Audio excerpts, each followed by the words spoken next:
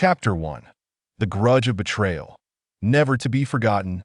In the northern city, within the Wang family estate, Qingwei, I have finally refined the bloodline of the fierce bone flood dragon to perfection.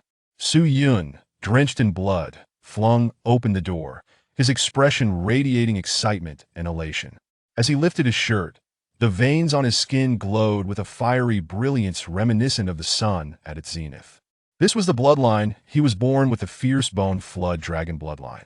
Legends tell that among the martial artists of this world, those born with a bloodline are as rare as a phoenix among crows. To activate one's bloodline by the age of 16 signifies a future brimming with potential. Across the land, bloodlines are classified into 4 tiers: heaven, earth, Xian, and Huang, each further divided into 3 grades of upper, middle, and lower. The fierce bone flood dragon bloodline, belonging to the lower tier of earth, is exceedingly rare. Bloodlines not only enhance one's physique, but also confer immense power. A high-tier bloodline could even invoke changes in the very fabric of the world. In the room, a woman of ethereal beauty slowly rose, gently caressing Su Yun's cheek, her gaze upon the bloodline tinged with a hint of fervor.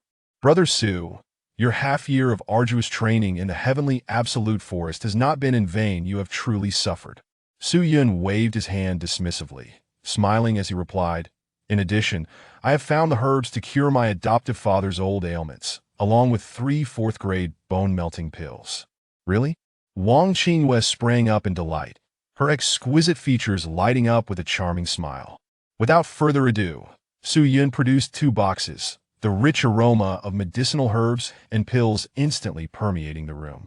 With these 3 bone-melting pills, you can advance to the 9th layer of the spirit awakening realm. I believe we are now worthy of my adoptive father bestowing upon us a marriage contract. Are we not? He gently embraced Wang Qingwei, his smile growing ever brighter. As her fiancé, Su Yun had long awaited the day he could refine his bloodline, enabling him to support the future of the Wang family and alleviate her father's concerns. Wang Qingwei softly murmured, "Let's not rush. I have made a bowl of porridge for you. Please have some first." Gazing at the steaming bowl on the table, Su Yun grinned and, without hesitation, consumed it in a few gulps, instantly feeling a wave of comfort wash over him. However, moments later, he was suddenly beset by a dizzy spell, as if a tempest was raging within him. With a violent retch, he spat out a mouthful of blood. This porridge is poisoned. He attempted to channel his internal energy to dispel the toxins, only to find his meridians and dantian sealed, the spiritual energy trapped within him, rendering him immobile. Crash! The porcelain bowl shattered as Su Yun collapsed to the ground, looking up at Wang Qingwei with incredulity in his eyes. Qingwei, what is happening? How could his childhood friend, with whom he had shared countless days, poison him in his food? There must be some misunderstanding. Yet, when he met Wang Qingyu's gaze, her previously tender smile transformed into a frigid mask of cruelty, the corners of her mouth curling into a playful smirk. Good job, you heir. Before she could utter another word, a figure strode in from outside the head of the Wang family, Wang Xiaofeng, Su Yun's adoptive father. Father, what do you mean by this? Su Yun, weakened and sprawled on the floor, struggled to lift his head, his pupils narrowing as he looked at the father-daughter duo. However, they paid no heed to his anguish, approaching him directly.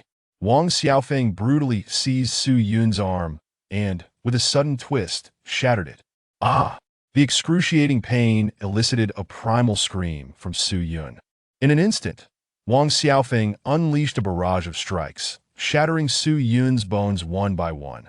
His flesh tore open, blood erupting like a fountain.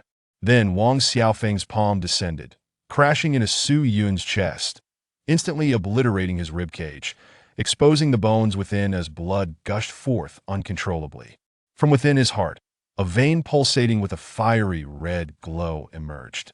Indeed, it is the Earth-tier fierce bone flood dragon bloodline. The father and daughter exchanged glances, joy evident in their eyes. Crack! Before Su Yun could react, Wang Xiaofeng's fingers plunged into his chest, twisting several of his ribs mercilessly. The blood gushed forth from the gaping wounds, and the unbearable agony compelled Su Yun to emit a heart-wrenching scream.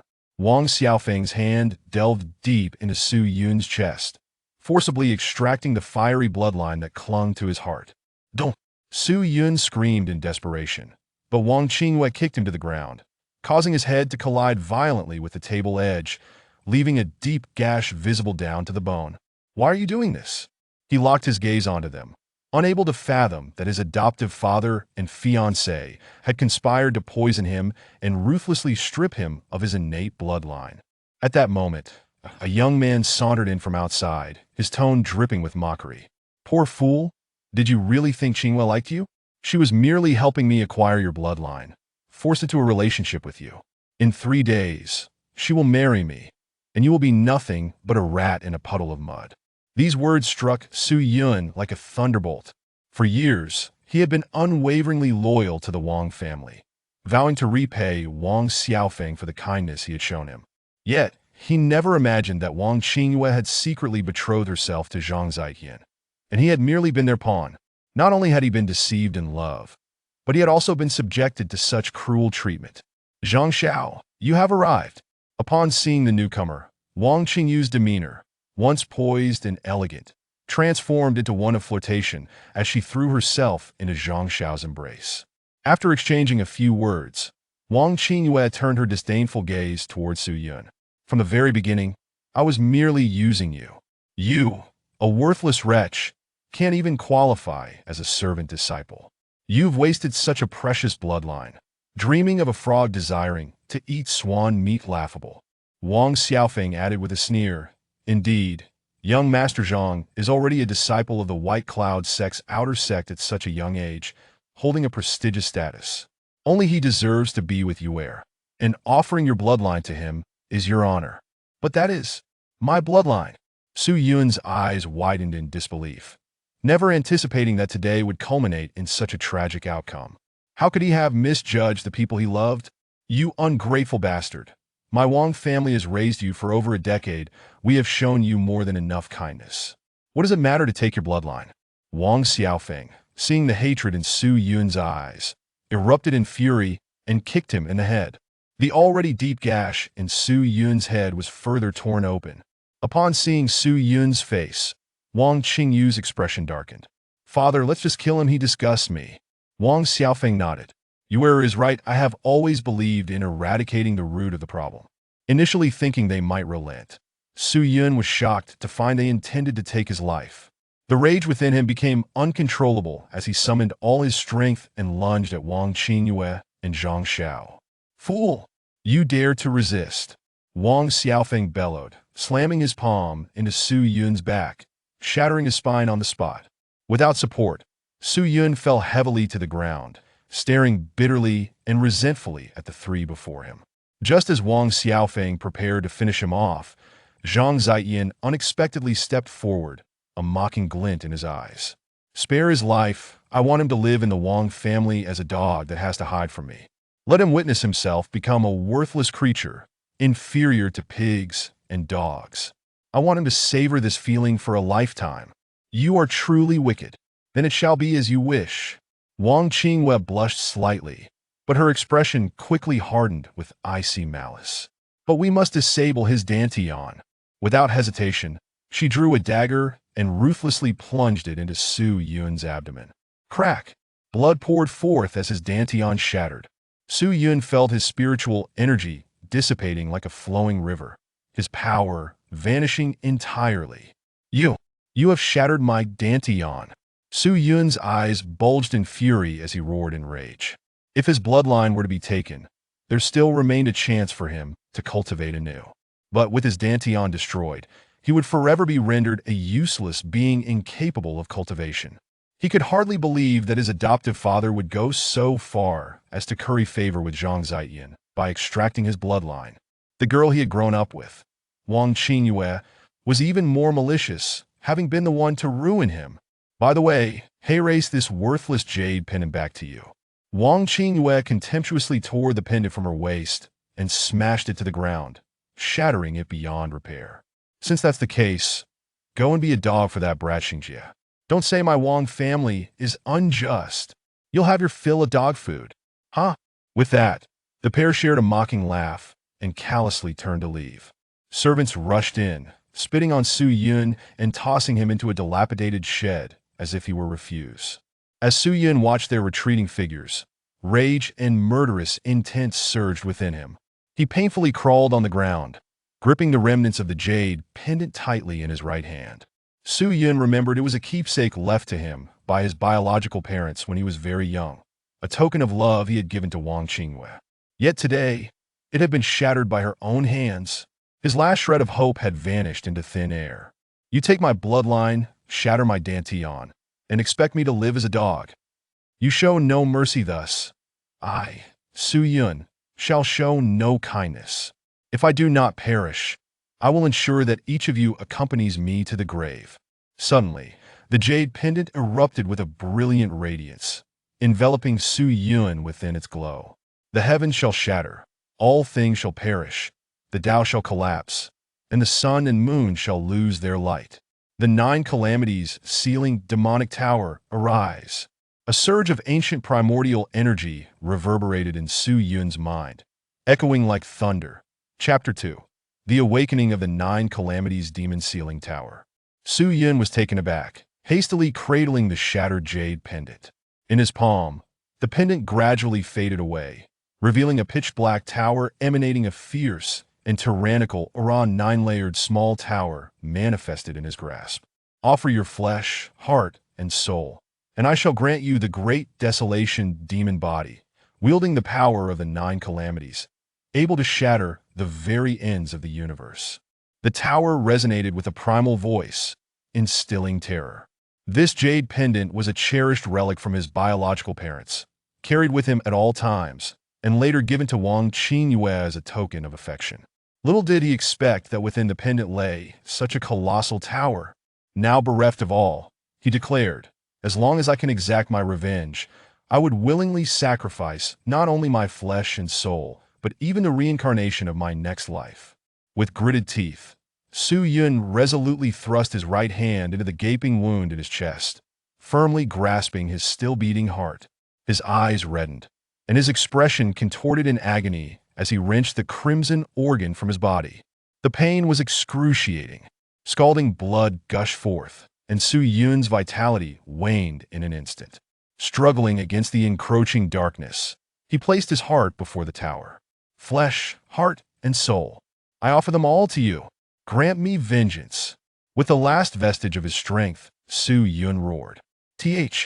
Chapter 3. Heaven will not abandon me. I shall annihilate your entire clan, you worthless wretch. Dare to lay your filthy hands on my sister? Have you even taken a moment to glance at your own pitiful reflection? Wang Shangjia wore an expression of disdain, barking. Did you not hear the command to come over and lick the dog bowl? Are your ears deaf? The family servant, Wang Er, also looked at Su Yun with mockery. Today is the young lady's wedding. The master is in good spirits and has graciously bestowed a meal upon you. So do not be ungrateful.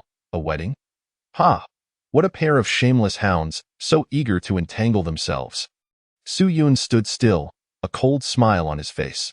Ha ha ha, a filthy dog, rendered useless by my sister, dares to call out? With a snap of his fingers, a host of Wang family servants rushed in, brandishing iron rods aimed at Su Yun's knees, intent on forcing him to kneel before Wang Shangjia. Bang! The moment the iron rod met Su Yun's knee, it shattered into 2. What? The servants gasped in shock. Su Yun was supposed to be crippled. How could his flesh be so resilient? Before they could react, Su Yun unleashed a flurry of punches, his might formidable, completely uncharacteristic of someone who had been rendered powerless. Bang, bang, bang! The wind from his fists roared, each strike landing on the servants and collapsing their chests, blood gushing forth as they fell lifeless to the ground. You wretch! You dare to resist? Wang Shangjia, witnessing the carnage, clenched his fists in a dark rage. A violent wave of energy surged forth, aimed directly at Su Yun. Tiger falls 7 punches. This was the Wang family's ultimate martial technique. The force of each punch was devastating. And by the 7th, it could easily slay a full-grown tiger. I shall break your legs and make you a mere lapdog for the rest of your days. Wang Shangjia bellowed in fury, stepping forward with a fist like a boulder, crashing down upon Su Yun. Bang, bang, bang, bang, bang, bang. The 6 punches fell, but Su Yun effortlessly countered them. "This punch shall end your life." Wang Shengjie laughed maniacally, gathering his most potent punch. Aimed squarely at Su Yun's head. Seeking death, Su Yun suddenly raised his right hand, forming a fist, and lightly struck out. Wang Shengjie's expression shifted dramatically as a fist, seemingly as heavy as an iron tower, tore through his 7th punch. "How can this be? You, worthless wretch, how can you possess such terrifying strength?" Then, Su Yun's dreadful power exploded. Boom! The shed quaked violently, shattering in an instant. Wang Shengjie's eyes turned white as he was violently hurled several feet away. His bones shattered, convulsing on the ground, unable to rise. Su Yun brushed off the dust from his clothes, stepping forward toward Wang Shengjie in the face of his sheer terror. Su Yun wasted no time. Delivering a brutal stomp, crack, blood and brain matter splattered across the ground. Wang Shengjie was merely at the 5th level of the Spirit Awakening realm, utterly incapable of withstanding Su Yun's might. Deservedly so. Su Yun cast a disinterested glance at the corpse, seized the now frozen Wang heir, and with a swift kick to the chest, sent him hurtling against the wall, his ribcage exploding, lifeless and unaware. Such a sycophantic coward. Deserving of his fate. Ignoring the chaos around him, Su Yun's expression turned icy as he made his way toward the assembly hall. "Wang Xiaofeng, you could never have imagined that I, Su Yun, am no longer the same." Originally, Su Yun planned to train for a few more days, waiting for his breakthrough into the spirit control realm before taking action, but he could no longer suppress his murderous intent. Every time he recalled the humiliation he had endured, he yearned to tear Wang Xiaofeng and his daughter apart. "No matter what, today, you shall perish here." Wang Family Square was adorned with red lanterns, draped in crimson silk. The sound of gongs and drums filled the air. As guests crowded in, forming long lines to offer their congratulations. "Here comes the groom, the bride enters." As the MC shouted, amidst the cacophony, a man and a woman clad in festive red robes slowly approached. Crossing over a fire pit, halting before the assembly hall. The fitted red silk qipao accentuated Wang Qingyue's graceful figure, while beside her stood Zhang Ziyan, whose sharp brows and starry eyes occasionally gleamed with fervor. Wang Xiaofeng sat at the head table, his demeanor gentle as he watched the perfectly matched couple below, nodding in approval, filled with joy. The Wang family members, seeing this, also offered their congratulations. What a perfect match of talents. Indeed, Qingyue is well suited to Zhang Xiao. Indeed, Zhang Xiao is young and accomplished, unlike that worthless Su Yun, who has not even managed to become a servant disciple after all these years. The family head has wasted over a decade on him. Qingyue marrying him would be a tremendous loss. Our Wang family will suffer for it. Exactly. I've heard he had the audacity to confront the family head yesterday. He is truly a thankless wretch. Worse than a beast. Amidst the congratulatory remarks, many voiced their disdain and curses aimed at Su Yun, but their gazes quickly shifted to Zhang Ziyan, showering him with applause. "Thank you all for coming to the Wang family as guests. I, Wang Xiaofeng, toast you all." Wang Xiaofeng rose, his face aglow as he downed a cup of wine in one gulp. The guests clapped half-heartedly. Su Yun's loyalty and filial piety were well known throughout North City. Though not as dazzling as Zhang Ziyan, he was still a grateful young man. It was said he nearly perished in the Tianjue forest, yet he persisted solely to repay the kindness of the father figure who saved him. However, they did not anticipate that the groom today was not Su Yun, but Zhang Ziyan. Doubt began to creep in, and the discerning guests quickly realized the Wang family's treachery, akin to a rat abandoning a sinking ship.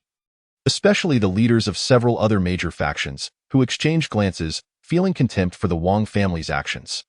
Yet, being on the Wang family's turf, they were unwilling to stir up trouble. It should be noted that the Baiyun sect was one of the 3 great sects of the Tianliang domain. Wielding immense power, like a great dragon surveying the world, no faction could compare to the 3 great sects. It was said that a certain faction angered the Baiyun sect and was exterminated entirely, not even leaving behind dogs or men, illustrating the sect's terror. As a disciple of such a top-tier force, Zhang Ziyan was naturally the brightest star in North City, capable of causing even the city lord's mansion to tremble at his slightest whim. Especially now that the Wang family had allied with Zhang Ziyan, they had soared to new heights. No one dared to provoke them. It was a pity for Su Yun. He was likely already silenced by Wang Xiaofeng. As the crowd expressed their regrets, Wang Xiaofeng declared, "MC, let us begin the ceremony." The MC nodded, cheerfully announcing, "Bow to heaven and earth. Bow to the parents." The couple bows to each other. Under the MC's guidance, the couple gazed dreamily at one another, slightly bowing, their affectionate expressions leading onlookers to believe they were childhood sweethearts. Just as they were about to be led to the bridal chamber, the doors of the assembly hall were suddenly kicked open. A chilling, furious voice echoed from outside. "Adulterers and harlots, selling daughters for glory, truly a den of snakes and rats, utterly shameless. Who dares to disturb my Wang family's wedding?" Wang Xiaofeng roared, slamming his hand on the table. Rising abruptly, all eyes turned sharply toward the source of the commotion, Su Yun.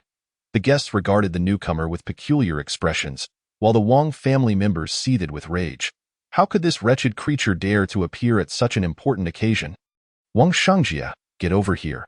How did you let this dog run in?" roared the Wang family's elder. Leaning on his cane, Yu Yun's face was filled with unrestrained killing intent as he coldly replied, "Stop shouting. That worthless wretch has already been slain by me." "What?" Upon hearing this, Wang Xiaofeng was instantly consumed with rage. He waved his hand violently, shouting, "Bring me this damned bastard's head." Clang, clang, clang. The Wang family members drew their blades in unison, launching an all-out assault on Su Yun. The fury that had been pent up within Su Yun ignited in an instant. "Heaven will not forsake me, Su Yun. Today, I shall slaughter your entire Wang family." Chapter 4. A satisfying revenge. Bang, bang, bang. Su Yun's figure whirled amidst the crowd, his fists striking like cannon fire. Anyone unfortunate enough to be struck found their skulls shattered and their chests obliterated. In the blink of an eye, all those from the Wang family who had looked down on Su Yun now lay in pools of their own blood. Su Yun did not relent. He crushed their skulls beneath his feet, leaving no chance for survival. Earlier, he had heard their taunts and ridicule from outside.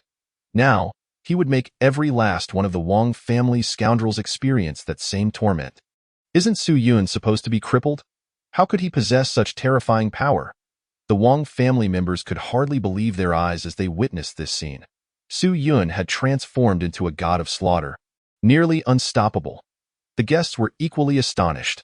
Su Yun's displayed strength was far from that of someone who had been rendered powerless. The elder of the Wang family, at the 9th level of the spirit awakening realm, could not even lay a finger on him before being killed outright. "You wretch, do you still dare to act ferociously?"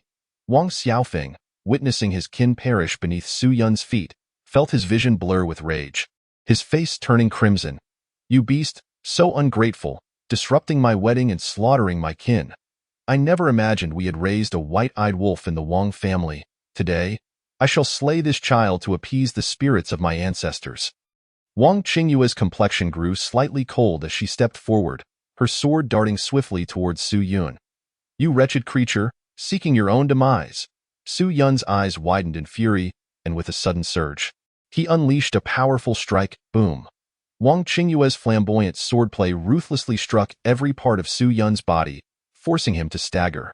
Yet, in the next instant, a torrent of chaotic and domineering energy coalesced, and amidst the tremors of spiritual force, a heavy fist shattered her extravagant sword techniques, barreling towards her with a heart-stopping might. Wang Qingyue's expression changed abruptly, but she reacted swiftly, crossing her sword defensively, a golden shield appearing before her. How could this boy, who was rendered powerless by Yuer, possess such terrifying combat prowess? Wang Xiaofeng's eyes widened in disbelief as he sensed Su Yun's power had returned to the 7th level of the spirit awakening realm, and his strength now far surpassed that threshold. As soon as the golden shield emerged, Su Yun's heavy fist followed relentlessly, smashing down. Bang! The golden shield exploded instantly, sending Wang Qingyue hurtling back, her entire body reeling with blood surging from her lips. "Impossible! I had incapacitated you." Wang Qingyue could hardly believe her eyes. "I told you, you all shall die today." Su Yun leaped into action, his fists clenched tightly. The Tiger Fall's 7 fists. Previously, Wang Shangjia had employed this technique, but its power paled in comparison to Su Yun's. The sheer force of the first punch was far more terrifying than Wang Shangjia's 7th. Su Yun charged fiercely at Wang Qingyue, delivering a brutal punch. "Not possible, you illegitimate spawn. How could you rise again?" Wang Qingyue screamed, a fierce power surging forth, her sword igniting in a fiery red hue, aiming for Su Yun's vital points. Bang, bang, bang. Su Yun deftly deflected dozens of sword lights, then raised his right fist high, crashing down with tremendous force. The seventh punch. Wang Qingyue met it with her sword, boom. In an instant, all of Wang Qingyue's defenses were shattered by Su Yun's fist. The overwhelming force then crashed into her. Under the immense power, Wang Qingyue's bones fractured, blood spewing from her mouth as she was sent flying. Without hesitation, Su Yun strode forward, positioning himself directly before her. His right fist heavy, aimed squarely at her head. Monster, stop! Witnessing his daughter unable to resist Su Yun's colossal fist, Wang Xiaofeng roared, launching a palm strike at him. Su Yun abruptly turned, his fists akin to a tempest, raining down upon Wang Xiaofeng in a frenzied assault. Bang, bang, bang. Su Yun's punches were as hard as steel, leaving Wang Xiaofeng in agony, his palm throbbing.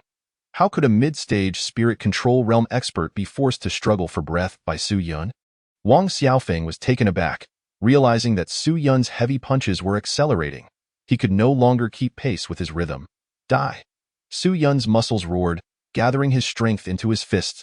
In an instant, like a rolling boulder, Su Yun's heavy fist shattered Wang Xiaofeng's palm techniques, closing in on his head. In a panic, Wang Xiaofeng could only resist desperately. But little did he know, Su Yun's assault instantaneously shifted direction, delivering a full-force strike aimed at Wang Xiaofeng's heart. A wave of icy dread surged over him. Wang Xiaofeng tried to evade, but it was too late. That fist landed squarely on his heart, the violent force tearing through his chest. Wang Xiaofeng spewed blood, his ribcage shattered, his organs displaced, his body sent flying over 10 feet before crashing to the ground. He began to tremble in agony, thick blood staining the ground. Having cultivated the great yin desolate demon body, not only was his physical strength far beyond that of an ordinary person, but he was also constantly refining the spiritual energy of heaven and earth, nourishing his limbs and bones. His flesh and blood were as hard as steel, yet supple as wood, rendering Wang Xiaofeng's attacks utterly ineffective. It was only natural that he could not withstand Su Yun's might. Without uttering a word, Su Yun took a large stride, swiftly arriving before Wang Xiaofeng. Bang! A thunderous punch struck Wang Xiaofeng's abdomen, the violent force of thunder and calamity penetrating deeply within. It then wreaked havoc, obliterating Wang Xiaofeng's meridians and bones. Wang Xiaofeng coughed blood, crashing heavily against the wall. At this moment, his complexion was pale, his breath erratic and weak, as if a mere gust could extinguish his life. Upon closer inspection, a charred fist imprint was visible, oozing blood. Just moments ago, the proud Wang Xiaofeng, who aspired to soar alongside the Zhang family, now seemed on the brink of annihilation. Su Yun, do not forget, my Wang family raised you for over a decade. Wang Xiaofeng lifted his furious gaze, his fingers trembling. Dare to kill me, and you shall be deemed a traitor. I risked my life for the Wang family, venturing into the Tianju forest to seek elixirs to cure your ailments, yet you all, in your eagerness to please Zhang Ziyan, rendered me powerless and sought to make me a dog for Wang Shengjie. Su Yun suddenly laughed bitterly. Though you think I, Su Yun, would cling to a life of mediocrity? If the heavens do not obliterate me, if vengeance is my destiny, then even if I defy the heavens, I shall eradicate you all with that. Su Yun clenched his right fist, muscles coiling like a dragon, thunderous echoes resounding bang. As he struck down, his strength pierced through stone. A shattering sound echoed, and all beheld in horror as Wang Xiaofeng's head was obliterated by a single punch. His previously struggling form collapsing lifelessly, Su Yun turned, his crimson eyes ablaze with fury akin to molten lava. Wretched fool, die. Su Yun glared at the dumbstruck Wang Qingyue, charging forth once more, delivering a devastating kick aimed at her head. Should this leg connect, Wang Qingyue's head would surely explode. You wretched beast, you have gone too far. At that moment, Zhang Ziyan suddenly turned, hurtling towards Su Yun, his fist colliding fiercely with Su Yun's kick. Boom! The impact sent ripples through the air, shaking their garments. Su Yun felt a sharp pain in his calf, his eyes narrowing. It appeared Zhang Ziyan had already stepped into the late stage of the spirit control realm.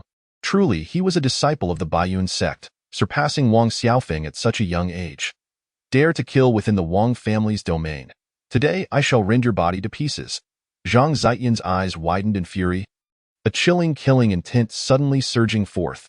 Suddenly, Su Yun revealed a sinister smile, his body erupting with crackling lightning, his power surging dramatically, causing the ground to tremble slightly. You are mistaken. Today, it is I who shall kill you. Thunder Calamity Power, activate. Chapter 5. The banquet disperses, no further ties. Since you seek death, allow me to grant it with that. Zhang Zietian charged at Su Yun, bang, bang, bang. Zhang Zietian descended like a torrential storm, his fists and feet raining down upon Su Yun. The latter did not hold back, retaliating with all his might. Amidst their fierce battle, Zhang Zietian's spiritual power continually eroded Su Yun's flesh, his inner force violently battering his meridians and bones.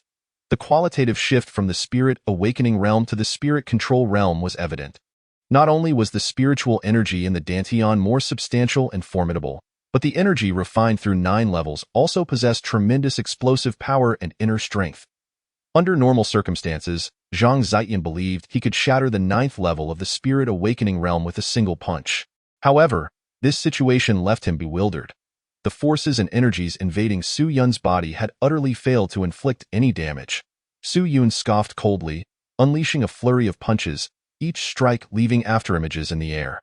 The two engaged in an exhilarating clash, locked in a fierce confrontation. Bolstered by the Thunder Calamity power, the gap between him and Zhang Zietian had narrowed to an almost negligible extent after countless exchanges. Zhang Zietian roared, "Enough! You lowly wretch!" With that, he forcefully clapped his hands together, unleashing a wave of energy that pushed Su Yun back several steps. Suddenly, a purple, intricate pattern emerged beneath Zhang Zietian's skin, revealing a menacing aura. Earth-grade low-tier, fierce bone flood dragon bloodline. Though Zhang Zietian was arrogant and overbearing, one could not deny his remarkable talent. It was unexpected that he possessed an earth-grade bloodline. Su Yun was in grave peril. Indeed, it seemed that today, Su Yun would likely be rendered powerless once more. Gasps of astonishment filled the air. The might of a bloodline was universally acknowledged. It was said that only those with extraordinary innate bodies could possess a bloodline, which not only enhanced various attributes but also unleashed bizarre energies to augment martial techniques. Bloodlines were categorized into 4 tiers: heaven, earth, profound, and yellow, with each tier further divided into upper, middle, and lower grades. Zhang Zietian's earth-grade low-tier bloodline was sufficient to dominate Beicheng, justifying his position as a disciple of the Baiyun sect. The onlookers' gazes shifted to Su Yun, tinged with pity. With already high strength, the addition of a bloodline would significantly amplify his combat effectiveness. Little did they know, this bloodline actually originated from Su Yun, stealing Su Yun's bloodline to use against him. A foolhardy cur, come to claim your life. Purple sharp sword. Following this, a dazzling 3-foot-long sword, radiant as purple mist. Sword from Zhang Zietian's waist and landed firmly in his grasp. An earth-grade middle-tier weapon. It was a spiritual artifact bestowed upon Zhang Zietian by the Baiyun sect, rumored to be crafted by the sect's artifact masters. The purple sharp sword could slice through iron like mud, its edge razor-sharp. Now, combined with the fierce bone flood dragon bloodline, its lethality had reached a terrifying level. Even those in the late stage of the spirit control realm could not withstand a single strike. Gasps of shock erupted from the crowd. Today, Su Yun could not escape calamity. Scoundrel, I shall make you regret not crawling out of the Wang family like a wild dog. Zhang Zietian's eyes brimmed with murderous intent. His entire body infused with the sharpness of his sword. In an instant, the Zihui sword emanated a chilling brilliance, and with a mere flick, the nearby stone table was cleaved in two. Zihui sword technique. Amidst the crowd's astonishment, Zhang Zietian had already raised his sword and charged at Su Yun, the purple sword light flowing like a stream, carving scars in the void. Su Yun's expression hardened, yet he showed no fear. His body radiating silver light as he advanced head-on. Buzz! A brilliant arc of lightning flickered, and a formidable aura elevated Su Yun's momentum further. Bang! With a stomp of his right foot, he shot forth like a cannonball. Boom! The clash of purple and silver light ignited a ferocious confrontation, causing the void to emit mournful wails. In that moment, Su Yun felt excruciating pain coursing through his flesh as the sharp sword energy invaded his body, violently washing through his bones and meridians. Had his body not undergone the tempering of the lightning tribulation's essence, bolstered by its resilience, he would have likely been obliterated by that single strike. Zhang Ziyan let out a menacing laugh, swinging the Zihui sword fiercely, shattering Su Yun's arms in the process. Then, like a dragon tearing at its prey, he ruthlessly lunged towards Su Yun's heart. It was over. The crowd gasped in horror. A strike to the heart would spell instant death for Su Yun. Yet, what left them even more astonished was that Su Yun did not flinch or evade, but instead took the sword directly to his chest. Had he lost his mind? A blow like that would surely mean his demise. Amidst the gasps, Zhang Ziyan's smile grew even more sinister. Thrust? The Zihui sword pierced directly through Su Yun's heart. The tip emerged from his back, splattering crimson blood. "Oh, you now comprehend the chasm between us, you worthless wretch?" Zhang Ziyan bellowed with laughter, but in the next moment, he felt a chill creep up his spine. Su Yun had not perished. Instead, he coldly clamped down on Zhang Ziyan's sword-wielding hand. "Vermin, die!" The voice, heavy with murderous intent, rang out as Su Yun's fist crashed into Zhang Ziyan's skull. Thud. Instantly, Zhang Ziyan spat out blood and was sent flying, his right cheek caving in as he collided against the stone table, losing consciousness. Su Yun, unhurried, approached Zhang Ziyan, intent on rendering him utterly incapacitated. Wang Qingyue screamed as she rushed forward, shielding Zhang Ziyan with her own body. Her face twisted with malice.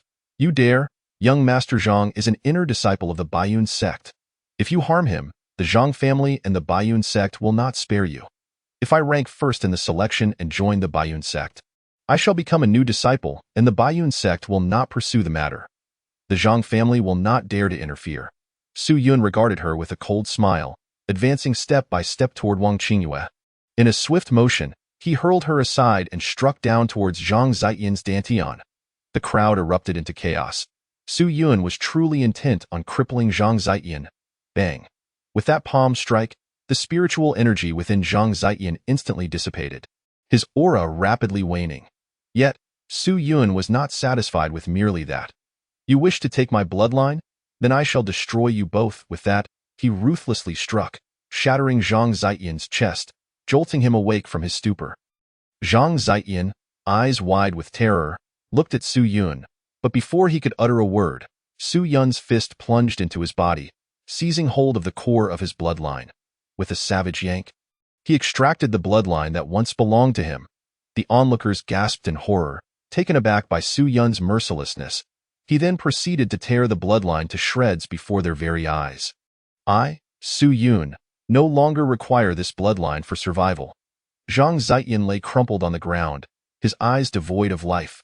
With his cultivation gone and bloodline severed, he was condemned to become a mere shell of a man. His eyes trembled in fear, unable to meet Su Yun's gaze. Why provoke such a ruthless deity of death? Even now, regrets held no weight. Su Yun rose, unperturbed, knowing that having offended Zhang Ziyan, his only recourse was to seize victory in the selection tournament. Otherwise, with the Baiyun sect's immense influence, a mere hair from them could obliterate him 1,000 times over. This was his only path forward. Every 3 years, the 3 major sects of the Baiyuan County would host a selection tournament to identify true talents for cultivation within their ranks. The victor would be admitted as a new disciple, holding a status equal to that of inner disciples. The sect would not only invest significantly in their training, but also compete for the 6 esteemed disciple positions of the Baiyun sect. To become a saint would command respect across the entire Baiyuan County, rendering him immune to the repercussions of crippling Zhang Ziyan. With these thoughts in mind, Su Yun began to approach Wang Qingyue slowly. "What do you intend to do? I warn you, if you dare to come closer, I will inform the Baiyun sect that you have crippled Zhang Ziyan. They will hunt you down 1,000 times." Wang Qingyue retreated slowly, shrieking like a shrew, yet her face betrayed her fear. "You wretched harlot, meet your end." Su Yun refrained from further dialogue, launching himself toward Wang Qingyue with a swift motion. He extended his hand, aiming for the crown of her head. "No."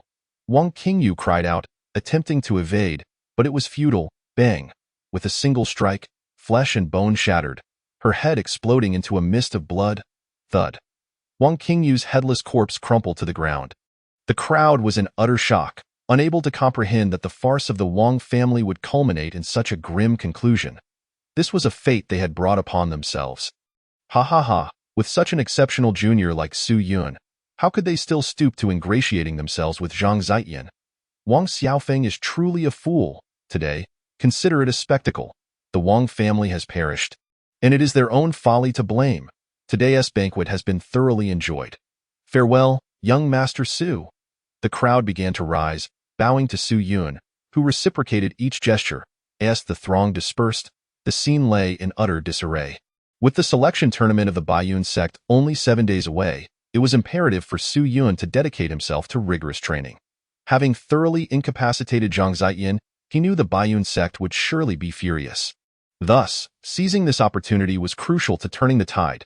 Su Yun seized the storage bags belonging to Zhang Ziyan and Wang Xiaofeng, departing the Wang family without a backward glance. From that point onward, Su Yun and the Wang family would have no further ties. Chapter 6.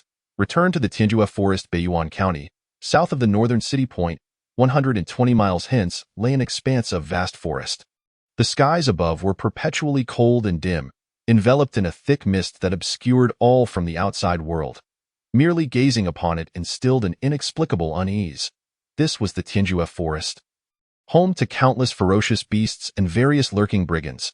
It was both the most perilous place in Baiyuan County and a land brimming with fortuitous treasures. By the time Su Yun reached the outskirts of the Tianjue Forest, it was already midday on the second day. The late summer chill was palpable, so I find myself back here once more, Su Yun thought, unable to fathom that fate would compel him to return to this treacherous land. With 6 days remaining until the sect selection and a day required for his return, he had but 5 days to hone his skills within. If he could harness the power of the Dian Wild Demon Body to successfully reach the 9th level of the opening spirit realm, his chances of claiming the crown would improve significantly. Taking a deep breath, Su Yun's gaze firmed as he stepped into the forest. This time, he did not linger at the edges, but instead headed straight for the heart of the woods. Roar! Suddenly, a shadow darted through the thicket beside him. A sharp claw aimed directly at Su Yun's chest. He deftly sidestepped, evading the attack with ease. Upon closer inspection, he realized it was a fully grown male black-tailed leopard. Its strength comparable to that of an 8th-level opening spirit beast in the past. Facing such a formidable beast would have prompted Su Yun to flee, but circumstances had changed. The ravenous black-tailed leopard, nearly driven mad by hunger, charged at him once more. Su Yun remained calm, unfazed, and as the black-tailed leopard exposed its vulnerability, he decisively struck. Bang! His powerful fist collided with the leopard's head, shattering its skull. And a follow-up kick struck its abdomen, obliterating its internal organs. The black-tailed leopard let out a final whimper before crashing into a tree trunk, lifeless. The entire encounter lasted merely 2 breaths, concluded with lightning speed. It was noteworthy that beastly creatures possessed formidable physiques, their bones as hard as iron, making it exceedingly difficult for cultivators of the same level to prevail. Yet, Su Yun had dispatched this black-tailed leopard with such ease, even without exerting his full strength, showcasing the prowess of the Dian Wild Demon Body. Su Yun tore open the black-tailed leopard's carcass, extracting its core, commonly referred to as a beast core. Beast cores could be used in medicine or absorbed for cultivation. Though the latter was significantly less effective, they could fetch a modest sum at the market. After securing the beast core, he set forth once more in a span of merely half an hour. He faced various beast attacks, all of which he dispatched effortlessly. The outer regions of the forest no longer held any value for his training. After traversing for nearly another hour, he encountered a dense miasma ahead. Entering the miasma would lead him to the central region of the Tianjue Forest, a perilous area he had never before ventured into. It was said that the majority of beasts dwelling within were of the spirit-gathering realm, boasting considerable strength, and thus, he resolved to commence his journey from here. Su Yun exhibited no hesitation as he plunged into the depths of the underbrush. Immediately, he was enveloped by a pungent odor of decaying leaves and timber, mingled with a faint metallic scent of blood. His vision was obscured by swirling dust, limiting his sight to merely a few paces ahead. The air was filled with the low growls and roars of various demonic beasts, accompanied by the rustling sounds of footsteps and the scraping of foliage. Becoming increasingly alert, Su Yun jabbed a hole into each tree trunk he passed to prevent himself from losing his way. Getting lost in this place was tantamount to death, a lesson he had learned previously. A faint rustling sound echoed from ahead. Su Yun crouched down, straining to see through the thick fog. Within the haze, a shadow of a demonic beast seemed to be consuming something. As he cautiously approached, he discerned that a fully grown striped tiger was voraciously devouring a human corpse, its innards already ravaged. Suddenly, a heavy thudding sound resonated nearby, akin to a colossal creature charging forth. In an instant, a massive shadow appeared behind the striped tiger. The beast attempted to resist, yet was effortlessly lifted into the air by a formidable hand. The chilling sound of the tigress' body being torn apart followed, accompanied by a gruesome crunching noise. Blood gushed forth as the tigress' remains were reduced to nothing, its pelt discarded carelessly beside Su Yun. Once the footsteps faded into the distance, Su Tian exhaled in relief. The oppressive presence of that enormous shadow had been overwhelming. Even the peak-level striped tiger of the ninth realm had stood no chance. It could very well have been a beast of the late gathering spirit realm. Confronting it would surely lead to dire consequences. Just as Su Yun prepared to depart, he was suddenly met with a chorus of wolf howls. Within the fog, pairs of eerie green eyes materialized, evidently drawn by the scent of the two corpses. A pack of gray-furred wolves emerged, their menacing gazes fixated upon Su Yun, as if they had stumbled upon a delectable feast. 6 adult wolves stood before him, the largest among them likely the Wolf King, possessing strength at the early stage of the spirit mastery realm. With a bellowing roar from the Wolf King, the 5 wolves lunged at Su Yun with astonishing speed. However, Su Yun remained composed, fully accustomed to such sudden assaults. With his fists clenched tightly, a glimmer of silver lightning enveloped them. "Come forth," he declared. As he stepped forward, not retreating but rather charging toward the 5 wolves. His powerful arms swung with ferocity, landing a heavy blow upon one of the wolves, piercing through its body and emerging from its back, instantly killing it. The remaining 4 wolves, enraged by the sight, rushed forward, jaws snapping at Su Yun. With a flash of lightning, he unleashed a kick that obliterated another wolf, transforming it into a mist of blood mid-air.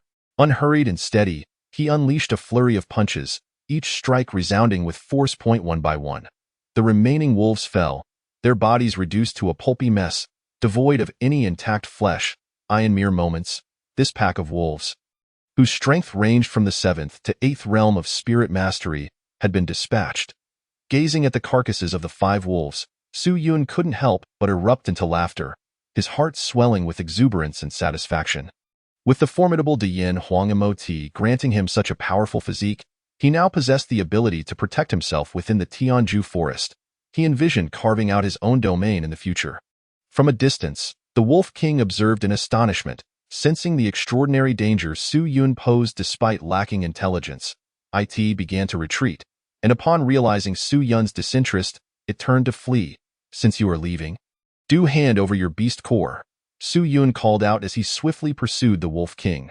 Moving with the speed of lightning, it is often said that 2 legs cannot outrun 4. Yet today, Su Yun shattered that notion.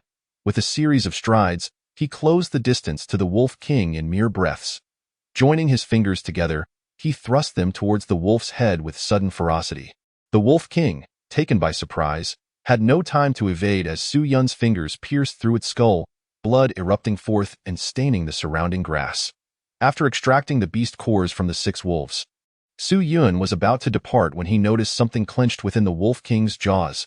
Upon closer inspection, he discovered a dark purple crystal. What could this be?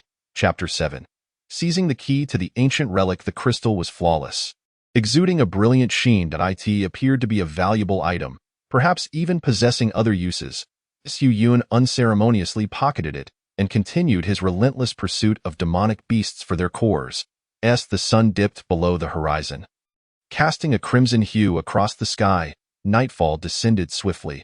After slaying a venomous scorpion, Su Yun collapsed onto the ground, panting heavily. Following several hours of brutal combat, he felt the weight of fatigue settle into his muscles. The exhilarating battles had elevated his strength, and with a bit of focused training that night, he believed breaking through to the 8th realm of spirit mastery was within reach. Finding a secure cave, Su Yun blocked the entrance with stones, lighting a torch as he munched on bread, reflecting on any shortcomings in the day's fights. At that moment, a ferocious clash erupted from the mountaintop, the powerful shockwaves even causing the cliffside to tremble. Cautiously, Su Yun emerged from the cave, witnessing two figures, a man and a beast, locked in a fierce struggle. From their appearance, both were on the brink of collapse. The ground beneath them lay shattered, and the surrounding forest was laid to waste. It was a confrontation between two formidable entities of the Shao Ling Tai realm. Su Tian felt an insurmountable pressure emanating from the man, prompting him to furrow his brows, while the colossal bear, comparable to the size of a small house, also belonged to this caliber. The two exchanged blows, each severely injured. Just as the bear's massive paw was about to crush the man, he suddenly unleashed a terrifying rune, accompanied by a fist that shattered half of the bear's skull. Coughing and gasping for breath, the man appeared pale, yet still clutched something tightly in his right hand, capturing Su Yun's attention. The bear's massive body collapsed. Lifeless. Who dares to spy on me? At that moment, the man's formidable spiritual energy surged like a torrential river towards Su Yun's direction. Su Yun's expression shifted as he hastily dodged, narrowly avoiding the attack. Though the residual force left his right shoulder mangled, the man, already gravely injured, forcibly wielded his spiritual energy, blood erupting from his mouth as he weakened further. Approaching slowly, Su Yun wore a deep scowl. Where did this little pest come from to dare pry into my affairs? Depart at once, the man shouted wildly, attempting to intimidate Su Yun, but only inciting his fury further. Su Yun had initially intended to simply observe. But the man's threats had crossed a line. How could he tolerate such insolence? The inner core of a small spirit mastery realm beast is indeed a valuable item. Su Yun's right hand delved into the bear's cranium, retrieving a glimmering orb. This belongs to me. The man glared with fury, yet Su Yun remained unmoved. Yours? Su Yun's expression darkened, a chilling killing intent radiating from him, causing the man's heart to leap in dread. Alas, I've encountered a formidable opponent. Under normal circumstances, he would have dismissed someone at the spirit mastery realm entirely, but now, after his life and death struggle with the bear, he felt even a mere mortal could easily slay him. Sensing Su Yun's overwhelming murderous intent, the man quickly furrowed his brow. Young brother, I apologize for my previous offense. I hope you can forgive me. Su Yun advanced step by step, showing no inclination to grant him mercy. Seeing this, the man gritted his teeth, reluctantly uttering, Wait, I am willing to exchange this for my life. With that, the object he had been tightly gripping floated before Su Yun, revealing yet another dark purple crystal. What is the purpose of this object? Su Yun inquired coldly. Within the Tianju forest, I discovered an ancient relic said to contain many ancient legacies. This crystal serves as the key to enter the relic. Observing Su Yun's momentary distraction, the man prepared to gather his remaining spiritual energy, intending to strike while he was off guard. Yet in the blink of an eye, Su Yun's hand descended upon the man's head. Do not! The man's soul chilled as he screamed. Yet before he could finish, Su Yun unleashed all his strength, crushing his skull into a gruesome mess. If you hadn't harbored ill intentions, perhaps you wouldn't have met your end.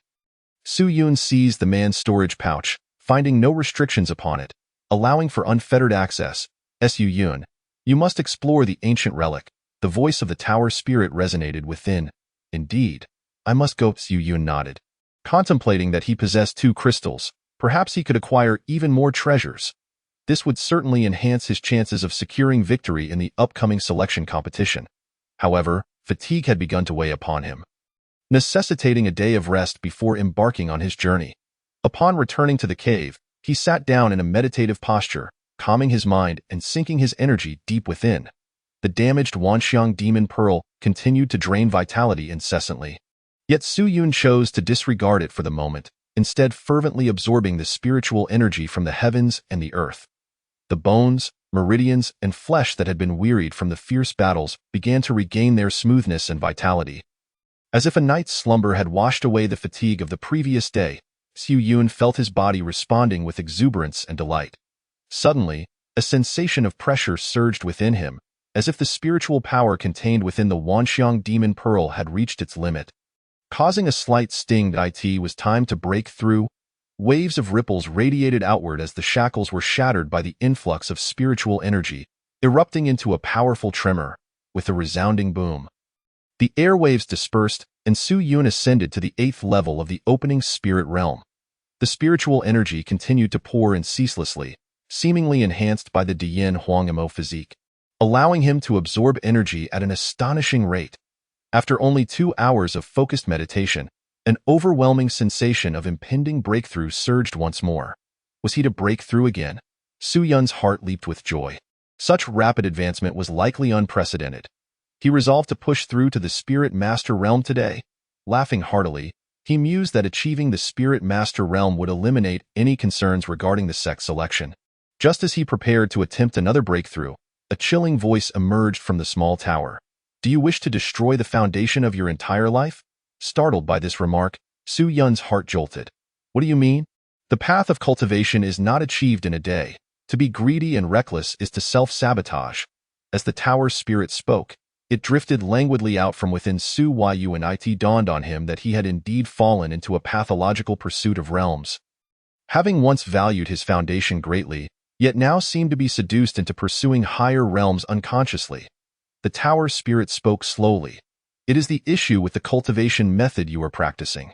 Noticing Su Yun's confusion, the spirit swayed gently and continued. The methods of the demon clan are often like this, ferocious and malicious, filled with wrath and malevolence, which can exert a tremendous influence upon you. Although you possess half of the ancient demon bloodline, you are still merely at the opening spirit realm and cannot resist the erosion of the demon's power. What should I do? Su Yun inquired hastily. There is only one solution, the tower spirit replied. What is that solution? Su Yun asked, bewildered. Forge the Taishian Foundation. Chapter 8. The Secret of the Taishian Foundation. What is the Taishian Foundation? Su Yun felt utterly perplexed. He had never heard of such a thing. The tower spirit took its time, explaining, in the path of martial arts, the opening spirit realm marks the beginning, the genesis of myriad paths. How could it be so mundane? Above the 9th level of the opening spirit realm, there lies another level, the realm of perfection. Each level possesses its own realm of perfection, by achieving 9 realms of perfection and merging them into one. One can evolve the Taishian Foundation, transcending the mundane and entering the ranks of the world's top powers. If you fail to achieve the 9 realms of perfection, your consciousness will be eroded, transforming you into a beast that knows only slaughter. Until the Wanxiang demon pearl fades away, you will be utterly lost to the world. Hearing the tower spirit's words, Su Yun was taken aback. He had never been privy to such knowledge. The tower spirit, accustomed to Su Yun's shock, remarked that if everyone here were aware of such matters, this place would not be so backward. What must I do to reach the 10th level of the opening spirit realm? Su Yun asked urgently. Ordinary individuals, upon reaching the 9th level, would naturally break through the shackles to attain the spirit master realm, yet that is merely the appearance granted by the heavenly laws. But I digress. The tower spirit chuckled dryly. You need only find these items, and I shall refine the elixir for you that will enable you to break through the realm of perfection. With that, a piece of parchment floated forth, detailing 6 rare treasures of heaven and earth, by Yun Yao Yi, Shuiyang Yaohua, Yu Jingji, by Lu Hua. Most of these were unfamiliar to Su Yun. Yet they shared a common trait. They were undoubtedly expensive. Particularly notable was a herb marked in red ink, Ryu Jing, an essential ingredient. Collecting these 6 rare treasures would allow for the creation of the Mengchan Tua Fandan, enabling one to reach the realm of perfection in the opening spirit realm. Though the task of gathering them would be arduous, Su Yun's resolve remained unwavering as he firmly grasped the parchment in his hand. Little tower, what do you know about my parents? After a prolonged silence, Su Yun finally posed the question he had long wished to ask. His memories of his parents were exceedingly vague, even lacking a complete visage. Yet now that he had discovered information regarding his biological parents, he could not extricate himself from it. The presence of the 9 Tribulations Seal Tower, a divine artifact, within the jade pendant left by his mother, indicated that his parents were undoubtedly extraordinary. The tower spirit remained silent for a long while before finally responding. Before you can perfectly grasp your destiny, it is perhaps best that you do not know. When will I be considered to have control over my destiny? Su Yun furrowed his brow. Only when you reach the void-breaking realm might you possess even a slight qualification to understand. For now, Focus on how to gather these herbs. After resting for a night, Su Yun refrained from recklessly attempting another breakthrough and instead resolved to solidify his foundation. According to the tower spirit sensing, there indeed lay a faint aura of ancient ruins deep within the Tianju forest. Without pause, Su Yun hurried forth. Though he encountered numerous early-stage Spirit Master Realm beasts along the way, most proved no match for him and were easily vanquished, as long as he did not encounter fully matured late-stage Spirit Master Realm or minor Ling Tai Realm beasts. He faced little danger. After delving deeper for quite some time, shadows of figures began to emerge around him, accompanied by a mixture of tints and excited murmurs. Instinctively, Su Yun became alert. Compared to beasts, humans posed a greater danger, as one could never predict when a dagger might strike from behind. Thus, he kept his distance, and the others also maintained a respectful space between them. Each person remained vigilant of the others, harboring mutual distrust. Following the main group, Su Yun pressed forward. It seemed that the existence of the ancient ruins had become common knowledge among many. Here, there were no fewer than 100 warriors at the opening spirit realm. "Oh, isn't that Su Yun?" A few young men and women pointed at him with derision. The Zhu family's young master, Zhu Dechun. The Li family's young master, Li Gang, the disciple of the Xinyu sect. Jiang Li, along with their entourage, had all gathered here. Having been thoroughly bested by Su Yun in the past, they often found themselves mocked by their families using Su Yun as a comparison. Now that they had heard of Su Yun's defeat at the hands of Wang Qingyue, they were eager to find an opportunity to settle the score. Especially Li Gang, who had long harbored a vendetta against Su Yun. Having attempted to eliminate him on several occasions without success, Su Yun had no desire to engage with them, as it would only waste his time. He prepared to walk away when Li Gang blocked his path, wearing an arrogant expression. "Did you think you were still the same Su Yun of old? Did you not hear me speaking to you? Ha ha ha, I bet Su Yun is so scared he is about to wet his pants." What a pitiful creature, too scared to retort even when insulted. The others snickered, eagerly anticipating the scene of Su Yun being soundly reprimanded by Li Gang. Su Yun raised his face, his expression devoid of emotion. "Step aside. I won't let you go. What can you do about it?" Li Gang laughed uproariously, leaning his face closer to Su Yun's. "You worthless waste, if you have the guts, then strike." Clenching his fists, Su Yun was about to respond when suddenly, a series of spine-chilling screams erupted from the right ahead. Accompanying it was the furious roar of a powerful beast. What is happening? A beast? A late-stage Spirit Master Realm beast? Run! Panic ensued as dozens of people scattered in all directions. Their faces painted with terror, Li Gang shoved Su Yun roughly, his gaze narrowing like a serpent. "Consider yourself fortunate this time. I'll deal with you later. Zhu Dechun, let us go one by one." They collided with Su Yun's injured shoulder, reopening the recently healed wound. Boom, boom, boom. The towering trees ahead began to collapse, sending waves of dust and debris into the air. Su Yun too began to retreat. Facing a late-stage Spirit Master Realm beast was not advisable. Having barely fled with the main group, another cacophony of screams erupted further ahead. To his dismay, another late-stage Spirit Master Realm beast had appeared behind them. Su Yun glanced left and right, his heart sinking. They had found themselves in a canyon. The path was blocked by two fearsome beasts. It was two by Shui Jinjing beasts. Su Yun's gaze hardened. Realizing the dire situation, these creatures were notorious for tormenting their prey. Once caught, one would be subjected to agonizing torment until death became a merciful release. Moreover, their scales were exceptionally resilient, making it challenging for warriors of the same level to inflict tangible harm upon them. Now, cornered, they had no choice but to fight with all their might. Hurry! The two beasts are about to attack. Everyone, brace yourselves. As the crowd erupted in shouts, each individual unleashed their most prized techniques to shield themselves. Instinctively forming two opposing lines of defense, Li Gang and his companions huddled in the shadows, paralyzed by fear, unwilling to venture forth. Su Yun, too, clenched his fists in preparation for battle. Given the current strength of his physical form, it would be a formidable challenge to stand against the two by Shui Jinjing beasts alone, yet the prospect was not entirely devoid of hope, as long as the Wanxiang magic pearl remained unharmed. Even the most grievous of wounds would struggle to claim Su Yun's life. Bang, bang, bang, no. The 2 by Shui Jinjing beasts surged forward, effortlessly tearing through the defensive lines constructed by the warriors. Yet, to everyone's astonishment, they did not choose to slaughter these fighters. Instead, their gaze was fixated solely on Su Yun. With a deafening roar, the monstrous beasts charged towards him, as if something unseen beckoned them forward. Chapter 9. Either leave or perish, what bad luck! Let us depart. Ha ha ha! Who would have thought such fortune would arise? That little brother over there, we shall leave the task of dying to you. Ha ha ha! Observing the 2 beasts pursuing Su Yun, the onlookers erupted in malicious laughter as they made their way toward the ruins. The phrase one's demise is another's fortune rang true in this circumstance. Su Yun's expression darkened. He was ready to flee when suddenly the tower's spirit interjected. These 2 beasts bear the scent of Bai Lu Hua. The Bai Lu Hua is upon them. The Bai Lu Hua was one of the essential herbs for concocting the Meng Chun Tue Fandan. Initially intending to escape, Su Yun's resolve solidified upon hearing this revelation.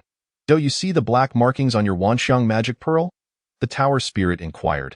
Su Yun delved into his consciousness, indeed noticing a lightning-shaped black line etched upon the pearl. That is the Wanxiang magic pattern, the source of your physical strength. Activate it, and you shall temporarily gain even greater power. However, the cost is steep. You will be left extremely weak for several days until you can regenerate another Wanxiang magic pattern. Weigh your options carefully. With that, the tower spirit fell silent. Gritting his teeth, Su Yun resolved against using the magic pattern. His primary objective today was the ancient ruins. To sacrifice opportunities for the sake of Bai Lu Hua would be a grave error. After all, defeating the 2 by Shui Jinjing beasts did not necessitate the use of the magic pattern. Roar! The 2 by Shui Jinjing beasts barreled through every obstacle, crashing forth with unrelenting force. Their speed vastly exceeded Su Yun's, and within mere breaths, he could feel their hot breath on his back. Now was the moment. Su Yun dashed to a nearby cliff and, with a sudden leap, executed a mid-air somersault. With a thunderous impact, the 2 beasts collided against the rocky wall, leaving cracks sprawling across the surface. Seizing the opportunity while they were dazed, Su Yun roared, his fists glowing crimson, unleashing a sound akin to a tiger's roar as he dove down, delivering a powerful blow to one beast's head. The tiger falls with 7 strikes, boom. The immense force crashed down, causing the beast's skull to cave in. Blood gushing forth, thud. Its body collapsed, emitting pitiful whimpers. Recognizing the chance, Su Yun unleashed a barrage of ferocious punches, the sheer might creating ripples in the air as his strength penetrated deep, culminating in a final strike that obliterated the beast's head. Brain matter splattering everywhere. Conducting a swift search, he found no trace of the Bai Lu Hua. Instead, he pinched the beast's core between his fingers. That moment, the other Bai Shui Jinjing beast, witnessing its companion's demise, howled in anguish and charged towards Su Yun with unbridled fury. It opened its maw, lunging at Su Yun, the stench overwhelming. Unperturbed, Su Yun sidestepped the attack, evading the bite, and countered with a swift kick that shattered its jaw. Its sharp teeth splintering. Hiss, pain radiated from his fists and shins, forcing Su Yun to grimace. The beast's hide was indeed tough. The Bai Shui Jinjing beast regained its footing, roaring once more as it hurtled towards Su Yun. Not daring to hesitate, Su Yun summoned all his spiritual energy, channeling it into his fists, raising them to strike the beast with all his might. Boom! The tremendous force of his punch collided with the Bai Shui Jinjing beast, producing an astonishing sound that reverberated through the AI art. Su Yun felt an overwhelming recoil surge through his arm, his bones creaking under the strain, flesh quivering with each blow.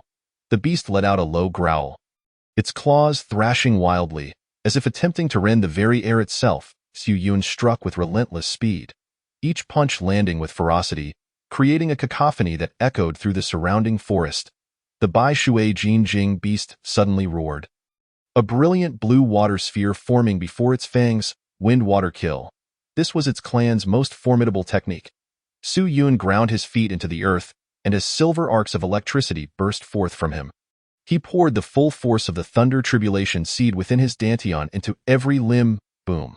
With a powerful push off his right foot, he soared forward, before the wind-water kill could fully materialize. The Bai Shui Jinjing beast's expression shifted in alarm. It attempted to retreat, But Su Yun's speed was akin to a fleeting shadow. Within 3 breaths, he was upon the beast. Focusing all his energy into a single punch, lightning surged forth, crashing into the creature's neck. Dong! Amidst the turmoil of force, his punch shattered through its scaled defenses, obliterating its neck and flesh with a thud.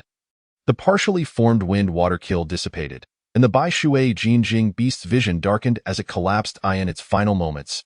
Its gaze remained fixated on Su Yun's storage bag, as if it were drawn to the 2 purple crystals within. Though the reason eluded him, Su Yun had no time to ponder. He retrieved the inner core, preparing to search for the elusive Bai Lu Hua when suddenly, a shadow darted past him. In an instant, 2 daggers sliced through the air towards Su Yun. Sensing the impending attack, he could only retreat a step, and the shadow seized the opportunity to claim the corpse of the Bai Shui Jinjing beast. Unbeknownst to him, a multitude of figures had emerged from the surrounding woods, their faces a mix of shock and veiled greed. To his astonishment, they had followed him here. This kid is surprisingly formidable. Having slain 2 Bai Shui Jinjing beasts, he is indeed Su Yun. Su Yun? Wasn't he rendered powerless? How does he still possess such strength? Who knows, perhaps he stumbled upon some fortuitous encounter. The crowd's expressions turned sinister as they fixed their gazes upon Su Yun. The Bai Shui Jinjing beasts, in their prime, were treasures beyond compare, and even their remains held considerable value. Just the bones alone could sustain a family for half a year. Su Yun, do not be overly greedy. Suddenly, a few individuals stepped forward from the throng, and Su Yun recognized them as Li Gang and Zhu Dachuan. Their eyes glinted with avarice, fixated on the beast core in Su Yun's possession. He, after hiding for so long, you've finally shown yourself. A smirk of mockery crossed Su Yun's face, but within, a tempest of murderous intent brewed. He had already deduced Li Gang's intentions. Everyone has exerted considerable effort to bring down these 2 beasts. It would be improper for you to hoard the spoils for yourself. Li Gang feigned a smile, positioning Su Yun against the collective. The ruse was executed with finesse, and upon hearing Li Gang voice the unspoken thoughts of the crowd, a wave of indignation swept through them, their faces flushed as they turned to vilify Su Yun. Indeed, we have all suffered wounds while restraining these beasts, and yet you wish to claim everything for yourself. I assure you, that will not happen. Precisely, hand over the spoils. We all contributed, and it is unjust for you to enjoy the rewards alone. Su Yun, while you may have slain the beasts, it was a collective effort to subdue them. Out of fairness and reason, you should concede some of the benefits. The crowd nodded in agreement, incensed at the thought of Su Yun monopolizing the spoils that were rightfully theirs. Moreover, with Li Gang's prestigious lineage and connections within the court, even if Su Yun were exceptionally gifted, he remained merely a fledgling cast aside by the Wang family, far better off currying favor with Li Gang to secure a share for himself. As the uproar grew louder, Li Gang's smile only widened. Their voices roared like thunder, drowning out reason, as if Su Yun were the thief of their treasures, conveniently forgetting their prior disregard for him. Seeing that you remain silent, I presume you are afraid. Hear us what we shall do. You may take a beast core and leave, while the rest shall be divided among everyone else. Wouldn't that be fair? Su Yun's countenance remained impassive as he stepped forward slowly. Either leave, or die. Chapter 10. Let the divine thunder rage. I stand unmoved. Humph, obstinate fool. Kill him. All these treasures belong to us. Li Gang feigned fury, yet inwardly he reveled in delight. Su Yun, oh Su Yun, how foolish you are to oppose so many. It is utterly laughable. Beside him, Zhu Dachuan discerned Li Gang's intent and immediately joined the fray. Shouting, Su Yun wishes to monopolize. Everyone, let us unite and end his life. Those swayed by Li Gang's rhetoric lost all reason. Upon hearing their treasures were at risk, they surged forward, weapons drawn, unhesitatingly attacking the very individual who had saved their lives. Then let none of you leave. Su Yun's murderous aura surged, his internal power erupting like a volcano, sending ripples of energy across the ground. Those who felt this formidable force were left in utter shock. Yet, the arrow was already nocked. It had to be released. Men die for wealth, and birds perish for food. Kill. Dozens of individuals, seemingly possessed, rushed forward, their flamboyant martial arts resembling the dazzling hues of a sunset as they assaulted Su Yun. Bang, Bang bang. Su Yun struck first, seizing the moment while the power of the Thunder Tribulation seed still coursed through him. He lunged forward, swiftly closing the distance to one individual, delivering a heavy meteor-like punch that caved in the man's face.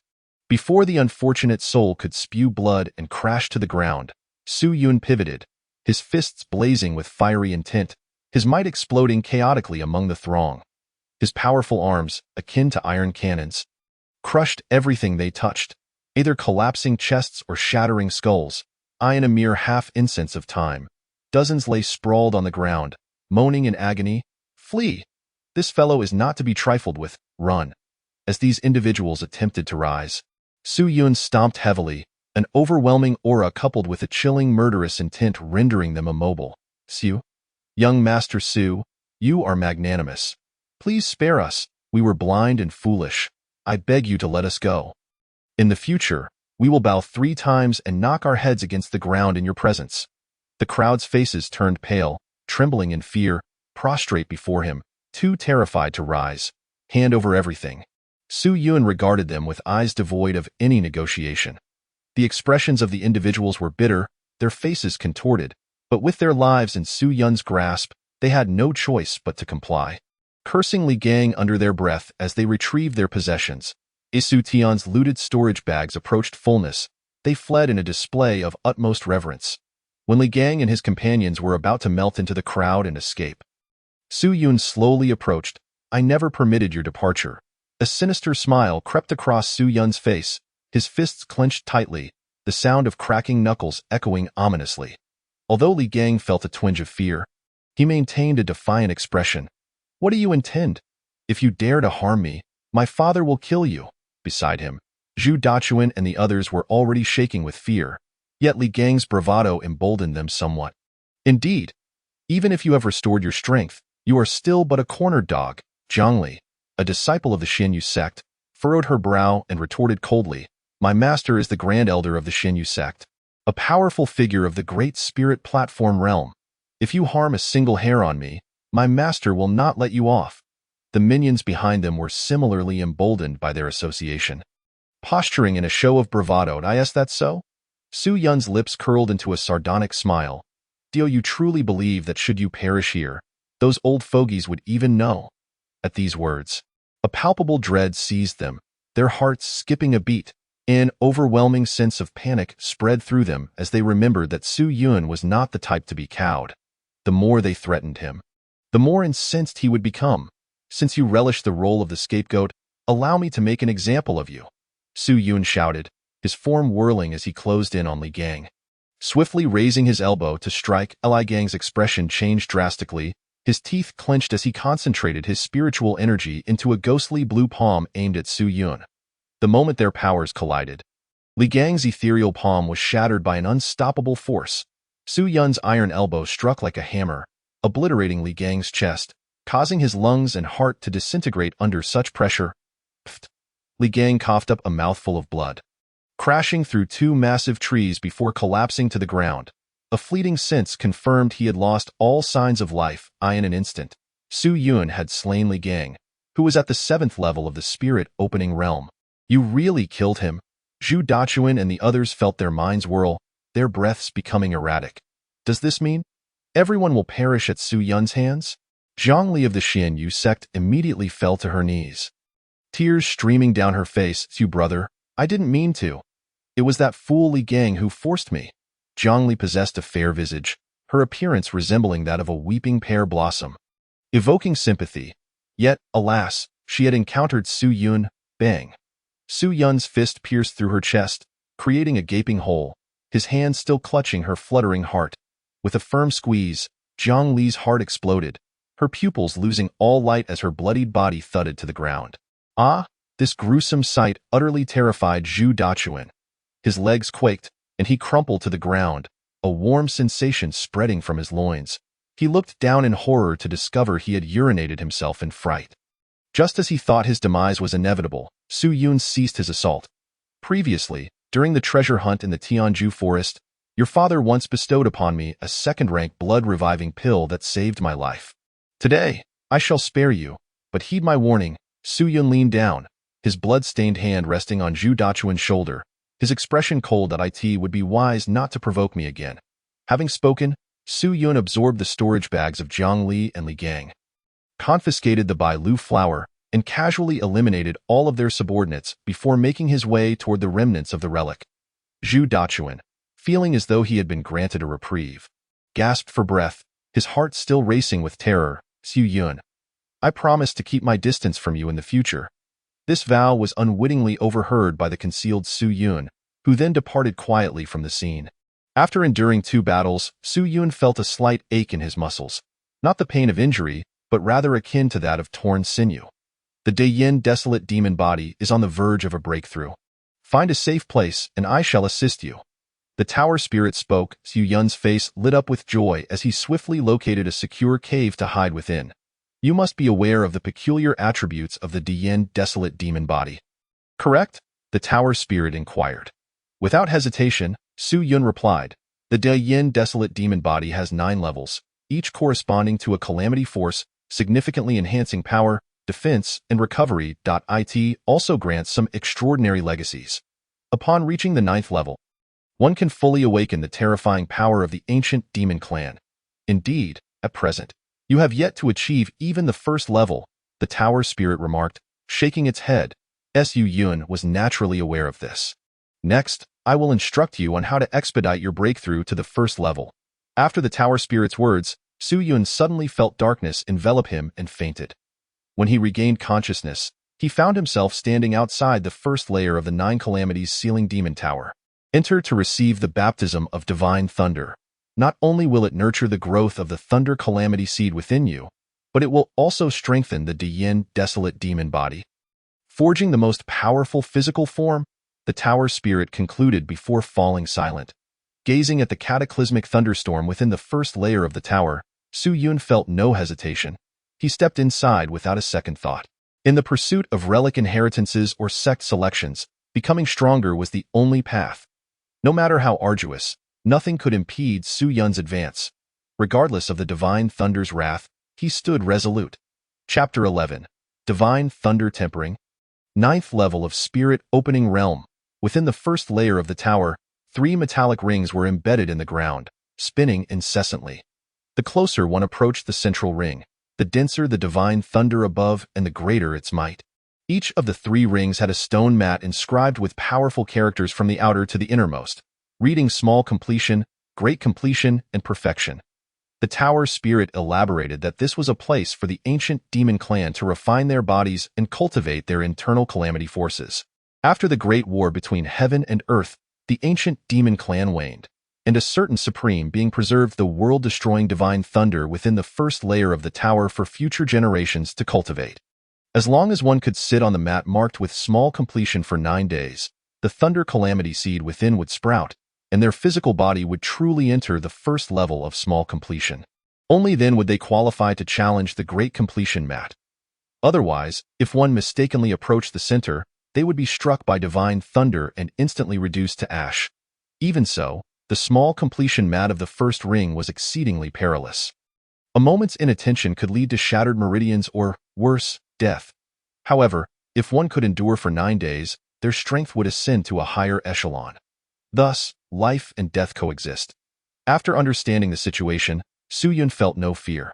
Rather, his eyes gleamed with fervor and excitement. Under the guidance of the tower spirit, he approached the small completion mat of the 1st ring. He placed his hand upon the mat, and a jolt of pain surged into his palm. As if thousands of iron needles were writhing within his flesh, causing excruciating agony throughout his arm. The metallic rings absorbed vast amounts of divine thunder energy, and upon contact, this power surged forth. The divine thunder, roaring from the sky above, simultaneously rained down upon him, creating a dual assault, one from above and one from below, maximizing the effectiveness of the physical tempering. Without a moment's hesitation, Su Yun immediately settled into a cross-legged position. Puffed! Suddenly, he felt his muscles and tendons tearing apart, as if they were about to rip him asunder. This pain transcended mere physical discomfort. Even his soul howled in torment. Su Yun's complexion turned pale, blood seeping from the corners of his mouth. This agony was at least tenfold more intense than before. he stubbornly endured the excruciating pain, continuing to persist as the divine thunderous power, stored for an unknown duration, began to violently surge through his body via the futon, recklessly crashing and obliterating his meridians and bones. They resembled ravenous wolf packs, rampaging within him, causing Su Yun to break out in a cold sweat from the sheer agony. Yet, in the next moment, the futon would emit waves of gentle luminescence, mending the damaged meridians and reinforcing the fractured bones. It was through this relentless cycle of destruction and restoration that his body gradually grew stronger. Boom! At this moment, the divine thunder in the sky was ready, condensing into a silver thread as fine as a strand of hair, which struck heavily against Su Yun's back. The instant this silver thread made contact, his back was torn apart, the wound horrifying, blood gushing forth like a fountain. The intense pain nearly shattered his sanity, yet Su Yun still forcefully maintained his clarity of mind, refusing to let the agony drown his reason. For if he succumbed to unconsciousness, he would surely perish here. Before he could even emit a pained groan, another silver thread viciously lashed out, striking directly against his right shoulder. Crack! His right shoulder was similarly blown to a bloody pulp. Blood splattering everywhere. Wave after wave, the pain intensified. Su Yun clenched his teeth, veins bulging on his forehead, beads of sweat the size of peas incessantly dripping down. His complexion grew increasingly pale, his lips turning purple, his entire body trembling uncontrollably. Yet he did not scream, did not howl, but instead bore this excruciating torment with unwavering tenacity. Buzz, boom. Suddenly, a dual torrent of divine thunder surged forth, one from above and one from below. A terrifying force crashing against him, nearly threatening to burst his very being. Ugh! A dreadful pain coursed through his entire body, rendering him desperate for life. Just endure a little longer. Su Yun exerted every ounce of strength, tightly holding onto the last shred of clarity. With a third muffled thud, his chest caved in, his left shoulder similarly torn apart, blood sprang forth. The fourth muffled thud. The eighth muffled thud. Su Yun felt as though his body was on the verge of shattering. A buzzing echoing in his mind. The ninth muffled thud. His left leg was completely severed. This pain had surpassed his threshold of endurance, and he could feel his life force ebbing away as the 10th silver thread descended. A muffled resonance reverberated within him, his limbs and bones fracturing entirely. Su Yun spat out a mouthful of blood, his battered body leaning back, narrowly evading the 11th silver thread. With a thud, Su Yun fell from the futon, his breath feeble as he collapsed to the ground, teetering on the brink of death, like an aged candle flickering in the wind, fragile enough to extinguish at any moment. Cough, cough. The obliterated flesh clogged his airway and throat, provoking relentless coughs, each spasm causing fresh blood to erupt from his wounds, a sight too tragic to behold. He wished to retrieve a healing elixir, yet was rebuffed by the tower spirit. The ancient demon's flesh requires no such trifles to hinder its self-repair. With that, it crushed all of Su Yun's healing pills. Tio unleashed the full potential of the Diyin desolate demon body. Let it mend itself. The tower spirit's cold, unyielding command left no room for argument. Sit up. Channel your spiritual power, and allow the residual thunder power and the futon's restorative energy to facilitate your healing. Su Yun gritted his teeth, forcing himself to rise, then seated himself on the ground, beginning to mend his injuries according to the mental method imparted by the tower spirit. Time passed unmeasured, and the blood surrounding Su Yun had scabbed over, rendering him filthy and disheveled. After what felt like an eternity, the scabs gradually cracked, accompanied by the brittle sound of fissures, large patches of dried blood falling to the ground. In the darkness, Su Yun suddenly opened his eyes. His skin had become even fairer and more delicate, resembling a piece of jade stripped of impurities. Though his physique remained frail, an overwhelming sense of power now emanated from within him.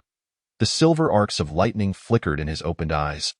Appearing remarkably otherworldly, he had reached the opening spirit realm, 9th layer. Su Yun smiled faintly, feeling the surging power within him. Excellent, now you shall stabilize at this realm, awaiting the breakthrough to the perfect 10th layer of the opening spirit realm. The tower spirit's voice softened, imbued with a hint of satisfaction. To withstand 10 strikes of divine thunder on the first attempt is already commendable. Su Yun exhaled a breath of stale air. Pushing open the tower door and stepping out with newfound confidence, when he regained his senses, he found himself within a cave. Oh no! The ruins! He smacked his forehead in frustration, realizing he had seemingly tarried too long within the tower. And now he had likely missed the opportunity to contend for the ruins, the tower spirit remarked nonchalantly. Time within the tower flows at a pace tenfold slower than outside. You still have time to make it. Upon hearing this, Su Yun was instantly overwhelmed with joy, leaping into the air. After traveling for nearly an hour, Su Yun finally arrived at the site of the ruins. There, he beheld a throng of people, powerful figures congregating as if preparing to engage in a monumental battle. Among them, several individuals noticed Su Yun. The foremost among them erupted with fury. Su Yun, you beast, do you dare to appear before me again?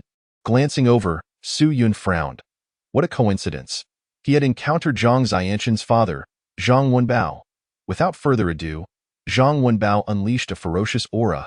Charging straight at Su Yun, cursing, he shouted, You crippled my son. I will have you torn to shreds. Chapter 12. By Yun Yao Yi and Kaiyang Stone. At this moment, Zhang Wenbao resembled a rabid dog, teeth bared and terrifying, completely disregarding the decorum of an elder, unleashing a fierce assault upon Su Yun. Head of the family, calm down. Master Fang Tian is still present. At this juncture, Zhang Wenhu stepped in front of his elder brother, looking somewhat embarrassed. Humph, just wait. I will peel your skin and strip your bones later. Zhang Wenbao retorted coldly, then turned respectfully to a man clad in white. Master Fang Tian, I lost my composure just now. I hope for your understanding. The man referred to as Master Fang Tian merely raised an eyebrow. That kid? Is he the one who crippled my disciple? Zhang Wenbao immediately nodded. Indeed, that is the one.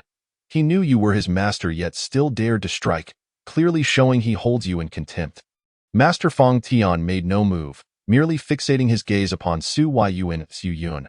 O Su Yun, soon you shall understand what it means to suffer a fate worse than death. With Master Fang Tian present, even 100 of you would not be enough to slay. Zhang Wenbao inwardly scoffed, a malicious smile creeping onto his face, as if envisioning Su Yun's brutal demise. Su Yun paid no heed to the three of them.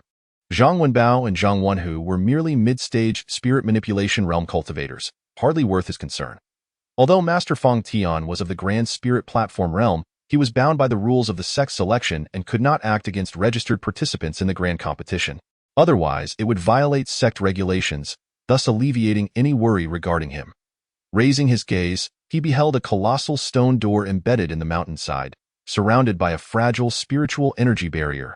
It appeared that once the barrier dissipated, those present would rush in without hesitation. They must seize the opportunity to enter before others, or they might end up with nothing, besides the Zhang family and a teacher from Baiyun sect. The rest, including the city lord's residents, Li family, Zhu family, and various factions, had been waiting for some time. Numerous bandits and robbers had also gathered, eager to partake in the spoils. All were poised, ready to charge in the moment the barrier vanished. Su Yun, in 3 breaths, would charge forward. At this moment, the tower spirit spoke. Observing that the barrier could still hold for at least half an hour, Su Yun had no reason to doubt its words. He firmly believed that the treasures left by his biological mother would not deceive him. Su Yun took a deep breath, instantly tightening every muscle in his body. Point 2. His gaze steeled, fixed upon the barrier. 3. The moment the countdown reached 0, Su Yun forcefully stomped his right foot, shattering the ground beneath him, propelling himself forward like an arrow released from a taut bow. This fool truly is dim-witted. The spiritual barrier will remain for at least another half hour. Even Master Fang Tian from Baiyun sect cannot breach it head-on. This lad is but a brainless fool, in my opinion. He will likely be reduced to a mere pulp. Seeking his own demise? How laughable! Those around him scoffed at Su Yun's reckless charge toward the protected stone door, dismissing him entirely. Zhang Wenbao and the others also sneered, believing Su Yun to be a fool with a head wedged between the doors. However, as everyone mocked Su Yun, that rushing figure unexpectedly pierced through the barrier that could withstand a full-force strike from a Grand Spirit Platform realm cultivator, vanishing inside. What?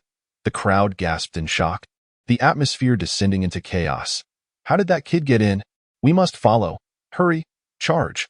Everyone scrambled forward like a swarm of tadpoles, eager to replicate Su Yun's feat yet, without exception, those who attempted to follow in Su Yun's footsteps were obliterated by the spiritual barrier. Reduced to mist. Just moments ago, Zhang Wenbao, who had mocked Su Yun, now wore a flushed face, unable to utter a single word in his panic. That little brat. How on earth did he accomplish that? He gritted his teeth, filled with resentment as he implored Master Feng Tian. Master Feng Tian, please think of a way. If that little brat takes everything, we will have come for nothing. The expression of Feng Tianshi, previously calm and unperturbed, subtly shifted as he pondered the perplexing question before him. However, he remained unruffled, the corners of his lips curling into a mockingly playful smile as he leisurely remarked, "What's the rush?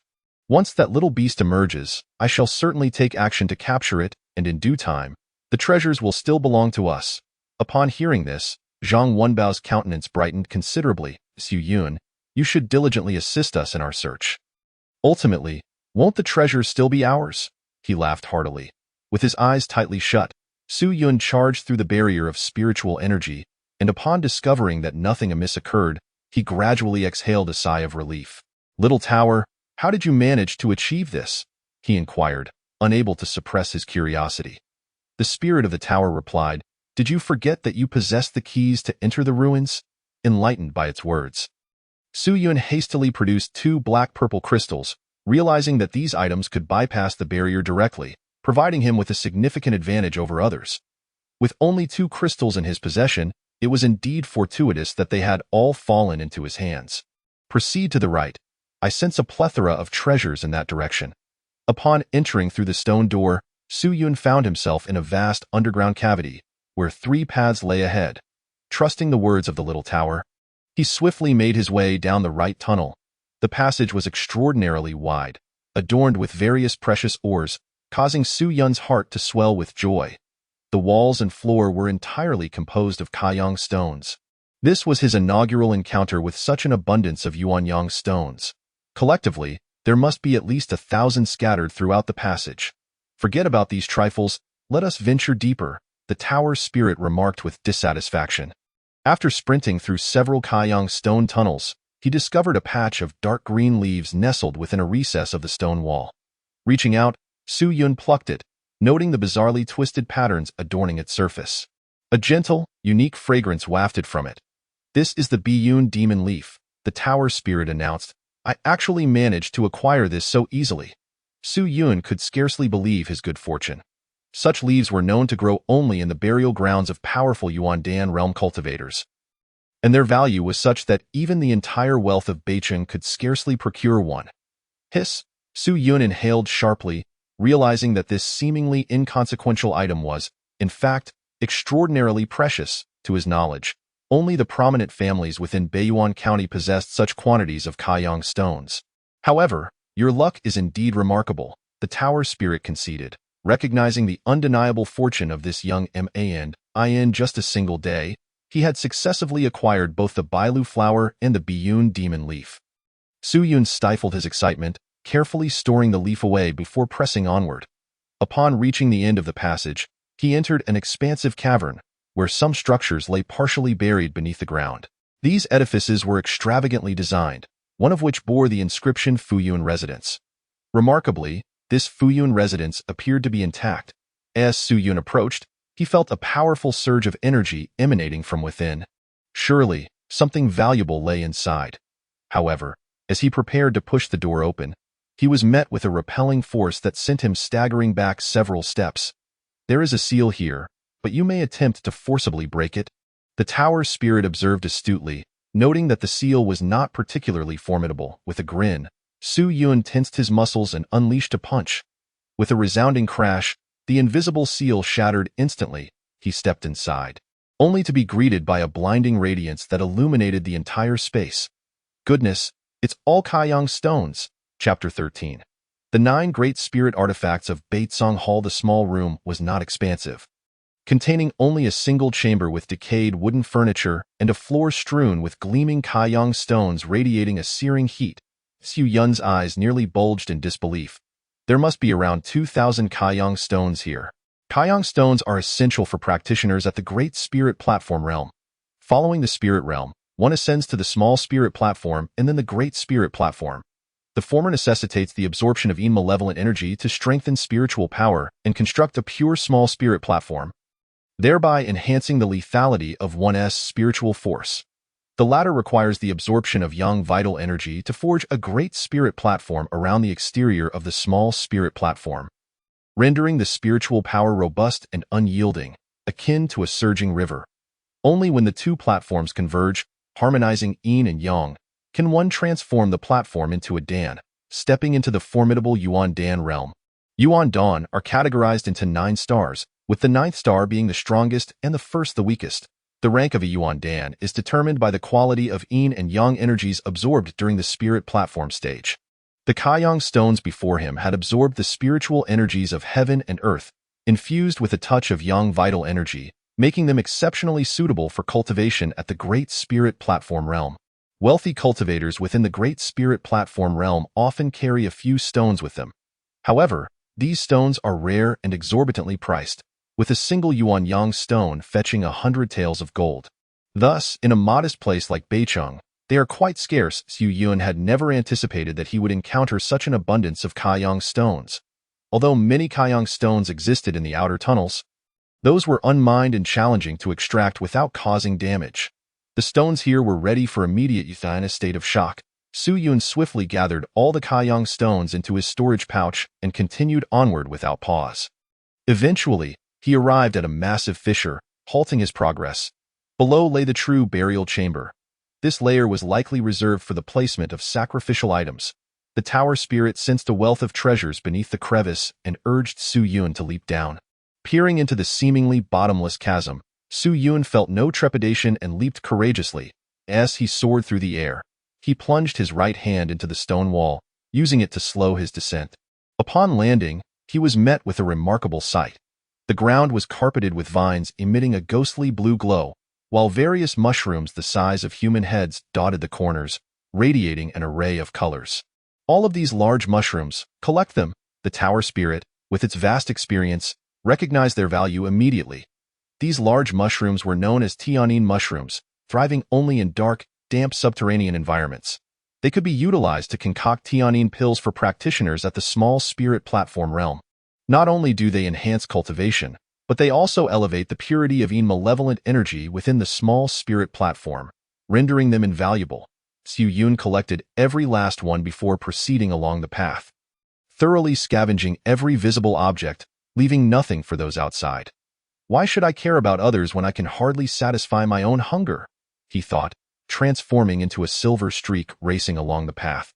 As the surroundings widened further, it became increasingly difficult to discern that he was underground. The glowing vines overhead intertwined intricately, casting a celestial-like radiance, with no end in sight. Before him appeared rows of grand halls, and the vast expanse of ground resembled the plaza of a prominent sect. 8 towering stone pillars stood in symmetrical alignment, forming a majestic avenue leading directly to the great halls. In front of the halls stood a solitary stone pillar placed in the center of the path, adorned with more elaborate and exquisite carvings than the other 8. As Su Yun dashed toward the great halls, the entire cavern suddenly trembled violently with a thunderous roar, causing the very earth to quake and nearly throwing him off balance. The protective barrier of spiritual energy from the outside had evidently dissipated. This meant that countless individuals would soon surge in. Su Yun's expression hardened, prompting him to quicken his pace. Thus far, he had not yet discovered any genuine treasures. The Kaiyang stones and Tianyin mushrooms were merely appetizers. Upon reaching the great halls, an ancient aura permeated the air. Tianxiao Hall, Beicong Hall, and Jiukong Hall. Apart from these 3 grand edifices, the remainder lay in ruins. The Tianxiao Hall was fortified with an exceptionally formidable defensive formation, one that Su Yun could not breach with his current strength. Reluctantly, he turned his attention to Beicong Hall and Jiukong Hall. As he entered Beicong Hall, a cascade of resplendent colors erupted forth like a waterfall, illuminating the entire empty plaza in a dazzling display. Spirit artifacts. Su Yun's pupils constricted, and he exclaimed in astonishment. The radiant cascade emerging from Beicong Hall was composed of 9 spirit artifacts of various shapes and types. Who could the master of this burial chamber be? Su Yun marveled at the sight of such an abundance of spirit artifacts. A truly grand undertaking. After residing in Beijing for over a decade, he had only witnessed the city lord possessing a single imperial-grade yellow-tier spirit artifact, not including Zhang Zianshan, of course. After all, the Baiyun sect and Beijing were not on the same level of influence. Among the artifacts, one resembling prayer beads, merely by observing its radiant glow, seemed to possess the quality of a low-grade Xin-tier artifact. It could be said that any single artifact here was worth far more than 2,000 Kaiyang stones. With a flourish, the radiant cascade spiraled into a circular formation before suddenly splitting apart like shooting stars, soaring toward the tops of the previously mentioned giant stone pillars. ITS right ahead. Brothers, the treasures lie before us. Quick, seize them. We mustn't allow that brat to monopolize everything. At that moment, a cacophony of voices erupted from the path leading to the grand hall, as a considerable number of individuals had already gathered in the vicinity. How unfortunate, Su Yun frowned as he observed dozens of people anxiously rushing towards him in a disheveled queue. Among them were neither his brothers Zhang Wenbao nor Master Fong, but a throng of unfamiliar faces. Initially, he anticipated an immediate conflict with these newcomers. However, the instant they entered, they were captivated by the radiance emanating from the tops of the 9 massive stone pillars, completely disregarding Su Yun. A quick glance revealed that all were greedily fixated on the spiritual artifacts. Yet their rationality cautioned them that matters were not so simple, leading them to await the actions of others. It's a spiritual artifact.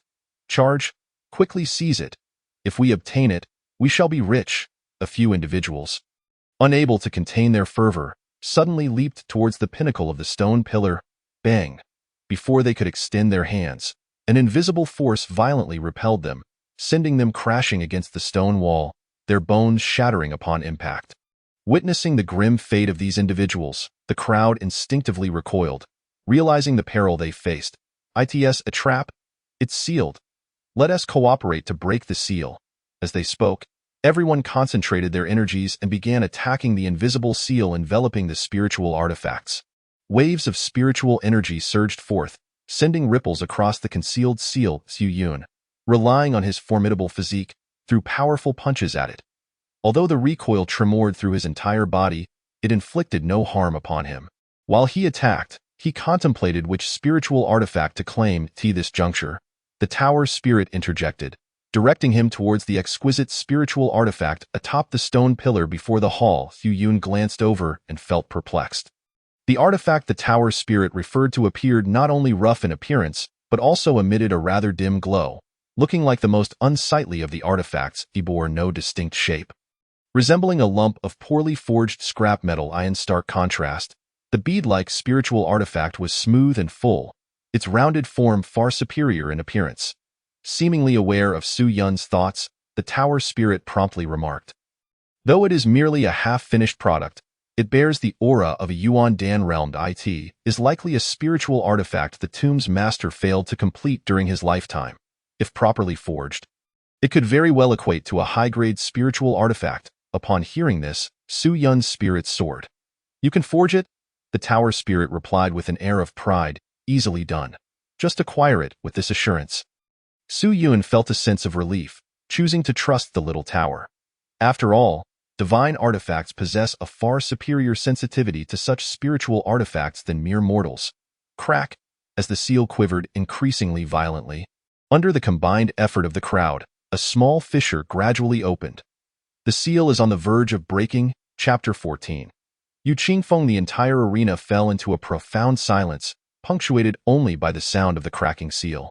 The individuals who had previously stood together in solidarity against the seal now cautiously distanced themselves from one another, each quietly drawing their weapons, their eyes ablaze with avarice.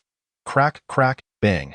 Under the gaze of all, the seal shattered, revealing the 9 spiritual artifacts in their entirety. Almost instantaneously, as the seal broke, everyone surged forward, their expressions twisted with greed and terror, resembling a ferocious beast ready to devour anyone who dared to contest them. Su Yun reacted with lightning speed, instinctively darting towards the crude spiritual artifact at the rear. Indeed, as the scramble commenced, nearly half of the crowd gravitated towards the bead-like spiritual artifact, engaging in a fierce clash of blades. The struggle for the remaining artifacts was less intense, yet still marked by ferocity. Su Yun originally believed that no one would contend for the crude artifact, but to his surprise, 3 individuals closely followed behind him. Perhaps they could not discern the underlying truth, but anyone with a modicum of sense could sense that this artifact, positioned in the center of the thoroughfare and adorned with intricate carvings, was certainly no ordinary object. Glaring at the 3 pursuing him, a fierce killing intent flickered in Su Yun's eyes. Whoever dared to contest me shall meet their demise. As he assessed the strength of his pursuers, he noted that the 2 flanking him were in the mid-stage of the Spirit Master realm, hardly a cause for concern. His focus, however, settled upon the central figure, a man with an otherworldly visage. This fellow was unexpectedly at the late stage of the Spirit Master realm. No, his aura surpassed even that. This individual emanated an inexplicable pressure that left Su Yun unsettled. It was evident that he was far stronger than an average late-stage Spirit Master. Furrowing his brow, Su Yun realized he had encountered a troublesome adversary. Judging by his aura, he was nearing the limits of the Spirit Master realm, and with but one more step, he could ascend to the minor Spirit Platform realm. Nevertheless, despite the gravity of the situation, Su Yun remained unfazed, his feet lightly touching the air as he quickened his pace, closing the distance to the spiritual artifact to mere 3 or 4 paces. Whoosh, whoosh, the 3 men, silent and icy-eyed, simultaneously raised their hands, unleashing beams of spiritual energy aimed at Su Yun's vital points from cunning angles, just as I desire. Recognizing their offensive, Su Yun let out a cold laugh. Pivoting to meet the 3 beams with a fist of his own, bang.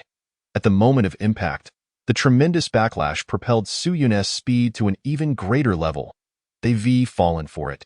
The 3 gritted their teeth, channeling their spiritual energy to the utmost, yet they found themselves several paces behind Su Yun and were unable to catch up. Seizing the opportunity, Su Yun advanced towards the artifact, his hand poised to grasp it. Suddenly, the ugly, crude spiritual artifact emitted a wave of energy, forcing Su Yun back. The 3 men, witnessing this, shifted from shock to elation, but like Su Yun, they too were forcefully repelled. Before they could regain their footing, Su Yun charged forward once more, his voice cold as he admonished, "Stay put, or I shall cast you into the tower and reduce you to ashes."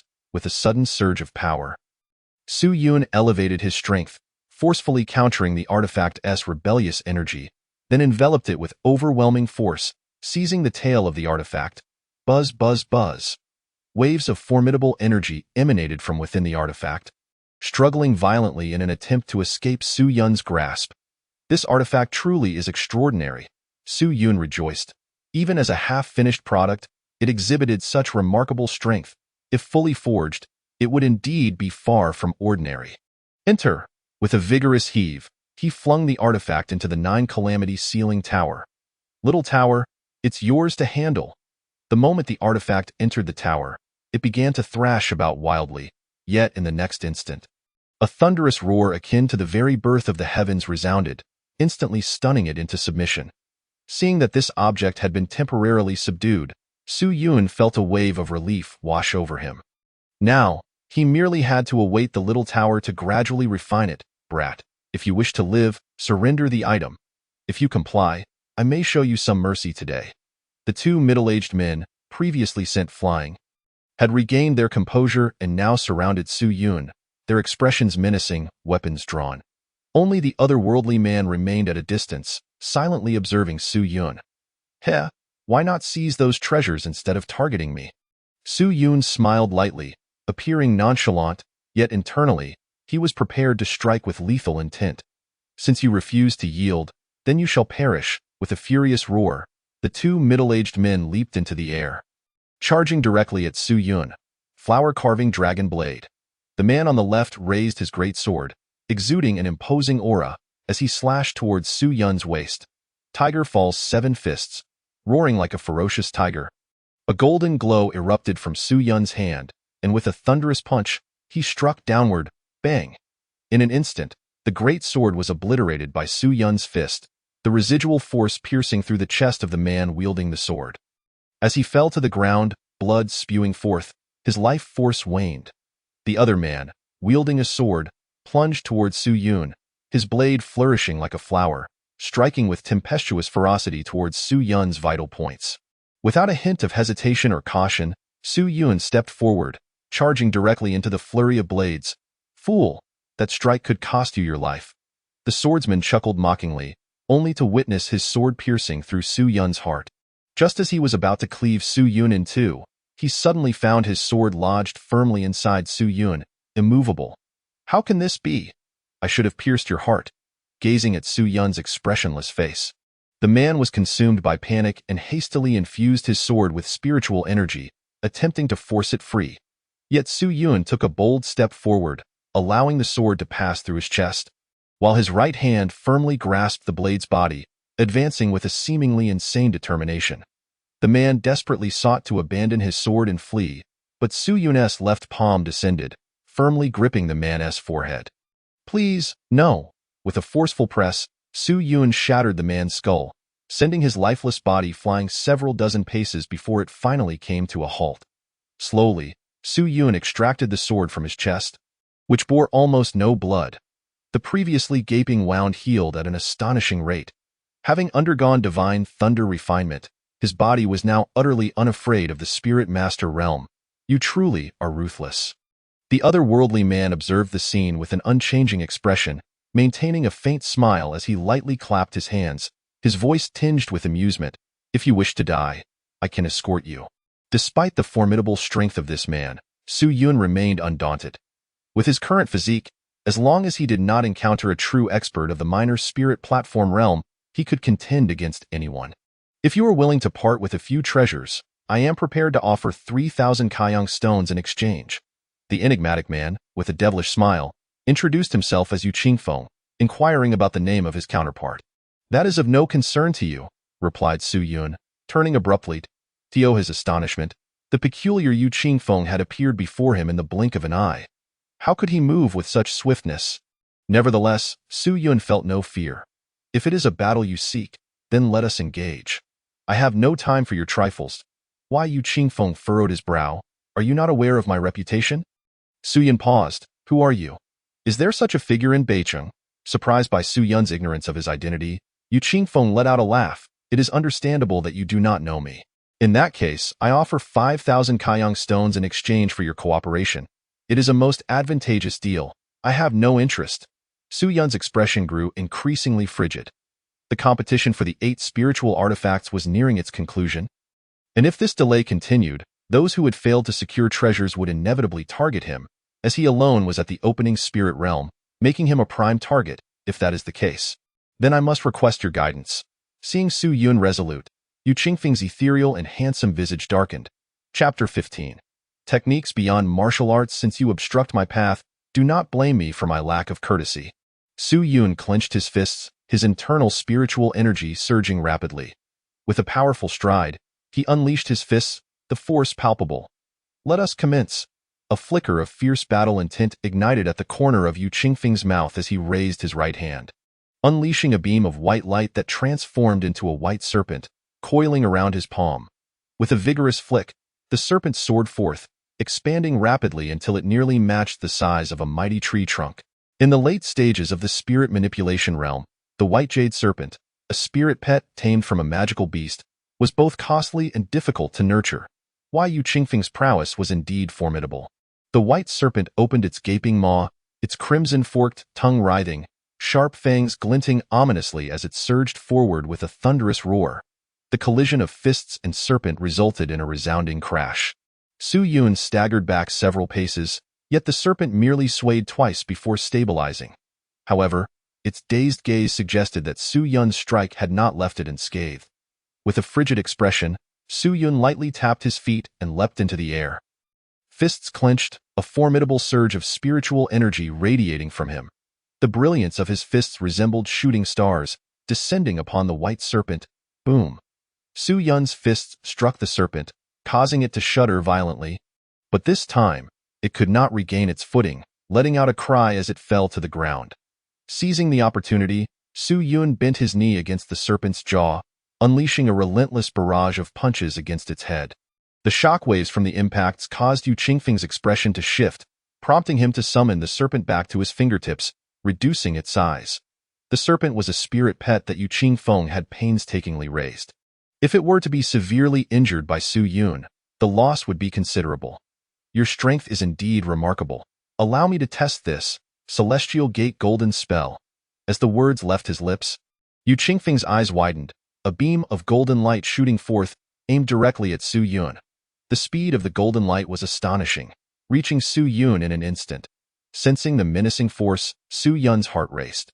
He dared not hesitate, swiftly raising his arms to confront the oncoming attack. Boom!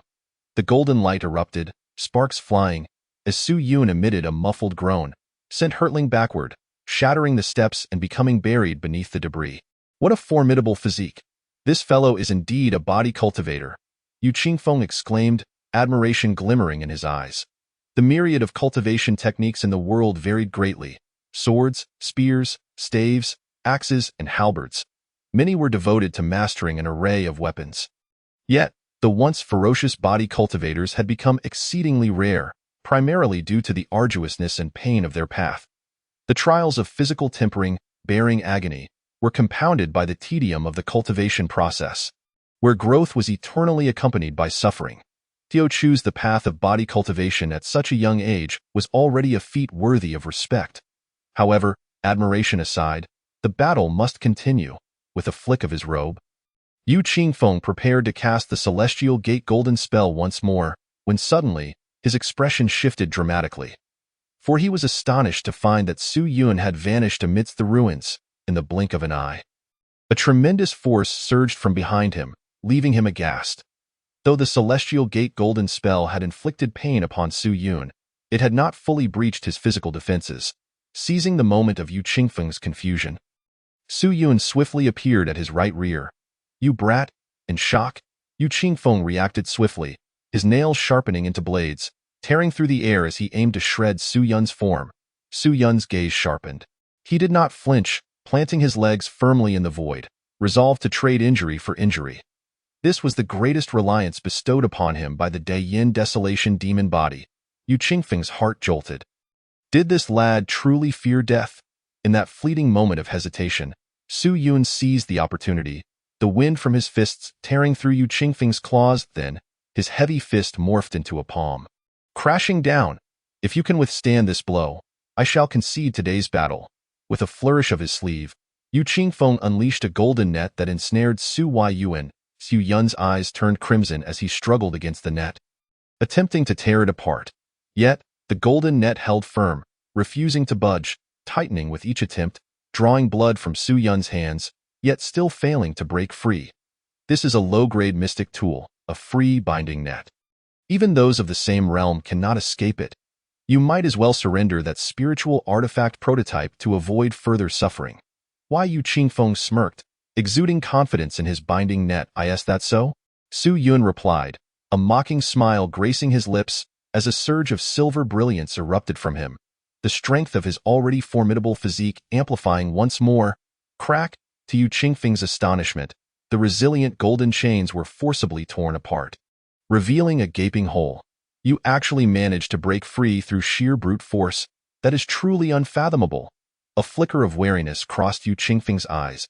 He had believed that Su Yun, a prodigy of the opening spirit realm, would never match his own prowess, yet time and again, his confidence had been shattered by sheer force. This indicated that the strength of this young man's physique was beyond the measure of an ordinary spirit manipulation realm cultivator. Thank you for your consideration. Emerging from the free binding net, Su Yun, though disheveled and tattered, bore only minor injuries. Seeing that Yu Qingfeng had no intention of attacking further, he too ceased his efforts. It took Yu Qingfeng a moment to recover from his shock before he clasped his hands in respect. Your bravery is commendable. I shall honor my word and not trouble you further. Upon hearing this, Su Yun intended to proceed to the Nine Sky Hall, but was halted by Yu Qingfeng. Please hold on. I have a small request. Why? Yu Qingfeng smiled gently. I am willing to offer 5,000 Qiang stones as compensation. Let us discuss this after we exit. Su Yun waved his hand. As the competition for the spiritual artifacts had entered its final stages, with all eyes now fixated on the Nine Sky Hall. If they delayed, they would miss the opportunity for valuable treasures. Why? Yu Qingfeng clasped his hands, Then let us journey together." Without a hint of embarrassment, he followed closely behind Su Yun. "What an odd fellow." Su Yun muttered under his breath, disregarding him as he arrived at the entrance of the Nine Sky Hall. The grand doors of the Nine Sky Hall stood closed, but without any protective seals. They were easily pushed open. The wave of musty air greeted him, followed by the sight of flickering flames, revealing the interior's true nature. Within was a singular hall, devoid of any smaller chambers, yet what astonished all was the sight of cabinets lining 3 walls, each filled with martial techniques. Martial techniques are the foundation for all martial artists to wield spiritual energy, techniques that manifest their power. They are classified into 4 tiers: inferior, medium, superior, and ultimate. Within Beicheng, among the 6 prominent families, Wang, Zhang, Li, Zhu, Zhao, and Huang, only the Zhang and Li families possessed a singular ultimate martial technique, while the others, including various rogue cultivators and bandits, scarcely encountered even medium-tier techniques. Yet here, the lowest tier of martial techniques on display was superior. All present felt their faces flush, breaths becoming labored. This ancient relic was indeed a treasure trove. "Look, what is that?" At this moment, someone pointed towards a specific area in AWE.SU Yun, and the others turned to see 3 tomes radiating golden light nestled within the ceiling's recesses. Those are techniques that transcend martial arts. Even the steadfast Su Yun could not help but feel a wave of dizziness wash over him. Chapter 16. The puppet beyond the small spiritual platform realm during the spirit awakening period. Although martial artists could absorb the spiritual energy of heaven and earth into their bodies, utilizing this spiritual power to refine their physical forms and enhance their strength, their initial grasp of spiritual force was too rudimentary, thus limiting them to the use of martial techniques. Martial techniques are one of the avenues through which every martial artist can fully express their spiritual power. A formidable martial technique can significantly amplify a martial artist's strength, speed, and defense. Among martial artists of the same realm, the one who masters the more powerful martial techniques will invariably gain the upper hand in combat. However, once martial artists reach the spirit mastery realm, as their mastery over spiritual energy deepens, martial techniques gradually become insufficient to meet their needs. Thus, martial arts methods were born. They are more potent than martial techniques and allow for a more sophisticated application of spiritual power. Even top-tier martial techniques pale in comparison to low-grade martial arts methods. Yet, in the barren land of Beicheng, even the 6 prominent families and the city lord had never encountered martial arts methods, let alone utilized them. Therefore, when Su Yun beheld 3 high-grade martial arts methods embedded in the ceiling, he could not help but feel his breath quicken and his heart surge with excitement. If he could obtain even one of these methods, it would bolster his confidence in the upcoming sect selection. This treasure he must claim for himself, and none shall impede him. The onlookers exchanged glances, none daring to make the first move. Previous encounters with ceiling traps had rendered them wary. "Little tower, do you perceive any anomalies?" Su Yun inquired inwardly. "There are no seals. You may proceed directly," the tower spirit replied. "No seals? Could it truly be that fortuitous?" Although Su Yun harbored some doubts, he had faith in the little tower. Since there was no issue, he could take the initiative. After a brief contemplation, Su Yun focused on the sad wind palm. Neither the sword technique nor the Buddhist-like method seemed suitable for him. "Then I shall proceed." Su Yun's body tensed like a predator in the jungle, and with unwavering concentration, he shattered the ground beneath him and surged forward. What a fool! The martial arts methods must surely have protective seals. Rushing in like that is tantamount to seeking death. Indeed, after encountering so many traps, he still hasn't learned his lesson. His greed knows no bounds. They regarded Su Yun's retreating figure with schadenfreude, their faces alight with derision. Since entering this ruin, seals had been omnipresent, let alone these martial arts methods, which were undoubtedly guarded by formidable seals. Charging in like that was no different from courting death. As they reveled in their amusement, Su Yun was already perilously close to the ceiling. He extended his right hand and gently touched the sad wind palm. Suddenly, an overwhelming force surged forth, sending Su Yun crashing back. Blood spewing from his mouth. "Ha! I told you that kid couldn't keep relying on luck." Ah, youthful recklessness is precisely like this. Acting without thought. As everyone observed Su Yun's plight, their conviction that a seal was present only grew stronger. While they pondered how to unravel the seal, Su Yun had already come to a realization. The force that struck him was not due to a seal, but rather the sad wind palm resisting him. You possess the bloodline of the demon clan and cultivate the demonic body. Thus, human martial arts methods will naturally repel you. The tower spirit elucidated the reason. What shall I do? Su Yun furrowed his brow. The coveted methods so close yet seemingly unattainable, causing him great distress. None of these three methods are suitable for you. However, that one in the corner aligns quite well with you. Upon hearing this, Su Yun turned to the corner, where an ancient tome lay, long neglected, its cover cracked and worn. Externally, it appeared no different from the martial techniques, perhaps even inferior to the Wang family's Tiger Fall's 7 fists. But since the tower's spirit had spoken, Su Yun reluctantly chose the tattered book, his expression one of disdain. Upon picking it up, he felt an extraordinary connection, as if the book and he had become one. This peculiar sensation was entirely new to him. Void Finger? The name sounded imposing, though he was uncertain as to its manifestation. Amidst the mocking gazes of the crowd, Su Yun accepted the Void Finger and then turned to leave. Making his way to the final grand hall, the Hall of Heavenly Heights, at that moment, many others began to arrive in succession, the plaza becoming exceedingly lively. Upon witnessing the abundance of martial techniques and precious martial arts methods within the Nine Void Hall, everyone surged forward. When they discovered that the methods were unprotected by seals, a colossal battle erupted. Yukingfeng, fortunate among the throng, managed to seize the white bird sword technique. The combatants clashed with such fervor that the entire Nine Void Hall trembled, shaking the ground beneath them. Under the fierce conflict of hundreds, the seals of the Hall of Heavenly Heights began to weaken. Let us all rally and shatter this seal. The true treasures must lie within. Driven by greed, the crowd launched a massive offensive against the final Hall of Heavenly Heights.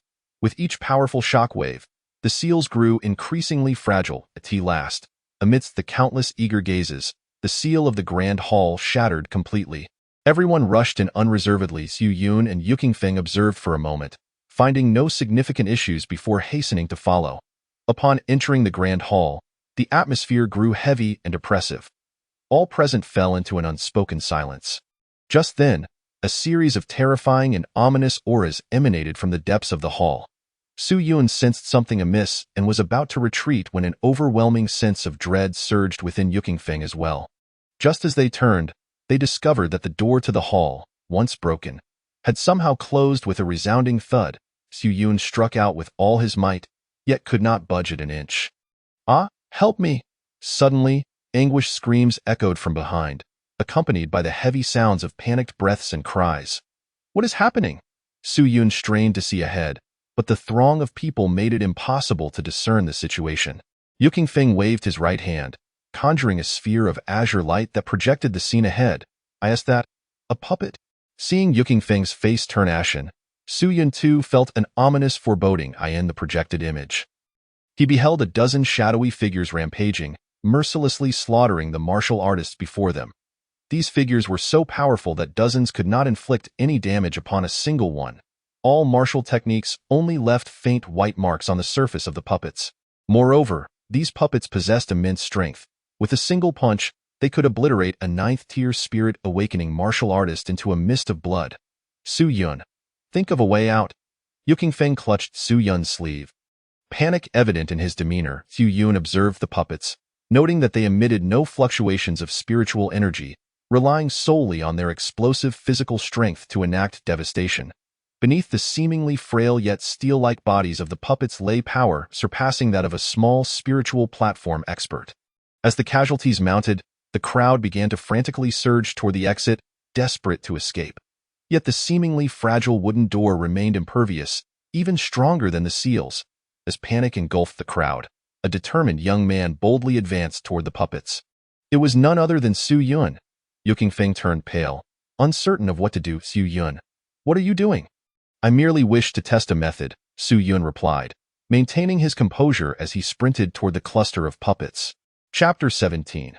The Celestial Pavilion, the Legacy of Dan Qingzi. All present gazed at Su Yun in disbelief, knowing full well the peril posed by the puppets, yet he chose to charge into danger? It was akin to madness. As he faced the advancing puppets, Su Yun felt a surge of anxiety. He was uncertain if his idea was right or wrong. If correct, he would be fined out. If wrong, he would be torn apart by the puppets. Under the astonished gazes of the crowd, Su Yun stood before the puppets. Yu Qingfeng was so tense he could scarcely breathe. His fists clenched unconsciously, cold sweat soaking his robe. Though he could not fathom Su Yun's rationale for such a perilous act, he felt an instinctual belief that Su Yun had a way to resolve the situation. Just when everyone thought Su Yun was doomed, a shocking turn of events unfolded. The puppets, who had been indiscriminately slaughtering, completely ignored Su Yun and charged toward the others. What is happening? That kid must possess something that protects him. We must act together to seize whatever that kid has, or we will all perish. The crowd was thrown into chaos, and some of the more agile among them attempted to bypass the puppets to attack Su Yun. However, they had not anticipated that while the puppets could not fly or wield spiritual power, their physical strength was astonishingly formidable. With a mere clap directed at the air, they conjured fierce gusts of wind that sent those attempting to leap over them crashing down. Then, the puppets struck ruthlessly, annihilating those unfortunate enough to be within their reach. Crimson blood stained the ground, amplifying the terror of those who remained. At that moment, Su Yun flicked his finger, sending forth a straight beam of black-violet light, which was deftly caught by Yu Qingfeng. Being a clever individual, Yu Qingfeng immediately grasped the purpose of this object and, mimicking Su Yun's actions, stealthily approached the throng of puppets. Don't abandon us, we were wrong. We should not have mocked you. Save us. I implore you. I do not wish to perish here. The remaining individuals, upon witnessing this, cried out in heart-wrenching despair, pleading with Su Yun and Yu Qingfeng to spare their lives. However, Su Yun remained unmoved, leading Yu Qingfeng deeper into the great hall. In mere moments, a chorus of anguished cries erupted, only to be abruptly silenced. It seemed that the hundreds of people had all been slain by the puppets. Su Yun felt fortunate. Had it not been for the augmentation of the great Yan's demonic body, he would likely have met his end today. At the depths of the hall, they encountered a massive iron door. Together, they pushed it open, revealing an endless tunnel. After traversing for a considerable distance, a glimmer of light finally appeared. Emerging from the tunnel, they found themselves in a breathtaking realm. Before them stood a colossal structure made of great stones. Square in shape, devoid of any intricate carvings, in front of this monumental edifice stood a stone tablet, towering over 10 feet, inscribed with information about the tomb's master. This ruin was originally the domain of the ancient sect known as Tianxian Pavilion. In the aftermath of the demonic chaos that ravaged the world, the Tianxian Pavilion descended to aid the suffering, inadvertently inviting catastrophic disaster. Their actions drew unprecedented wrath from the demon race, and despite the sacrifice of countless disciples and elders, they could not thwart their formidable foes. In utter despair, the sect master, Dan Qingzi, shattered his own Yuan Dan, expending his entire cultivation to battle innumerable powerful demons. Ultimately, the Tianxian Pavilion achieved a Pyrrhic victory. Dan Qingzi perished, and his disciples interred him within this 100-foot-deep tomb. Thereafter, the Tianxian Pavilion, having lost the legacy of Dan Qingzi, gradually faded from existence, until the shifting terrain over millennia completely buried it beneath the earth. Su Yun respectfully clasped his fists before Dan Qingzi's tomb, embodying a posture worthy of reverence. However, he intended to claim any offerings that should be taken. As the two approached the tomb and pushed open the stone door, a terrifying whirlwind rushed forth, fiercely barring their entry. Predecessor, having fallen, might it not be better to allow your junior to inherit your blessings and one day restore the Tianxian Pavilion? Su Yun shouted, clutching his heart. Whether it was Su Yun's words that had an effect or the accumulated winds in the tomb had finally dissipated, the fierce whirlwind miraculously ceased. Upon entering, they found the walls adorned with ever-burning lamps, and in the center of the tomb lay a coffin crafted from purple sandalwood. Just standing there, they could feel the immense pressure emanating from within the coffin. Even after millennia, the body within remained intact, retaining the semblance of its former self. It was hard to believe that this was the remains of someone who had perished 1,000 years ago. Suddenly, Dan Qingzi's tightly shut eyes flew open, and a brilliant golden light burst forth from his pupils, piercing through the stone ceiling. An overwhelming force radiated from his body, and in that instant, Su Yun and Yu Qingfeng felt as though they bore the weight of a mountain. Their bodies rendered exceedingly heavy. Their bones creaked under the strain, and the terrifying power forced Yu Qingfeng to turn crimson, blood seeping from his skin. Why Yu Qingfeng coughed up a mouthful of blood, his face growing exceedingly pale, and in the next moment, he collapsed to the ground, resembling a broken doll. Under the relentless pressure that lasted the span of an incense stick, Su Yun struggled to endure. Refusing to bend his knee, indeed, a fine young man, a voice, ancient and echoing through the ages, praised him, and the weight pressing down upon them dissipated. Su Yun sighed in relief, only to find that Yu Qingfeng's figure had vanished. Before he could comprehend what had transpired, a radiant light enveloped the corpse, weaving into an ethereal figure in midair. This figure bore an identical appearance to the remains, with sharply defined features and an air of unrestrained elegance. Yet, despite its formidable presence, it was merely a wisp of a fading soul. Predecessor, Su Yun did not hesitate. Bowing respectfully, Dan Qingzi's spectral visage bore a smile, yet the face, not overly weathered, appeared profoundly sorrowful. He surveyed his surroundings and sighed deeply. Indeed, has my Tianxian pavilion fallen to such a fate? May I inquire your esteemed name? Name? After a millennium of extinction, does it even matter who I was? Dan Qingzi replied with a remarkable candor.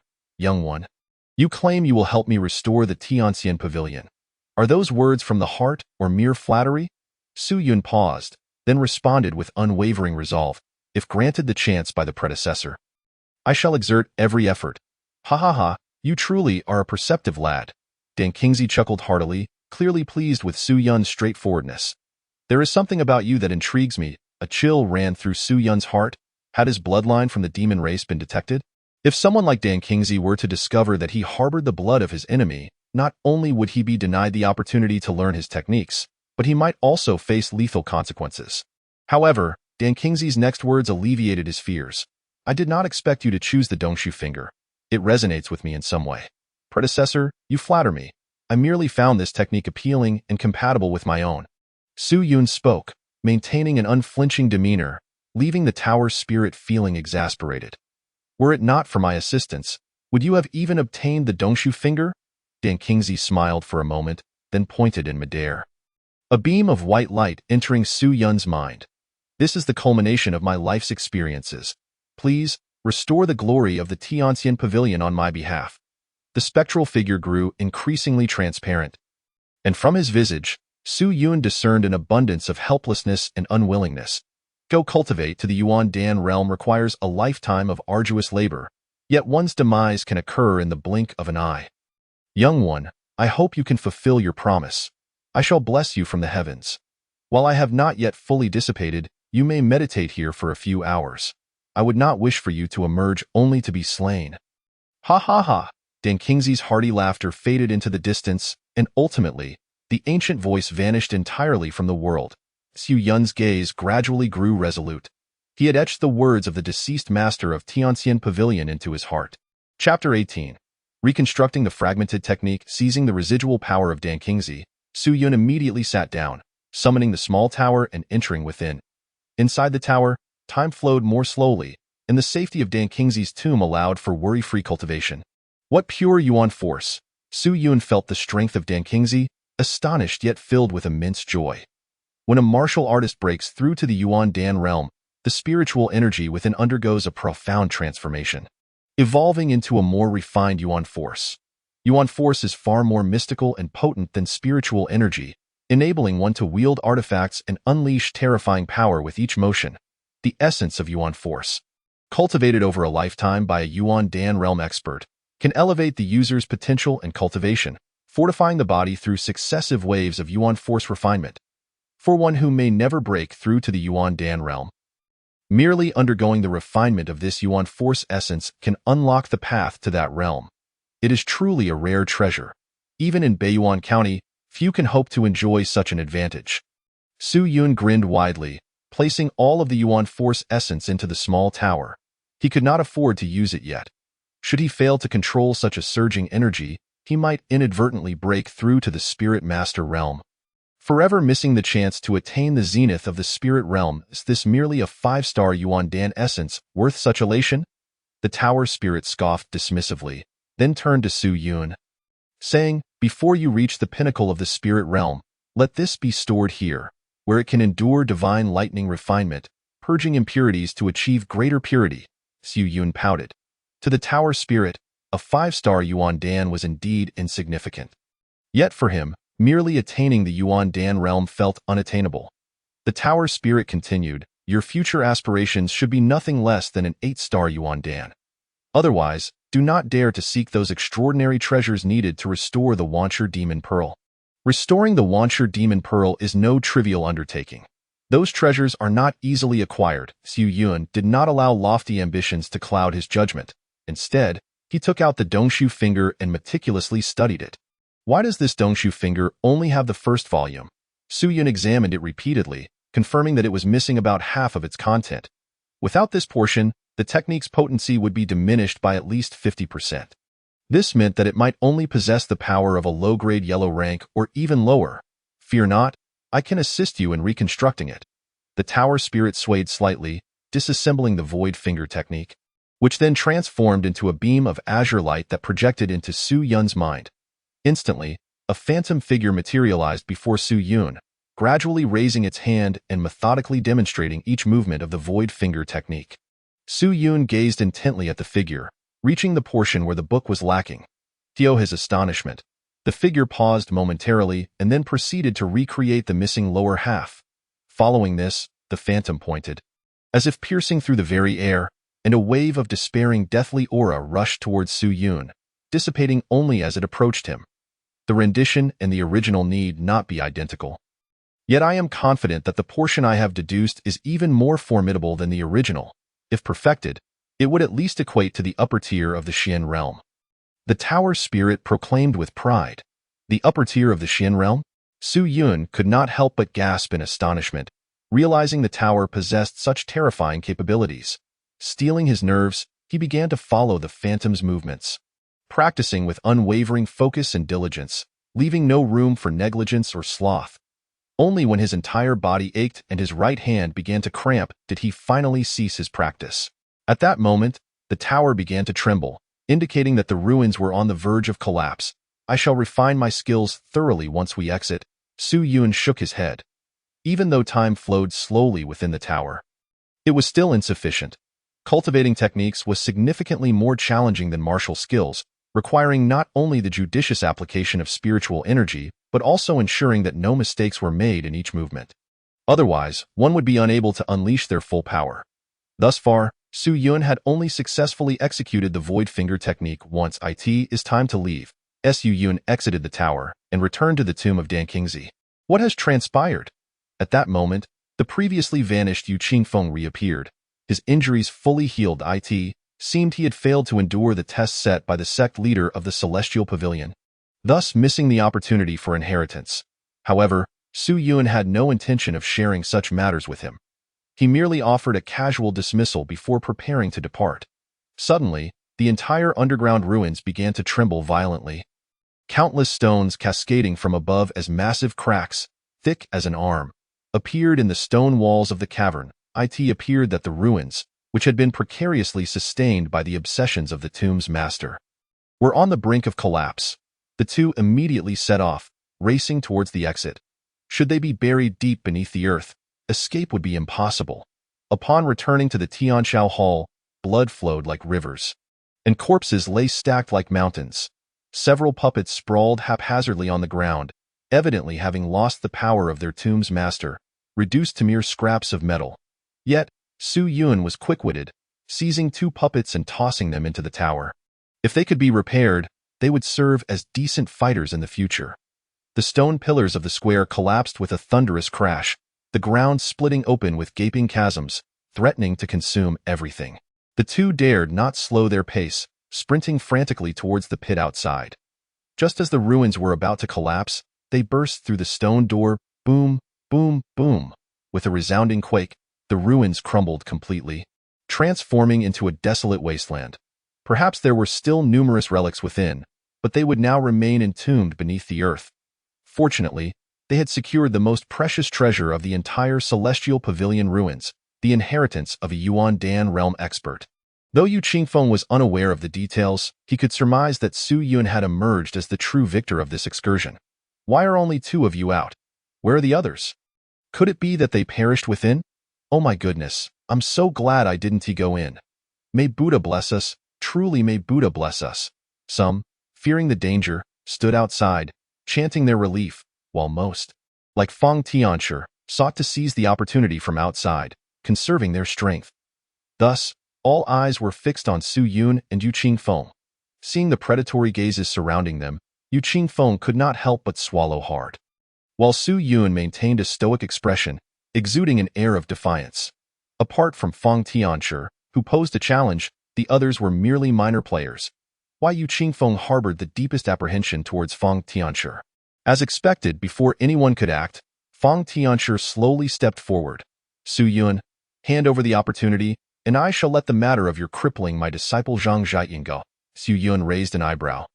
It seemed the old man cared little for Zhang Zhaitian, valuing his techniques far more than the life of his disciple. He scoffed coldly. The Baiyun sect forbids any harm against disciples participating in the sect selection. Do you not understand this rule? Fang Tianshi replied nonchalantly.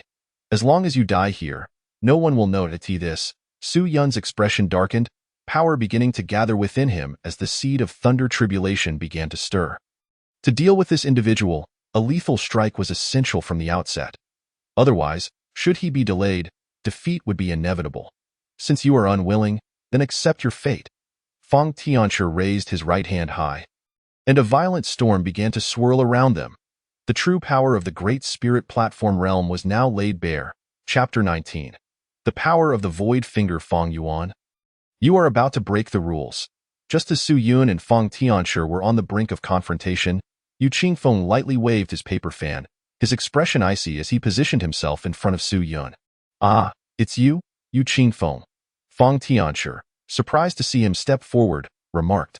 Though you are a candidate among the 4 saints of the Qingling sect, if you obstruct my path, I shall show you no mercy. What audacity! Clearly, you have little regard for my master, Yu Qingfeng retorted coldly, revealing the jade tablet at his waist. Upon hearing Yu Qingfeng invoke his master's name, Fang Yuan's expression darkened immediately. He threatened. I recall you desperately needing a sun and moon crystal to save your sister, do you not? If you hand Su Yun over to me, I might consider giving you a sun and moon crystal. Yu Qingfeng paused. Without a hint of hesitation, he replied with disdain. I have no need for your kind of assistance. Fang Yuan chuckled. Very well, then wait for your sister to suffer in agony until her death. Without my help, no one can acquire the sun and moon crystal. Humph. Yu Qingfeng flicked his fingers, directly sending several individuals staggering back, clearing a path. Su Yun is under my protection. Let anyone who dares challenge this come forth, but be sure to consider the consequences. Fang Yuan merely stroked his beard, watching Su Yun with amusement. Su Yun, although you are currently under Yu Qingfeng's protection, should you fail to claim the championship in the selection, I can still kill you at will. Su Yun ignored Fang Yuan, striding confidently alongside Yu Qingfeng as they departed the scene. The others could only watch in stunned silence, not daring to impede their exit. Once they were a distance away, Zhang Wenbao anxiously exclaimed, Fang Tianshi, this is akin to setting a tiger free. He then smacked his forehead in regret, realizing he should have eliminated Su Yun before the tomb opened. He understood that once Su Yun assimilated all the opportunities, he could very well become a rising disciple, not only avenging Zhang Zhaitian, but also keeping him beneath his heel for life. Fang Tianshi shot Zhang Wenbao a disdainful glare. With me here, Su Yun cannot secure the championship. For now, let him enjoy his brief freedom. Upon hearing this, Zhang Wenbao finally exhaled in relief. With the ruins utterly destroyed, the crowd dispersed, leaving in discontent as they walked, conversing with Yu Qingfeng. Su Yun learned of his true identity. No wonder he carried himself with such confidence. He was one of the candidates for the saint of the Qingling sect. In Baiyuan County, 3 major sects dominated the landscape: Baiyun sect, Qingling sect, and Duanyue sect. These 3 sects held an exalted status. Even the county lord of Baiyuan treated them with utmost respect. Their power was formidable enough to dictate the life and death of all beings within Baiyuan County. Their status truly unparalleled. Su Yun had not anticipated that he had such a formidable ally by his side, explaining Yu Qingfeng's impressive spiritual companions and artifacts. However, Su Yun was somewhat surprised that Yu Qingfeng was willing to stand up for him. Looking at Yu Qingfeng, Su Yun inquired, "You mentioned needing my assistance. Was it concerning the sun and moon crystal?" "Indeed." Yu Qingfeng's expression turned grim. "My sister's old injuries have flared up, requiring a precious item known as the sun and moon crystal for her treatment. I have scoured Beiyuan County but found nothing. However, it is said that the victor of this sect selection will receive 2 sun and moon crystals as rewards." As he spoke, his demeanor became fervent. "Brother Su, I have witnessed your strength firsthand. I, Yu Qingfeng, have never sought help from anyone, but I implore you to assist me in obtaining the sun and moon crystal. Of course, I will offer you 5,000 Kaiyang stones in return." Su Yun considered the matter briefly before agreeing. While the sun and moon crystal was far more precious than 5,000 Kaiyang stones, forging a connection with a sect disciple was not a loss. After all, there were 2 sun and moon crystals as rewards, and giving one to him posed no issue. Moreover, it was thanks to Yu Qingfeng's intervention earlier that he had avoided a potential demise at Fang Yuan's hands. The Great Spirit Platform realm was not something he could currently contend with. Upon hearing Su Yun's agreement, Yu Qingfeng was elated, his previous nonchalance replaced with a youthful exuberance. Upon reaching the outskirts of the Tinjue forest, it was time for them to part ways. Yu Qingfeng summoned his white snake and mounted it. "Brother Su, I shall be present to observe your competition. Until we meet again." Having spoken, he mounted the white serpent and departed the Tinjue forest.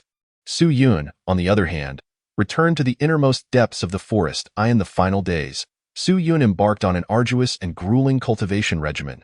By day, he battled various ferocious beasts, and by night, he endured the tempering of divine thunder, not resting even in the early hours, relentlessly honing his Dongshu finger technique. He persisted until his fingers shattered and his flesh was torn, never pausing for a moment. Through this near-maniacal training, his strength grew increasingly formidable. Roar! On the morning of the 3rd day, while Su Yun was practicing the Dongshu finger, a chilling roar echoed from the high cliffs. Su Yun's expression shifted dramatically, and he swiftly retreated. In the next instant, a colossal figure descended from the heavens, crashing heavily to the ground and sending shockwaves rippling outward. Upon closer inspection, it was a gigantic ape the size of a city gate, the stone-tailed giant ape. This massive creature exuded an aura of extreme danger. It was the very monster Su Yun had encountered upon entering the Tinjue forest. Now, the stone-tailed giant ape glared at Su Yun with ferocity, its eyes ablaze with madness and rage. "Consider this beast your ultimate test after these days of cultivation," the tower spirit chimed in. Relishing the spectacle, Su Yun nodded, his eyes brimming with confidence. The stone-tailed giant ape launched the first attack, leaping high and swinging its enormous paw, unleashing a formidable force that swept through the air, bearing down upon Su Yun. The ground trembled beneath the weight of its terrifying power. Su Yun grinned, with no intention of dodging. Instead, he thrust his fist forward to meet the assault head-on. Bang! The collision of fists sent vibrations through Su Yun's arm, leaving it numb, yet he did not falter. Instead, he poured all his might into another punch, striking the stone-tailed giant ape squarely in the chest and forcing it back. Roar! The stone-tailed giant ape howled in anger, its eyes filled with madness and fury as it steadied itself and charged at Su Yun once more. Bang, bang, bang! The two clashed repeatedly, each impact resonating with bone-crushing force. Su Yun was jolted back, blood spilling from his mouth. Yet the stone-tailed giant ape fared no better, due to its immense size and the aerial nature of their battle.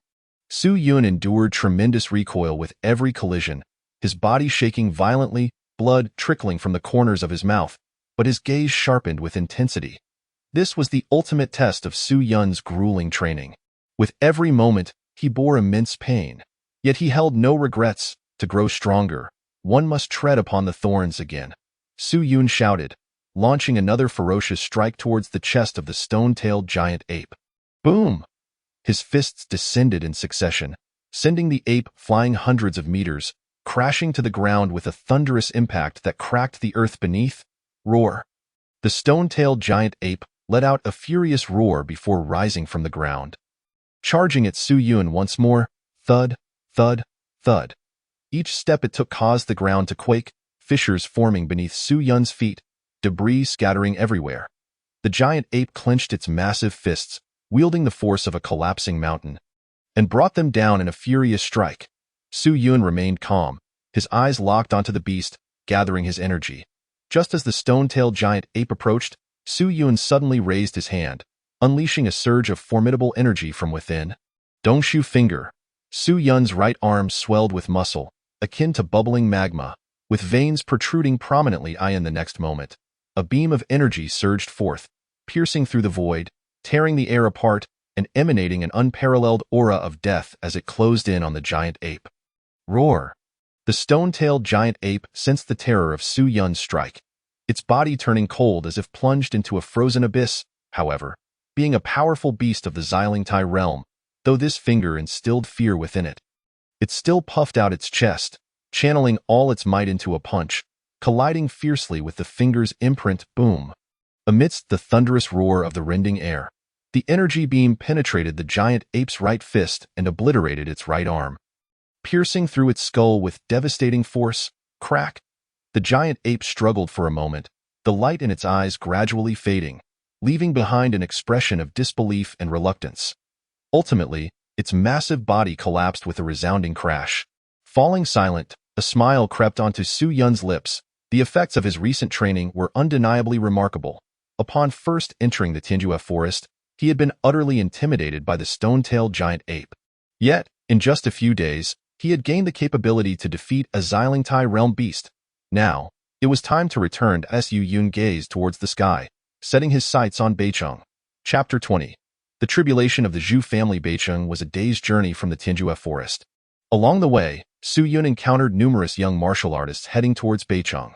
These individuals, mostly around the age of 15 or 16, possessed cultivation levels ranging from the 5th to the 8th layer of the Kailing realm. Their eyes sparkled with hope as they hurried along, aspiring to be chosen by one of the 3 great sects. Even a mere position as a servant disciple would bring glory and honor to their families. Not long ago, Su Yun had shared their dreams of being selected by the Baiyun sect. However, he now understood that there existed hierarchies within sects, and the outside world was equally fraught with brutality. For instance, Fang Yuan of the Baiyun sect sought to seize Su Yun's opportunities, leveraging his position as the host of the selection tournament. Thus, there was no place in this world for so-called benevolent order.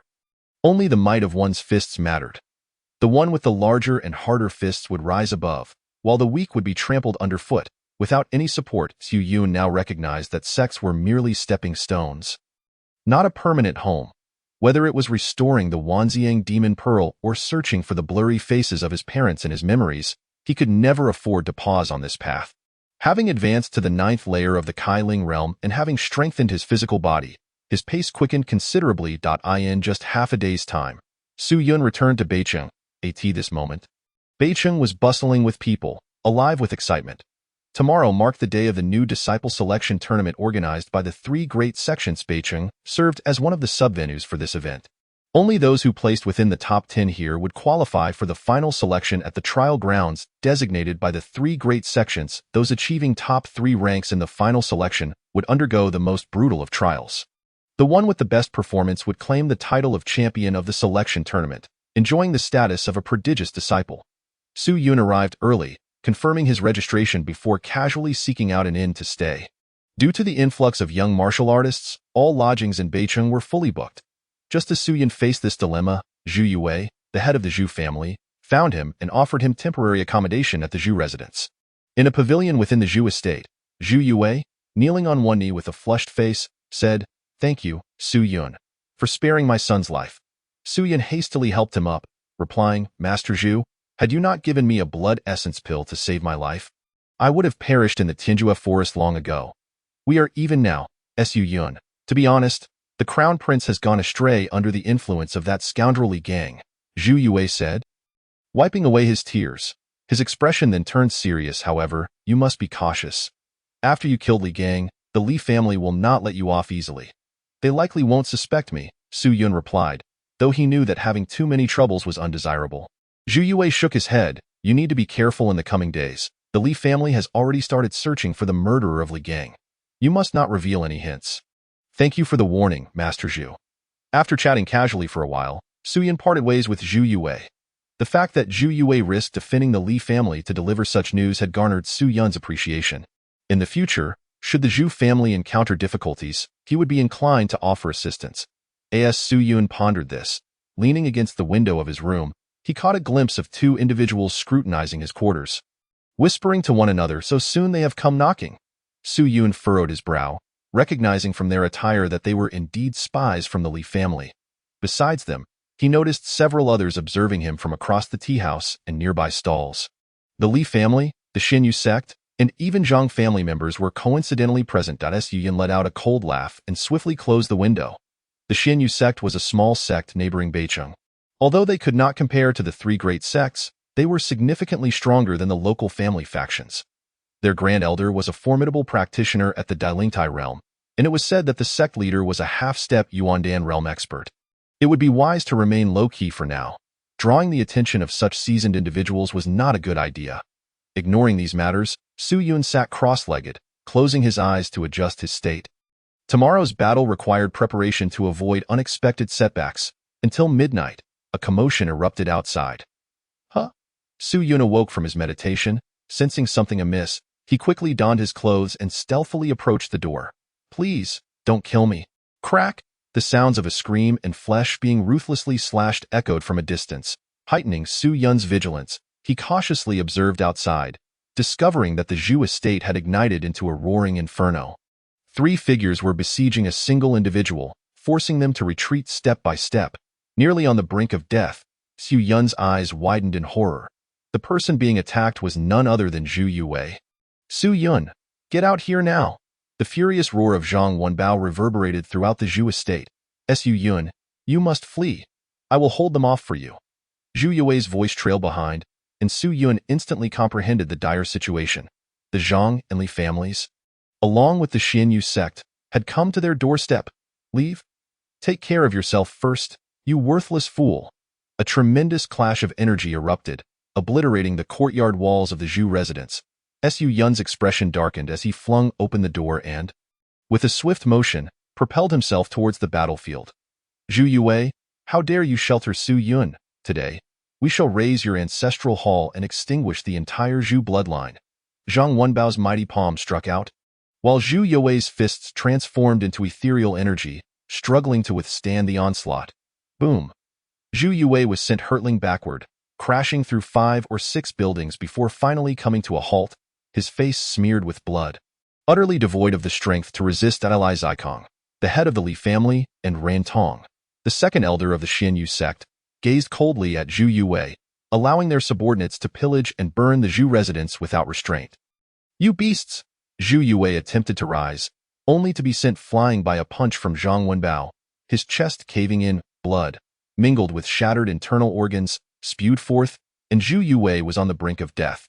"Heh, hand over Su Yun, and perhaps I'll allow the Zhu family a remnant of hope," Ran Tong remarked nonchalantly, raising an eyebrow. "Pa!" Zhu Yue spat out blood and phlegm, declaring, "Just wait for the day Su Yun rises. You will regret this." "He won't rise," Li Zikong scoffed, then pointed a finger into the air, unleashing a brilliant beam of light aimed directly at Zhu Yue's head. "Since you refuse to cooperate, I shall cleanse the Zhu family in blood today." With a thunderous crash, the spot where Zhu Yue stood was reduced to ashes. The three men witnessed the billowing smoke and confirmed Zhu Yue's aura had vanished entirely before turning to advance on the Zhu residence. Just then, a figure emerged from the haze, his killing intent palpable enough to be felt. "Su Yun, I didn't expect you to dare show your face." Zhang Wenbao sneered as he recognized Su Yun emerging from the smoke.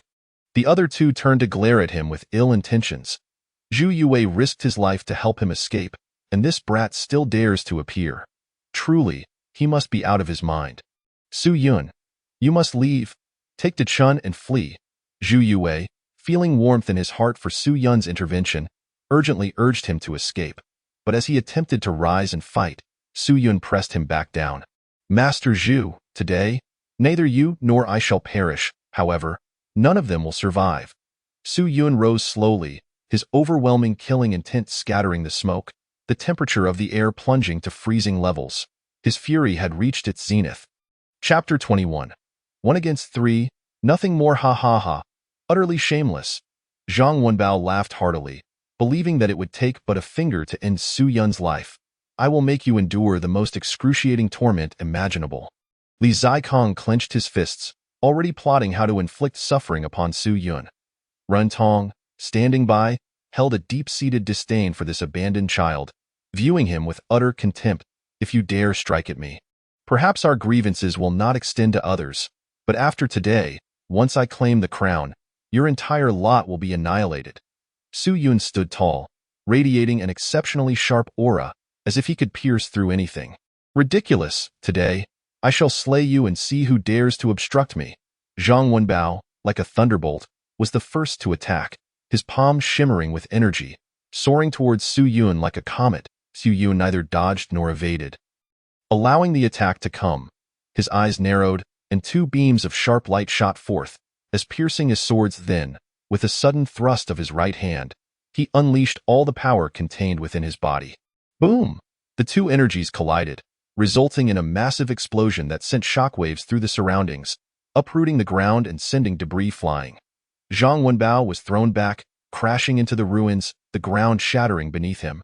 Staggering to his feet, disbelief filled his eyes, replaced by a sense of trepidation and unease.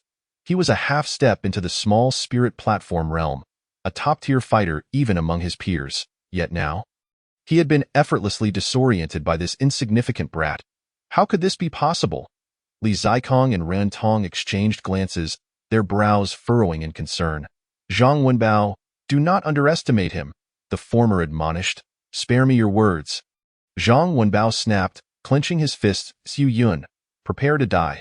Six Harmonies killing fist. With that, he launched another strike, his movements swift as a shooting star, energy swirling around him, creating a series of sonic booms as he approached. A heavy punch, accompanied by a howling wind, barreled towards Su Yun like a cannonball. The Six Harmonies killing fist was one of the Zhang family's strongest techniques.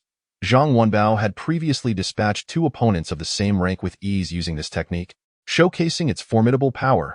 Su Yun did not evade but instead raised his right arm, pulling back with all his might, ready to meet the attack head-on. A muffled boom resounded as Su Yun stood firm, while Zhang Wenbao's entire right arm shattered under Su Yun's tremendous force. You bastard! How could you possess such strength? Zhang Wenbao cried out, spewing blood as he was sent flying, his heart gripped by terror. Before he could regain his footing, Su Yun closed in, seizing his left arm. A mocking smile curled on Su Yun's lips as he coldly remarked, "Fear not. I will send your son to join you."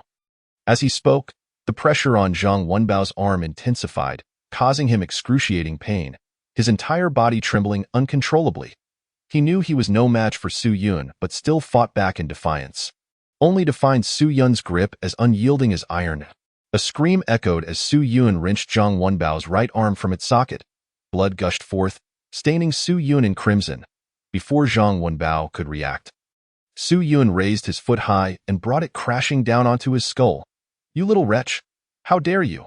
Seeing Zhang Wenbao on the verge of being crushed, Li Zikong exploded with rage, his right index finger piercing through the air, unleashing a brilliant beam of light that struck Su Yun squarely in the back. Boom!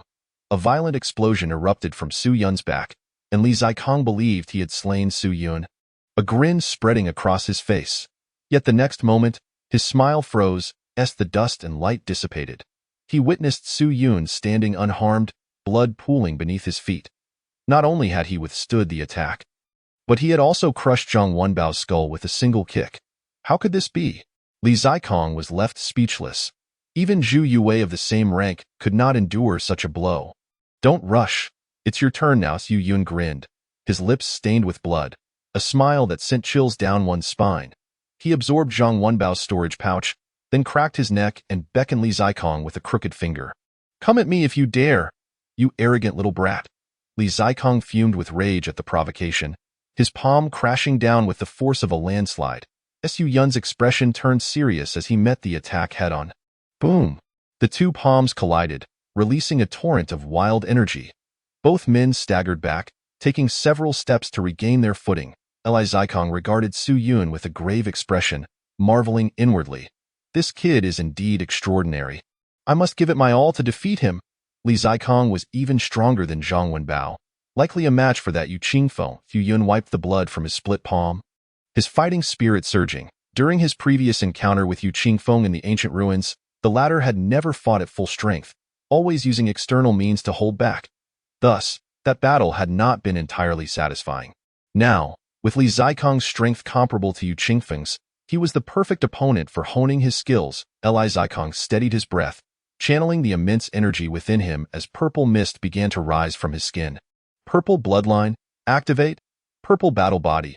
Suddenly, a fierce wind whipped around them, as Li Zikong stood at the center of the storm, emanating waves of oppressive force. A low-grade bloodline? Su Yun furrowed his brow. The Li family's resources were indeed formidable. In the entire northern city, there were hardly any awakened bloodline warriors, and among those who had attained the level, aside from the one who had stolen his bloodline, Zhang Zhantian, there was only this Li Zikong. Li Zikong exhaled deeply, relishing the embrace of this newfound power. In mere moments, his aura surged to a level comparable to that of the small spirit platform realm. Su Yun, prepare to die. Li Zikong cackled as he lunged forward. His body enveloped in purple energy, his attacks growing rapid and ferocious, the force behind his punches elevated by at least 30%. As he surged forward, a tempest followed in his wake, his eyes bloodshot. As if he wished to tear everything apart. Su Yun's lips curled into a smile, and he suddenly looked up, a glint of cold light flickering in his eyes as he clenched his fists. In the next instant, he unleashed an astonishing surge of power and momentum, propelling himself toward Li Zikong like a bolt of lightning. What?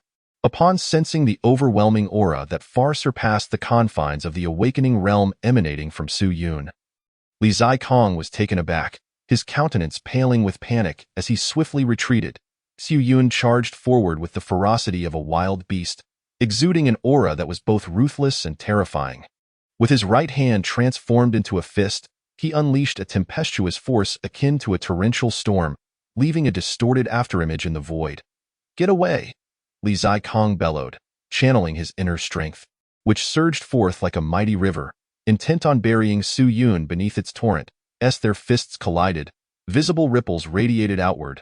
A thunderous impact struck Li Zikong, causing blood to spurt from his orifices as his body was sent hurtling backward, crashing through several high walls before he came to a trembling halt, his face a mask of terror.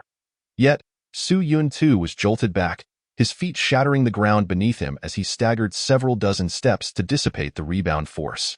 This Zijing battle body astonishingly reflected the damage it received. Su Yun was somewhat astonished. Such a power-rebounding battle body had its limits. Fortunately, his punch exceeded Li Zikong's threshold, shattering his battle body entirely. Otherwise, being ensnared by such a self-destructive technique would have been troublesome. You are nothing more than this? Su Yun suppressed the pain, leaping into the air, ready to crush Li Zikong with a knee strike. You vile creature, do you dare to flaunt your ferocity? At that moment, Ren Tong, who had been observing the scene for quite some time, finally took action. Immediately, he displayed the formidable pressure of an early-stage spirit platform realm expert. As he unleashed his surging spiritual energy, Su Yun's expression grew grave. Chapter 22. If one does not offend me, I will not offend others. You have killed the most cherished disciple of my senior brother. Today, you shall pay with your life. Ren Tong's face twisted with rage as he stirred up a tempest with his arms, and amidst the violent fluctuations, a blood-red spear slowly materialized from the void. A practitioner of the spirit platform realm possesses far more profound spiritual energy, with their inner strength being more refined and solidified, capable of fully materializing their spiritual power into form. This blood-red spear, imbued with a domineering ferocity, was a weapon forged from the condensation of his inner energy. Though it lacked the might of a true spiritual artifact, it resonated perfectly with him, achieving a seamless unity of thought and action. With a whoosh, he swung the spear, akin to a dragon emerging from the sea, unleashing a torrent of spear shadows that swept toward the young man. Wherever it passed, mountains shattered, and the ground was gouged with deep fissures. Su Yun remained composed, clenching his fist, as a surge of overwhelming spiritual power erupted within him, culminating in a resplendent golden fist that surged upward to meet the onslaught. The two forces clashed, instantly erupting with blinding brilliance, the deafening sound causing the surrounding trees to sway violently as if on the verge of collapse. Waves of energy rippled through the air, sending Su Yun staggering back several dozen feet. Spitting a mouthful of blood as his right arm suffered grievous wounds, in stark contrast. Run Tong merely took a light step back, seemingly unscathed. However, he was deeply astonished.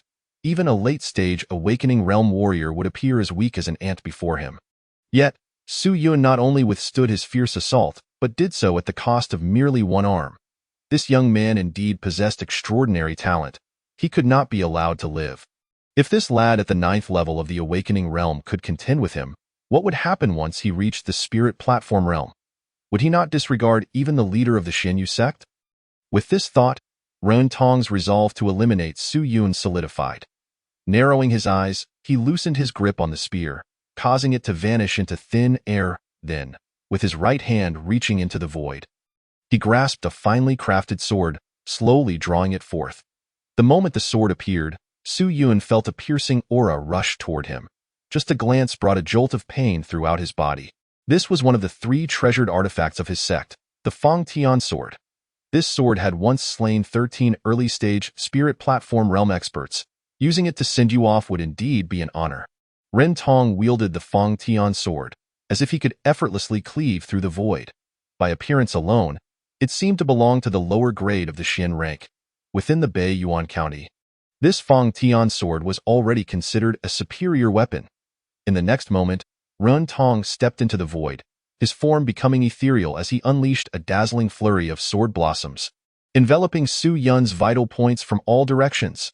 The sword light gleamed like snow, exuding a chilling aura.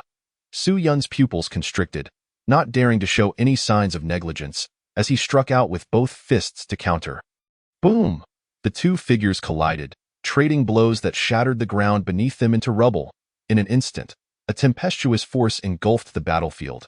Raising clouds of dust, Su Yun was struck down to the ground, rolling several times before coming to a stop, while Rian Tong stood firmly opposite him, sword in hand, coldly gazing at him. Vile creature, are you not going to meet your demise? Su Yun wiped the blood from the corner of his mouth, lifted his head and grinned. You are nothing more than this, is that so? Ha ha, truly a stubborn duck. Rin Tong's eyes narrowed, his wrist twisting as the Fang Tian sword transformed into a fine thread, darting towards Su Yun's throat. The speed was astonishing, even carving a straight fissure through the air. This technique, known as the hook and needle, was a unique martial skill of immense power.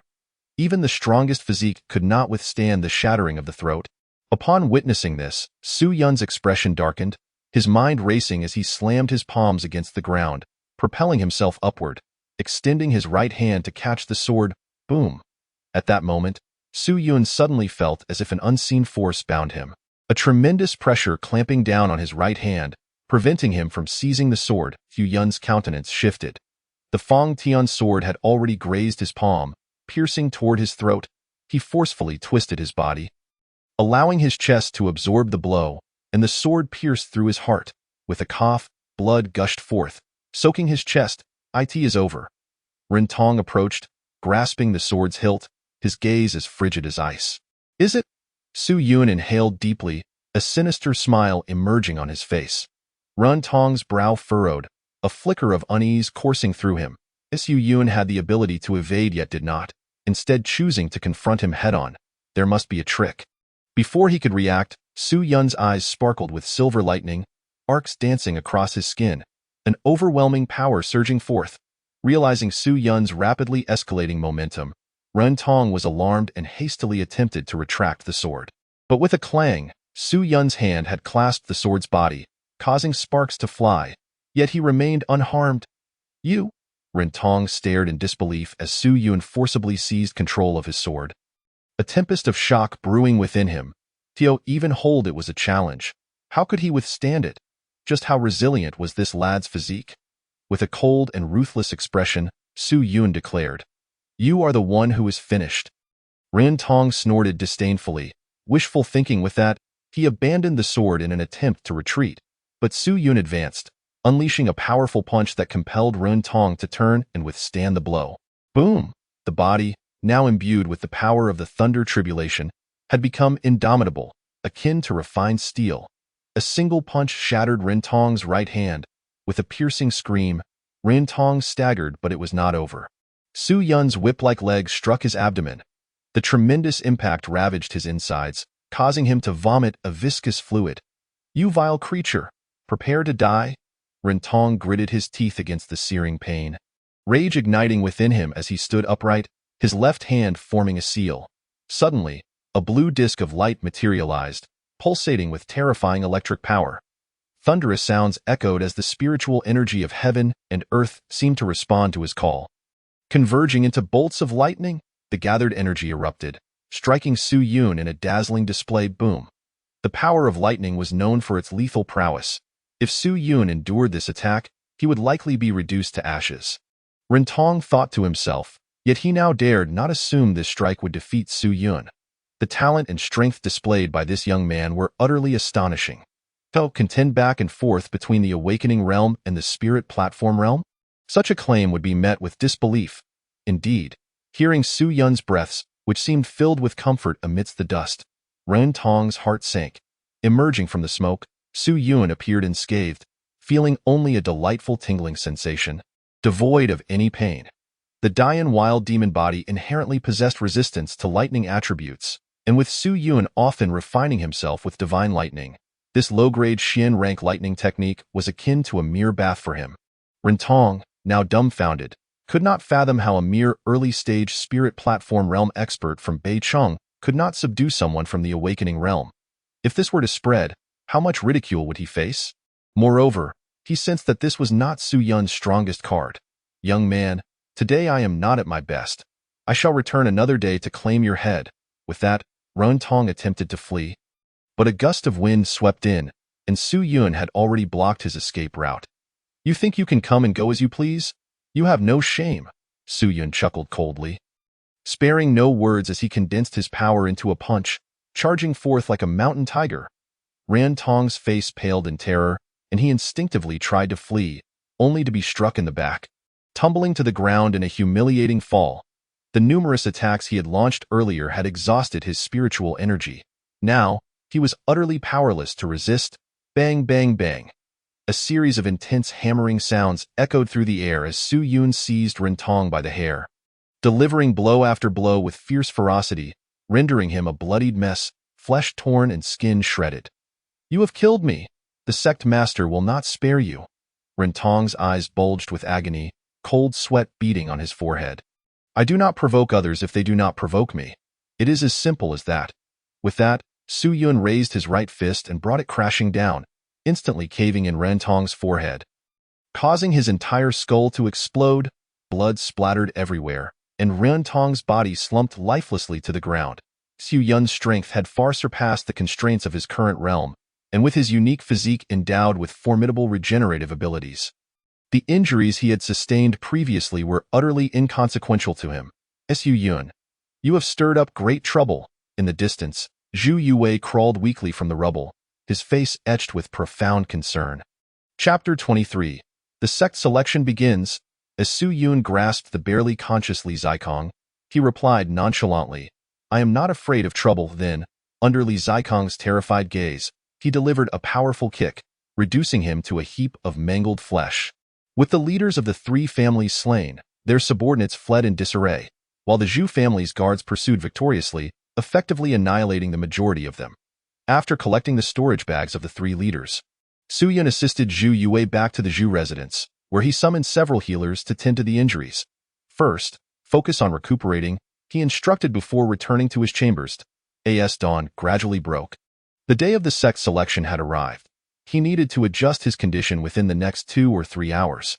Yet, he found it peculiar that, given the presence of the city lord Luo Wei, how the Zhang and Li families, along with the Xinyu sect, dared to launch such a brazen attack on the Zhu family. Although Luo Wei's own strength was mediocre, he was at least an official of the court and held a position of authority in front of these great powers.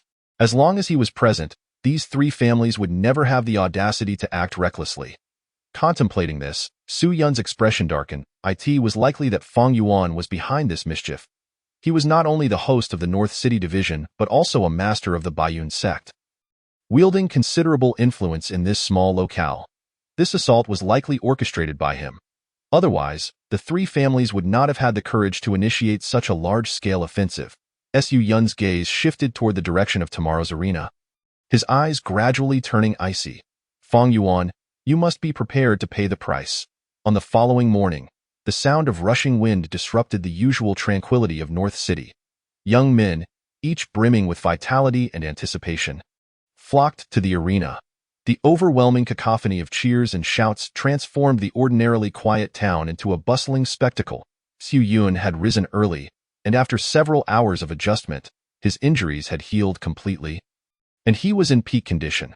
Following his battle with Rentong, Su Yun was now supremely confident in his ability to claim the championship at will. He did not believe that anyone in this sect selection would surpass Rentong in strength. The North City division was set up in the martial arts arena at the center of the city, where a massive platform had been divided into several smaller arenas. Participants would engage in one-on-one duels, with the victors advancing to the next round. There were at least 3,000 registrants throughout North City, and in just 2 days, the final 10 would be determined. The schedule was tight, implying that each contestant might need to fight around 10 matches daily. This would not only test their strength but also challenge their endurance and resilience. Clearly, for someone as physically formidable as Su Yun, capable of contending with lesser spiritual realm cultivators, this demand was quite manageable. Upon entering the arena, the surrounding platforms were packed with spectators, creating a sea of humanity. The thunderous applause filled the air with an electrifying atmosphere. The participants stood at the base of the platform, awaiting their matches. On the tiered seating to the north of the arena sat representatives from various factions, including the City Lord's office, the Xinyu sect, and several guests from the 3 major sections. They would all observe the proceedings closely. Upon seeing Su Yun enter the venue unscathed, Fang Yuan's expression shifted from surprise to a grim realization of what had transpired. Su Yun also noticed him, but chose to disregard him completely. A glance revealed Yu Qingfeng enthusiastically waving at him, his face alight with excitement, more thrilled than if he himself were competing. Su Yun merely returned a fist salute with a smile, then obediently followed the contestant group into the arena. In the stands, a man clad in a green robe observed with a gentle gaze. Qingfeng, is that the Su Yun you mentioned? This individual had a sharp countenance, striking features, and an average build, yet beneath his green robe, he exuded an aura akin to a crouching tiger ready to pounce. His mere breathing was enough to instill a sense of immense pressure. He was Yu Qingfeng's master, Qing Rushan, a formidable figure in the spiritual realm who also practiced physical cultivation. This aspect resonated with Su Yun, and so after hearing about Su Yun from Yu Qingfeng, he regarded him with a softened demeanor. Indeed, this lad not only possesses remarkable physical strength but also excels in combat. He is bold and astute, displaying both courage and wisdom. If he were to join my Qingling sect, it would undoubtedly be like adding wings to a tiger. Why? Yu Qingfeng glanced at Qing Rushan, admiration evident in his voice. However, it seems he has only just entered the spiritual realm. Standing out in this entire selection may prove somewhat challenging. Qing Rushan shook his head, acknowledging that the North City division lacked significant competition.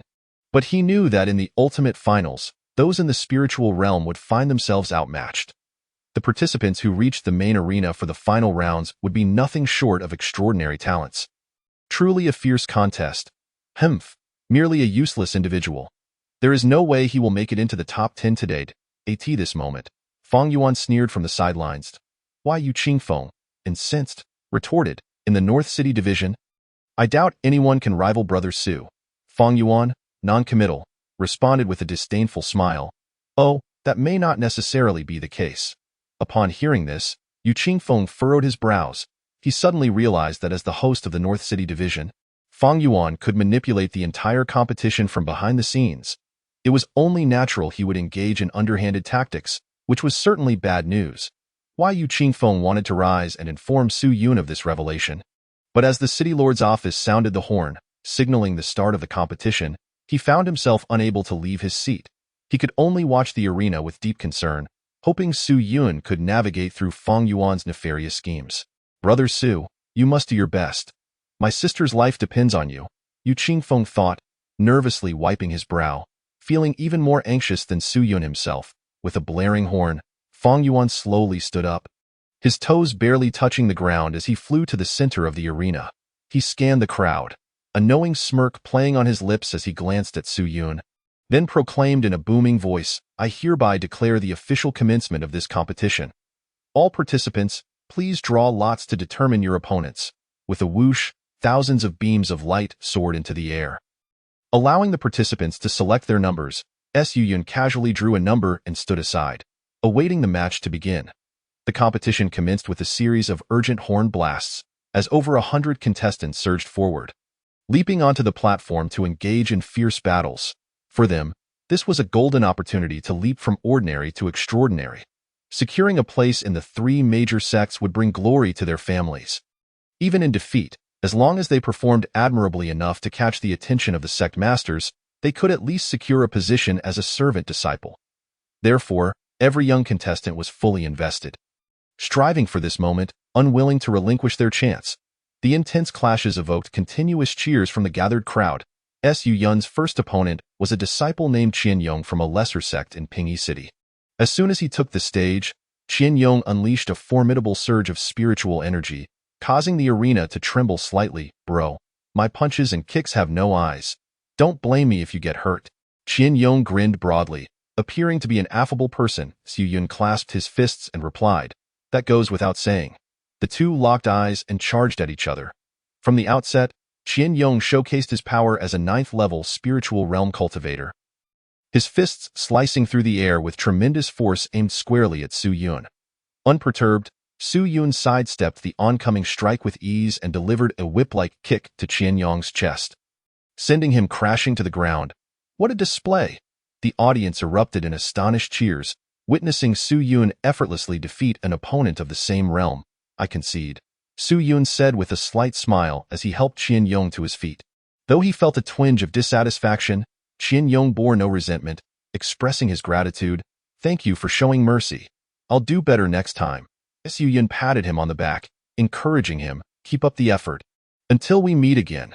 Qian Yong did not linger long, clutching his chest as he returned to his sect's position. The onlookers, young and old, did not reproach him but instead continually offered words of comfort, creating a scene of harmony that evoked envy. Thus, Su Yun's first round concluded with such ease. "Let you bask in your arrogance for now. Once you encounter that young man, you'll understand what true terror is." Fang Yuan observed Su Yun with a glint of malice in his eyes. Chapter 24. Fang Yuan's Dark Hand. Well done. Upon witnessing Su Yun's effortless victory, Yu Qingfeng felt the tension in his heart dissipate. His strikes were seasoned and his judgments precise. He exhibited no arrogance or complacency. "This young man is indeed commendable." Qing Lushan nodded in satisfaction, as Su Yun's performance had truly impressed him. However, it was still too early to celebrate. Fang Yuan squinted, a confident smirk on his face. "Let us wait and see."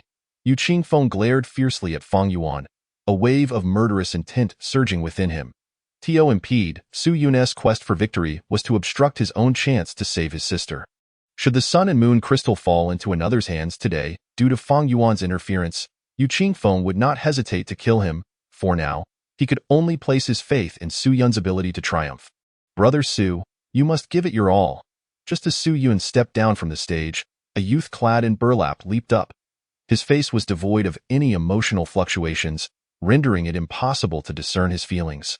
As if this competition were merely a child's play to him, Su Yun furrowed his brow, sensing something unusual about this individual, though he could not quite articulate what it was. Soon, the burlap youth's opponent entered the arena. The latter greeted him with utmost respect, but in the next moment, the burlap youth charged forward, shattering his opponent's defenses with a single, devastating punch that crushed his chest and ruptured his internal organs. The opponent fell backward, blood gushing forth, unconscious or perhaps even dead. The attack was ruthless and decisive. Su Yun's expression turned grave. This burlap youth had yet to employ any spiritual power, relying solely on his physical prowess, which was formidable. If he were to face him, it would undoubtedly result in a fierce duel. As the first round concluded, some were exuberant and thrilled, while others wore expressions of despondency and loss. In general, it was a case of mixed fortunes. Su Yun progressed smoothly to the second round, where the number of participants had already halved. Fang Yuan re-entered the arena, announcing the commencement of the second round. He then released thousands of light tokens, allowing the participants to select at will. Once everyone had chosen their numbers, Fang Yuan concealed a sneer. Su Yun, enjoy this duel to the fullest." With that, he lightly returned to the stands, waving his hand. The second round begins. Su Yun casually picked a light token, noting it swayed slightly, though he paid it no mind. Number 900, he had drawn a later round, granting him a moment to rest. Just as he was about to sit down, those nearby began to gloat. "Look, this kid drew number 900. Number 900. Could it be the opponent of that burlap madman? This poor lad is doomed. He has drawn the most brutal contender in this competition right from the start. This K, he might as well prepare for a broken leg." They regarded Su Yun with pity, murmuring among themselves, "No one believed he could win." Madman? Su Yun was somewhat bewildered. Guided by the light token, he caught sight of a youth draped in gray burlap in the distance. The latter was also coldly staring at Su Yun, as if he intended to devour him with his gaze. Even from 100 paces away, Su Yun could sense the fervent battle intent and an imposing chill emanating from this individual. "So it is him," Su Yun frowned, realizing that Fang Yuan had been scheming in the shadows. This burlap youth was merely 16 years old, yet had already reached the early stages of the small spiritual platform realm. His aura of malice indicated he was no ordinary individual relying solely on external means to elevate his cultivation. He had undoubtedly endured trials of blood and fire, just as Su Yun had. Such a prodigy could not possibly exist in Beicheng. Even Zhang Zietian was already exceptionally gifted, yet in the face of this burlap youth, he would only be left in the dust. This type of talent was the hardest to contend with. Fang Yuan, however, was unperturbed, relishing the notion of seeing Su Yun crushed beneath this opponent's might. "Zhang Li was a challenge I had to painstakingly find from the Beiyuan County Arena, Su Yun. Just wait to be trampled." Fang Yuan cackled to himself, basking in the control he wielded over the situation. Beside him, Yu Qingfeng watched anxiously. The burlap youth named Zhang Li was undoubtedly a frontrunner in this sect selection process. His strength was comparable to that of the senior disciples in the 3 major sections. Even Yu Qingfeng could not guarantee an easy victory against him.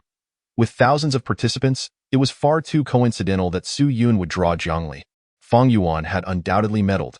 Yu Qingfeng was furious, yet lacking any evidence, he could only gaze solemnly at the arena. "Qingfeng, do you care for this Su Yun?" Qing Lushan remarked with a chuckle, observing Yu Qingfeng's worried demeanor. To him, these two youths appeared rather peculiar. "Why?" Yu Qingfeng sighed. "Master, please do not jest. You know the reward for this championship is the sun and moon crystal. If Su Yun loses, my sister..." Qing Lushan cleared his throat and said seriously, "Worrying is futile. However, I see that Su Yun remains calm and composed, evidently confident in his ability to handle Zhang Li." Hearing this, Yu Qingfeng nodded, hoping for a miracle from Su Yun. Haha, even if Zhang Li were placed in the main arena, he would still rival those talented prodigies. The wildling like Su Yun is destined to be crushed beneath his feet. Fang Yuan scoffed at Su Yun, igniting Yu Qingfeng's anger. "You'd best pray that your meddling goes unnoticed." Interfering in the selection process was strictly forbidden within the 3 major sections, yet Fang Yuan remained fearless. Even if discovered, what of it? By then, Su Yun would have already been eliminated by his hand, and he would merely face a minor penalty that would not tarnish his standing within the sect. By seizing the opportunities meant for Su Yun, he could swiftly ascend to the Yuan Dan realm, after which the sect would have no choice but to favor him. Let the show begin. Let us relish the sight of Su Yun being trampled. Fang Yuan straightened himself, eager to witness Su Yun's downfall. The mere thought of a resolute individual forced to kneel and plead for mercy thrilled him. "Beast."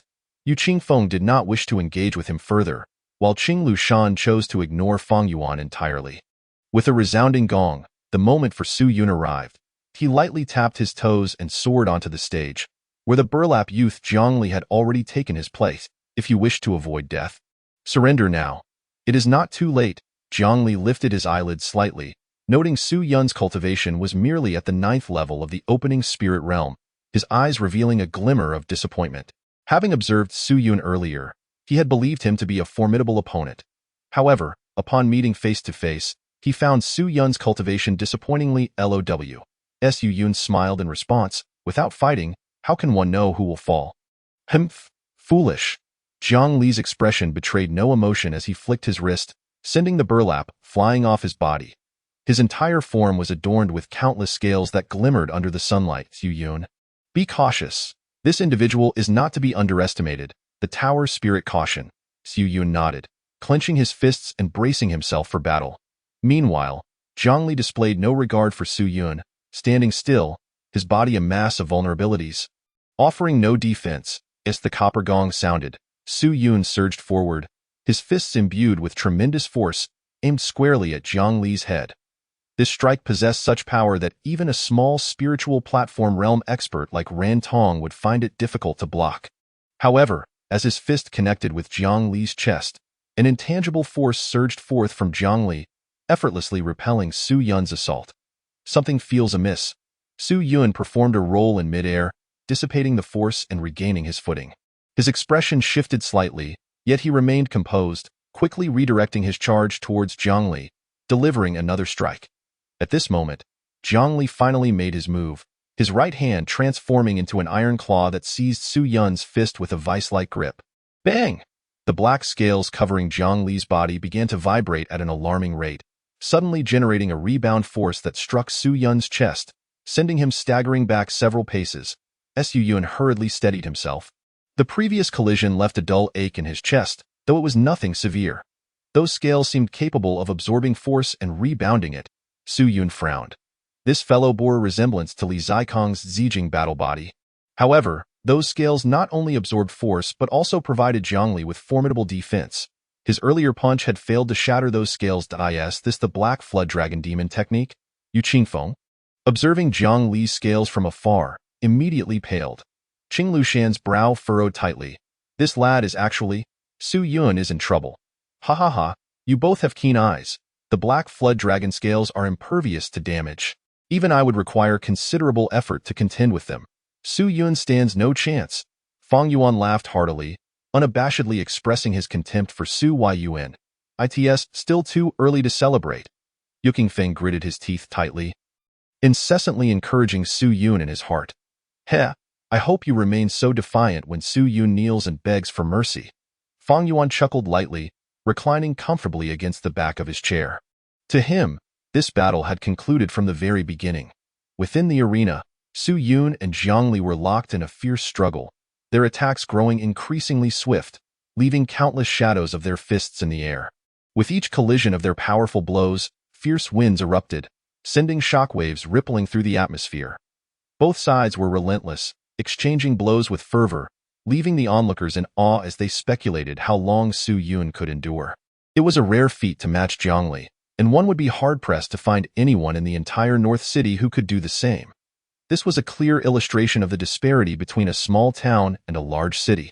Yet, astonishingly, Su Yun was narrowing that gap through sheer will. With a gentle push of his foot, he launched himself skyward like a cannonball, aiming directly for Zhongli's head. A futile endeavor. Zhongli's eyes narrowed. And with a fierce swing of his right arm, he unleashed a tremendous force to meet Su Yun's iron fist. Clang! At the moment of impact, it felt as though the air itself had ceased to flow. Resonating with a metallic clash, Su Yun felt his iron fist being firmly restrained by an overwhelming strength, unable to advance even an inch. Suddenly, an explosive power erupted from within Zhongli, crashing into Su Yun, causing him to spit out a mouthful of blood and fall heavily to the ground, stirring up a cloud of dust. Watching Zhongli's momentum rise, Su Yun wiped the blood from the corner of his mouth and resolutely stood up. I can offer you one final chance, surrender or perish. As he spoke, Zhongli's body ignited with fiery flames, his aura steadily approaching the mid-tier of the small spiritual stage. Enough with the idle chatter. Su Yun's eyes blazed with determination, his fighting spirit roaring like a wildfire. At his words, Zhongli's expression turned icy. You will regret your decision today, Black Flood Dragon technique. Suddenly, a surging wave of dark spiritual energy descended like a storm. Enveloping the entire arena, Zhongli gripped the black spear tightly, transforming into a formidable demon god, summoning a howling gale that radiated dominance. His arm muscles bulged, veins protruding as the black spear carved through the air like a hurricane. With a sudden leap, the spear's tip unleashed a barrage of deadly strikes aimed at Su Yun's vital points. Su Yun's expression grew grave. He dared not show any signs of hesitation within him. The Thunder Tribulation Seed unleashed all its power, causing his strength to surge by threefold. Boom! The iron fist collided violently with the spear, their figures intertwined in a flurry of exchanges, having traded dozens of blows in mere moments. Each combatant countered the other's moves, the hard surface of the arena cracking under the impact of their fierce confrontation. 7 tiger fists. Amidst the billowing dust, Su Yun concentrated all his might, unleashing a series of thunderous punches against Zhongli. Bang, bang, bang. After delivering 7 consecutive strikes, Zhongli's expression shifted slightly as he raised his spear to block. Bang. The black spear bent under the force of Su Yun's final punch, the residual energy sending Zhongli staggering back, crashing into the ground and scattering debris all around.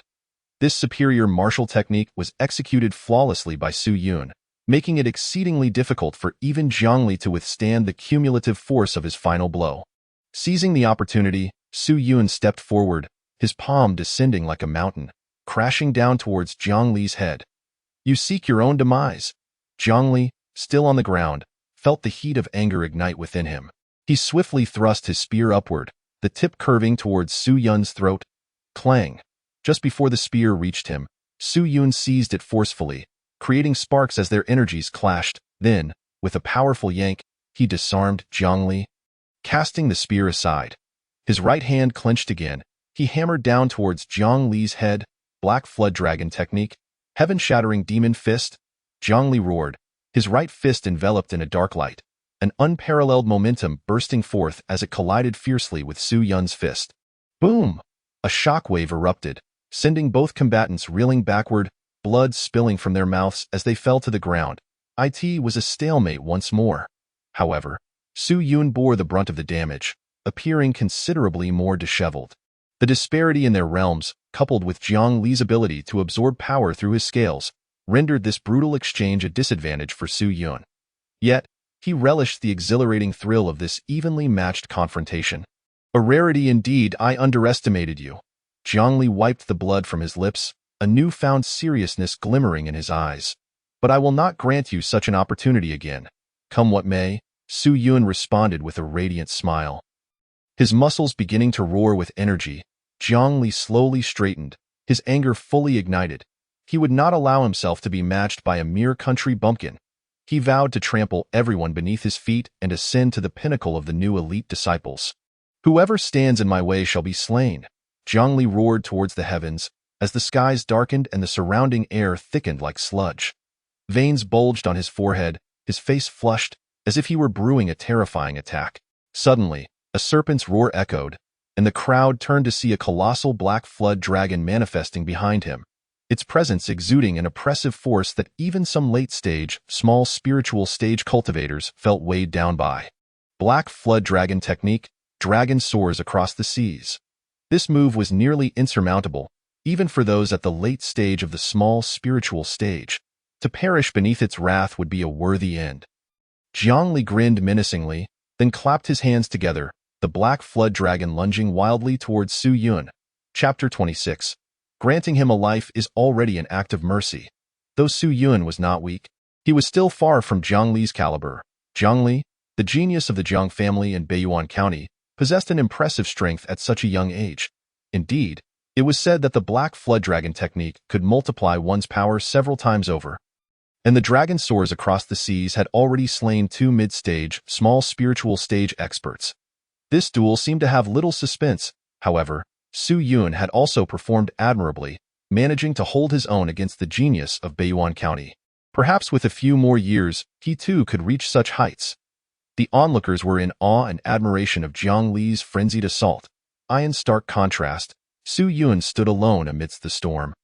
Resembling a fragile boat that might capsize at any moment, seemingly devoid of any chance to defeat this Black Flood Dragon. If all went as expected, Zhongli was destined to win.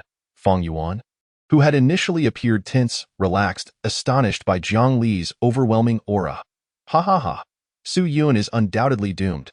This time, Yu Qingfeng refrained from retorting Fang Yuan, instead anxiously fixating on the arena. This was Zhongli's most formidable offensive move. If Su Yun could withstand it, he might still have a chance. Despite his faith in Su Yun, Yu Qingfeng recognized that even he would struggle to fend off the dragon soars across the seas. Contemplating this, his heart raced.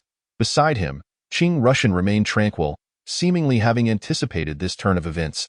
Faced with such a terrifying technique, Su Yun displayed no fear or trepidation. Instead, he appeared eager, a smile of excitement gracing his face. This indicated he must have a trump card to counter the Black Flood Dragon. Go! Tear him apart! Zhang Li slammed his hands on the ground, the Black Flood Dragon descending like a divine beast. Propelled by an overwhelming fury towards Su Yun's expression remained calm, showing no signs of retreat. Has he lost his wits? Zhang Li squinted, disdain evident on his face. The Black Flood Dragon technique had been painstakingly sought by his father for years. Acquired from a reclusive cultivator after countless trials and near-death experiences. Thankfully, its power was extraordinary. As the strongest attack, the dragon soars across the seas was truly unmatched, even rivaling mid-tier profound techniques. Now that the Black Flood Dragon had emerged, it was clear that Su Yun's fate was sealed. Roar! The Black Flood Dragon howled, contorting its body into a massive whirlpool, crashing down upon Su Yun. The black light instantly engulfed Su Yun. Boom, boom, boom. The arena shook violently, as if unable to withstand the power of the dragon soars across the seas. Despite its formidable construction, it began to fracture, resembling a spider's web. A torrent of violent energy erupted across the arena. The spectators felt as if they had been hurled by an unmatched force, blood spewing from their mouths as they struggled to remain upright. Those in the stands, including Luo Wei and others, quickly reinforced the arena's defenses. Yet, even so, the overwhelming spiritual energy caused the barriers to tremble precariously. This is bad. Su Yun is in danger. Yu Qingfeng's expression shifted. His extensive experience allowed him to recognize that the power of the dragon soars across the seas had surpassed the limits of a typical small spiritual stage cultivator. Even a general expert at the great spiritual stage would find themselves in dire straits. I told you, Su Yun is undoubtedly doomed. Ha ha ha. Yu Qingfeng, your sister will perish alongside him. This is the consequence of crossing me. Fang Yuan laughed uproariously, reveling in the scene before him. Yu Qingfeng's eyes widened in fury, unable to contain the urge to confront Fang Yuan, yet he was firmly restrained in his seat by Qingrishan. The latter's face bore an unusual excitement as he incessantly patted the armrest. Exclaiming, Su Yun is still alive, what? Both Yu Qingfeng and Fang Yuan gasped in astonishment, directing their gaze towards the arena. Upon the platform, shrouded in the chaotic spiritual energy of the Black Flood Dragon, it appeared as though a purple-black beam of light was gathering an even more terrifying power. With a rustling sound, the Black Flood Dragon's scales bristled, engulfed in a profound unease, baring its fangs as if to intimidate some unseen foe. Initially intended for the ancient Fang Yuan, it seemed this time it would be tested upon you first. In the midst of the astonished gazes of all present, the force unleashed by Su Yun shattered the black spiritual energy, dispersing it in an instant. A blinding beam of radiant light surged forth from Su Yun's being. Coalescing upon the tip of his finger as these purple-black hues converged, his fingertip transformed into an ominous void reminiscent of the starless night sky, ripples of fierce wind emanating from his right arm. As if this singular finger possessed the power to pierce through all existence. Standing resolutely in place, Su Yun exuded a primal energy, the icy glimmer at his fingertip instilling a sense of trepidation even in Qingrishan. This was the might of the void finger, a technique of considerable merit, now elevated to a superior realm akin to the high-grade Xian stage after the enhancement by the small tower. Of course, given Su Yun's current prowess, he could not fully unleash its potential, yet he still displayed a remarkable brilliance.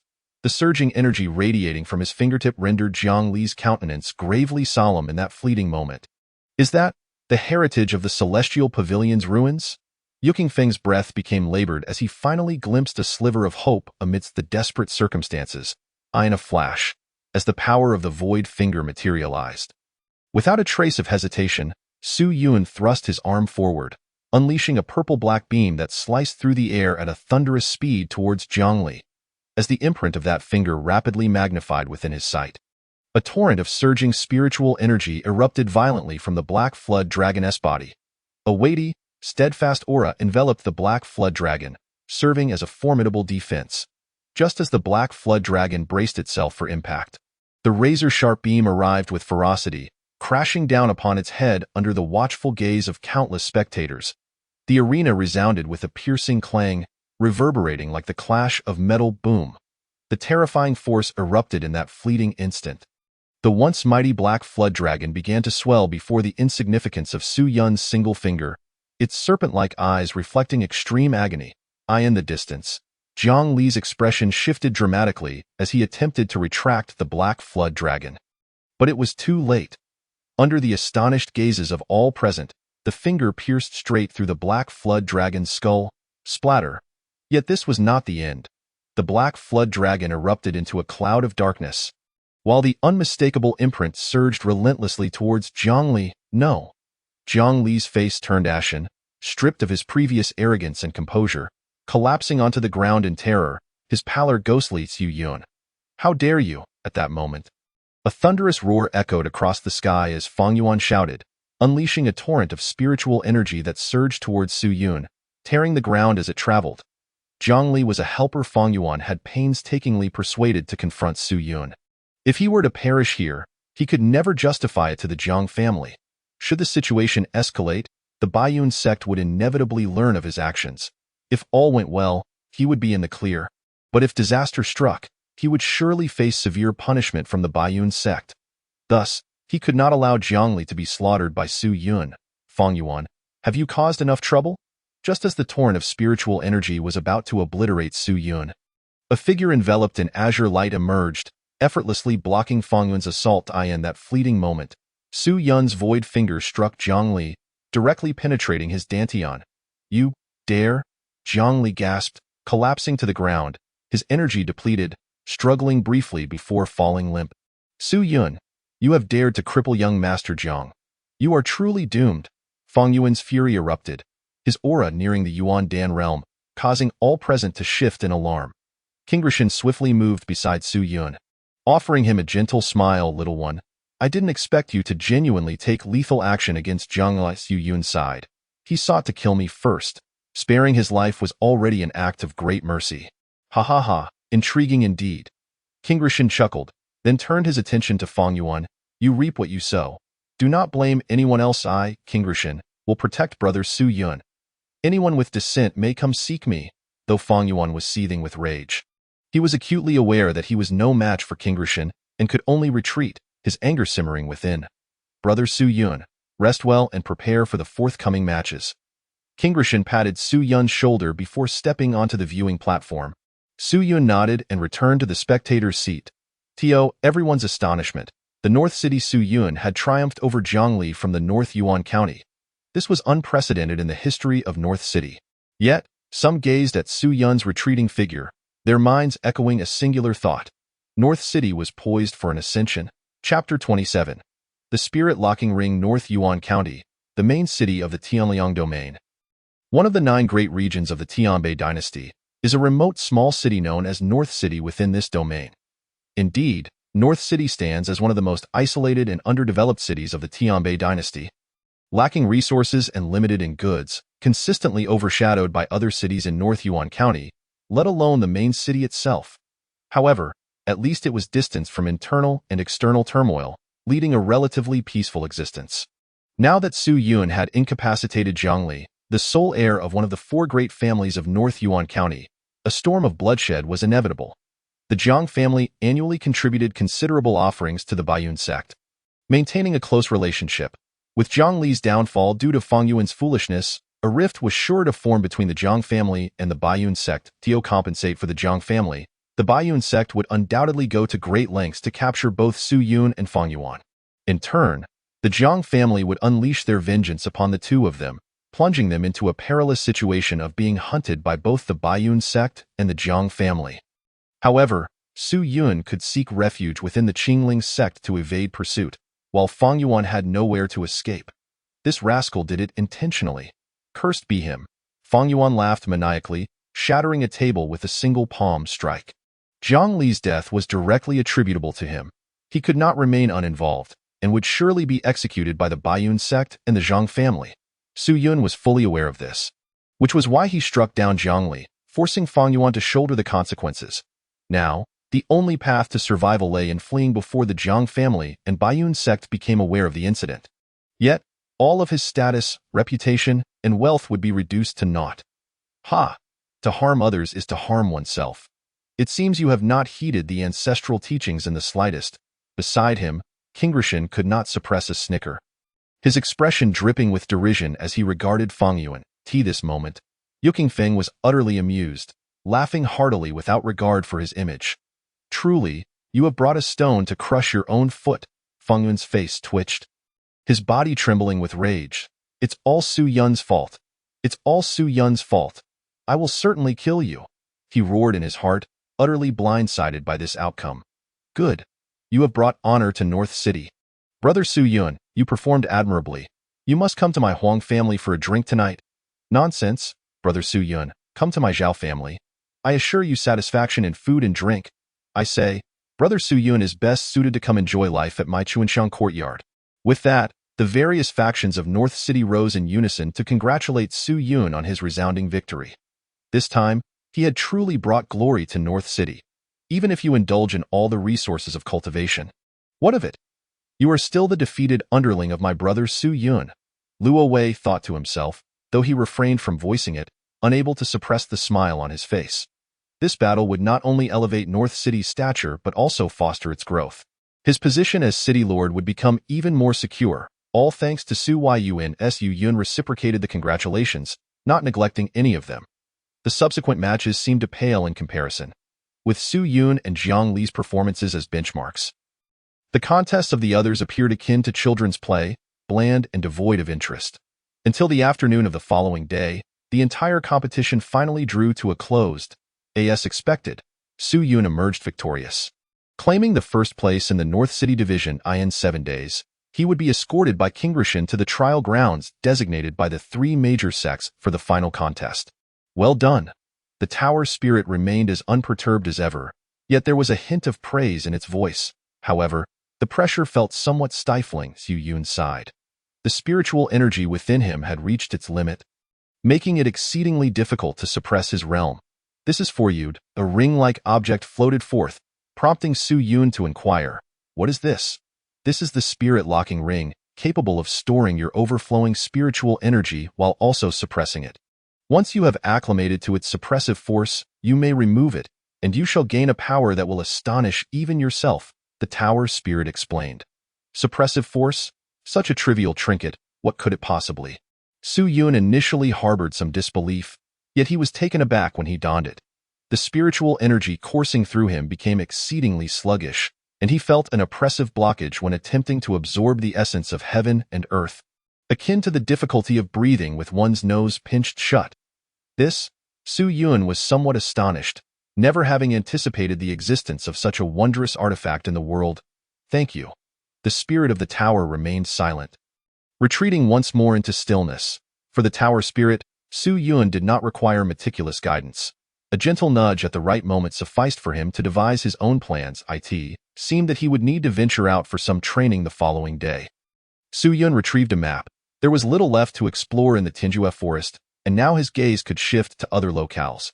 He still lacked 4 precious items to forge the Mingqian Tue Fandan, the Shuang Yaohua, Yujing Branch, Sun and Moon Crystal, and the Zhushuiling Yuo Tio. The east of North City lay a place known as the Ruins. It was said that Yujing Branch grew there, but it was far more perilous than the Tinjue forest. In the past, the city lord Luo Wei had been a formidable figure, a renowned great spirit platform expert, brimming with ambition, who sought to incorporate the ruins into North City's territory. He led an army of 3,000 deep into the area, intending to establish a safe zone.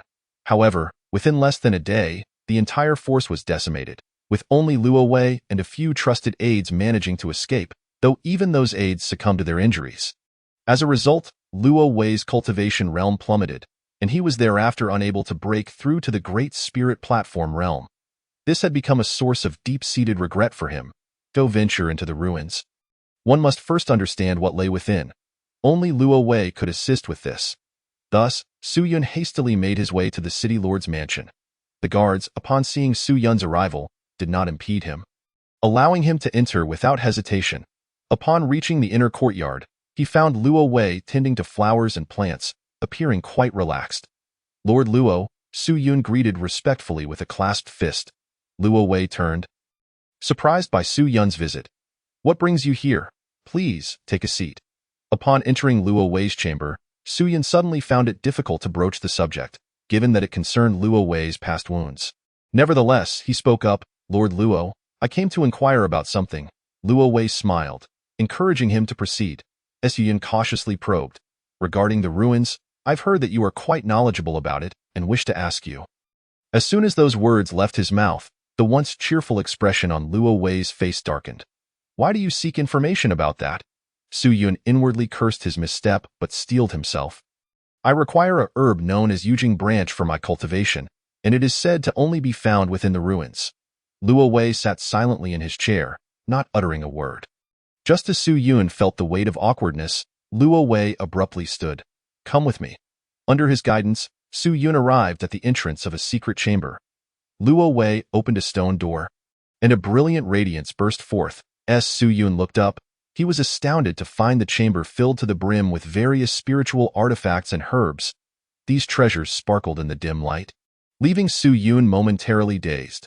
Luo Wei opened a purple sandalwood box, and a rich, icy fragrance wafted out, revealing a bouquet, seemingly carved from jade, resting quietly inside. This is the Yujing branch. Take it. Chapter 28. The ruins. This. Su Yun scratched his head, hesitating. Luo Wei pressed the box containing the Yujing branch into his hands with a wry smile. It was because of this that many of my brothers perished. You are the most outstanding young man in North City. I do not wish for you to repeat my mistakes. Noticing Su Yun's lingering hesitation, Luo Wei patted his shoulder. Your battle with Jiangli has already brought me honor. Consider this a reward, a means to lay my own regrets to rest. Su Yun placed the box into his storage pouch, clasping his fist in gratitude.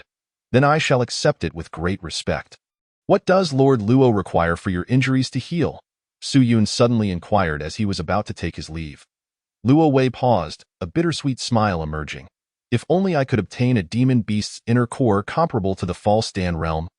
Perhaps I could attempt to cleanse my old ailments with its power. However, such formidable beasts are beyond my capability to confront. Su Yun nodded, committing this to memory. I apologize for the events of recent days.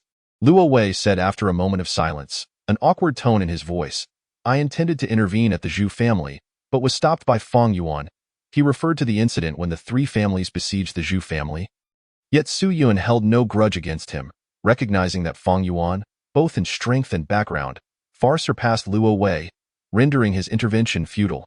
Allow me to escort you to the door, Luo Wei sighed, accompanying Su Yun out of the city lord's mansion. After departing, Su Yun reigned in his elation, hastening to the east city gate.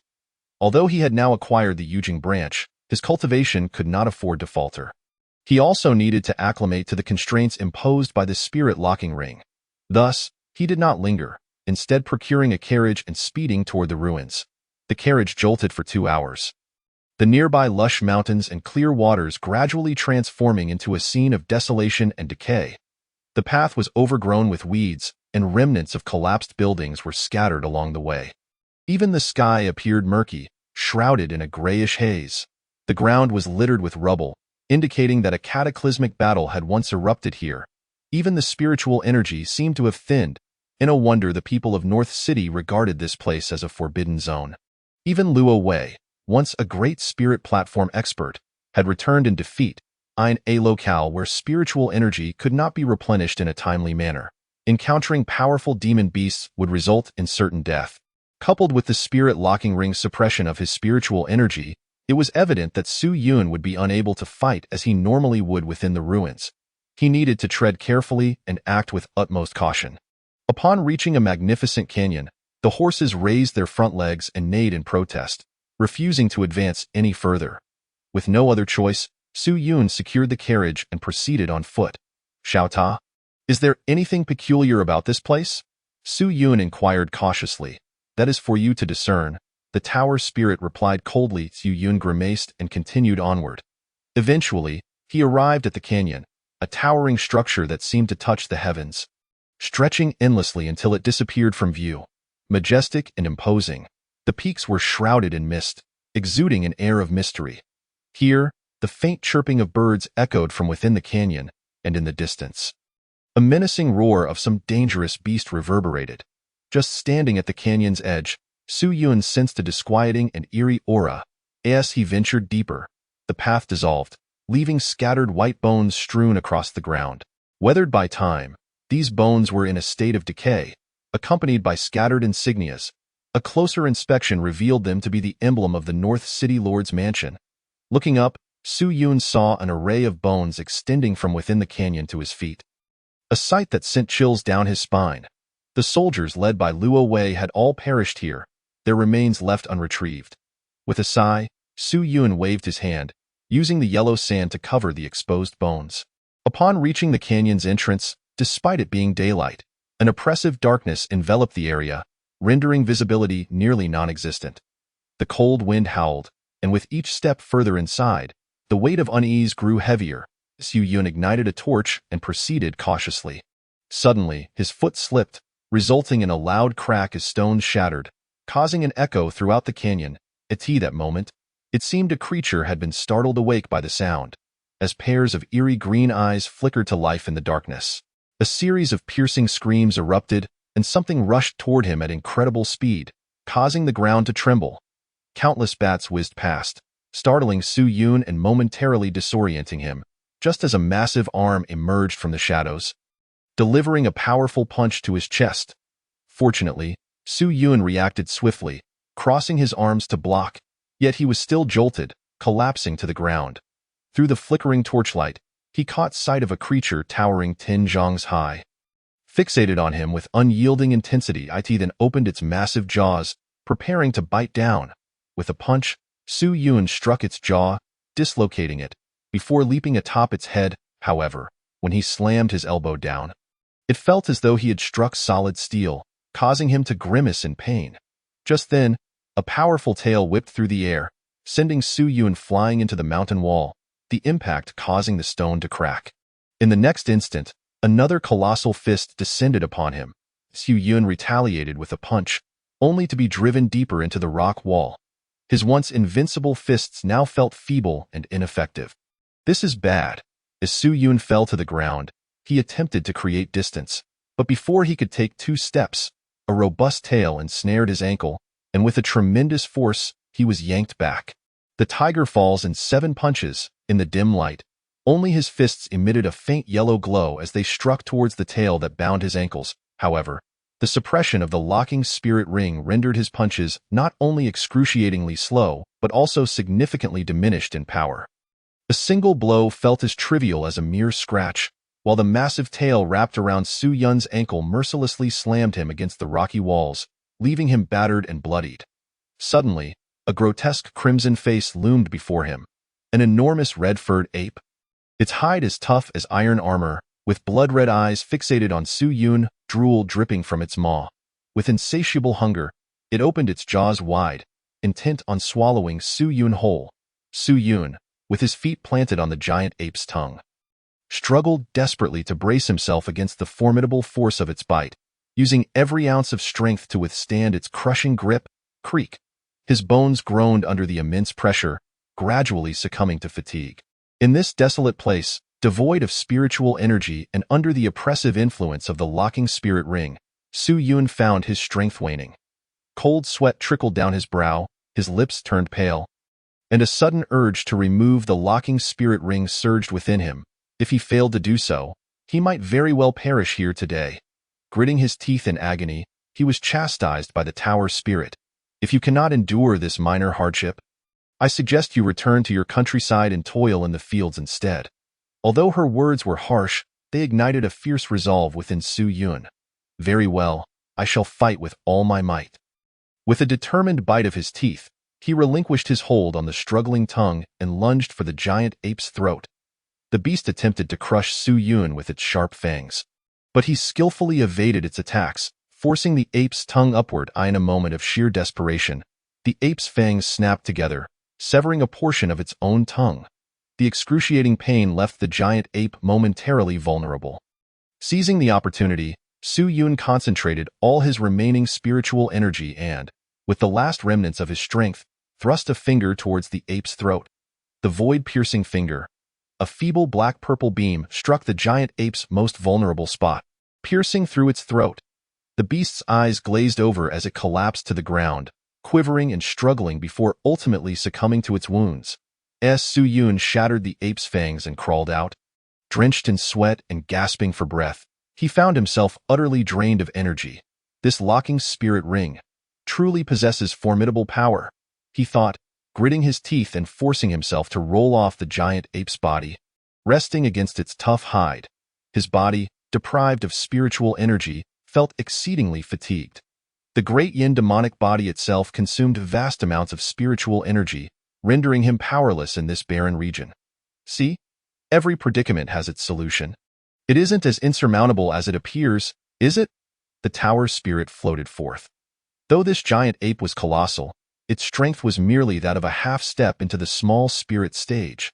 If you cannot acclimate to the locking spirit ring, how can you hope to succeed in the finals where everyone is at the small spirit stage?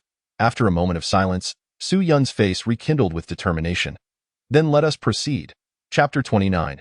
Poison sac rats under the dual pressures of the locking spirit ring and the sparse spiritual energy.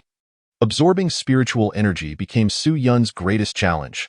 What could usually be acquired in a single breath now required a painstaking half-hour under such constraints. Coupled with the time needed to refine the energy, it consumed even more time. Yet, Su Yun did not squander his time on such matters. He resolutely dragged his weary and aching body deeper into the canyon. It was in this most extreme environment that the most arduous trials would awaken all his potential. The path of the strong is never devoid of turbulence. Halfway through the canyon, a glimmer of light appeared ahead, likely the entrance to the other side. This canyon held nothing of value. Even if it did, it had long since been claimed by the beasts residing within. Thus, the entire canyon lay barren, and Su Yun was reluctant to linger. Roar. Just then, something seemed to tumble from the stone wall beside him. Illuminating it with his torch, he discovered half a beast's head. Its core had mysteriously vanished. Above, it seemed a colossal creature was indulging in a feast, with blood raining down like a torrential downpour. Just as Su Yun prepared to leave, he heard a furious roar ahead. Throwing his torch into the fray, he saw a blood-scented wolf approaching. A blood-iron demon wolf. Its physique was not particularly large, but its lean muscles radiated a potent force. Su Yun recognized this beast, noting its strength to be akin to that of a mid-tier small spirit stage.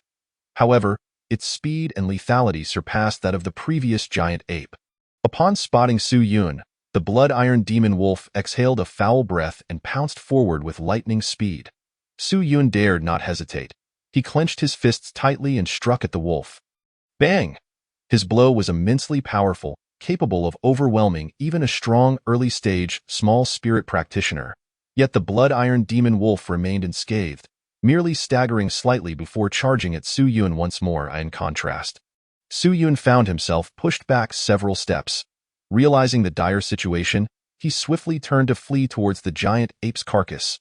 Unable to utilize techniques or skills, and his body fatigued, he found himself in a precarious position. Cursing internally, Su Yun knew he lacked sufficient spiritual energy. Even if he forcibly executed the void-piercing finger, it might not suffice to slay the wolf and could lead him into peril. The blood-iron demon wolf, quicker than before, closed the distance in mere moments. If ensnared, escape would prove exceedingly difficult. Su Yun clenched his teeth, contemplating his options.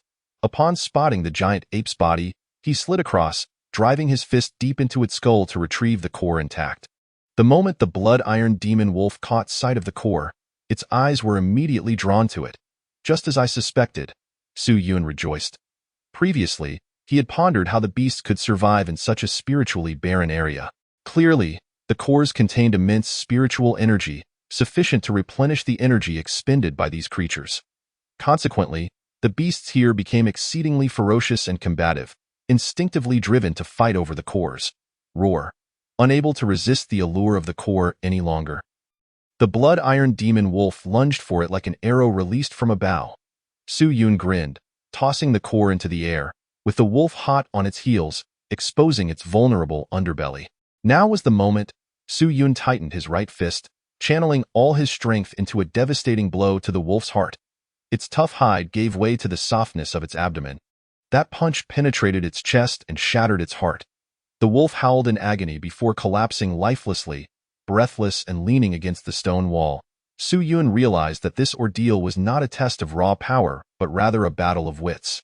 Without sharp intellect, even a practitioner of the Yuan Dan stage would falter.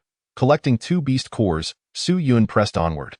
The canyon appeared to be the giant ape's territory, devoid of any other beast traces. The wolf had been lured here solely by the scent of blood.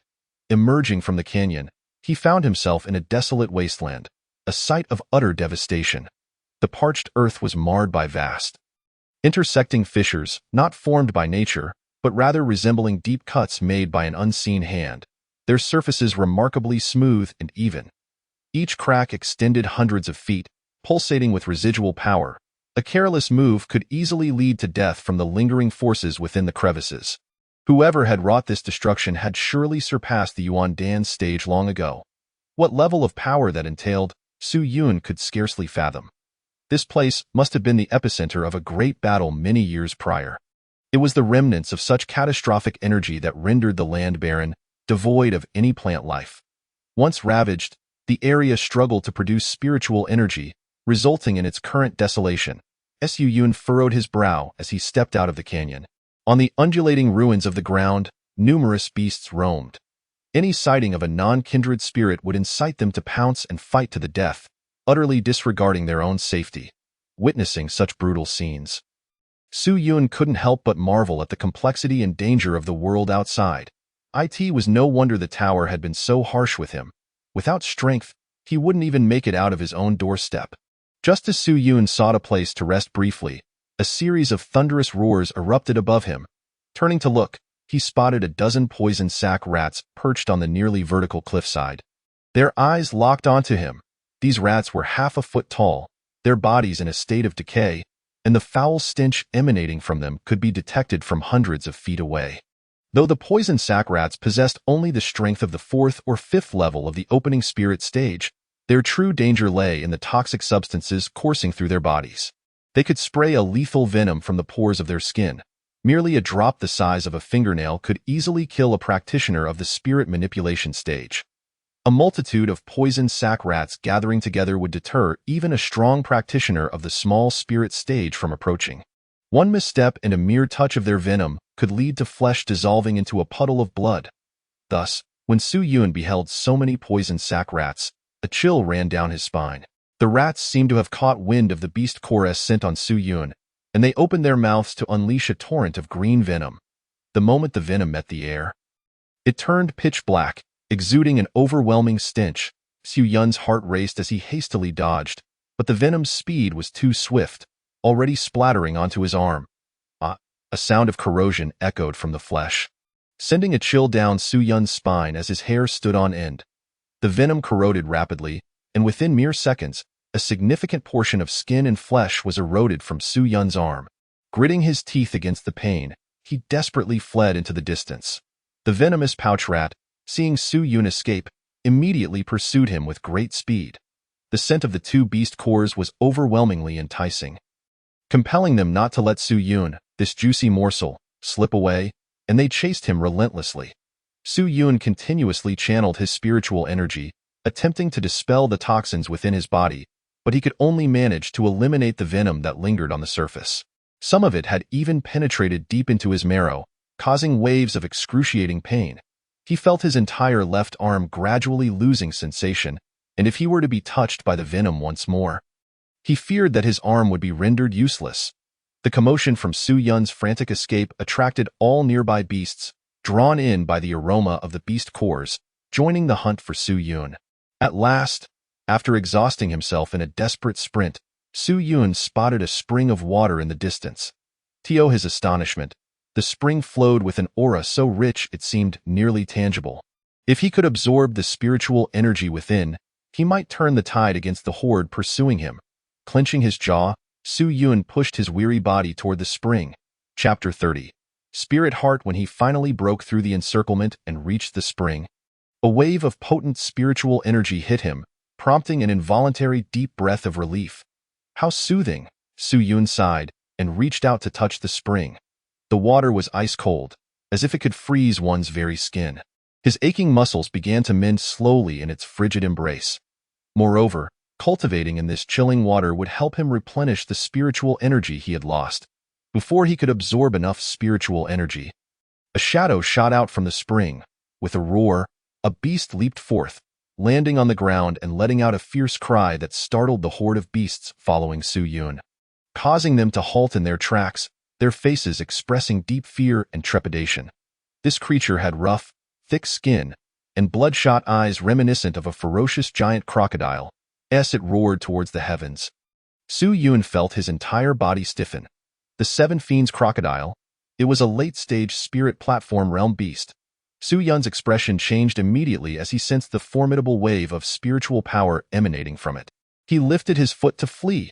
Enraged by the intrusion of a human into its territory, the Seven Fiends crocodile charged at Su Yun with reckless abandon. The pressure of a great spirit platform realm beast was indeed formidable. Even Su Yun found himself unsettled. With a thunderous roar, it shook the ground, sending birds scattering in panic. The beasts trailing Su Yun were torn between not wanting to offend the crocodile and their desire for the two beast cores, causing them to hesitate and linger in place. Seeing this, Su Yun pinched the two cores between 3 fingers and waved them enticingly. The group of beasts, initially hesitant, could no longer contain their greed upon seeing the two cores radiating rich spiritual energy. Drool dripping uncontrollably from their mouths, at last, they could no longer restrain themselves and lunged at Su Yun. Ha! How foolish these beasts are! Su Yun laughed heartily, rolling to evade the massive paw of the Seven Fiends crocodile. And seizing the opportunity, he flicked his fingers, tossing the 2 beast cores into the crocodile's mouth. The beasts, witnessing the cores they had tirelessly pursued being consumed, steeled themselves and charged at the crocodile. Though most of these beasts were merely at the spirit opening or spirit control realms, they were numerous. The crocodile found itself besieged by dozens of ravenous jaws, suffering greatly. It turned to sweat a poison pouch rat, killing it with a single strike, before howling in agony, as the toxins from the rat's flesh had corroded a significant portion of its arm.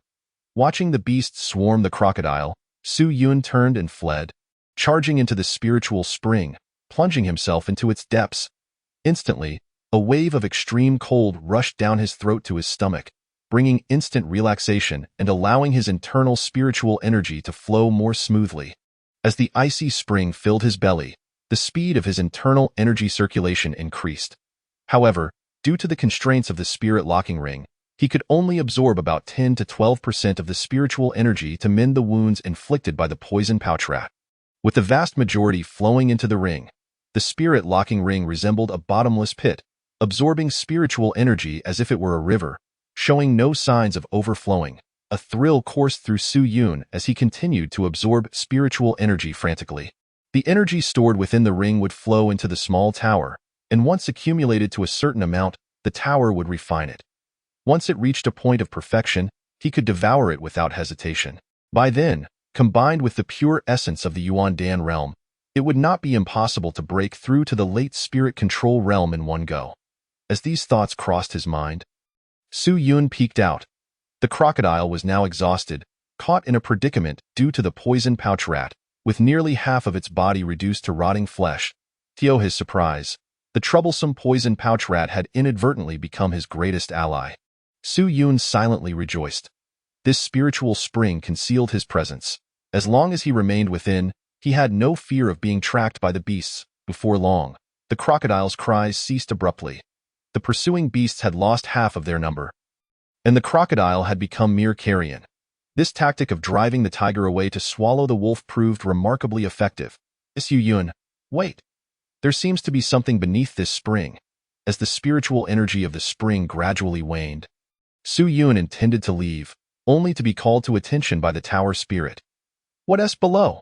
Su Yun gazed into the dark, bottomless spring, suspecting some beast might be lurking within, and immediately grew vigilant. The tower spirit replied, "It is not a beast. It resembles a treasure." Upon hearing this, Su Yun was immediately filled with excitement. Taking a deep breath, he sealed his senses with spiritual energy and dove toward the bottom of the spring. The deeper he swam, the narrower and darker it became. After navigating through a constricted gap at the very bottom, the scene before him suddenly opened up. The base of the spring led to a spacious underground cavern. Half of the pit was a slippery surface, and as he swam up, a small water pool set into the ground came into view.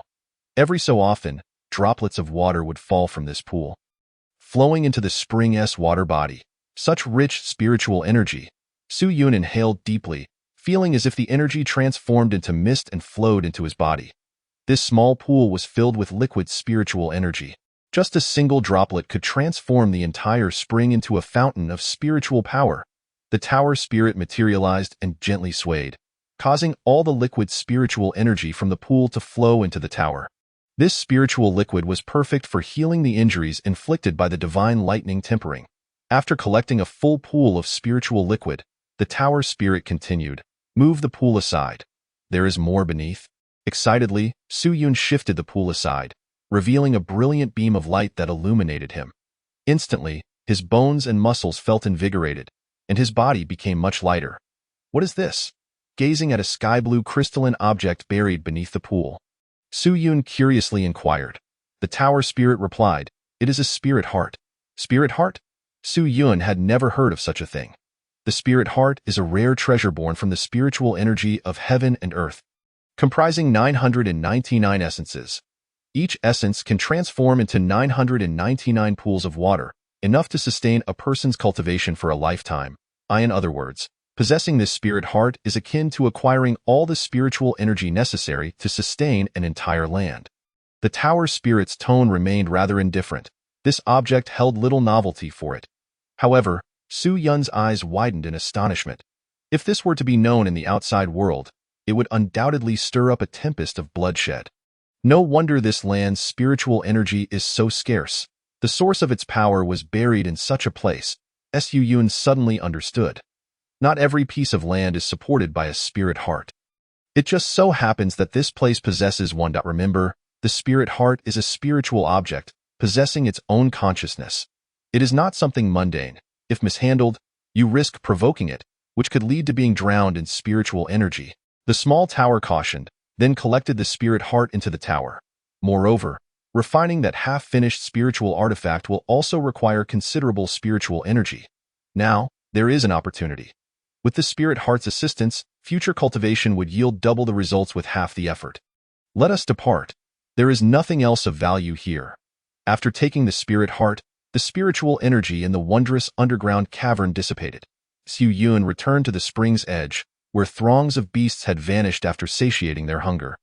Time to resume cultivation. Do not forget to come back in the evening for body tempering. Your Yin desolate demon body should be able to break through to a minor success within these 2 days. With that, the tower spirit fell silent once more. Standing amidst the wilderness, Su Yun surveyed all the beasts. The hunt begins now. Chapter 31. Minor success of the first layer, Void Finger.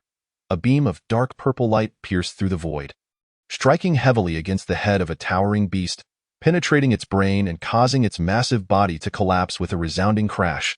Swiftly, the beast core was extracted, and all useful bones and fur were stripped away. Neatly stored within a spatial pouch, Su Yun, panting heavily, sank to the ground, utterly exhausted after a full day of fierce combat. In times past, when his spiritual energy was abundant, such battles would have posed no challenge whatsoever. Yet now, he was compelled to conserve both his spiritual power and stamina, accomplishing the most arduous tasks at the least cost. Through this grueling training, Su Yun gradually began to acclimate to the spirit locking ring. His mastery of spiritual energy evolving from clumsy to increasingly proficient. As night descended, Su Yun sought refuge in a secure cave and entered the 9 Calamities Demon Suppression Tower. And no matter how many times he returned, the grandeur and vastness of the scene within continued to evoke a sense of awe. "Are you prepared?" inquired the tower spirit. Su Yun resolutely nodded, settling onto a small meditation mat. The moment he did, he felt a tingling jolt of electricity coursing through him. Compared to his first experience, this pain was now entirely bearable. "Come," Su Yun declared with poise, smiling defiantly at the incoming divine lightning. Boom, boom, boom. The initial strikes of divine thunder failed to harm him, instead allowing his tensed muscles to relax. However, the subsequent bolts of divine thunder grew increasingly potent, relentlessly bombarding him from all directions. Each arc of lightning that struck could rend his flesh and leave him bloodied. Su Yun gritted his teeth, enduring the agonizing torment in silence, while the spiritual liquid behind him promptly replenished his losses and mended his wounded body. The 10th, 11th, 12th strikes. Time became an abstraction as Su Yun found himself encased in thick layers of coagulated blood, his breath faint and barely perceptible. Sitting there like a statue, he appeared utterly motionless, save for the occasional explosion of blood from the strikes of lightning that shattered the crust covering him. Scattering crimson droplets around, boom, in the sky, divine lightning coalesced, erupting in a dazzling silver radiance, its latent power sending chills down one's spine. This was the most formidable strike of the lesser divine thunder. Such a fearsome fluctuation would leave even a powerful figure in the great spirit platform realm in a state of panic. Crash. The divine thunder reverberated, cascading down like a heavenly waterfall, intent on obliterating this audacious human challenger. Crack! At that moment, the thick layers of blood covering Su Yun emitted a faint cracking sound, followed by cracks spreading like a shattered porcelain vase. Buzz! As Su Yun suddenly opened his eyes, two beams of silver lightning shot forth from his pupils. A silver silhouette surged skyward, charging directly towards the descending divine thunder. The blood crust on the mat still retained a human shape, as the silver silhouette collided fiercely with the divine lightning. A tremendous force erupted from the first floor of the tower.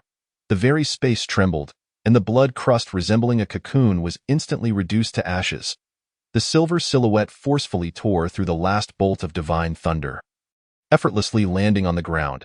As the radiance dissipated, Su Yun's youthful visage emerged, though his eyes were filled with a depth that belied his age, exuding an enigmatic aura that seemed to draw one in. He had finally reached the first stage of mastery. Su Yun exhaled a breath of turbid air, feeling a surge of power coursing through him, as if he possessed an inexhaustible reservoir of strength. Not bad, the tower spirit remarked, a hint of fluctuation in its voice, albeit slight. Su Yun grinned, realizing that his current strength had vastly surpassed his previous capabilities. If he were to face Zhang Li's Black Flood Dragon now, he could likely hold his own without resorting to the Void Finger. Your trials are not yet complete, the tower spirit cautioned. You still need to engage in combat and further acclimate to the spirit locking ring. Su Yun nodded earnestly, exiting the small tower, eager to embark on a proper hunting expedition. Arriving at the ruins, he encountered countless ferocious beasts. Deprived of spiritual energy, they had become exceedingly aggressive, overwhelming most ordinary individuals. Yet with a single punch, Su Yun could obliterate beasts of the spirit manipulation realm. Even when besieged, as long as he monitored his spiritual energy consumption, he could effortlessly dispatch all adversaries. Through the day's fierce battles and the night's divine lightning tempering, Su Yun had adeptly adapted to the various combat scenarios under the suppression of the spirit locking ring. This experience had also significantly refined his application of spiritual energy. Unlike ordinary martial artists who often overlooked the depletion and waste of their spiritual energy, Su Yun, having been corrected by the spirit locking ring, could now precisely calculate the energy required for each move, condensing all his power into a singular point to amplify the lethality of techniques like the Void Finger and the Tiger's Fall. Even formidable beings of the great spirit platform realm might not possess a deeper understanding of spiritual energy than Su Yun. Such was the advantage of his arduous training. Quite impressive, the tower spirit remarked with mild admiration. Recognizing that adapting to the spirit locking ring in just a few days was commendable. It is time to set off. Su Yun gathered his belongings, preparing to head northward to await Qing Ruoshan's arrival. He had lingered here for 6 days, and it was time to return. As he traversed the Thousand-Zhang Gorge, the ground suddenly trembled violently. An overwhelming aura sent chills down Su Yun's spine. He looked up to see two colossal figures engaged in a fierce battle amidst the clouds. The shockwaves from their collisions palpable even from 1,000 distance. They were two beasts comparable to those of the False Dan realm. Su Yun's pupils constricted as he cautiously made his way toward the mountain peak. Beyond the great spirit platform realm lay the formidable Yuan Dan realm. Should the celestial treasures absorbed during the spirit platform realm be too chaotic, one would be unable to form a true Yuan Dan and instead be forced to create a false Dan. Though both realms could utilize flying artifacts and unleash powerful techniques, the strength of a false Dan was significantly inferior to that of a true Yuan Dan, and it could not ascend to higher tiers. Atop the mountain, the auras of the two fearsome beasts were indeed terrifying, rivaling those of the false Dan realm. Even as false Dan beings, they were not foes Su Yun could easily contend with. A single misstep could lead to his demise. The battle raged on until darkness enveloped the sky, and the clouds were shattered, the terrifying aftermath gradually dissipating. The two enormous shadows collapsed simultaneously, seemingly perishing together. Su Yun, undeterred by the danger, ascended the mountain. The summit had been flattened by the residual shock waves, littered with eerie white bones, creating a chilling sight. Suddenly, from a certain spot on the mountain, the cries of a young beast echoed. After a brief search, Su Yun discovered a young creature nestled beside one of the fallen beasts, resembling a qilin, its tender red form writhing slightly, tears glistening in its eyes, and its sparse crimson mane fluttering like flames. A fire-glass lion? Yet, this particular fire-glass lion appeared somewhat peculiar. Su Yun gently cradled it in his arms, feeling a surge of compassion for the adorable creature. This fire-glass lion bore a trace of qilin bloodline. A truly unprecedented discovery. The small tower quickly discerned the anomaly, the qilin. Su Yun was taken aback, indeed. How curious that such a diminutive fire-glass lion should possess a hint of qilin lineage. The small tower mused, struggling to comprehend the implications. Tioit, this was akin to a beggar giving birth to a child of royal blood. Then let us take it with you. Su Yun fashioned a pouch from the creature's fur. Placing the little one inside for ease of transport, I advise you to leave it here instead, the small tower cautioned, a note of apprehension in its tone. Why taking it with you? You would be entangled in its fate, which could prove detrimental. Chapter 32. Journey to Baiyuan County. Su Yun furrowed his brow. Is it truly that serious? The tower spirit spoke gravely. The qilin is a divine beast of the heavens and earth. A ruler capable of influencing entire realms. This little creature's bloodline may harbor profound connections. If you recklessly take it, the ethereal consequences could very well lead to your undoing. Matters of consequence have long been a source of trepidation for martial artists and cultivators alike. It is best to avoid entanglement, for no one knows what fruit may arise from the seeds sown. For instance, in one's youthful folly, seizing another's treasures might invite catastrophic retribution due to the object's value. Such is the nature of cause and effect. Can you not protect me? Su Yun's expression shifted uneasily as he regarded the small tower, which seemed nearly omnipotent. In my prime, I would naturally fear not the consequences of the qilin clan. But in my current weakened state, I am ill-equipped to safeguard you amidst myriad entanglements. You must consider this carefully. The voice of the tower spirit grew slightly anxious for the first time. Su Yun gazed at the adorable sight of the little creature sucking on his finger, reluctant to let go. Deep down, he sensed that accepting this little being could potentially lead to catastrophic consequences. Yet, there was an inexplicable urge to take it in, as if its absence would create a rift in his future path of cultivation. Moreover, if left alone, the little creature would either starve or be devoured. Su Yun, familiar with the ache of abandonment, was unwilling to relinquish his hold.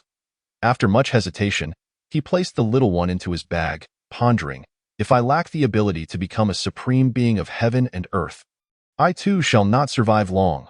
Why not take a chance? The tower spirit fell silent for a long while, ultimately acquiescing to Su Yun's decision.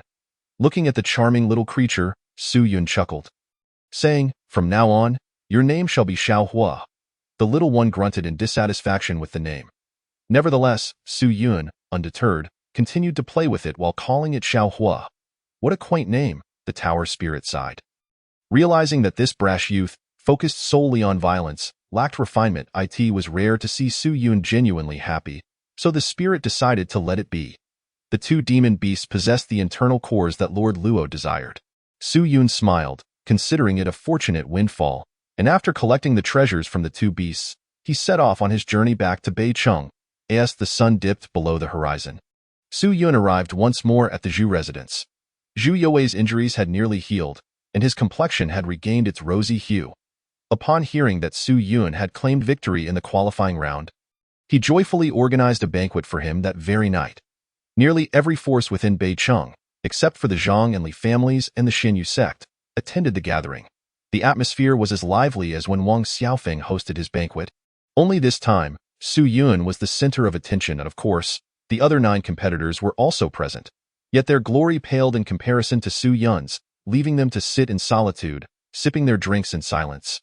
Observing this, Su Yun invited them to join him, saying, "We all fought for Bei Chung. Do not belittle yourselves." Initially, these individuals perceived Su Yun as a ruthless, bloodthirsty fiend, one who had left Jiangli crippled. However, their perceptions shifted dramatically, realizing that he was not the monstrous figure the rumors suggested, but rather a kind-hearted soul unwilling to bask in glory alone. "Brother Su Yun, I shall rely on you greatly this time." "Indeed, we shall heed your counsel." They clasped their fists and raised their cups, brimming with enthusiasm, clearly anticipating the grand tournament the following day. "Let us raise our glasses to wish them success and prosperity." Cheers! With a gulp of wine, Su Yun felt a sharp sting in his throat, prompting him to cough. "Take it easy, young friend. Wine should be savored." Zhu Yue laughed heartily, serving Su Yun more food. Zhu Yue had latched onto Su Yun, the future powerhouse, eliciting envy from those around them. As long as Su Yun flourished, the Zhu family could soar alongside him. Nearby, Zhu Dachuan, emboldened by the wine, approached with a glass in hand, awkwardly expressing, "Brother Su, I was in the wrong before. Please accept this drink as my apology. Thank you for sparing my life and rescuing my father." With that, he downed the drink in one go, staggering slightly. "Do not dwell on it. Just choose your friends wisely in the future," Su Yun replied with a gentle smile, patting his shoulder. Seeing that Su Yun took it lightly, Zhu Dachuan beamed with happiness.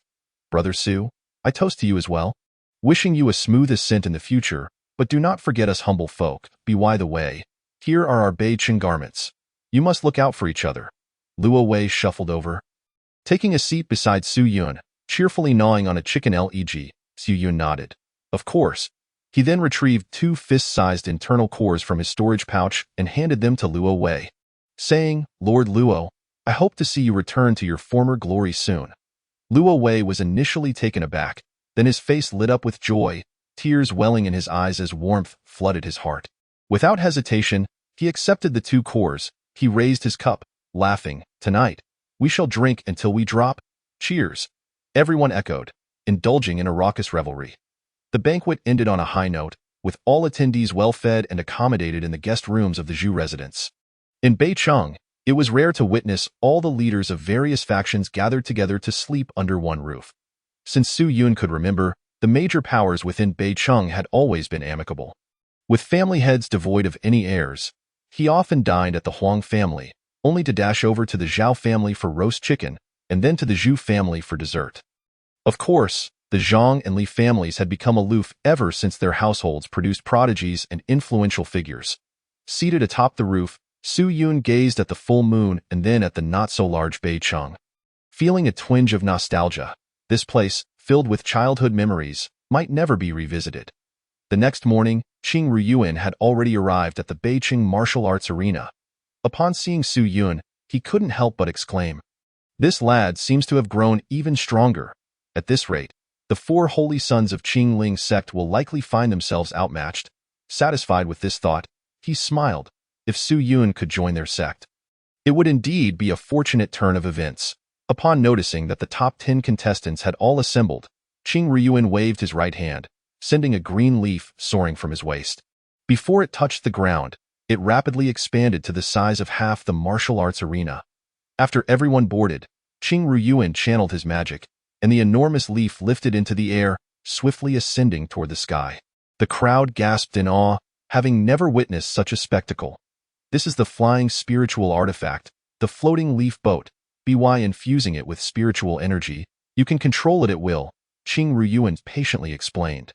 "Should any of you possess the ability to join one of the 3 major sects, you would be granted a flying spiritual artifact." "Wow!" The crowd erupted in admiration, filled with envy and anticipation, all wishing to roam the heavens with the same freedom as Qing Ruyuan. The speed of the floating leaf boat was astonishing. In less than half a stick of incense's time, Beicheng was no longer visible, moving nearly 10 times faster than Su Yun could on foot. "This is truly a remarkable item." Su Yun licked his lips. Uninformed, this floating leaf boat is merely a basic flying artifact. Should you acquire a Starfall ship in the future, you will truly understand what it means to see for miles, the tower spirit remarked.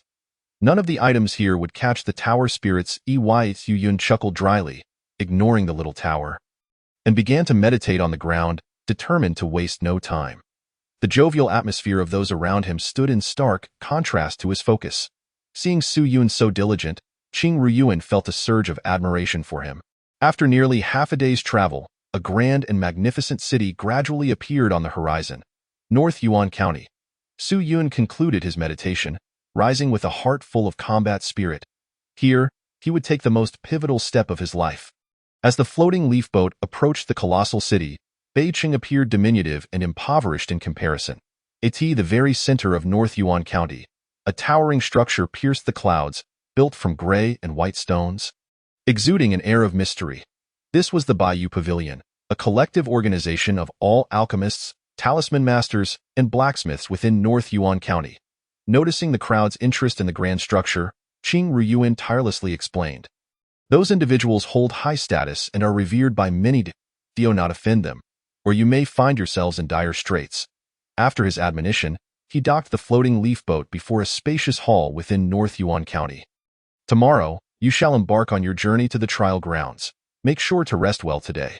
Once he had given his instructions, he led the participants to their designated inn for the trial. Departing thereafter, Su Yun closed the door to his room, seated himself on the bed, and focused intently on the list of contestants for the upcoming competition. Chapter 33. The trials begin the next morning. A throng of contestants had gathered in the vast square of North Yuan County, the number swelling to at least several thousand. They were all exceptional talents from various cities within the Tianliang domain, each one more remarkable than the last. If the qualifying rounds had allowed them to shine as proud representatives of their respective cities, then this final competition would grant them the most esteemed positions throughout the entire Tianliang domain, paving the way for them to become the next generation of formidable figures. After a rigorous selection process, the few thousand individuals who remain can be regarded as truly exceptional, with not a single mediocre soul among them. All eyes are fixed upon the trio standing upon the elevated platform in the center of the square, unable to conceal their excitement. These three individuals are the guiding figures of the three great sects, Mo Sheng from Baiyun sect, Shirtai from Duanyue sect, and Qing Rushan from Qingling sect. Each of them has reached the pinnacle of the great spirit platform realm and is on the verge of stepping into the Yuan Dan realm. Marking them as elite martial artists, it is said that the status of such guides within their sects is not particularly high, nor are they the most outstanding in terms of strength. Nevertheless, they remain incomparable to ordinary powers, revealing the profound heritage of the three great sects. Su Yun cast a sweeping glance over the square, noticing several participants with exceptionally deep auras. Their strength rivaled that of Jiang Li, and some even surpassed him. Since everyone is prepared, let us embark. Mo Sheng of Baiyun sect smiled gently. The three guides then waved their hands, and a colossal flying ship descended slowly. This ship could accommodate thousands, requiring the combined efforts of all three guides to operate it. Once aboard, Mo Sheng and his companions waved their robes, and the flying ship began to ascend gradually, propelling forward with remarkable speed. Despite its massive size, it moved several times faster than Qing Russian's floating leaf vessel. In the blink of an eye, the vast Baiyuan County shrank to the size of an ant. As the ship soared into the clouds, transcending the thunderstorm beneath, the radiant sun shone like a diamond above, seemingly within reach. Please take a moment to rest. The true test will commence in 1 hour. Mo Sheng announced as Su Yun returned to the cabin, intending to make further adjustments when Qing Rushan approached him. Upon seeing Su Yun, he discreetly produced a jade plate. Su Yun, my young friend, please keep this. The jade plate felt smooth and cool to the touch, dispelling the heat from his body and calming his mind. What is this? Su Yun inquired. Qing Rushan replied in a hushed tone, within the trial grounds, there exists a magma cave. If you possess this item, you will pass through it unscathed. Su Yun frowned, realizing this might be an attempt to assist him unfairly. The trial itself imposed no restrictions on rules or the use of spiritual artifacts, so accepting it was not without merit. However, Su Yun was reluctant to do so. Having spent time with the little tower, he understood that the path of cultivation was never smooth if one constantly sought shortcuts. How could one stand at the pinnacle? Do you not trust me? Su Yun spoke delicately.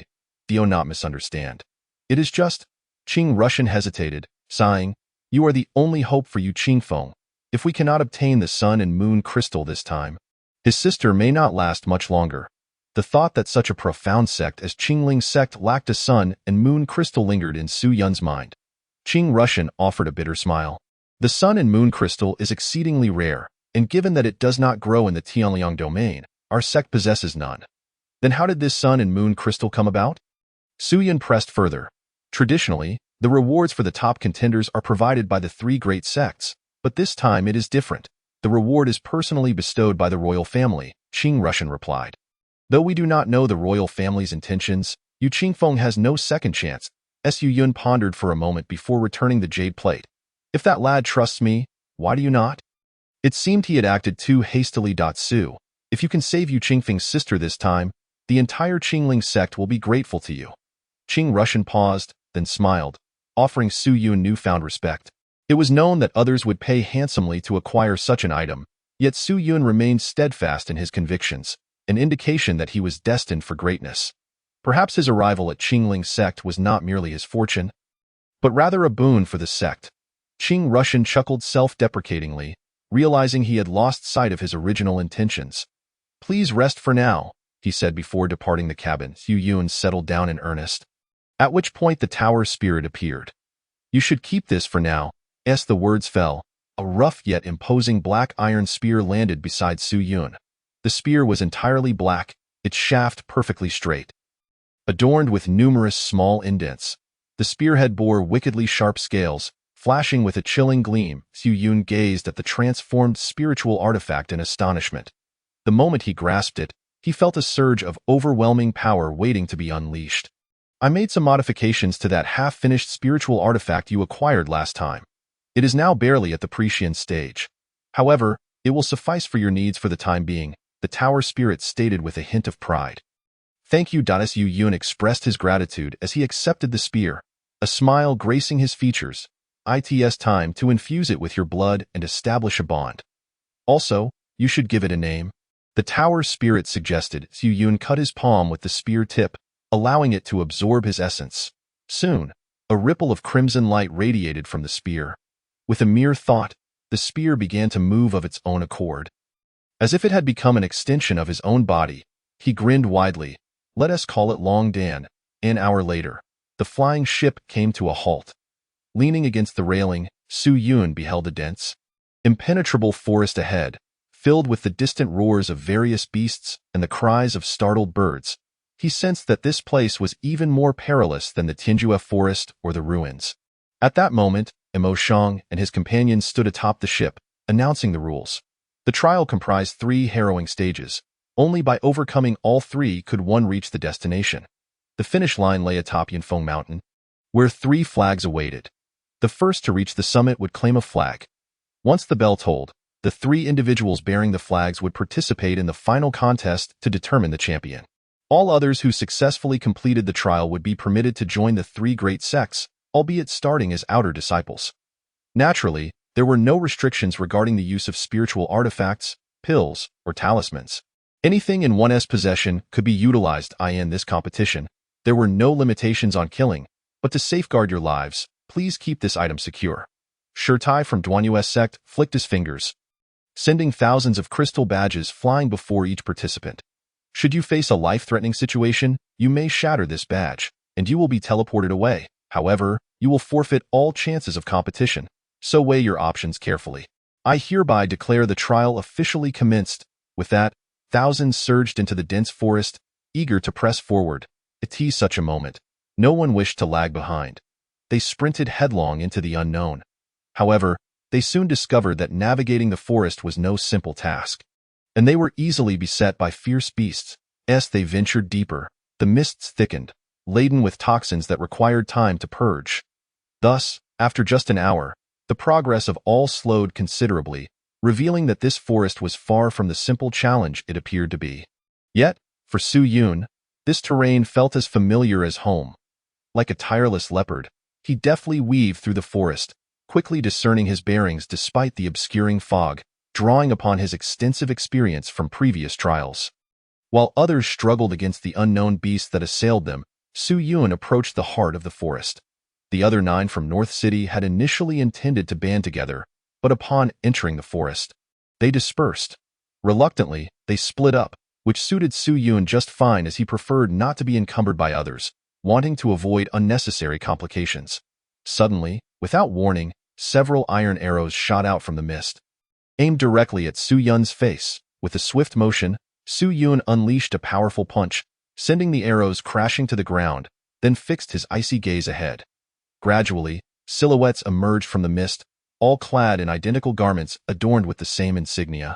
They appeared to be participants from the same city, having banded together. With sinister smiles, they regarded Su Yun, saying, "Brother, if you wish to avoid death, I suggest you turn back. This path is claimed by Fengyu City."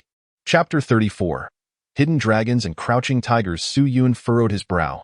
Everyone was eager to reach Yunfeng Mountain. So why did these individuals linger here? However, he chose not to confront them head-on, but instead turned away, disappearing into the fog to observe their intentions. Such fools from a small place, easily intimidated, one scoffed. Can these 9th-level spirit realm weaklings really think they can compete? It's laughable. Enough talk. Keep your eyes peeled and do not let anyone through. A group of individuals erupted into hearty laughter, only to gradually conceal themselves upon realizing they could no longer perceive Su Yun's presence. However, they remained oblivious to the fact that Su Yun had not departed. Through the trials endured in the desolate ruins, he had mastered the manipulation of spiritual energy with remarkable fluidity, making it relatively simple to obscure his aura. He was intrigued to observe the machinations of this group.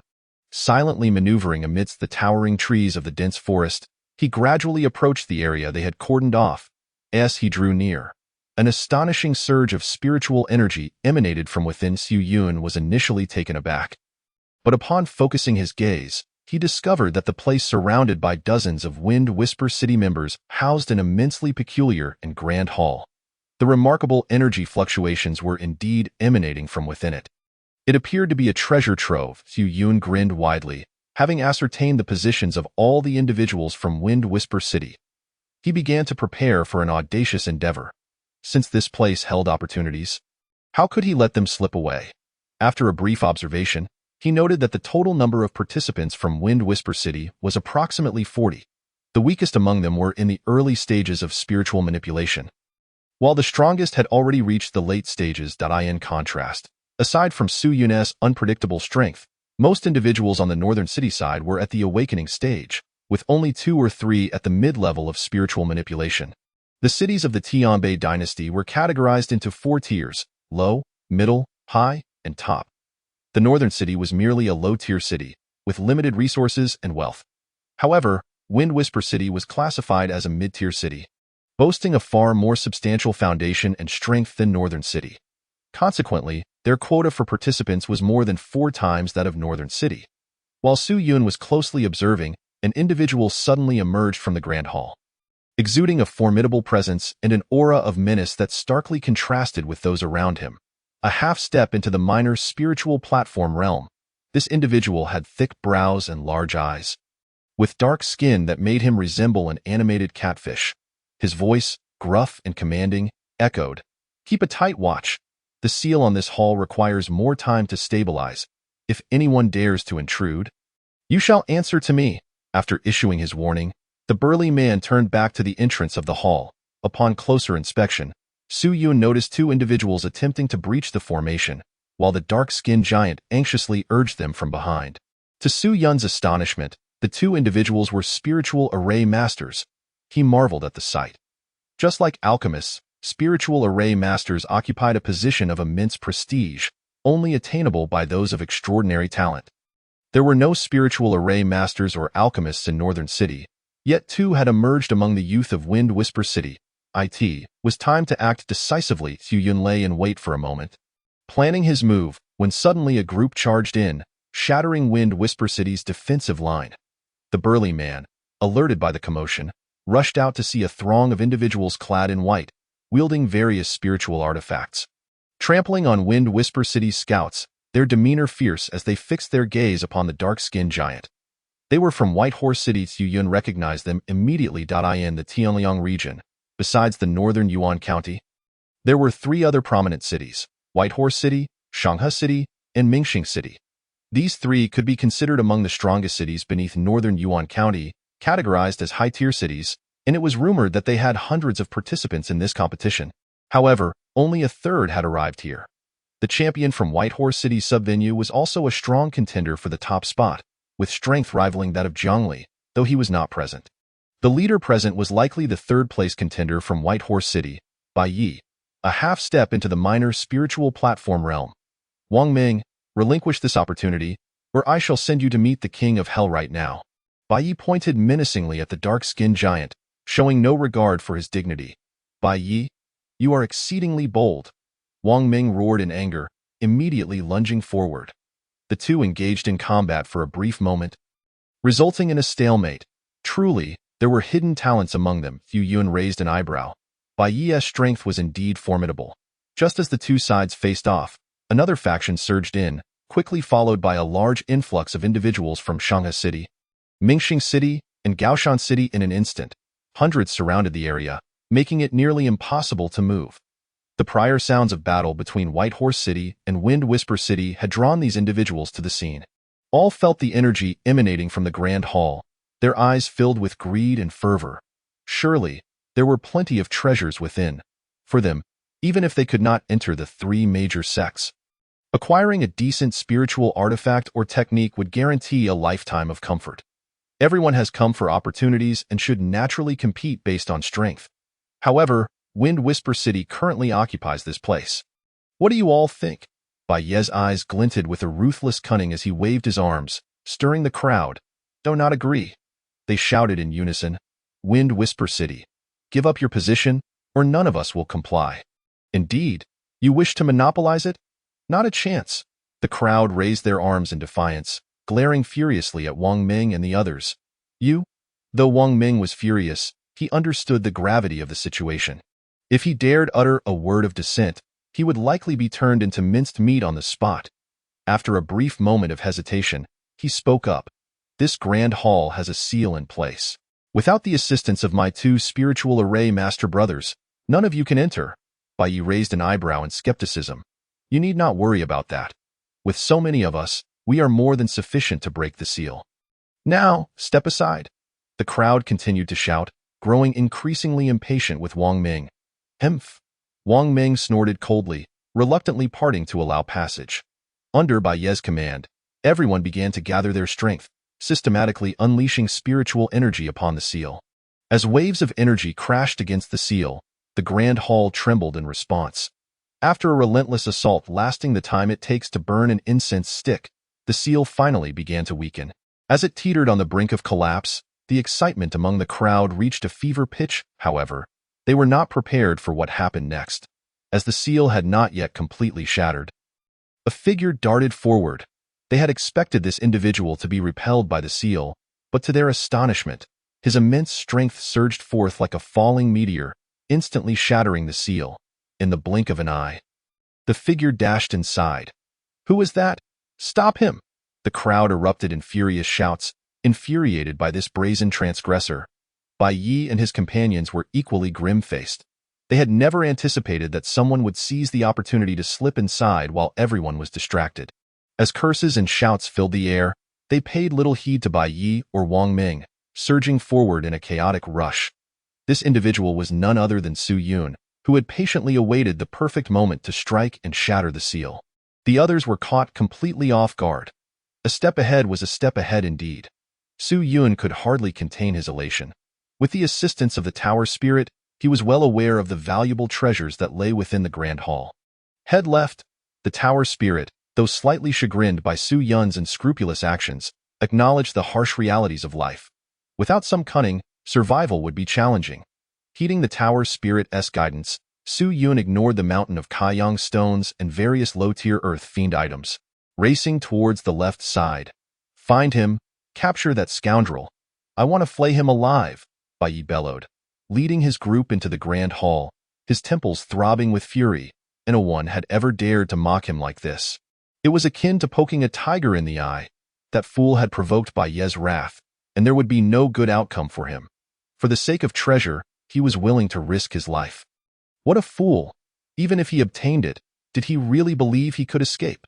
The crowd was rife with scorn and disdain for Su Yun. They knew well that the people from Whitehorse City were not to be trifled with. If caught, he would either die or be severely injured. The members of White Horse City scattered in every direction. Meanwhile, Su Yun had raced to the far left of the Grand Hall, navigating through various passages until he reached the innermost depths.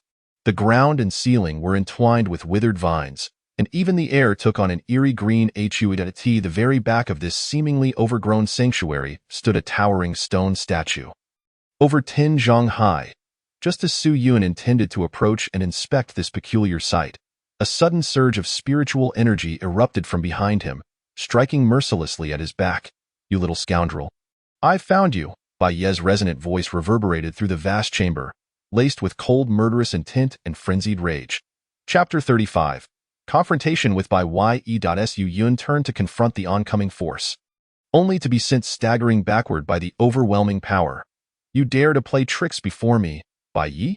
Watch as I break your legs."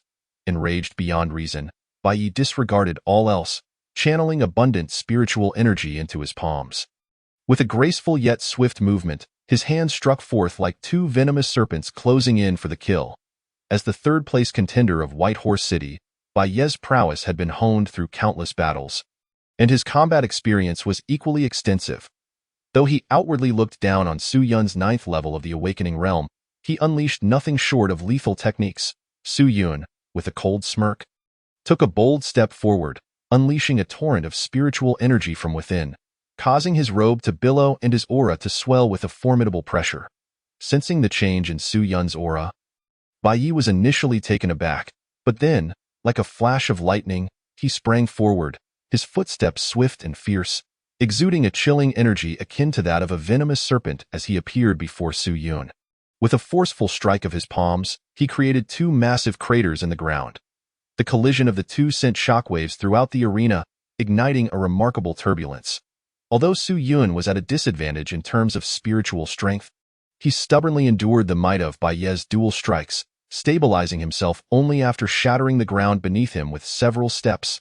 "Die," Bai Yi relentlessly pursued, his figure transforming into a blur as he lunged at Su Yun. The gust of wind generated by his palms tore through the air, producing a series of resonating roars. Faced with Bai Ye's fierce onslaught, Su Yun fought back while retreating, meeting each strike with a punch.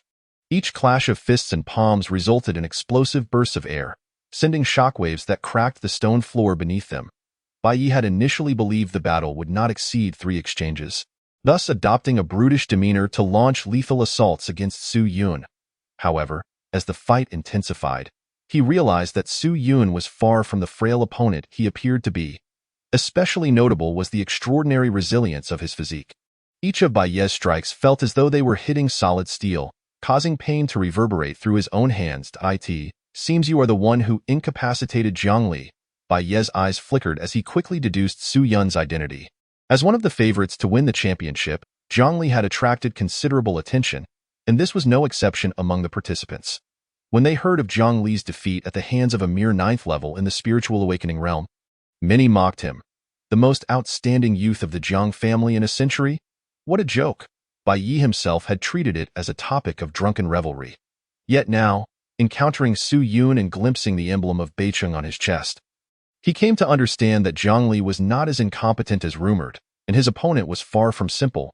"As long as I can subdue you, it will prove that Zhang Li is no better than I thought." Bai Yi sneered at the retreating Su Yun, then suddenly unleashed a flurry of palm strikes, enveloping Su Yun in a tempest of shadowy palms. The torrential assault reverberated through the air, creating a deafening roar as it rained down upon Su Yun's vital points. Su Yun's eyes narrowed, yet he faced the attack without fear, retaliating with a ferocious punch that exploded forth. To Bai Ye's astonishment, Su Yun's fist tore through the multitude of palm shadows, his formidable spiritual energy surging towards Bai Ye's head with unrelenting force. Bai Ye's brows furrowed slightly, then he stepped forward, condensing intricate seals in his palm to collide with Su Yun's powerful fist. The moment their fists met, a thunderous sound erupted, and a fierce gust of wind swept through the surroundings, shaking the entire stone chamber, even causing cracks to splinter the walls beneath the statue. Bai Ye's expression shifted from shock to a fierce determination. Su Yun's strength astonished him, but he was resolute in his belief that it was merely that, surprising yet insufficient. Transforming his palm into claws, He focused his lethal intent at Su Yun's wrist. However, Su Yun, with his keen awareness of spiritual fluctuations, swiftly extended a finger, channeling his turbulent spiritual energy into it. A beam of black-purple light shot forth, piercing through Bai Ye's palm and hurtling towards his head. Bai Ye's expression changed dramatically as he forcefully twisted his body to narrowly evade the deadly strike, which continued on to crash into the distant stone wall, obliterating it into dust and causing the grand hall to tremble, nearly collapsing. He dared not press the attack on Su Yun any further, retreating several steps to maintain a safe distance. Cold sweat drenched his back, and the hair on his neck stood on end. The earlier finger strike had left him with lingering dread, and he could scarcely fathom the consequences had it struck him directly. That scoundrel must be dealt with. Capture him! I will break his legs. Many, alerted by the tremendous noise, rushed over, their faces twisted with rage as they sought to kill Su Yun. Yet Bai Yi raised his hand to halt the advance of the people from Bema City. Initially taken aback, they soon realized that the ground and walls bore the scars of a fierce battle. With only Bai Yi and Su Yun present, it became clear that the earlier commotion had been their doing.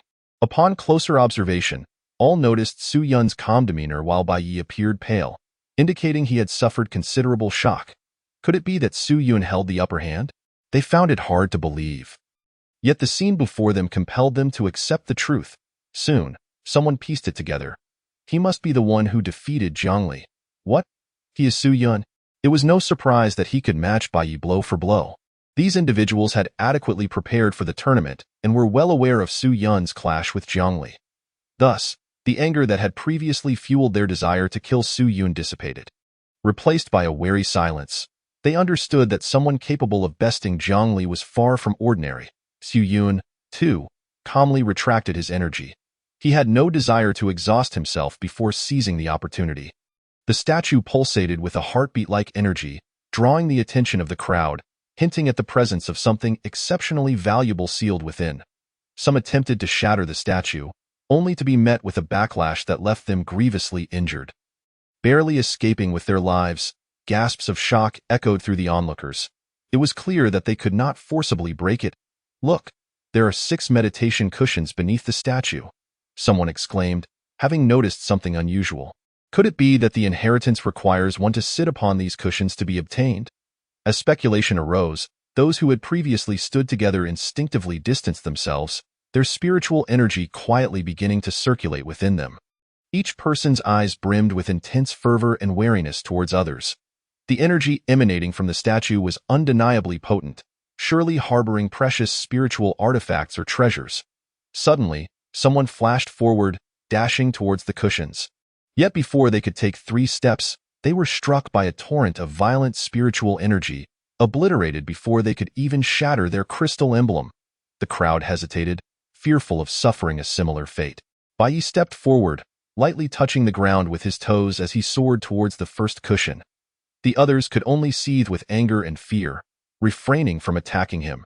Bai Ye's strength and background far surpassed theirs, leaving them no choice but to watch as he effortlessly settled onto the first cushion.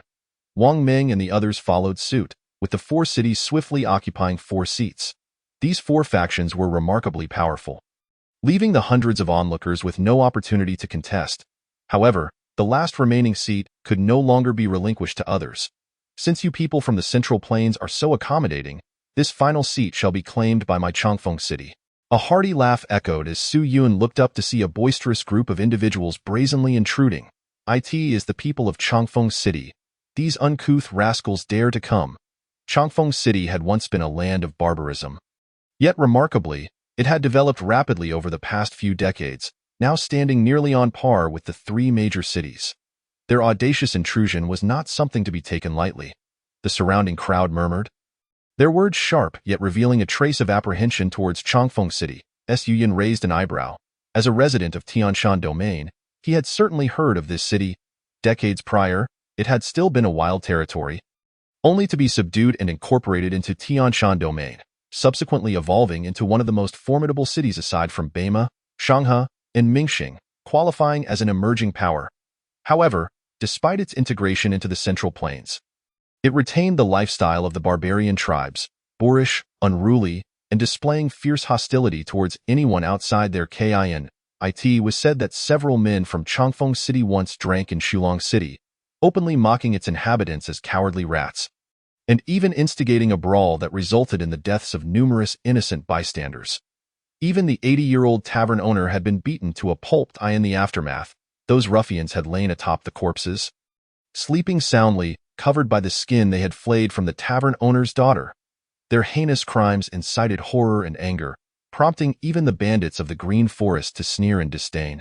These barbarians treated the people of the dynasty as mere livestock to be slaughtered at will. Thus, as fellow Tianshan domain inhabitants, none held any fondness for Changfeng City. Although Changfeng City sent only 15 individuals, each exuded a profound aura, their robust physiques clad in animal skins, their expressions fierce and intimidating, projecting a significant sense of pressure. To the forefront stood a man draped in wolf skin, tiger skin as a cloak, and bear skin boots, his face marred by scars, emanating an aura of wild ferocity.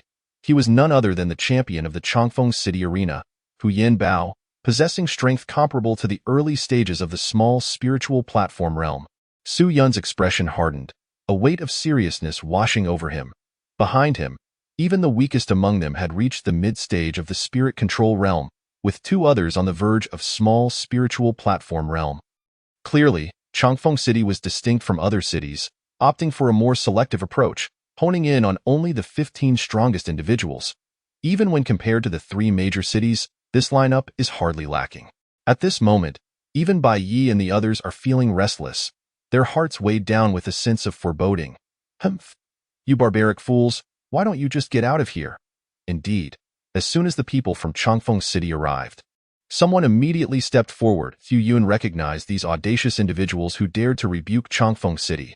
They were all from Shulong City.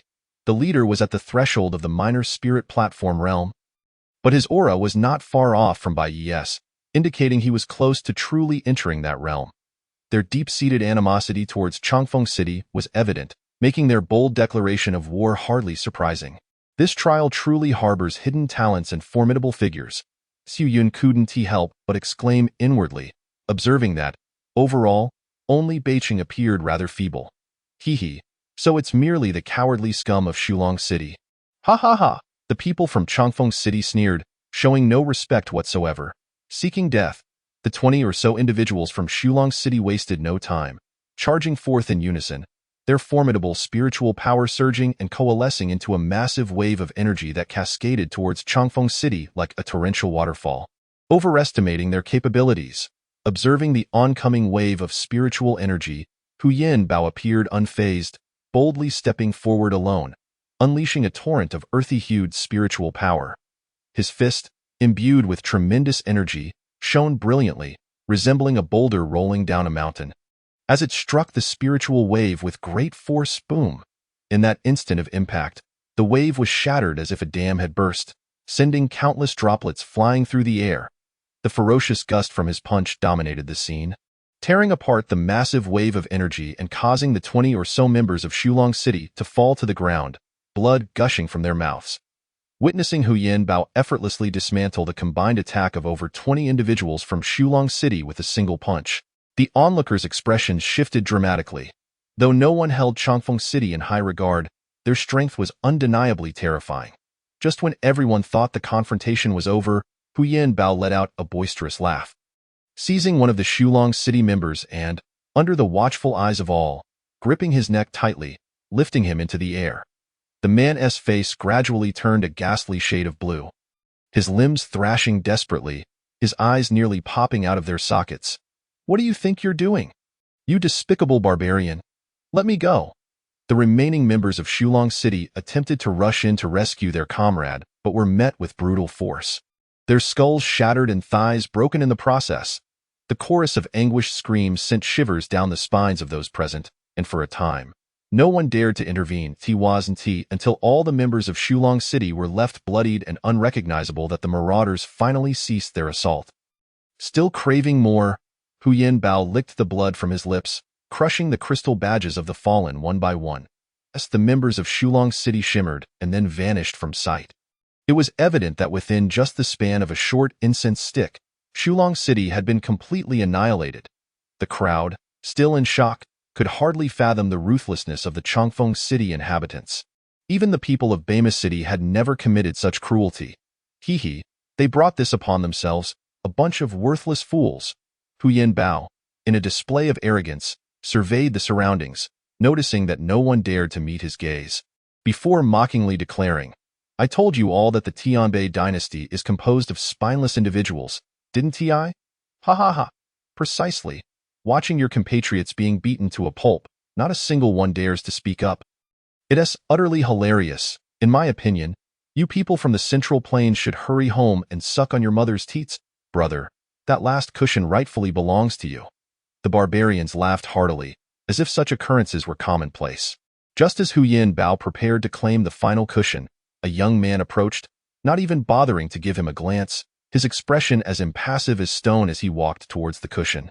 Is this kid out of his mind? Didn't he witness how these brutes dealt with Shulong City? I reckon he must be mentally unstable. Offending Bai Yi might be one thing, but provoking these barbarians is a surefire way to meet his demise. What a fool! If I were him, I would rather crush my crystal badge and flee right now. The crowd stared in astonishment at Su Yun, unable to believe that he had the audacity to act so brazenly even after witnessing the swift annihilation of Shulong City.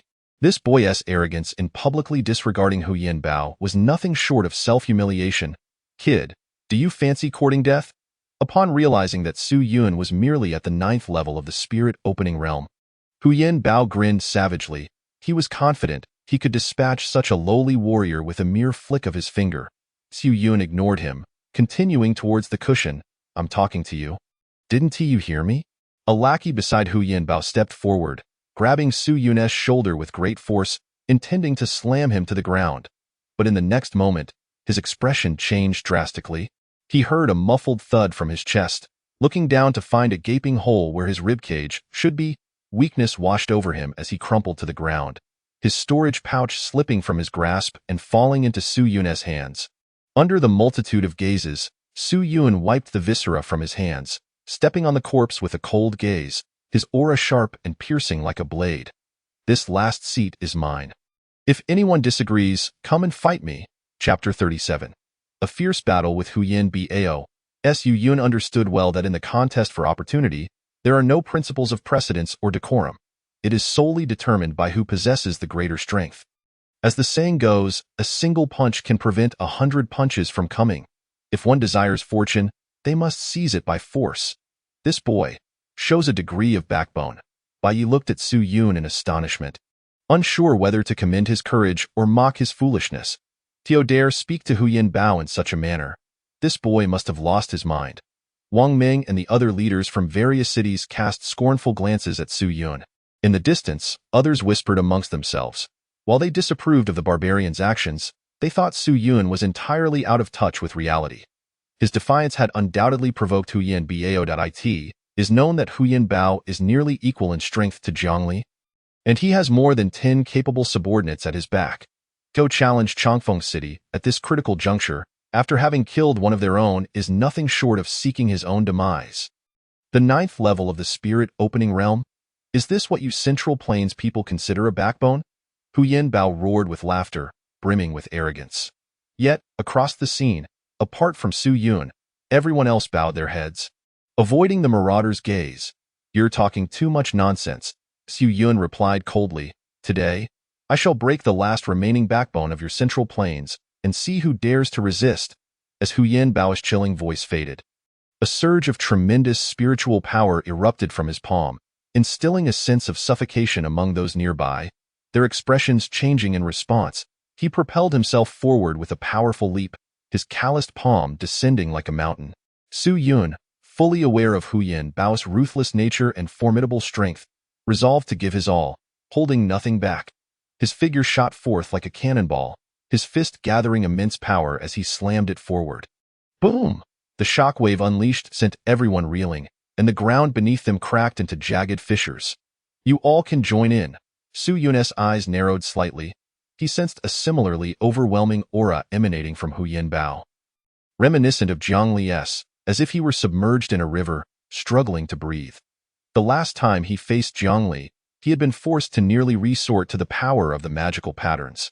Yet now, confronting Hu Yin Bao, he could clearly sense that he might not even need to deploy the Thunder Tribulation Seed to emerge victorious.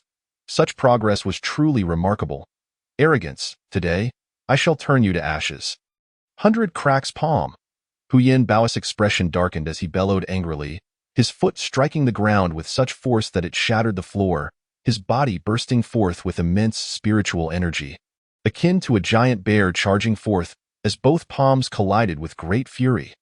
The terrifying onslaught put pressure even on Bai Yi and the others. They had anticipated Su Yun would retreat. But to their astonishment, he charged forward instead, seemingly intent on withstanding the dual palms capable of grievously injuring someone at the minor spirit platform realm with his bare body. His fist, infused with all his spiritual power, met the dual palms head-on bang. As both opponents staggered back a few steps, Su Yun surged forward again, transforming his fists, palms, elbows, and legs into a relentless storm, targeting Hu Yin Bao's vital points. Faced with such a concentrated and ferocious assault, Hu Yin Bao showed no fear, expertly blocking each strike and countering with a swift kick that sent Su Yun flying, creating distance between them. Once they paused, Hu Yin Bao felt a sharp pain throughout his body, glancing sideways to discover that the areas Su Yun had struck were now swollen and red. This revelation shocked him. The barbarian tribe had always excelled in body refinement techniques, bred for hand-to-hand combat since their inception. Years of training had rendered his flesh as tough as a bear's, yet he had not expected that the seemingly lean Su Yun possessed a similarly formidable physique, perhaps even superior. Achieving such a level at the 9th level of the spirit opening realm is impressive, but that is where it ends. Beast technique, power of the tiger. Hu Yin Bao's feet struck the ground, followed by a surge of earthy yellow spiritual energy erupting from his body, enveloping him in the phantom of a tiger king. The spiritual force surged forth, and in an instant, his aura expanded like a dam bursting, a torrent of feral energy emanating from him. Feeling the sudden and dangerous presence radiating from Hu Yin Bao, Su Yun furrowed his brows. It seemed that Hu Yin Bao was no longer inclined to maintain a stalemate. That was the Hu Yin family's secret technique, the 100 Beasts art. Not only could it harness the powers of various demon beasts for a short period, but it could also enhance one's physical form. It was even comparable to low-grade Shin-level techniques. Bai Ye's pupils constricted as he recognized this ruthless technique, which had claimed the lives of countless soldiers at the borders of the empires. During the border wars, 50,000 barbarian warriors had used the 100 Beasts art to withstand a 1,000,000-strong army for a full 30 days. Now, the Hu Yin family, remnants of the barbarian tribes, still retained this technique and had passed it down to their most exceptional descendants. With Hu Yin Bao being one of them, Su Yun was in grave danger.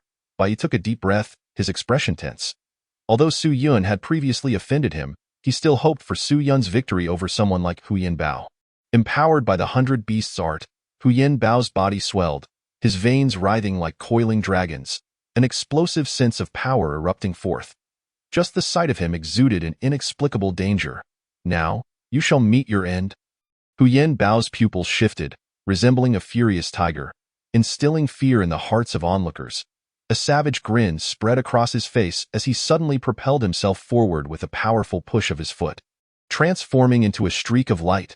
After unleashing such a technique, his speed had increased significantly. Su Yun exhaled sharply, arcs of electricity crackling around him, exuding an otherworldly aura.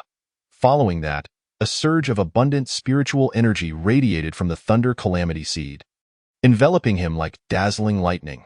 His skin shimmered with a silver glow, exuding an aura that felt almost indestructible. With the power of the Thunder Calamity Seed augmenting him, Su Yun's presence soared to a level that even Bai Yi and the others found intimidating. This lad truly has hidden depths. Bai Yi felt fortunate that he had chosen not to engage Su Yun in a life-or-death struggle earlier. Otherwise, he feared he would not have survived this encounter. Just as he was lost in thought, two beams of silver and yellow suddenly collided with tremendous force. The deafening sound of their clash reverberated through the hall, shaking the very foundations and tearing the ground apart. The two engaged in a frenzied exchange of blows, each contact erupting with waves of potent spiritual energy that shook everyone around them.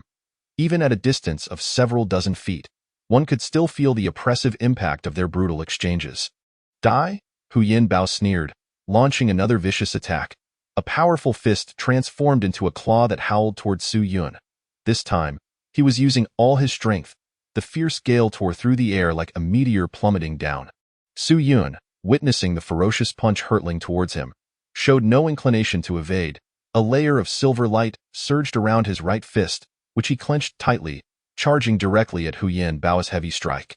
With a resounding impact, a shockwave powerful enough to obliterate steel radiated outward, erupting in blinding sparks, while a dominant force wreaked havoc within the confines of the room. Su Yun's arms immediately went numb, and he staggered back several steps before regaining his balance. Huyan Bao, too, was jolted back, retreating 7 or 8 steps before he managed to steady himself. At that moment, his expression grew grave. He never expected that a mere 9th-level Awakening Realm youth could match him blow for blow in a contest of sheer physical strength. "Today, I shall rip you apart." Huyan Bao's eyes blazed with bloodlust, his face contorting with a mix of arrogance and hatred. As torrents of formidable power surged within him, those surrounding them turned pale, some collapsing to the ground in sheer terror. The overwhelming pressure he exuded even drained the color from the faces of those at the cusp of the small spiritual stage. Truly, he was a contender for the championship, and such strength was indeed formidable. Wang Ming gaped in astonishment, swallowing hard, his entire body trembling uncontrollably in the face of Huyan Bao's might. The 100 Beasts art, transformation of beasts. As Huyan Bao's gaze turned blood-red, his body seemed to unleash a terrifying storm, the escaping spiritual energy generating shockwaves beneath his feet, causing the solid stone floor to crack and splinter. His aura began to rise at an exaggerated pace, enveloping him in a shroud of crimson light that instilled fear in all who beheld him. Transformation of beasts. With Huyan Bao's shout, the rapid rise in his power came to an abrupt halt. But this was only the beginning. His muscles twisted grotesquely, resembling strands of twisted dough, as countless sharp, blood-red spikes emerged from his pores, glistening with a chilling sheen, sharper than ordinary weapons. In agony, he swung his arms, the spikes capable of slicing through the very air. This horrifying sight sent the onlookers retreating in dread, not daring to approach within a 20-foot radius of Huyan Bao. An intense sense of unease gripped everyone, akin to being gazed upon by the abyss of death, as if they would be dragged into an inescapable hell at any moment. Huyan Bao's eyes had lost their human light, filled instead with a ravenous hunger. Resembling a mindless beast, the transformation of beasts was the most forbidden technique within the 100 Beasts art. Once unleashed, it not only amplified his power tremendously, but also rendered him brutally savage. His nerves twisted, stripping him of all pain perception, unaware of pain, unafraid of death, and fighting to the bitter end. This was the terror of the transformation of beasts. To go to such lengths for a mere inheritance was an act only a single-minded barbarian would undertake. Huyan Bao had resorted to the transformation of beasts. Did this mean he was no longer interested in the championship? Bai Ye's face paled, a tinge of fear creeping into his heart. The transformation of beasts was arguably the most lethal technique of the barbarian tribes. Having claimed the lives of countless border soldiers in the past, hearing merely of its dreadfulness was one thing. Witnessing it firsthand revealed its true horror to everyone present. In an instant, the crowd began to rally behind Su Yun, urging him on. In this state of transformation of beasts, Huyan Bao possessed no rationality, indiscriminately attacking friend and foe alike. If Su Yun could not withstand this onslaught, everyone present was bound to perish. Su Yun furrowed his brows, his heart sinking as he felt the weight of the situation. While the transformation of beasts lacked the oppressive aura of the Black Flood Dragon's technique, the reckless abandon of those who gambled their lives was far more troublesome. Having often traded injury for survival himself, he understood just how arduous it was to face such an opponent. Before he could prepare himself, Huyan Bao, with his salivating fangs, stomped heavily on the ground. Launching himself like a cannonball, as he barreled forward, he tore a massive fissure into the earth beneath him, his form nearly reduced to a black streak as he lunged at Su Yun with his spike-laden claws. How fast! A sense of alarm surged within Su Yun as he sensed the overwhelming force emanating from Huyan Bao. Realizing he could not afford to meet force with force, he swiftly retreated, attempting to evade this terrifying assault. Yet Huyan Bao's speed exceeded his own, and with fists imbued with terrifying power, he slammed down upon Su Yun's chest like an erupting volcano. Even the very air seemed to scatter before the might of his blow. Su Yun crossed his arms to block, only to be sent flying, crashing heavily against a distant stone wall. A line of blood trickled from his lips, deepening the gravity in his gaze.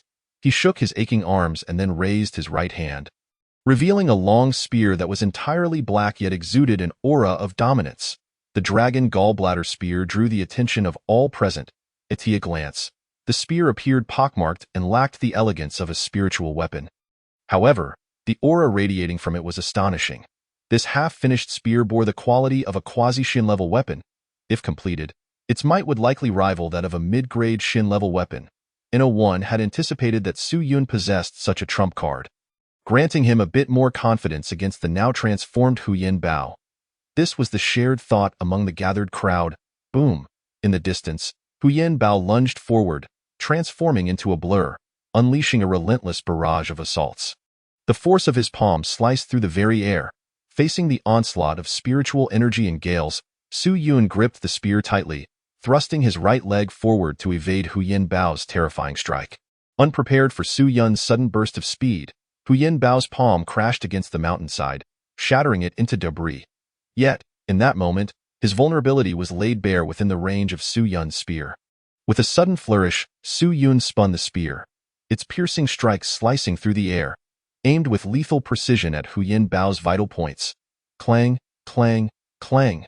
The sharp, elongated spear relentlessly pierced the entirety of Hu Yin Bao's body, severing all of his protruding spikes. In the midst of the clashes, a series of metallic clangs erupted, accompanied by fierce sparks. Before Hu Yin Bao could pivot to retaliate, Su Yun's overwhelming assault bore down upon him, forcing him to guard his body and rendering him unable to mount a proactive offense. Once the spikes were entirely severed, vast patches of his crimson flesh were exposed as the spear's blossoms surged once more, drawing forth streams of blood and leaving him riddled with gaping wounds. Bang! Although Hu Yin Bao was devoid of rational thought and sensation, he was loath to be toyed with by Su Yun. In the next moment, he unleashed a furious surge of spiritual power, pushing Su Yun back and creating distance between them. After taking a moment to breathe, Hu Yin Bao leapt into the air, his iron elbow descending like a meteor, the force contained within shredding the surrounding gusts as it plummeted towards Su Yuan. At that moment, the formidable power of the minor spirit realm was fully ignited, causing the onlookers to retreat in alarm, fearful of being caught in the residual force. Hu Yin Bao's breath came in heavy gasps, a palpable aura of murderous intent surrounding him, clearly intending to crush Su Yun with a single blow. Su Yun, observing the swiftly enlarging onslaught in his vision, remained unperturbed. Within him, spiritual energy erupted forth like a volcano, surging into his right hand and ultimately coalescing at his fingertips into a violet-black radiance. His arm vibrated violently, emitting a peculiar resonant hum. The void pointers. The terrifying shockwave emanated from his fingertip, causing Bai Ye's expression to tighten as he inwardly thought, yet again, this technique? He had nearly been obliterated by the void pointers before. And though he felt trepidation, he understood that with this move unleashed, the outcome was already determined. The violet-black beam erupted forth, colliding fiercely with the descending iron elbow. Boom! In an instant, a tremendous sound reverberated, followed by a ferocious gale that swept through, sending many spectators tumbling over in utter disarray. Within moments, the iron elbow began to tremble violently. After 3 breaths, the void pointer pierced through Hu Yin Bao's iron elbow as if it were the sharpest spear tip, continuing on to breach his chest, wreaking havoc upon his lungs in excruciating agony. Blood gushed forth from Hu Yin Bao, akin to a featherless bird plummeting to the ground. This single strike had scattered all of his strength. Su Yun, aware that he must not grant Hu Yin Bao any opportunity, propelled himself forward, the spear blossoms raining down upon Hu Yin Bao. In that moment, Hu Yin Bao was utterly devoid of the strength to continue fighting, allowing the spear shadows to descend upon him, piercing through his vital points and causing blood to spout uncontrollably. Unrelenting, Su Yun continued his assault, thrusting the spear downward, lifting Hu Yin Bao's body into the air, then sweeping the spear's tail horizontally to strike his chest with tremendous force, sending his several hundred-pound frame hurtling away. his chest caving in and ribs shattering. This left Hu Yinbao, already gasping for breath, rolling helplessly on the ground for several turns before finally collapsing in a state of utter defeat. Only when Su Yun witnessed Hu Yinbao's inflated form gradually returning to normal did he finally exhale in relief. "I have won." Bai Yi felt somewhat dazed, astonished that the previously formidable Hu Yinbao had indeed been vanquished by Su Yun. This was one of the favorites to win the championship. Did this not imply that Su Yun had also secured a chance at victory? Such a monumental shock left Bai Ye's heart in an unending turmoil. Excellent. It is high time to teach these brutes a lesson. Well done, Su Yun. The riveting battle prompted applause and cheers from the crowd. In the past, these savages had been ruthlessly oppressive, leveraging their strength to dominate the weak, and seeing Hu Yinbao so thoroughly beaten by Su Yun brought immense satisfaction to their hearts. Those who had previously mocked Su Yun now felt their faces burning with shame, unable to even lift their heads in his radiant presence, resembling mice scurrying back into their damp, shadowy burrows. Who would dare to challenge him now? Su Yun held the spear at an angle, standing triumphantly upon the mat, his poise commanding silence from all around. "You will regret this, boy. Pray you do not encounter our leader." The people of Changfeng City hastily aided the gravely injured and unconscious Hu Yinbao, issuing threats as they retreated in disgrace. Naturally, Su Yun had no intention of pursuing them. Otherwise, he would be offering the mat as a gift. Once seated in a meditative state, the 6 mats erupted with an astonishing wave of energy, 6 golden orbs of light, cascading like the afterglow of sunset upon the shoulders of the 6 individuals. Presenting an aura of sanctity, you 6 challengers must pass the trial to obtain the legacy of our clan. Are you prepared? An ancient voice, devoid of emotion yet imbued with immense pressure, resonated within their minds. Su Yun's gaze hardened, a smile tugging at the corners of his mouth. This opportunity was finally within reach. Chapter 39. The Yin-Yang Cycle. We are ready. The 6 responded in unison, as beams of flickering light suddenly illuminated the surroundings, causing their eyes to sting. Almost immediately, they felt their bodies become extraordinarily light, as if capable of leaping thousands of miles in a single bound. Upon opening their eyes, they discovered themselves in an unfamiliar realm, where the vastness of heaven and earth stretched infinitely. The sky was pure white, yet the ground beneath their feet was a deep, obsidian black. Scattered shells glimmered in the sunlight, reflecting the radiance of the heavens, as if they were walking upon stars, with the world turned upside down. Occasional gentle breezes stirred the sand, causing it to dance like silken scarves. What is this place? Su Yun mused, taking a few steps forward, intending to consult Bai Yi and the others, but upon turning back, he found them all had vanished without a trace. Not even a footprint remaining. It was as if this realm had become his solitary domain. Collecting his thoughts, he forced himself to remain calm, disregarding the absence of his companions, and continued onward. Time seemed to lose its meaning as he wandered aimlessly, yet he found that this expanse appeared to have no end. Everything felt both familiar and foreign as he wandered in circles, returning to what seemed like the same starting point, while also venturing into uncharted territory. This bizarre phenomenon instilled a sense of unease within Su Yun. Aside from the undulating black sand dunes, there was nothing else in sight, devoid of any reference points to ascertain direction. The only constant was the sun above, which showed no signs of shifting even after several hours. "Little tower, what is happening?" Su Yun whispered, but no response came. "Little fire?" He attempted to activate the little tower to release the fiery lion cub, yet the little tower remained unresponsive. Su Yun's expression grew grave. It seemed this realm had severed all connections to the tangible world. He contemplated channeling his spiritual energy in a specific direction, but discovered that it too had vanished without a trace. It was not merely suppressed, it had silently dissipated. Realizing this, Su Yun felt a wave of heat wash over him. Looking up, he saw the sun in the sky growing ever larger, as if it were about to descend and obliterate all life in its path. The intense heat warped the ground beneath him, reminiscent of a volcano on the verge of eruption, instilling a sense of despair and anxiety. What in the world is this cursed trial, and how can I break through? Su Yun furrowed his brow, still unclear on how to achieve success. Yet soon, he regained his composure. The endless repetition of the desert, the impending sun, and the chaotic shifts of the world led Su Yun to formulate a bold hypothesis.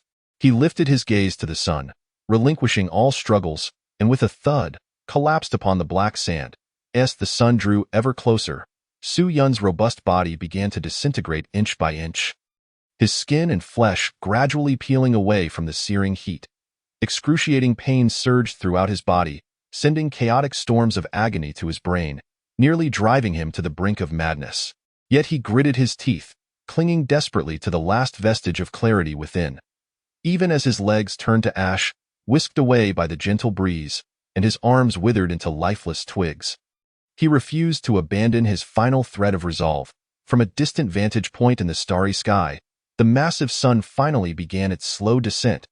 There was no cataclysmic explosion, no annihilation of everything. Only a plunge into the chaotic void of darkness. Su Yun's last consciousness drifted through an endless expanse of time, as if thousands of years passed, yet also as fleeting as the blink of an eye.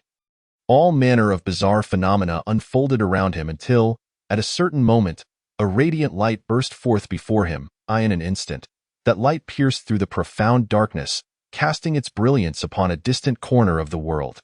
Whoosh! The light tore through the darkness, ushering in an atmosphere of unparalleled prosperity and harmony.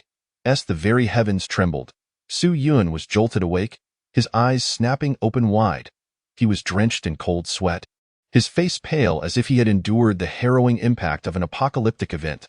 Unsteadily rising to his feet, he discovered that his body, once shattered by the sun's rays, was now restored to its former glory. Entirely unharmed, in fact, his bones felt more resilient, and his flesh seemed to have undergone countless trials of refinement. A mere clasp of his hand revealed an inexhaustible surge of power coursing within him. Mighty Yin, desolate demon body, has actually reached the first major completion? Su Yun, while astonished, pondered what had transpired. Regaining his composure, he surveyed his surroundings. Here, verdant mountains and clear waters thrived, distant villages billowed with wisps of smoke, and a petite, exquisite waterfall cascaded down in a vibrant rainbow. This scene stood in stark contrast to the cataclysmic chaos he had just experienced. Foreigner, congratulations on completing the trial. As Su Yun endeavored to comprehend the unfolding events, a shimmering silhouette of an elderly man materialized before him, smiling gently, reminiscent of the spirit he had encountered earlier, Dan Kingsley. This figure was but a wisp of lingering soul, or perhaps merely a manifestation of his former self. Clearing his parched throat, Su Yun inquired, "Senior, just now?" The elderly apparition replied in a soothing tone, "That was the trial of the Shangshuan clan. The sun shattered your corporeal form, yet you persevered, allowing your body to ascend to a new pinnacle." Su Yun scratched his head in bewilderment. So, it was all an illusion. Indeed, but not entirely. The elderly figure chuckled softly. If you cannot maintain your inner resolve amidst illusions, even the resplendent sun may obliterate you, leaving you incapable of traversing the cycle of reincarnation. Upon hearing this, Su Yun felt a shiver of trepidation and asked, "What of the others?" The elderly figure shook his head, the implication clear. "Though our clan's legacy has never been bestowed upon outsiders, your presence here signifies our clan's utter decline. I can only hope that through this final inheritance, the spirit of our lineage may endure." The more he spoke, the more somber the elderly figure's expression became. Like the Tianxian Pavilion, this so-called Shangshuan clan had succumbed to the inexorable passage of time. It was difficult to fathom the grandeur they once possessed, yet they too fell victim to the ebb and flow of fate. "I shall honor your request," Su Yun vowed earnestly, his demeanor resolute. "Very well, you may contemplate here," the elderly figure declared before vanishing without a trace. Instantly, torrents of intricate and vast information surged into Su Yun's mind, inducing waves of sharp pain. Yet, this discomfort posed no threat to him. After some time, he slowly opened his eyes, murmuring, "The yin-yang generating method. This technique is not intended for combat, but for refining the powers of Tiangang and Dijiao, as well as for condensing the Yuan Dan. Specifically designed for the Lingtai realm, it can hone the Yin Sha power in the minor Lingtai stage and the Yang power in the major Lingtai stage. Through this method, one can purify their spiritual energy to an extraordinary degree, unleashing combat prowess that transcends the ordinary. By following the guidance of the yin-yang generating method, not only can the condensation of Yuan Dan be accelerated, but its star rating can also be significantly enhanced. Su Yun gasped for breath, his face flushed, as if his very eyes would burst. If word of this miraculous technique were to escape, it would surely spell disaster for me, he thought. Indeed, the tower spirit replied placidly, this technique is comparable to Earth Tier 1's. You must take great care to safeguard it. Su Yun nodded solemnly, acutely aware of the significance of this technique. Unfortunately, it was not something he could utilize at present. Yet he could not afford to be overly greedy in his pursuits. The elderly figure gradually reappeared. Young friend, I have one more request. Upon seeing him, Su Yun respectfully replied, please, speak freely. After a moment's hesitation, the elderly figure continued, the ancestors of the Shangshuan clan once received guidance from the ancient divine beast Xuanwu, which led to the evolution of this yin-yang generating method, allowing our kin to thrive for millennia. Alas, the Shangshuan clan grew arrogant and complacent, ultimately descending into decline. Curiously, it seems our ancestors foresaw this fate and preemptively encased 300 boys and girls in ice within a glacier in the far north, hoping that future descendants might release them and restore the glory of the Shangshuan clan.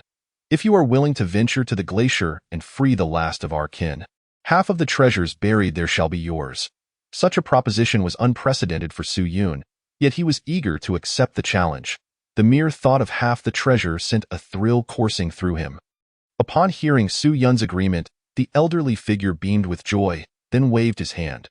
The world spun around him, plunging him into darkness once more. Then I entrust the bloodline of the Shangshuan clan to your care. When Su Yun awoke, he found himself seated upon a mat in the great hall, everything prior feeling like a fleeting dream. Glancing aside, he was startled to see the other 5 had been reduced to mere bones. Their bodies were charred and reeked of decay, as though they had been sun-dried, clearly having failed the trial. The others were nowhere to be seen, likely swept away by the forces at play. Ensuring they did not disrupt the trial, sighing, Su Yun silently accepted the storage bags of the 5. As fellow denizens of the Tianliang domain, I shall see you off on your final journey. With a flick of his finger, he caused the ground to erupt into 5 pits, gently placing their charred remains within and covering them with earth and stones, granting them a semblance of rest. Chapter 40. The first of the barbarian clan. Tuoba Yuan. After confirming that the Grand Hall held no further treasures, Su Yun stepped outside. The inhabitants of the 5 major cities awaited anxiously, and upon seeing only Su Yun emerge, they hurriedly inquired, Brother Su Yun, what of Brother Bai from Bema City? Su Yun hesitated momentarily before softly replying, they did not pass the trial at his words. The crowd gasped in horror and rushed inside, only to find 5 makeshift graves. Some wailed inconsolably, while others stood in shock. Yet, they still held a glimmer of gratitude towards Su Yun for not leaving their comrades' bodies to rot in the cold hall. You all should return to your main forces. We have already fallen behind, Su Yun instructed succinctly, preparing to leave, only to be intercepted by the people of Bema City. One of them spoke up. Brother Su Yun, I have urgent news for you. Su Yun turned to listen. What is it? The man glanced around cautiously before continuing. Huyan Bao has sent word, demanding you meet him at the northern encampment in the forest. If you do not comply, he will slaughter every competitor from our northern city. What? Su Yun's expression turned icy at once. He had anticipated such a turn of events. Brother Su Yun, it is said that their leader, Tuoba Yuan, is also present. He is exceptionally powerful, ranked among the top 3 in this trial, making him exceedingly dangerous. You must exercise utmost caution. Tuoba Yuan, at the early stage of the Lingtai realm, possessed the giant elephant physique and bore the bloodline of a mid-grade Earth-tier Saint Elephant. Hailing from Changrong City, the selection quotas from Changrong City were monopolized by the Tuoba family, yielding 2 half-step Lingtai realm and 3 late-stage Yuling realm competitors, though there were only 6 participants. Their quality was formidable, far beyond the reach of ordinary factions. With a heavy sigh, the man departed, leading the remaining members of Bema City away. Determined, Su Yun hastened toward the northern encampment deep within the forest. This dense woodland was vast, requiring at least 3 days to traverse. Nightfall brought heightened ferocity among the beastly creatures, and the threat of a fearsome beast tide loomed. Thus, the 3 major sects had strategically established resting points for participants to avoid the oncoming tide. As the sun dipped below the horizon and darkness enveloped the forest, the number of people dwindled, with many already making their way to various encampments. The northern encampment was the largest, hosting the most individuals. This indicated that Hu Bao had aimed to publicly humiliate Su Yun, hoping to stomp on him in front of all. It was likely that a trap had been laid, ready for Su Yun to fall into their clutches. Hu Bao, prepare to meet your doom. Su Yun's expression darkened further, his pace quickening. Any beast that dared to threaten him was swiftly dispatched with a casual swipe of his hand. Night had fallen, rendering the forest pitch black, the sounds of prowling beasts echoing ominously in an open clearing. A fortified sanctuary surrounded by sharpened stakes and wooden walls stood. Roaring bonfire illuminated the darkness, casting a warm glow. Yet the atmosphere within was heavily laden with tension. Over 1,000 individuals congregated here, their conversations sparse as they cautiously gnawed on roasted meat while casting anxious glances toward the entrance. There, a massive cross-shaped wooden stake bore 9 bloodied figures, suspended on either side, their bodies a gruesome sight, blood dripping steadily onto the ground, seemingly rendered unconscious by their severe injuries. From their attire, it was evident they were all from the northern city. They had originally been training at the forest's edge when they were discovered by Hu Bao's men, incapable of offering any resistance, and were subsequently dragged here, half dead. Hu Bao had even proclaimed that if Su Yun did not appear, he would slaughter these individuals to feed the beasts. Yet, no one in the camp dared to intervene, content to watch from the sidelines, fearful of being caught in the crossfire. The scent of blood wafted through the air. It quickly attracted a horde of bloodthirsty beasts, prowling the forest in search of prey. They circled the clearing, eyeing the 9 individuals hungrily, yet hesitated at the sight of the fire and human figures. Reluctant to advance, however, as they grew bolder, inching closer, they realized no one was there to stop them, emboldening their approach. Hu Bao lounged at the entrance, casting a furtive glance at a burly man beside him. "Brother, I believe that kid is afraid." The man replied with a cold smirk, unconcerned, "If he doesn't come, then his companions shall perish. Brother, your wisdom is unparalleled." Hu Bao adopted a notably low posture, serving tea and pouring water. Entirely devoid of the imposing aura characteristic of the former leader of Changfeng City. This formidable figure was clad in the pelts of a leopard, tiger, bear, and elephant, with ivory pauldrons adorning his shoulders, exuding an air of dominance and a massive, imposing presence that instilled a profound sense of oppression. His voice resonated with authority, and he was none other than the rising genius of Changrong City. Tuoba Yuan. As Tuoba Yuan rose to his feet, he bellowed to the assembled crowd, "Do you see? This is the fate that befalls those who dare oppose us. If Su Yun does not arrive within the next moment, I shall slay one of you to feed these beasts as a warning." His voice echoed with a tyrannical confidence, the palpable pressure rendering others incapable of resistance. Central Plains waste, he scoffed before returning to his tiger-skin seat. After a quarter of an hour, seeing that Su Yun had yet to appear, he stood once more. Su Yun is indeed a coward. Since he does not dare to show, I shall have to kill one to stir the excitement. A sinister smile crept across his face as he stepped toward a wooden post, his fist clenched tightly, gathering surging spiritual energy, intent on shattering one of the contestants' skulls with a single blow. Suddenly, a stone imbued with tremendous force hurtled through the air, striking the giant's head and sending him staggering back several steps, his punch missing its target. "Heh, I thought you worthless scum would not dare show up." Hu Bao sneered as he caught sight of a figure emerging from the dense forest. Under the gaze of all present, a somewhat gaunt yet fiercely murderous youth slowly walked forth. "Su Yun, you must leave, quickly. These individuals are beyond our capability to handle. You are the hope of our North City. As long as you can be selected, we shall die without regrets." The people from North City felt warmth in their hearts upon seeing Su Yun's arrival, yet they immediately exerted all their strength to prevent him from approaching. "Leave? Ha ha ha, none of you shall escape. I want you all to die here." Hu Bao laughed maniacally as he leapt down. He raised his great sword high and mercilessly struck the thigh of a North City contestant. Blood gushing forth, and the anguished screams caused everyone's expressions to shift. Though competition exists in contests, most would not resort to such cruelty, understanding the wisdom of leaving some leeway. Yet these brutes were truly ruthless and unfeeling.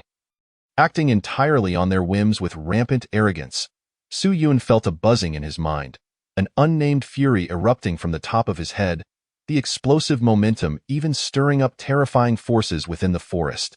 The wandering beasts were so frightened that they fled in a panic. Su Yun stomped his feet against the ground, his body transforming into a fleeting shadow as he rushed toward Hu Yin Bao. Not to be outdone, Hu Yin Bao sprang into action, his toes barely touching the ground as he wielded his steel blade high above his head, preparing to strike down. Bang! With just one punch, Hu Yin Bao's great sword shattered instantly. His eyelids twitched as a shadow seemed to envelop his heart, and he suddenly felt an overwhelming dread. Before that unease could settle, Su Yun had already arrived before him, his massive fist tearing through the wind. Delivering a heavy blow, suddenly, a piercing scream of agony echoed through the skies.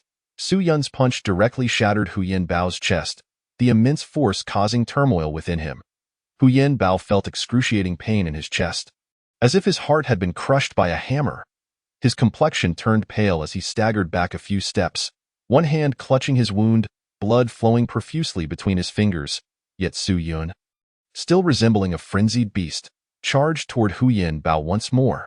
Central Plains waste, dare you act fierce? At that moment, Tuoba Yuan rushed over. Bang!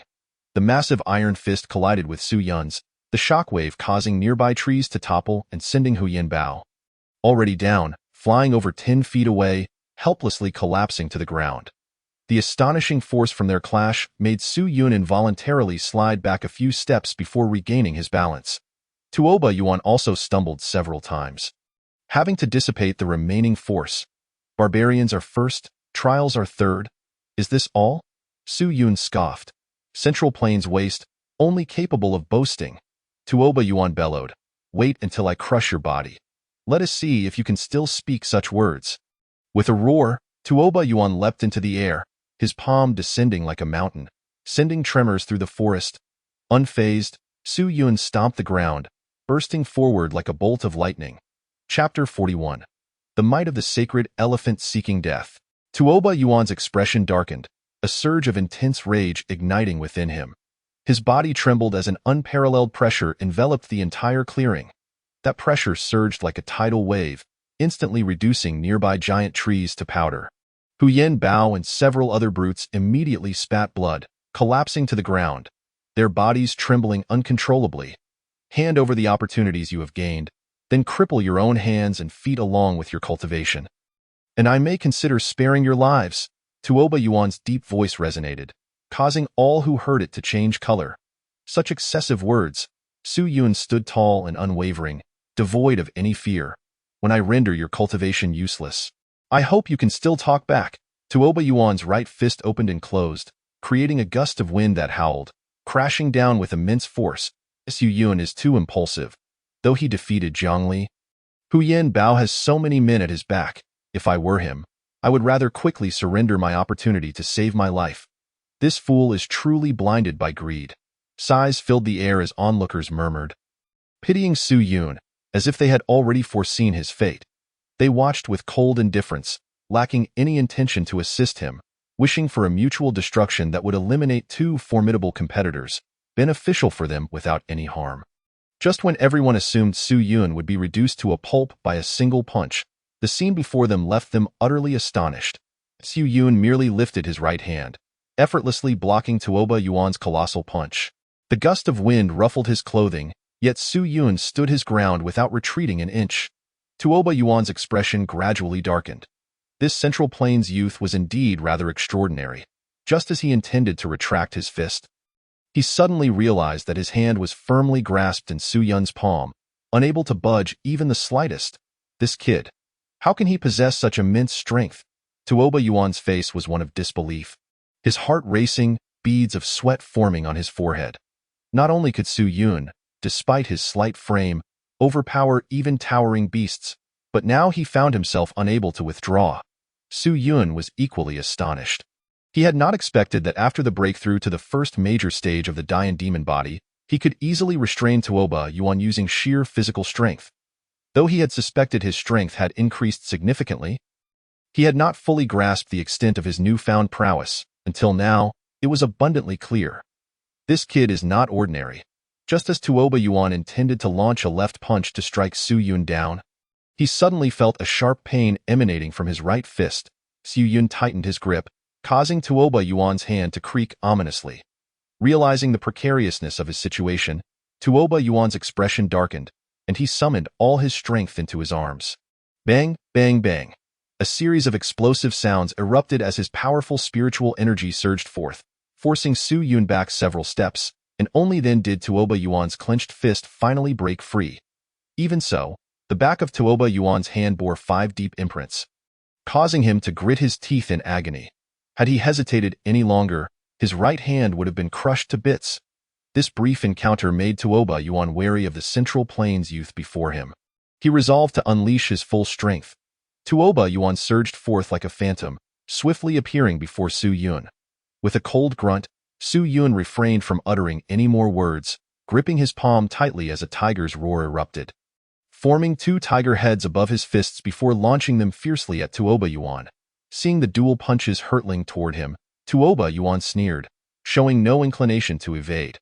His arms burst forth with blood-red light, a roaring crimson glow rapidly coalescing beneath his fists, crashing towards Su Yun in an overwhelming wave boom.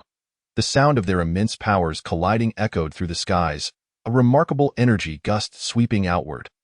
Both retreated several steps, feeling a tingling pain in their fingers. In terms of physical strength, they were remarkably evenly matched.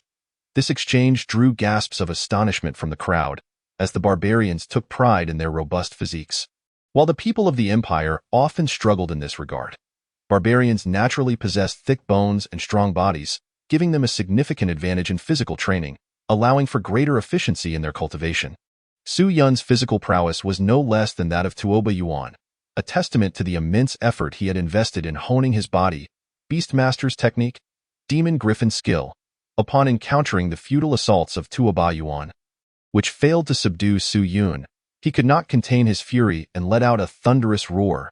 Instantly, his entire being was engulfed in a tempest of crimson energy, stirring up violent gales and monstrous waves. His blood-red arms surged forth with a titanic force, and almost simultaneously, a colossal crimson vulture materialized behind him, emitting a cacophony of piercing cries that seemed to penetrate the very essence of one's mind, rendering adversaries incapable of focusing their thoughts to confront him. Such an eerie technique. Su Yun frowned at the unsettling wails, but with a flicker of determination, he enveloped himself in a shimmering silver aura that effectively shielded him from the jarring sound waves. The innate power of divine thunder naturally suppressed these vile disturbances, rendering them utterly impotent against his silvery shield. Break for me. As the silver light coalesced, Su Yun unleashed a flurry of punches, radiant arcs of lightning exploding forth to collide with Tuoba Yuan's bloodied appendage with a resounding crash. The impact reverberated like thunderclaps, swiftly dissipating the crimson sound waves amidst the tumult of electric energy. While the formidable essence contained within Tuoba Yuan's bloodied arm was entirely countered by Su Yun's silver thunderous strikes, witnessing his attack thwarted so effortlessly left Tuoba Yuan visibly astonished. Nevertheless, being a seasoned warrior forged in the crucible of battle, he quickly regained his composure. With a violent tremor, an overwhelming force of essence erupted from his being, violently shattering Su Yun's surging silver lightning. With a step forward, Tuoba Yuan's fists surged with ferocious wind, each blow carrying the lethal potential to fell even a half step into the spirit platform realm. His assault bore down upon Su Yun, targeting his vital points. Hemph! Unfazed by this relentless onslaught, Su Yun fully summoned the power of the thunder tribulation, transforming into a radiant figure of silver light. Arcs of electricity coursed across his body, and combined with the formidable Diyin, he engaged Tuoba Yuan in a direct confrontation with unwavering resolve. The two figures clashed like lightning, unleashing a torrent of fierce winds that rippled outward from their encounter, leaving onlookers in a state of awe, their perceptions of Su Yun subtly shifting. It was clear to all that both combatants were entangled in a life-and-death struggle, where a mere misstep could lead to immediate demise. At merely 20 years of age, Tuoba Yuan possessed more experience than most competitors, while Su Yun, at the tender age of 15 or 16, exhibited a rare proficiency in both aggressive and defensive maneuvers, executing flawless counters with remarkable precision. Suddenly, a thunderous explosion resonated from above, and the crowd gasped as Su Yun was forced back several steps, struggling to regain his footing. It was evident that after exerting his spiritual power, he was beginning to succumb to the pressures of the battle. Regardless, Tua Baoyuan, one of the top 3 contenders for the championship, had honed his own essence to perfection, exhibiting no signs of weakness. His already formidable physique, augmented by his spiritual energy, proved to be superior to Su Yun's, who remained at the 9th level of the spirit opening realm. If this is all you can muster, then death awaits you. Tua Baoyuan glared at Su Yun, his expression betraying his discomfort despite his slight upper hand. Engaging in a fierce exchange with a mere 9th-level spirit opening youth would surely invite ridicule. This is precisely what I wish to convey, Su Yun replied with a subtle smile, relishing the exhilarating confrontation. Humph, I shall see if you can survive this next move, with a decisive step forward. Tua Baoyuan unleashed the full force of his essence, and a wave of formidable energy surged forth, sending the surrounding winds into a frenzy. Witnessing this spectacle, Su Yun's expression grew grave. With this single strike, I shall send you to meet your fate. In that moment, Tua Baoyuan's icy voice, filled with murderous intent, reverberated across the battleground. Sacred Elephant Bloodline, activate, Beast Mastery Technique. The Sacred Elephant descends. Chapter 42. Thunderous Void Point. The spectators, who had earlier marveled at Su Yun's formidable combat prowess, which allowed him to match Tua Baoyuan blow for blow, now felt a palpable shift in the atmosphere. Despite Tua Baoyuan's initial attempts to wear Su Yun down with his overwhelming essence, the latter had not faltered significantly. However, the situation had now drastically altered. Tua Baoyuan was evidently prepared to unveil his trump card. This technique, the Sacred Elephant Descends, represented his most powerful secret and the foundation of his ascent to the ranks of the top 3 in this tournament. As Tua Baoyuan's voice echoed, a terrifying trumpet of an elephant filled the air, and before Su Yun's apprehensive gaze, a magnificent, radiant elephant's silhouette materialized behind him, towering so high that even the encampment appeared diminutive in comparison. Its trunk raised high, tusks pointed downward, the thunderous roar reverberated through the very bones of all present, shaking them to their core, even causing their spiritual energies to waver uncontrollably. The might of this sacred elephant had reached an utterly terrifying level. It was rumored that the beast mastery technique was derived from the powerful arts of demonic beasts, capable not only of replicating their offensive maneuvers, but also of melding with one's own essence to enhance physical strength and speed. Moreover, by harnessing the bloodline of powerful beasts within, one could gain insight into unique techniques of their own. Even more alarming was the fact that this technique was said to possess no limits. The higher the quality of the beast bloodline one possessed, the greater the potential of this technique. Tua Baoyuan, endowed with a mid-tier Earth-grade sacred elephant bloodline, was perfectly attuned to the beast mastery technique. With the augmentation it provided, Tua Baoyuan had effectively reached a level comparable to the mid-stage of the spirit platform realm. He was akin to Zhongli wielding the final strike of the Black Serpent demon art. Or perhaps even more formidable. Su Yun looked up, feeling a weight of gravity settle upon him. The so-called Sacred Elephant Descends had likely attained a level of mid-grade Xian rank, even in the northern plains. Such a powerful technique was exceedingly rare and precious. It was evident that as the foremost talent of the barbarian tribe, Tua Baoyuan possessed formidable hidden depths. Su Yun was doomed. Those who dared to challenge the elder brother would meet their end today. Indeed, the glory of our barbarian tribe shines brightly. In this fallen dynasty, where could one find such grand techniques? Once Su Yun falls, we shall eradicate everyone from the northern city, leaving not a single soul alive. The barbarian spectators, witnessing Tua Baoyuan finally unleash this technique, were filled with awe and admiration, their gazes towards Su Yun tinged with mockery. Among the younger generation, only Tua Baoyuan could unleash the full potential of the beast mastery technique to such an extent. With this move, the victor would undoubtedly be determined. Central Plains trash, perish. Tua Baoyuan's eyes widened with fury. Initially, he had intended to keep this move hidden for a surprise attack against the 2 prodigies from northern Yuan. But Su Yun's actions had disrupted his plans and forced him to reveal this technique to conclude the battle. With his trump card exposed, his chances of defeating those 2 prodigies had diminished significantly. Thus, he was consumed by rage, vowing to annihilate Su Yun along with the waste from his remote homeland. With a sweeping gesture, a tempest erupted, and the sacred elephant roared skyward, its eyes glinting crimson. The ground trembled violently as its thunderous hooves shattered the earth, creating deep craters large enough to engulf a grown man. To be struck by such a terrifying force would likely leave even the most formidable early-stage spirit platform warriors utterly obliterated. Boom, boom, boom. The sacred elephant charged forth, shattering boulders, collapsing the ground, toppling trees, and sending demonic beasts fleeing in terror. It barreled through the battlefield with an unstoppable momentum, akin to a colossal stone embodying destructive power, crashing relentlessly towards Su Yun. The gale rushing toward him did not instill fear within Su Yun. Instead, he stepped forward boldly, sheathing his spear. As the essence within him surged, layers of purplish-black radiance erupted from his fingertips. Sharp and menacing, exuding a bone-chilling aura. In the next moment, a silver glimmer ignited in Su Yun's eyes as thunderous roars echoed within him. Countless arcs of lightning erupted, coursing across his surface.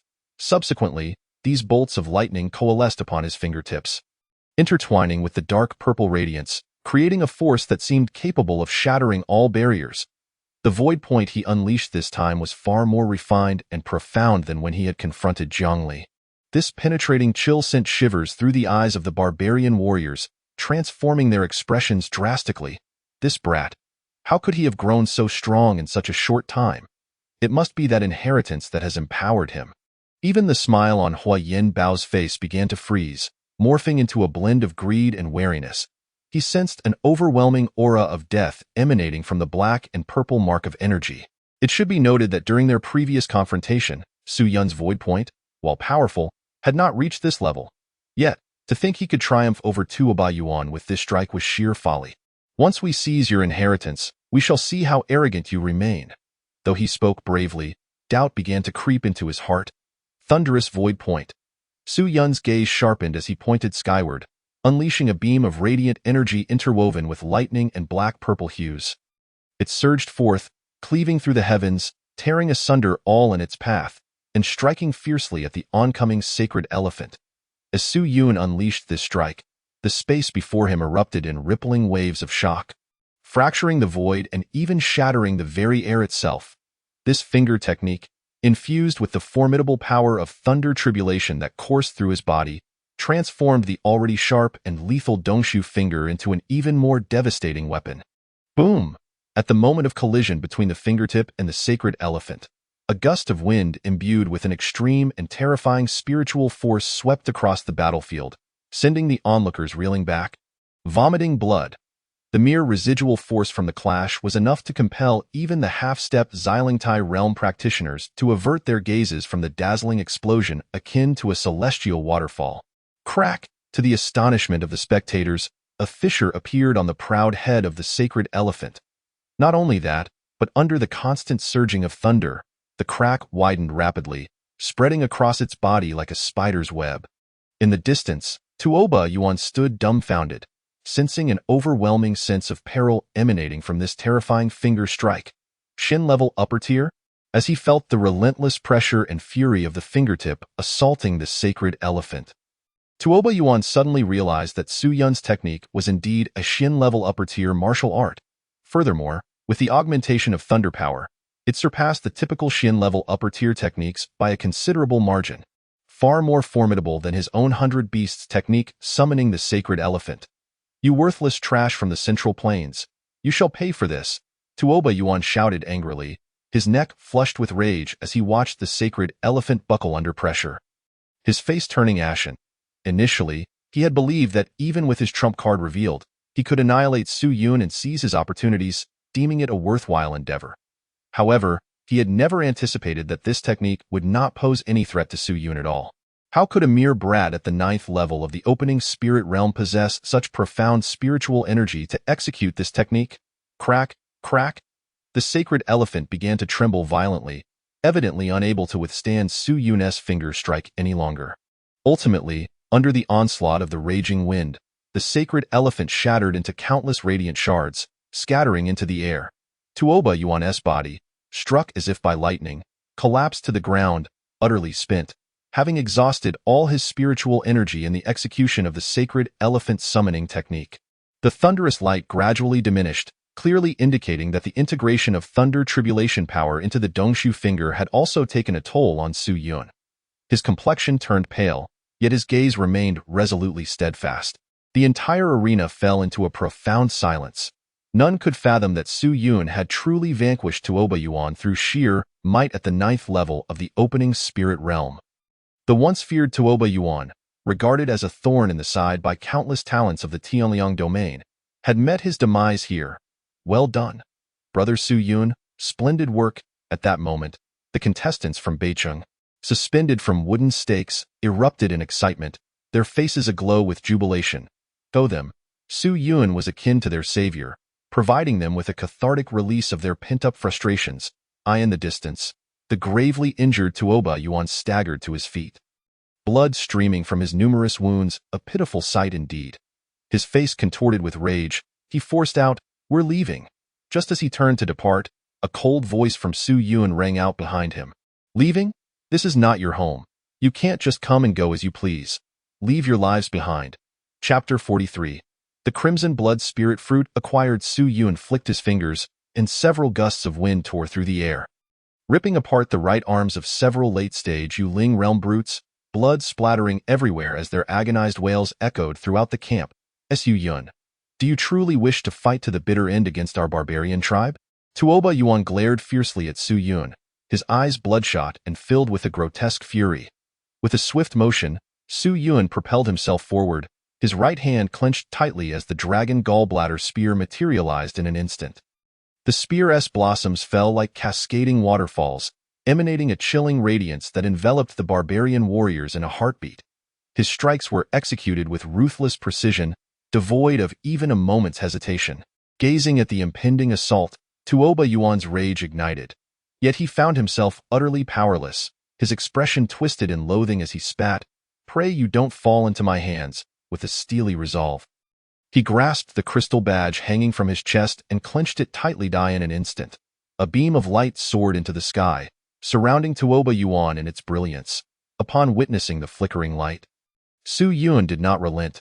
Instead, he escalated his assault with even greater ferocity. The moment the light dissipated, Tuoba Yuan's figure vanished, leaving behind a steaming pool of blood on the ground. Not far off, Tuoba Yuan's right arm trembled uncontrollably. In that fleeting moment, Su Yun had severed Tuoba Yuan's right arm. Beside the bloody limb lay a storage pouch stained with blood. Did I see that correctly? Su Yun had not only forced Tuoba Yuan out of the trial but had also dismembered him. Was he truly unafraid of the Tuoba family seeking revenge? The onlookers gasped in astonishment, their minds reeling. It must be noted that Tuoba Yuan was the strongest among the barbarian tribe in this year's trial, nearly on par with the two prodigies from Beiyuan County. He had been greatly anticipated as the hope for the future expansion and prosperity of the barbarian tribe. Yet, to their astonishment, Su Yun, relying solely on his strength, had utterly decimated the arrogant and overbearing barbarian tribe, leaving Tuoba Yuan as the sole survivor. In the distance, Hu Yanbao stared blankly at the sight of his elder brother's arm being forcibly severed, his spirit momentarily leaving his body as he collapsed to the ground, his expression more ghastly than if he had eaten something vile. The other barbarian warriors were equally stunned, paralyzed with fear. Soon, Hu Yanbao regained his composure and stumbled to his feet, weakly making his way toward the distant shadows of the forest. The other barbarian warriors followed suit, fleeing in terror alongside Hu Yanbao, even forgetting that they could use their crystals to escape. "Aren't you going to pursue them?" questioned several members of Beicheng. "Just watch," Su Yun replied, shaking his head slightly. No sooner had he spoken than the sounds of ferocious beast roars and Hu Yanbao's anguished screams erupted. Following that, the screams abruptly ceased, replaced by the horrific sounds of flesh being torn and devoured. Su Yun approached, frightening away a horde of beasts, and collected the storage pouches from the fallen warriors, effortlessly acquiring Tuoba Yuan's pouch as well.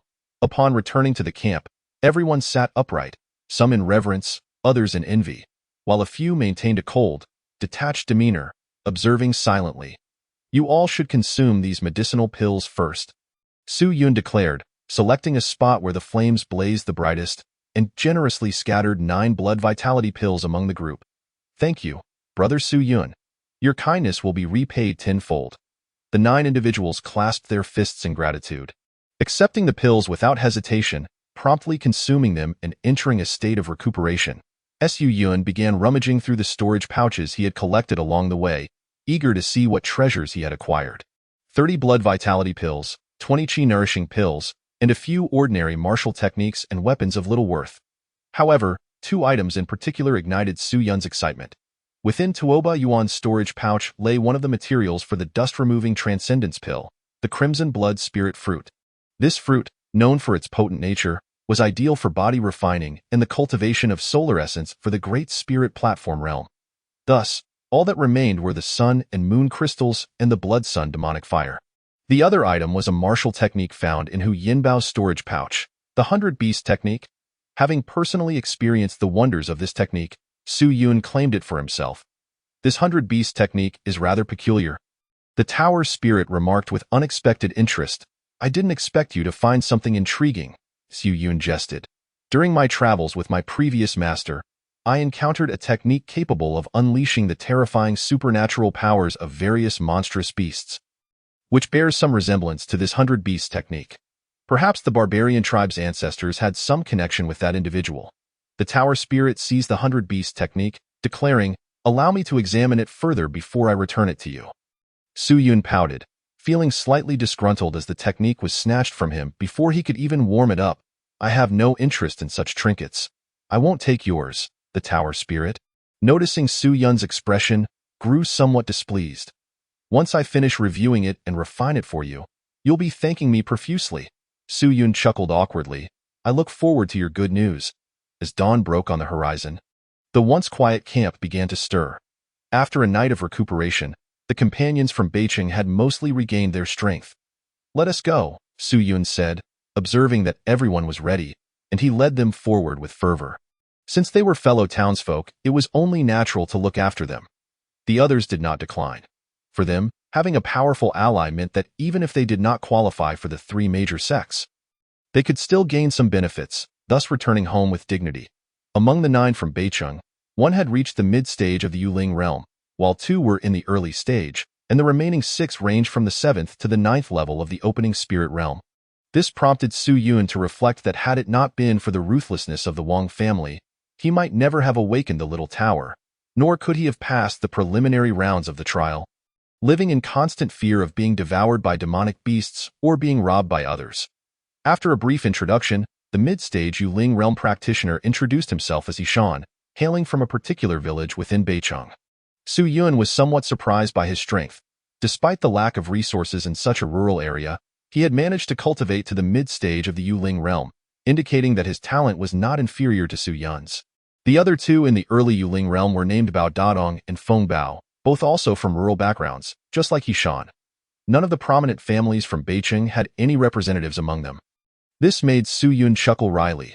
Upon reflection, it made sense, as while the prominent families could not compare to the powers of the larger cities, they were not lacking in food and entertainment. And their young masters lacked the ambition to engage in such endeavors. "We must now proceed with caution," Su Yun advised. As one ventures deeper, the ferocity of the beasts intensifies. In mere moments, numerous creatures comparable in strength to those in the mid-stage of the Shaoling platform realm can be seen prowling about. Faint yet chilling roars echo from the depths, hinting at the presence of even more formidable beasts. Along the way, many competitors are engaged in fierce battles with the monsters, each bearing injuries to varying degrees. The aura of these Shaoling platform beasts leaves Yishan and his companions paralyzed with fear. Had it not been for Su Yun's protection, they would have undoubtedly fled long ago. Ahead lies a beast at the late stage of the Yuling realm. You shall confront it.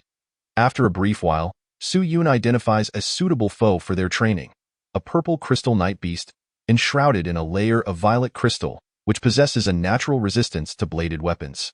Upon realizing they face a beast at the late stage of the Yuling realm, the group hesitates, knowing that even among practitioners of the same tier, dealing with such a creature poses a challenge. And their strongest member is merely at the mid-stage of the Yuling realm, Su Yun reassures them. If you do not test your limits, how will you ever know where they lie? Besides, with 9 of you against 1, what is there to fear? Without waiting for their assent, he flicks a finger, and a stone strikes the purple crystal night beast squarely on the face. with a roar of fury. It pivots towards Su Yun and begins to charge with a thunderous approach. Hishan and his companions' faces pale, wishing to hide behind Su Yun, only to find he has vanished from sight. Let us go. Let us take it down. Hishan grits his teeth, followed closely by Bao Dadong and Feng Bao, along with 6 others of the Kailing realm. They suppress their fear and, with a collective shout, surge forward. Chapter 44. This place is familiar to me, seeing only a negligible group daring to provoke it. The purple crystal night beast bellows in anger and lunges at them. Hishan, in response, dives forward, elegantly forming hand seals, unleashing a vortex of spiritual energy that crashes into the beast with tremendous force. The impact sends the purple crystal night beast reeling to the ground. Before it can regain its footing, Bao Datong charges in, his fists ablaze with fiery energy, raining blows upon the creature as head. Blood splatters as the beast's crystalline surface shatters under the assault. Following suit, Feng Bao advances with his sword, channeling his entire spiritual essence into a dazzling series of strikes that pierce the cracks Bao Dadong has created, causing the beast to howl in agony. Its eyes reddened with rage, it unleashes a shockwave that sends 3 of them flying, yet the other 6 seize its limbs, preventing any escape. With renewed vigor, Hishan and the others channel their spiritual energy like a torrent, pressing down upon the beast's head, causing its thick hide to rupture. Seizing the moment, Feng Bao leaps forth, driving his sword deep into the shattered cranium, wreaking havoc within. The purple crystal night beast emits a final roar before its limbs give way, collapsing with a resounding thud. Only after confirming its demise do the group members slump to the ground, gasping for breath, their faces flushed with either excitement or anxiety, sweat dripping down. See? It wasn't so difficult. Su Yun remarks with a smile as he descends from the treetops. The spirit within the tower scoffs silently. This insufferable kid is starting to mirror my ways. Their performance has been commendable, exhibiting excellent teamwork, understanding their roles without any hint of confusion.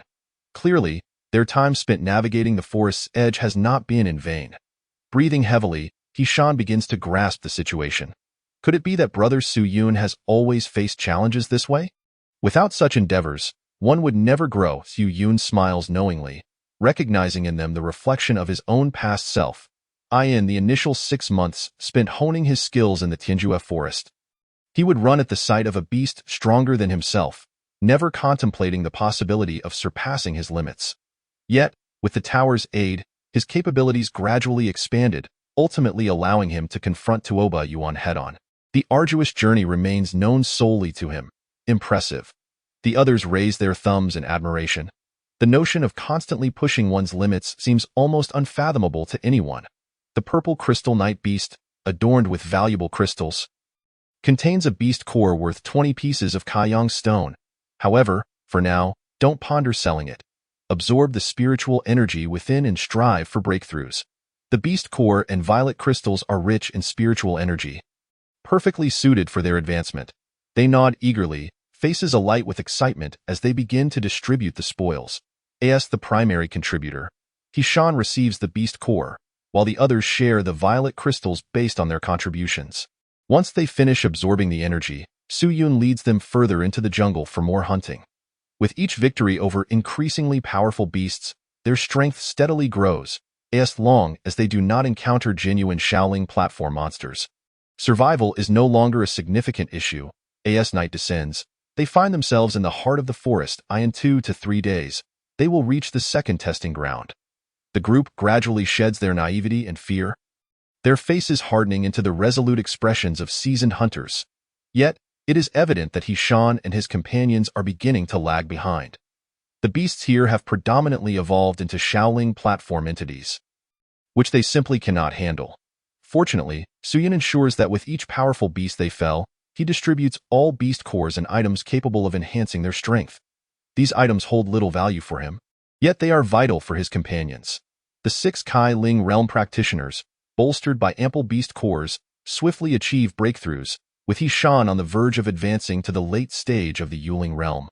This rapid progress fills them with elation, and they believe that such strength will enable them to enter the 3 great sects without issue. The 3 great sects categorize their disciples into 5 tiers: miscellaneous, outer sect, inner sect, true disciples, and holy sons. Generally, passing the trials grants one at least the status of an outer sect disciple, leading to rapid elevation in both rank and ability. Su Yun's efforts in guiding them are also a strategic investment for his future. Hishan, Bao Dadong, and Feng Bao possess exceptional talents, and they are sure to thrive within the three great sections. Particularly Hishan, with his gifts, has a high likelihood of ascending to true disciple status, potentially becoming a revered teacher or elder in the future. Now is the time to assist them, serving as a form of investment. As for the other six, their involvement is merely a fortunate bonus. Brother Su Yun, we shall part ways tomorrow, Hishan states sincerely by the fire's glow. Why? Su Yun asks, puzzled. Our current strength is insufficient to venture deeper. Rather than hinder you, it would be wiser for us to train here for a while. Hishan explains earnestly, if they are not strong enough, dragging them to Yunfeng Mountain may not be beneficial. Very well, take care then, Su Yun nods, choosing not to dwell further on the matter. The following morning, they part ways. Hishan and his group head towards a more suitable training ground while Su Yun hastens onward, eager to maintain his momentum. The path to Yunfeng Mountain necessitates passing through three trials. The first is the beast-infested forest, which poses little challenge for Su Yun. Thus, he races ahead, effortlessly dispatching any beasts that dare obstruct his path with a single punch, apart from encountering mid to late-stage Shaoling platform beasts. His passage is largely uninterrupted. As he ventures deeper, an arid, desolate energy envelopes him. Soon, numerous forks in the path converge into a funnel-like thoroughfare, leading to the only entrance to the second trial in the distance. He can see a barren landscape shrouded in swirling sands. This is the realm of the second trial.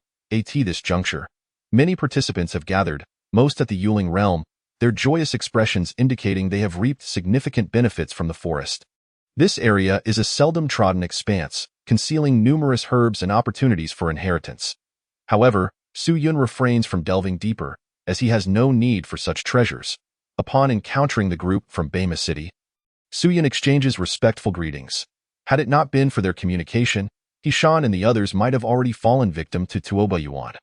Brother Su Yun, we shall meet atop Yunfeng Mountain. Agreed. With the sound of footsteps echoing, both Su Yun and the Bema City group hasten forward.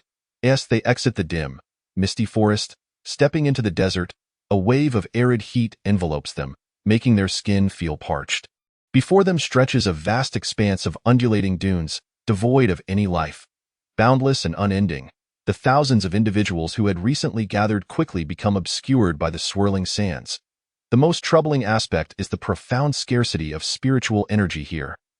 Likely less than a third of that found in the outside world. In this second trial, one finds oneself in a desolate expanse of desert, where spiritual energy is notably scarce. Su Yun chuckled softly, remarking, I am quite familiar with such places. He had previously trained for 7 days amidst the ruins adjacent to North City. Thus he had grown accustomed to environments where spiritual energy was exceedingly thin. In fact, compared to the ruins, the spiritual energy here was somewhat more abundant. However, the competitors who had not endured such trials were lamenting their plight. Encountering 2 ferocious beasts drained them of their strength, leaving them unable to recover for half a day. Witnessing Su Yun effortlessly slay a late-phase spirit control realm beast without even exerting his spiritual power, these individuals suddenly grasped the reality. This was a trial specifically tailored for body cultivators. Yet, they could only envy Su Yun's rapid advance, shaking their heads in wry amusement. Su Yun, however, paid no heed to their thoughts and pressed onward towards the depths of the desert. Though his knowledge, several prodigies from Baima City, Mingxing City, Shanghai City, and Beiyuan County had already traversed the dense forest and arrived at this desert 2 days prior. They were now likely quite close to the third checkpoint. If he did not hasten his pace, he risked being outpaced by them, which would not only result in the loss of the sun and moon crystal, but also expose him to the fierce pursuit of Baiyun sect. He needed to accelerate. With his body tensed, Su Yun dashed forth like a cheetah. The deeper he ventured, the more he could sense a dense primal aura enveloping him. The spiritual energy became increasingly sparse. While the outskirts still boasted scattered medicinal herbs, the central area was barren, devoid of any life in such a desolate place. Nourishing pills became a necessity.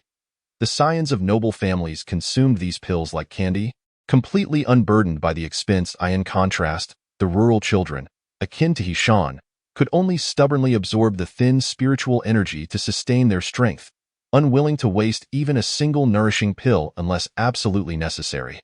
It was lamentable that this so-called fair trial was anything but equitable. However, such was the nature of the world. One either had a formidable background or possessed exceptional strength to thrive. Otherwise, one would merely be submerged in the tide of time, forgotten and unremarked. Just as Su Yun contemplated these matters, a heart-wrenching scream shattered his thoughts. Following the source of the sound, he beheld 3 late-phase spirit control realm competitors being brutally mauled by a small spirit platform realm beast atop a distant sand dune. Their ability to resist nearly extinguished. One of them, upon noticing Su Yun observing, cried out, "Brother, please lend us a hand. I am willing to trade for an opportunity." Seeing Su Yun remain indifferent, he clenched his teeth and declared, "I can offer 10 nourishing pills, deal." Su Yun replied with a smile, then leaped onto the sand dune, placing himself between the beast and the 3 competitors. His motivation was not the nourishing pills. Rather, in such a spiritually depleted environment, their value far exceeded their intrinsic worth. Upon seeing Su Yun was merely at the 9th level of the spirit opening realm, the 3 exchanged knowing glances, and one of them flicked his fingers, seemingly casting something onto Su Yun. However, it quickly blended with his clothing, remaining unnoticed even by Su Yun himself. They began to retreat, a sinister glint appearing on their faces. "Brother, we kindly ask you to take our place in death." Ha ha ha. With that, the 3 exchanged glances and promptly turned to flee. Su Yun realized he had been deceived and prepared to pursue, only to find the beast's eyes had turned a blood-red hue. Fueled by a frenzied bloodlust, charging at him without hesitation, it swung its powerful forepaws in a frenzied assault, each strike sharp enough to seem as if it could rend the very air itself. This beast was comparable to a mid-phase spirit platform realm creature, and even Su Yun could only defend himself while seeking an opportunity to strike back. After a fierce exchange, the beast leaped, opening its massive jaws to bite down on Su Yun. Gritting his teeth, he raised his arm to block the gnashing teeth, only to find its fangs piercing through flesh and biting into bone with excruciating pain that contorted his features. Yet, in the next moment, a surge of lightning coursed through him, the power of the thunder tribulation seed erupting from within, coalescing in his right arm. With arcs of electricity dancing across his skin, he unleashed a tremendous force, striking the beast's jaw with such might that the sharp teeth shattered in that fleeting moment. As the beast released its grip, Su Yun seized the opportunity. He unleashed the full might of the Tiger Fall's 7 fists, each punch landing on the beast's jaw, causing blood to spurt and bones to crack. Su Yun, too, felt the toll of the encounter. The creature's hide was thick, its bones as hard as steel, resulting in his own finger bones fracturing upon impact. However, he did not falter in the face of pain. Instead, he pressed forward methodically. It was only after delivering the final blow of the Tiger Fall's 7 fists that the beast's jaw was left grotesquely askew, flesh torn, with only a few sinews holding it together. Yet the beast still possessed the will to fight, swinging its robust forepaws in another attack. Su Yun clenched his right hand, summoning a spear that exuded a domineering and fierce aura. He thrust the spear forward, piercing through the beast's sharp forepaw. The spear's barbed tip sliced through flesh and bone, leaving it without the support of its forelimb, causing its massive body to collapse to the ground. Struggling in vain, Su Yun leapt into the air, gripping the spear tightly as he plunged it into the beast's right eye, transferring his dark energy that shattered its brain. The creature trembled, then fell limp, devoid of life. He reached down, extracting the beast core, and with the spear's tip, he expertly sliced the creature's flesh into perfect portions before tossing them into his small tower. His little fire spirit, starved for days, pounced upon the mountain of meat, devouring it voraciously, as if reborn from hunger. As for the skeleton, Su Yun collected it all, for it was said that yellow-grade spiritual weapons were crafted from the bones of mid-level spirit platform realm beasts, which could fetch hundreds of Kaiyang stones in the marketplace. After swiftly resolving the matter, Su Yun's expression darkened. He turned his gaze towards the direction the 3 had fled, secretly relieved by his quick actions. Otherwise, their footprints would have been buried beneath the sands. They surely did not anticipate that a mere 9th-level spirit opening realm youth could survive. Thus they made no effort to conceal their tracks, leaving them clearer the closer he got. Following the footprints brought him to a cave at the base of a towering sand dune, where he sensed 3 distinct auras within. Upon entering, he was met with an entirely different scene. The oppressive heat of the outside world was replaced by a refreshing coolness that invigorated his spirit. The cave was low, requiring him to crouch, but it was not dark, as luminescent stones scattered about emitted a ghostly blue glow. The deeper he ventured, the stronger the presence of the 3 competitors became. Finally, he arrived at the end of the passage, revealing a spacious underground chamber. The 3 who had previously toyed with Su Yun stood within the cave. One bald man, exhibiting no caution, remarked, "Are you certain this is the place? There is nothing here. Elder he from Bai Yun sect wouldn't he deceive us, would he?" Another long-haired man replied, "Elder he assured us that the treasure for our passage is right here. We must search thoroughly." The last, a slightly plump woman, furrowed her brow, saying, "We paid that old codger 50,000 Kaiyang stones. If we can't find anything, we'll be at a loss," unbeknownst to them. Their conversation revealed a shocking secret. Su Yun raised an eyebrow, astonished to learn that an elder from Bai Yun sect was covertly aiding competitors in cheating. A sinister smile crept across his face. Had they not engaged in such underhanded scheming, he might not have stumbled upon this advantage today. Before long, the 3 began to excavate the ground according to their map, glancing at the cave's ceiling until they finally uncovered a stone radiating a chilling aura.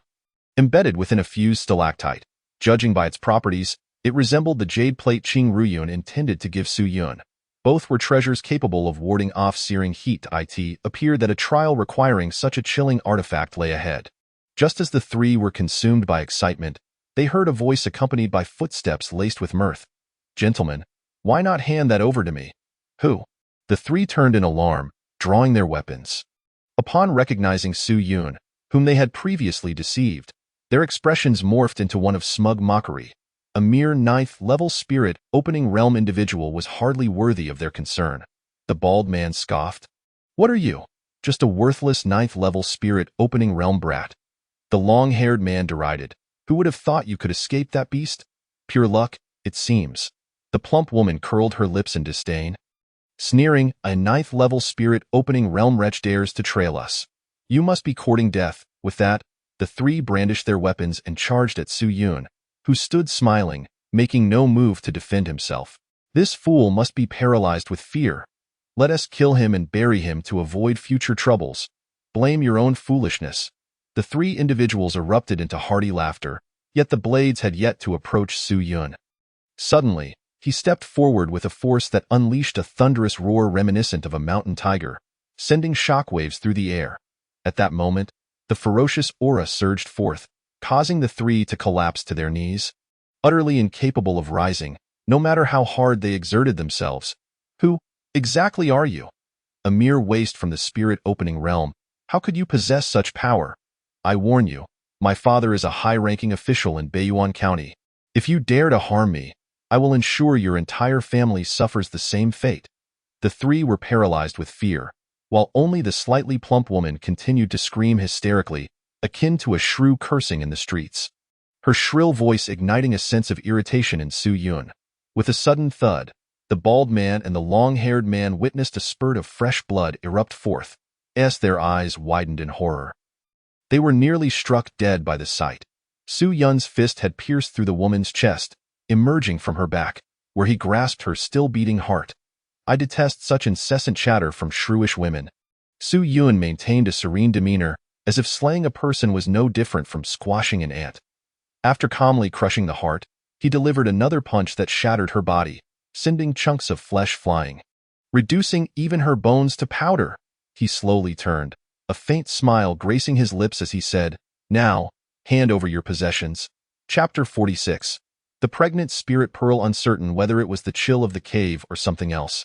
Su Yun's smile appeared exceedingly sinister, prompting the 2 to kneel, hands trembling as they reverently presented a stone exuding coldness before him. "Very well." Su Yun accepted the stone, his smile fading. "Now, you may die." "Please, no." The bald man's soul seemed to flee as terror washed over him. He felt his limbs turn to lead, unable to muster even the strength to crush the crystal badge in his hand. The long-haired man screamed in desperation, "I've given you what you wanted. Why must you still kill me?" Su Yun replied with a nonchalant smile. I never stated that handing over your possessions would spare your lives. Before he could finish his sentence, he unleashed a punch that obliterated the bald man's head, brain matter splattering everywhere as his body crumpled to the ground. The long-haired man attempted to seize the moment to crush the crystal badge and flee, but Su Yun's right hand struck like a viper, crushing his arms, before slamming down onto his head, instantly resulting in his demise. With a swift motion, Su Yun absorbed the contents of the three's storage bags, discovering an item that piqued his interest, powder that could attract and enrage beasts, known as the beast-attracting fragrance. This substance could prove useful in the future. After securing the fragrance, he meticulously rummaged through the bags, uncovering a total of 60 chi-nourishing pills. This was far more than what the combined storage bags of the previous participants contained. It seemed these three had anticipated such trials and had come well prepared. Initially, Su Yun perceived the disparity as unfair, stemming from the differences in family resources. However, his perspective shifted. Beyond the superficial, there were underlying factors at play. After placing the cold stone into his storage bag, he noticed a reduction in the cave's chilling atmosphere. Elder He of the Baiyun sect exhibited remarkable cunning, deliberately placing such items in an already frigid cave, ensuring that even if others entered, they would remain oblivious to any irregularities. He must have engaged in similar schemes frequently to achieve such proficiency.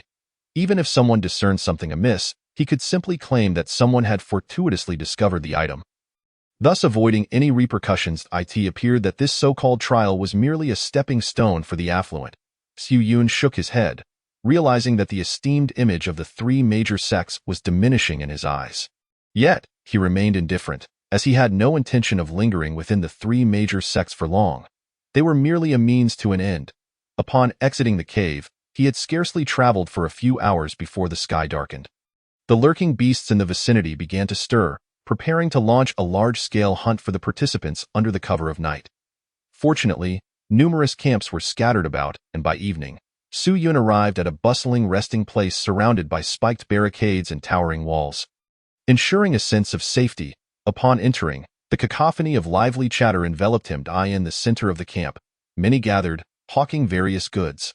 Come one, come all, second-grade chi-nourishing pills, only 200 Kaiyang stones each. Top-tier Huang-grade spirit weapons, 5,000 Kaiyang stones. Step right up, take a look, white jade snow lotus, tranquil heart grass, all manner of herbs, affordable and genuine. Around the massive bonfire, circles of participants set up makeshift stalls. Thousands of onlookers perusing, seemingly searching for the most suitable items. Some individuals joined not to affiliate with the three major sects, but rather to seize opportunities to earn money. Conversely, those aspiring to join the sects were eager to spend their resources on suitable items to enhance their chances of entry. This mutual interest led to the emergence of these rudimentary trading stalls within the camp, a practice that the three major sects turned a blind eye to. Thus, this trading tradition had gradually become an integral part of the trials. However, the downside was the exorbitant prices.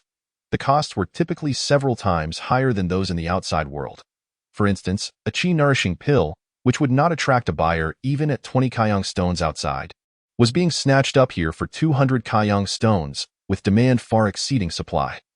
Many were unaware of the specific trials requirements, as each session varied, leaving them unable to prepare in advance. As for the merchants who seemed to know everything and had stocked up on goods, well, those in the know understood the reason Su Yun buy that item. Just as Su Yun was about to lay down for a night's rest, the tower spirit called out to him. What item? Su Yun scanned the area, finding nothing of interest.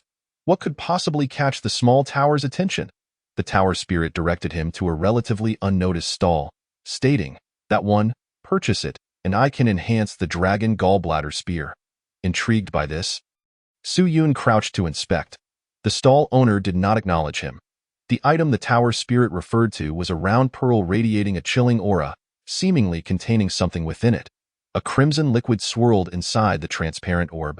This is essential for forging Shin-tier weapons, the pregnant spirit pearl, the tower spirit elucidated. The primary distinction between Shin-tier and Huang-tier items is the presence of a faint spirit. Of course, this spirit is cultivated postnatally and vastly differs from those that are innately endowed with spirit. Yet it will suffice for your needs. This explained why the dragon gallbladder spear, though of decent quality, was merely a quasi-Shin-tier weapon. Without that hint of spirit, it could not be classified as a true Shintir weapon. Su Yun's understanding deepened, prompting him to inquire of the stall owner, "How many Kaiyang stones for this pregnant spirit pearl?" The stall owner merely raised an eyebrow, casually replying, "Only for those with fate." This statement was somewhat perplexing. Those who came to trade were typically driven by monetary gain. Speaking of fate in such a context felt as absurd as seeking a nun for spiritual guidance in a monastery. What constitutes fate? Su Yun inquired with a smile. This pregnant spirit pearl is infused with malice and bloodshed. Ordinary weapons would disintegrate upon mere contact, as long as you possess a weapon worthy of this item. It would be a gift, the stall owner stated in a seemingly indifferent manner, devoid of any pretentiousness. Then, what do you think of my dragon gallbladder spear? Su Yun grinned, revealing the weapon in his hand. As soon as it appeared, it attracted a crowd, all praising its overwhelming presence as if it bore the might to cleave the heavens. The stall owner furrowed his brow, examining it closely. His fingers glided across the serrated edges of the spear without sustaining any harm. He then tapped it lightly, producing a crisp sound with an underlying resonance. Excellent weapon. The stall owner's eyes lit up, and he broke into a grin, caressing it with great affection before reluctantly returning it to Su Yun. After a moment, he finally spoke, "Very well, this item shall be given to you." Without a hint of remorse, the stall owner waved his hand, pushing the blood-red pregnant spirit pearl towards Su Yun. Just like that? Su Yun felt a twinge of awkwardness. This transaction felt oddly unsettling. The stall owner remained silent, gradually packing up his stall before limping away into the crowd. As Su Yun contemplated asking for clarification, he found the individual had vanished without a trace. What a peculiar character, Su Yun mused, intrigued. This person appeared to be a passionate craftsman obsessed with various weapons, perhaps unwilling to see the dragon gallbladder spear fade into obscurity, thus wishing for its renown to flourish. Tailing possesses a keen eye, fully aware of the tendencies of such individuals. They are devoid of desires and detached from mundane cravings, yet they devote their lives to the pursuits they cherish, thus choosing to give rather than sell, yearning only to witness the moment when a fine weapon is inadvertently forged. Although Su Yun struggles to comprehend their mindset, he finds himself deeply moved. If he were in possession of the Yuanling Pearl, he would undoubtedly demand several thousand for it before he would relent. Just as Su Yun was poised to hand over the dragon dagger and the Yuanling Pearl to Xiao Ta, a man in a green robe, who had been observing for some time, approached with a smile. "Brother, I am willing to offer 5,000 Kaiyang stones for your long spear and the Yuanling Pearl." "What do you say?" "Not for sale," Su Yun replied curtly. Upon hearing Su Yun's refusal, the man's expression darkened. "I will give you one last chance, 3,000 Kaiyang stones. Will you sell or not?" Impatiently, Su Yun retorted, "Get lost? Very well. It seems you shall not leave here today." The man in green, now infuriated, laughed grimly as he brandished a large knife shaped like a dragon's head, shimmering with a cold glint. "Kill him, seize the Yuanling Pearl and that spear for me." Chapter 47. A clear robbery. Let it not be said that even in the outside world, the value of a Yuanling Pearl far exceeds 5,000 Kaiyang stones. Even a single low-grade mysterious weapon typically commands a price in the realm of 50 to 60,000. The mere notion that this man in green would attempt to acquire the Yuanling Pearl for such a paltry sum is indeed the folly of a dreamer. This Shang Chengtian from Mingxing City is in for a rude awakening, having encountered such an unreasonable character. A mere boy at the 9th level of the opening spirit realm dares to flaunt his wealth. It serves him right. It is said that Shang Chengtian is the third-ranked individual in Mingxing City, having recently advanced to the early stage of the small spirit platform, making this lad truly unfortunate. Perhaps it would be wiser to sell for 5,000 Kaiyang stones, sparing himself a beating and preserving his chance of joining the 3 major sects, but alas, he lacks the foresight. As the onlookers witnessed the escalating conflict between the man in green and Su Yun, they instinctively formed a circle to avoid being caught in the fray. Shang Chengtian is notorious for his arrogance, yet his strength justifies such hubris. It is rumored that a champion from a mid-tier city once dared to challenge Shang Chengtian, only to be brutally beaten, his teeth knocked out, and left humiliated for half a day before his cultivation was crippled, forcing him to flee in tears, shattering his crystal badge. In truth, it is sheer stupidity to be weak and yet fail to temper one's demeanor. Groveling and bowing low, the spectators could foresee Su Yun's grim fate. Onward! Kill him! Take the goods!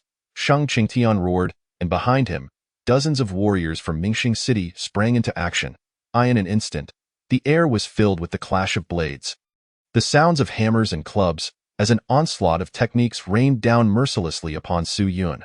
The dazzling display of colors erupted as every attack bore down, unrelenting in its intent to annihilate him. The crowd shook their heads. Such overwhelming force seemed to pronounce Su Yun's death sentence. To have reached this barren land at the 9th level of the opening spirit realm must surely have been through dubious means. With that thought, disdain flickered in the spectators' gazes. A mere trickster, adept only at underhanded schemes, is not worthy of respect. Yet, to their astonishment, Su Yun did not retreat but charged directly into the maelstrom of attacks. Had he lost his mind? Even a figure at the small spirit platform would struggle to withstand such a barrage. Alas, how pitiful, the onlookers observed with cold detachment, envisioning Su Yun being battered into a pulp by the relentless waves of spirit energy. Bang, bang, bang. The resounding brilliance struck every inch of Su Yun's skin without mercy, exploding in a riot of colors, yet the underlying force sent waves of shock and fear rippling through the crowd. Should such a torrent of spirit energy detonate upon oneself, not a single remnant would remain. One would be reduced to mere powder. Fool, Shang Qingtian sneered, gazing at the thickening smoke, a cruel smile curling at the corners of his mouth. However, just as his amusement began to blossom, it abruptly froze. He felt a shadow zip past him, the gust it created nearly toppling him. Before he could react, a series of dull thuds echoed from behind, followed by a chorus of pained screams. Shang Qingtian turned in haste, his complexion draining of color. The figure before him unleashed a flurry of fists like a tempest, wreaking havoc among the crowd. In the blink of an eye, he had dispatched a dozen foes. Those warriors at the Spirit Master realm were reduced to a state of disarray, their bones shattered and blood spraying forth like fireworks. Su Yun leaped into the fray, his fists roaring like tigers, causing the very air to scatter in his wake. With a single punch, he swept through a wide area, leaving the innocent spectators deafened by the residual shockwave. In mere moments, dozens of Mingxing City's warriors lay incapacitated upon the ground, wailing in agony. Who on earth are you? Seeing this, Shang Qingtian's face shifted between hues of green and purple. He had always believed that even at full strength, he could not so swiftly and untouched dismantle this many foes. The crowd was equally astonished. How could this boy, merely at the 9th level of the opening spirit realm, be so formidable? It was only when their gazes fell upon Su Yun's chest, where the words North City were emblazoned, that realization struck them. So, he is Su Yun, the one who defeated Zhongli from North City. No wonder I thought a mere opening spirit could not reach this place. It turns out this lad possesses genuine strength. It is said that Su Yun previously clashed with Tuoba Yuan, forcing him to sever his own arm and shatter his crystal badge to flee. Is that true? Tuoba Yuan is the leader of the barbarian faction this time. Can you doubt it? I witnessed it with my own eyes. With the knowledge that this 9th level youth of the opening spirit realm is indeed Su Yun. The crowd's demeanor shifted to one of fervent admiration. Those who had spoken disrespectfully earlier now felt utterly ashamed and quietly withdrew from the scene, fearful of incurring Su Yun's wrath. Ah, so you are Su Yun. Shang Qingtian's cheeks quivered as his anger gradually subsided, replaced with trepidation. He had heard tales of Su Yun's earth-shattering battle with Tuoba Yuan, a clash that was nothing short of legendary. Tuoba Yuan had undergone the cruelest training among the barbarians, enjoying countless treasures and resources, his strength rivaling the most exceptional talents of Baiyuan County. Yet Su Yun had confronted and bested him, compelling him to sever his own arm. This was a testament to Su Yun's true power, placing him among the top 3. Let today's events be forgotten, Shang Qingtian declared, taking a deep breath and turning to leave. But he heard Su Yun's disdainful chuckle behind him. You may depart, but the Kaiyang stones stay. This. Shang Qingtian halted, a surge of rage igniting within him. What did you say? Can't you comprehend human speech? I demand you leave all your possessions behind. Su Yun merely smiled, his right hand flicking out to reveal the formidable dragon dagger, its tip emanating a chilling brilliance as if it could cleave the very air itself. The onlookers flinched at the sight, their eyes stinging as if pierced by blades. Su Yun, You undoubtedly possess remarkable strength, but do you truly wish to engage in a life-and-death struggle with Mingxing City? Shang Chengtian's visage twisted in fury, veins bulging on his forehead, his eyes aflame with repressed rage. Huh? You're not even worthy of saying that. Su Yun's smile was dangerously serene. You? Shang Chengtian's heart raced with indignation. Yet he dared not make a move. If even Tuoba Yuan fell short against Su Yun, what chance did he have? Wait for me. Shang Chengtian clenched his teeth, his neck flushed with rage. He angrily tore off his storage bag and hurled it to the ground, casting a venomous glare at Su Yun before turning away, seething with resentment. Shang Chengtian is nothing remarkable, merely a bully who fears the strong and preys on the weak, devoid of any backbone. To be frightened into silence by Su Yun is truly a disgrace to Mingxing City. With such meager strength, he dares to attempt robbery? Depart. The harsh taunts echoed in Shang Chengtian's ears. He had never endured such humiliation in his life. His eyes fixed ahead, fists clenched until they turned pale, trembling with seething rage. He unleashed a guttural roar of frustration. Su Yun, you will pay for this. With that, he struck a passerby who dared to mock him, igniting further outrage among the crowd, who showered him with scorn, leaving him no face to save. Shang Chengtian recoiled, fearing the wrath of the masses, and hastily retreated from the encampment, entirely indifferent to the fate of his subordinates. After collecting the storage bags from all the warriors of Mingxing City, Su Yun finally settled contentedly in a corner. He handed the dragon dagger to Xiao Ta and began to meticulously tally the spoils of this battle. Chapter 48. A bounty fulfilled. These individuals truly possess great wealth, Su Yun exclaimed in astonishment. For within Shang Chengtian's storage bag lay not only 10 qi-nourishing pills and 20 blood-reviving pills, but also an assortment of beast cores and various sundries. As for the others, their collective holdings amounted to 50 qi-nourishing pills and nearly 80 blood-reviving pills. Before entering the trial, Su Yun had possessed merely 2 qi-nourishing pills, snatched from the hands of Wang Xiaofeng. That scoundrel. Each qi-nourishing pill is valued at 150 Kaiyang stones. Shengeten, 100 Kaiyang stones for a single piece. Su Yun boldly approached the stall, commencing a raucous sales pitch. Wow, what a bargain. I'll take 3. I want 2. Upon witnessing this, passers-by quickly gathered around. Most of the qi-nourishing pills at other stalls were priced at 200 Kaiyang stones, while Su Yun offered his for a mere 150, naturally attracting a crowd. Moreover, these qi-nourishing pills had been seized from the hands of the people of Mingxing City, guaranteeing their superior quality. In less than half a stick of incense, Su Yun sold 30 qi-nourishing pills and 40 shengeten, amassing a total profit of 7,500 Kaiyang stones. Su Yun grinned. Indeed, robbing was the quickest way to earn money.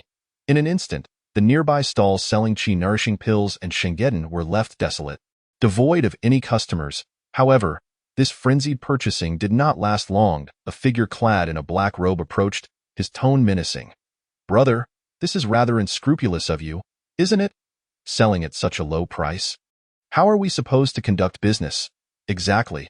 Either hand over the money, and we'll let this matter rest, or you can just crawl away. Don't force us to take action.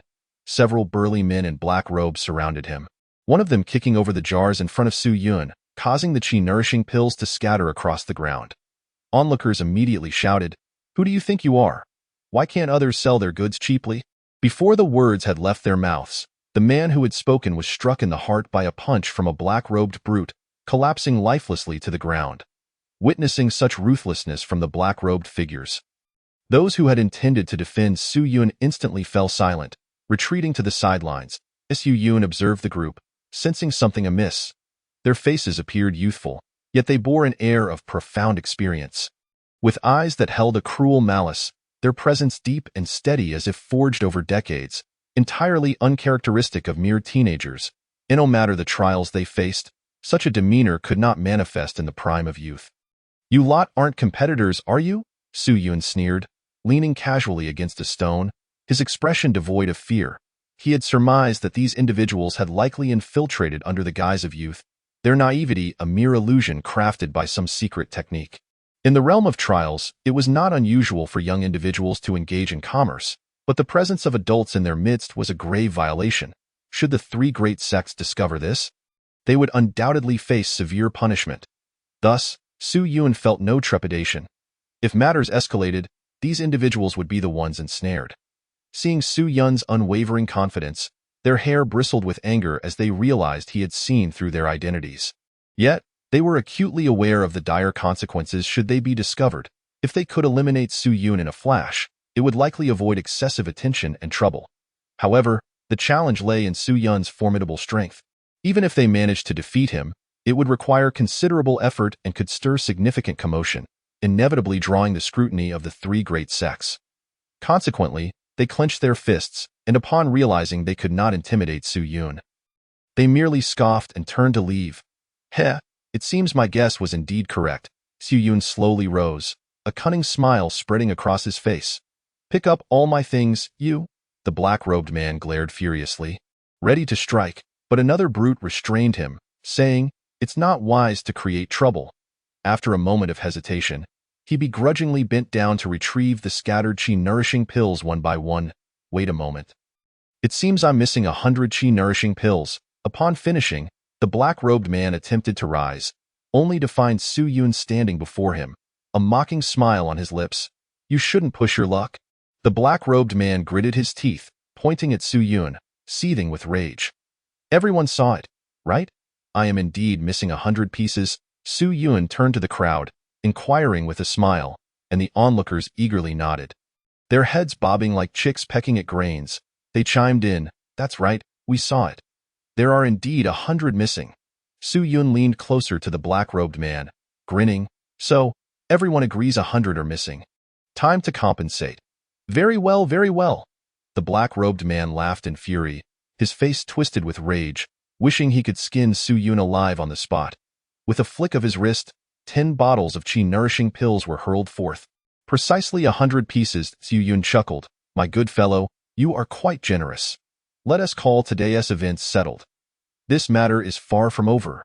The black-robed man and his companions huffed angrily, departing the camp in disgrace. As the black-robed figures retreated, the crowd erupted in cheers. Hooray! Su Yun gathered all the chi-nourishing pills and called out, Come, chi-nourishing pills for 100 Kaiyang stones each. So cheap? I want 5. Bring me 8. After selling off all his unnecessary trinkets, Su Yun's pouch swelled, now holding nearly 30,000 Kaiyang stones. Such a sum could easily procure a quasi-mystical artifact in the outside world. Within this trial, it seemed no one was wealthier than he. However, with such wealth came the inevitable scrutiny and covetousness of others. Although many recognized Su Yun's prowess, having defeated Tuoba Yuan, and deemed him a formidable opponent, the adage holds true. Men die for wealth, and birds perish for food. One could never be certain when someone might strike from the shadows. For instance, the earlier black-robed individuals, whose auras Su Yun sensed to be at least of the great spirit stage, posed a significant threat. Therefore, he resolved to proceed with caution. Night quickly passed, ushering in another morning. By this time, some participants had already vacated the camp, and Su Yun, having packed early, planned to traverse the desert that day. This region, replete with sparse spiritual energy, easily sapped one's strength, hence most remained in deep slumber. This presented a perfect opportunity to gain ground. Shortly after departing the camp, Su Yun sensed a peculiar gaze upon him. Among the presences he recognized were the black-robed individuals from the previous day. They had not strayed far from the camp, but had instead remained nearby, waiting for the opportune moment to strike. In addition to the black-robed figures, there were others, their strengths varying, totaling around 30 to 40 individuals. This was indeed troublesome. Su Yun scratched his head. While the others posed little threat, dealing with the black-robed men was exceedingly challenging. He was not so arrogant as to confront great spirit stage warriors head-on. Just as the throng of pursuers began to stir restlessly behind him, Su Yun spotted a familiar group, the 100-strong contingent from Bama City he had encountered in the dense forest. The leader approached with a smile, saying, "Brother Su Yun, I heard you defeated Tuoba Yuan. It seems you are almost certain to claim victory in this trial." This individual, named Zhou Shuangshi, was a subordinate of Bai Yi. Previously at the late stage of the spirit manipulation realm, he had now reached the threshold of the small spirit platform realm, likely to break through soon. The aura of the 100 individuals behind him had also noticeably strengthened, indicating they had reaped substantial benefits. "Brother Shuangshi, you flatter me. Until the final moment, no one can guarantee victory," Su Yun replied modestly, seamlessly integrating himself into the ranks of the Bama City group. Zhou Shuangshi, delighted, proposed, then let us proceed together, aiming to leave this wretched place today. Wonderful. With brother Su Yun by our side, we have a solid support. Indeed, defeating Tuoba Yuan makes you quite the asset. The people of Bama City grinned broadly at Su Yun's willingness to accompany them. Their laughter echoing joyfully, Su Yun felt somewhat embarrassed. If they knew he was currently being hunted by several great spirit stage warriors, they might very well pluck him like a chicken, with the large group leading the way. They ventured deeper into the wilderness. Su Yun's actions caught the black-robed men off guard, and they cursed under their breath before stealthily following. As night fell, Su Yun and the people of Bama City arrived at a small campsite to rest. Sensing the opportunity, the black-robed men exchanged glances, revealing sinister smiles. Old Nine, it's your turn to act. Leave it to me. One of the black-robed figures stood up, forming seals with his fingers, releasing a fragrant aroma. Soon after, distant roars of beasts echoed, and even from 100 miles away, powerful auras converged. It was a secret method to control a horde of beasts, drawing every creature in the vicinity towards them. Heh, you shall perish beneath the beast tide. The three great sects will never discover it. Ha ha ha. Once we escape, we will annihilate that brat's entire family. How dare he extort us? This is his fate. As they laughed maniacally, the ground trembled violently, and a multitude of beasts charged forward, their iron hooves stirring up fierce storms upon the sand dunes. The tide of beasts surged like waves, racing toward the small campsite where Su Yun and his companions resided. Chapter 49. The misfortune diverted east. Su Yun and the inhabitants of Bama City had initially planned to press on through the desert without pause. However, given the abundance of lurking beasts and competitors during the night, they prudently decided to camp for the night. Gathered around the flickering campfire, Su Yun inquired of Zhou Shuangshi, brother Shuangshi, who was the champion representing Bama City this time. Zhou Shuangshi, without any hesitation, replied, "The champion is Huarong. But in my opinion, he is unlikely to be a match for you, brother Su." Curious, Su Yun asked, "Why is that?" With a sigh, Zhou Shuangshi explained, "Though Huarong possesses formidable strength, he has repeatedly been defeated by Tuoba Yuan. I doubt he will even secure a place among the top three." After a moment, he continued, "It is evident that the true contenders this time are not the champions from our three great cities, but rather those two prodigies from Baiyuan County." Having heard much about the two geniuses from Baiyuan County, Su Yun realized he knew little about them and pressed Zhou Shuangshi for more details. Zhou Shuangshi was taken aback by Su Yun's ignorance of their backgrounds, but after a brief moment of surprise, he chuckled softly and produced a scroll of parchment. Given Su Yun's capabilities, it was understandable that he would not be overly concerned with others. The parchment contained predictions regarding the rankings for the upcoming trial.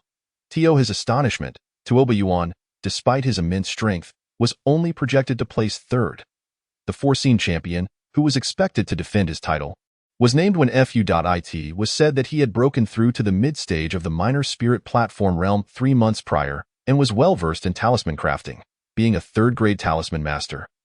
The second-place contender was Jia Xingqian, who similarly had reached the mid-stage of the minor spirit platform realm and excelled in spiritual formations, also a third-grade formation master.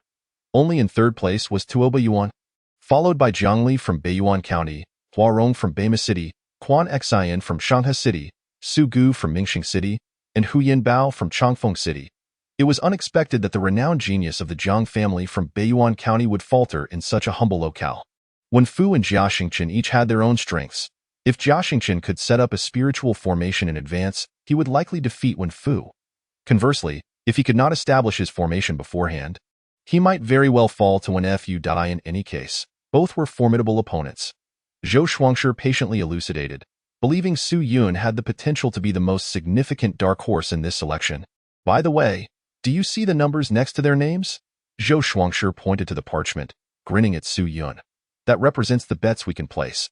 Surprised, Su Yun exclaimed, "Is there such a thing?" "Of course, betting occurs at every trial. We can wager on whether you will be selected or if you will secure first place." Zhou Shuangshi chuckled as he handed the parchment to Su Yun. "Brother Su, you are ranked outside the top hundreds. If you bet on yourself to win, the odds will likely exceed your wildest imagination." Nodding thoughtfully, Su Yun produced all his savings, over 30,000 Kaiyang stones, and wagered them all on himself. "Generous," Zhou Shuangshi remarked, giving him a thumbs up. No sooner had he spoken than the ground trembled violently. Moments later, Zhou Shuangshi sensed it as well. "Quick!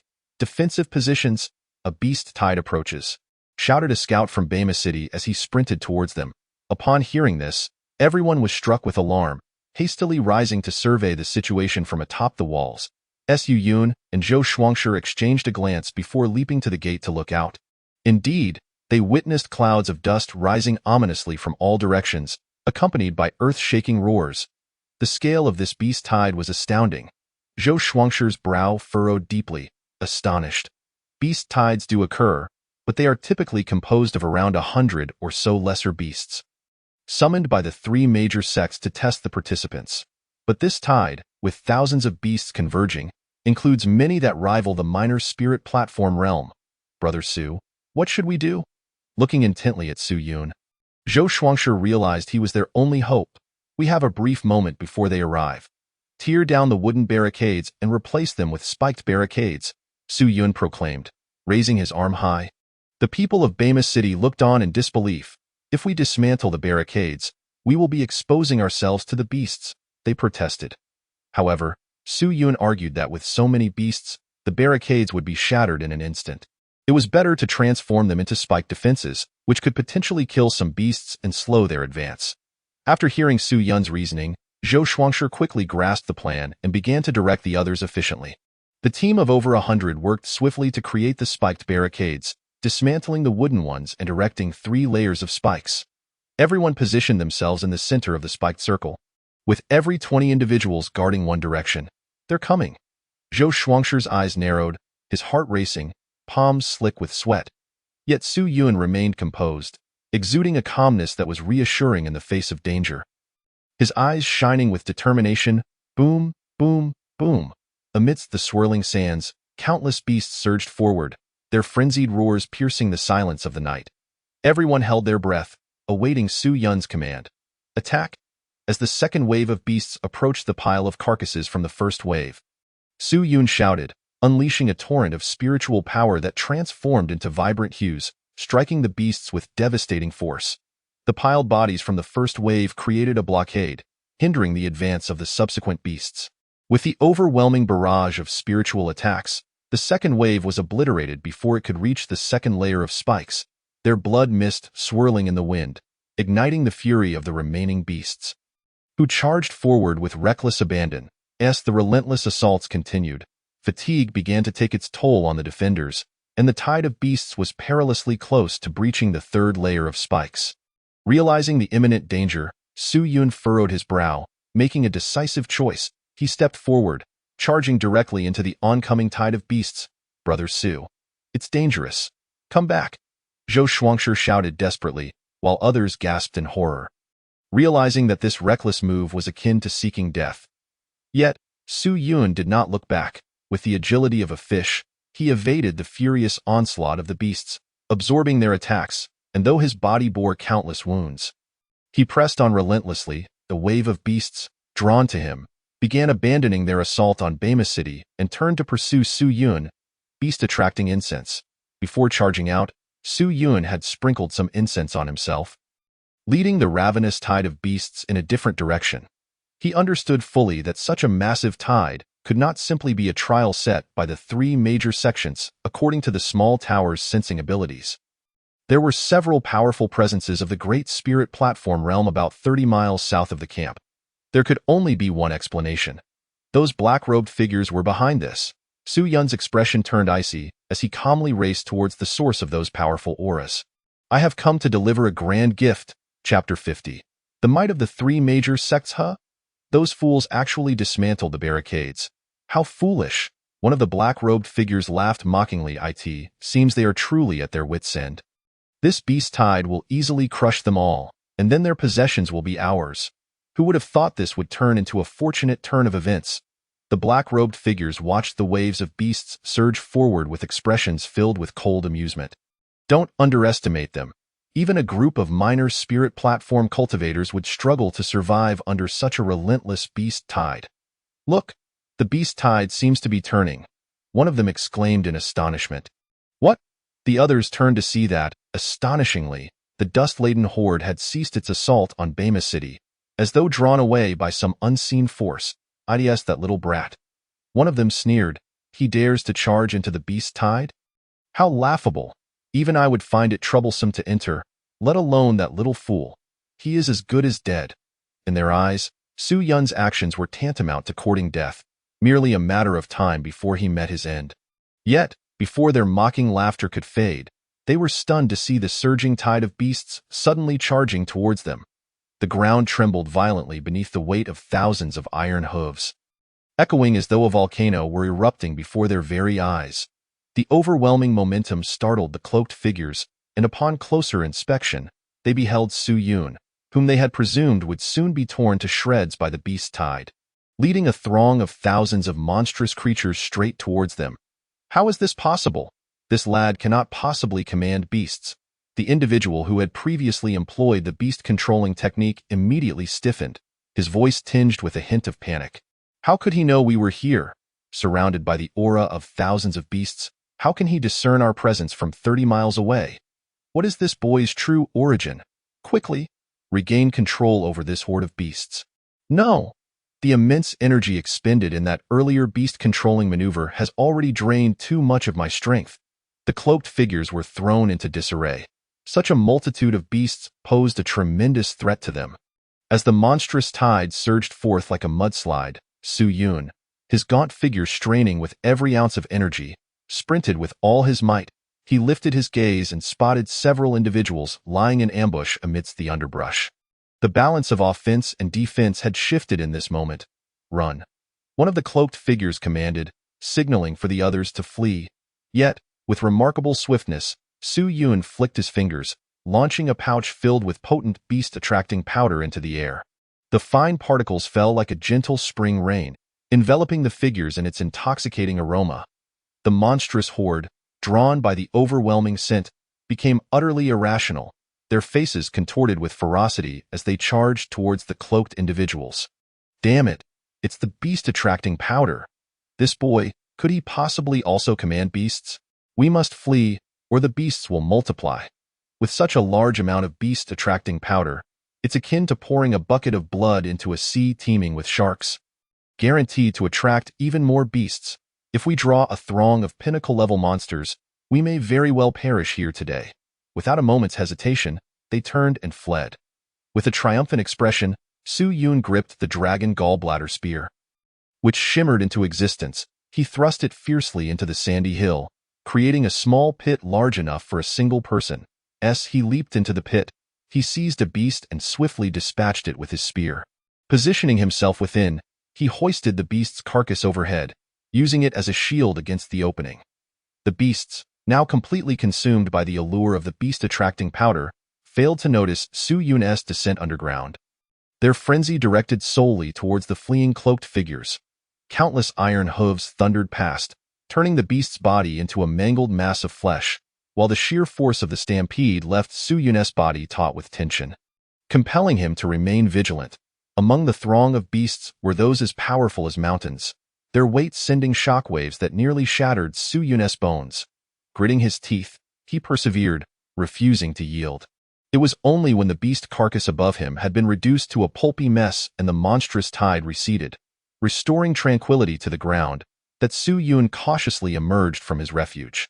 Before long, he heard the distant sound of violent explosions emanating from the sand dunes. It seemed the cloaked figures were unable to shake off the horde and had begun to fight back. Yet, as they did, they revealed their true strength. One individual of mid-stage Great Spirit Realm and 4 of early-stage Great Spirit Realm. Such prowess was unheard of among the younger generation within the trials. As they sensed the overwhelming presence of these 5 beings, the sky roared as if divine thunder were unleashing its wrath upon the earth, stirring up a tempest of sand that threatened to engulf mountains. Suddenly, figures appeared, radiant and imposing, reminiscent of brilliant suns suspended in the sky. One of these formidable figures bellowed, "Scoundrels, how dare you infiltrate the trials of our 3 great sects? Surrender your lives."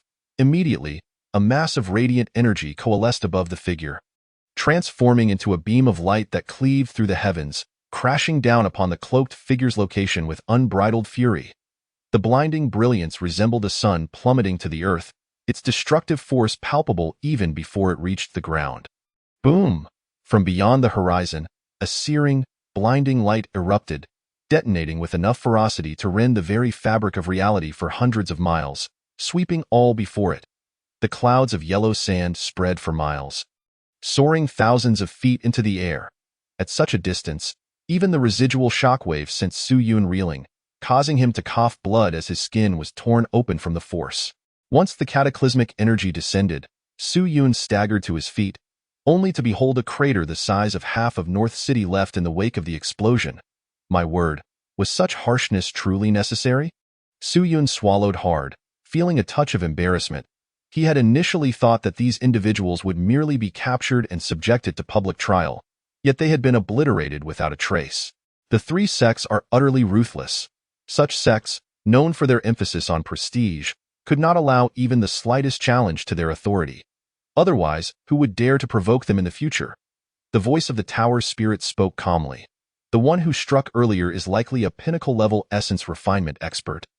Merely a step away from the profound realm, essence refinement, Su Yun murmured, a surge of fervor igniting within him as he believed he too could reach such heights in due time.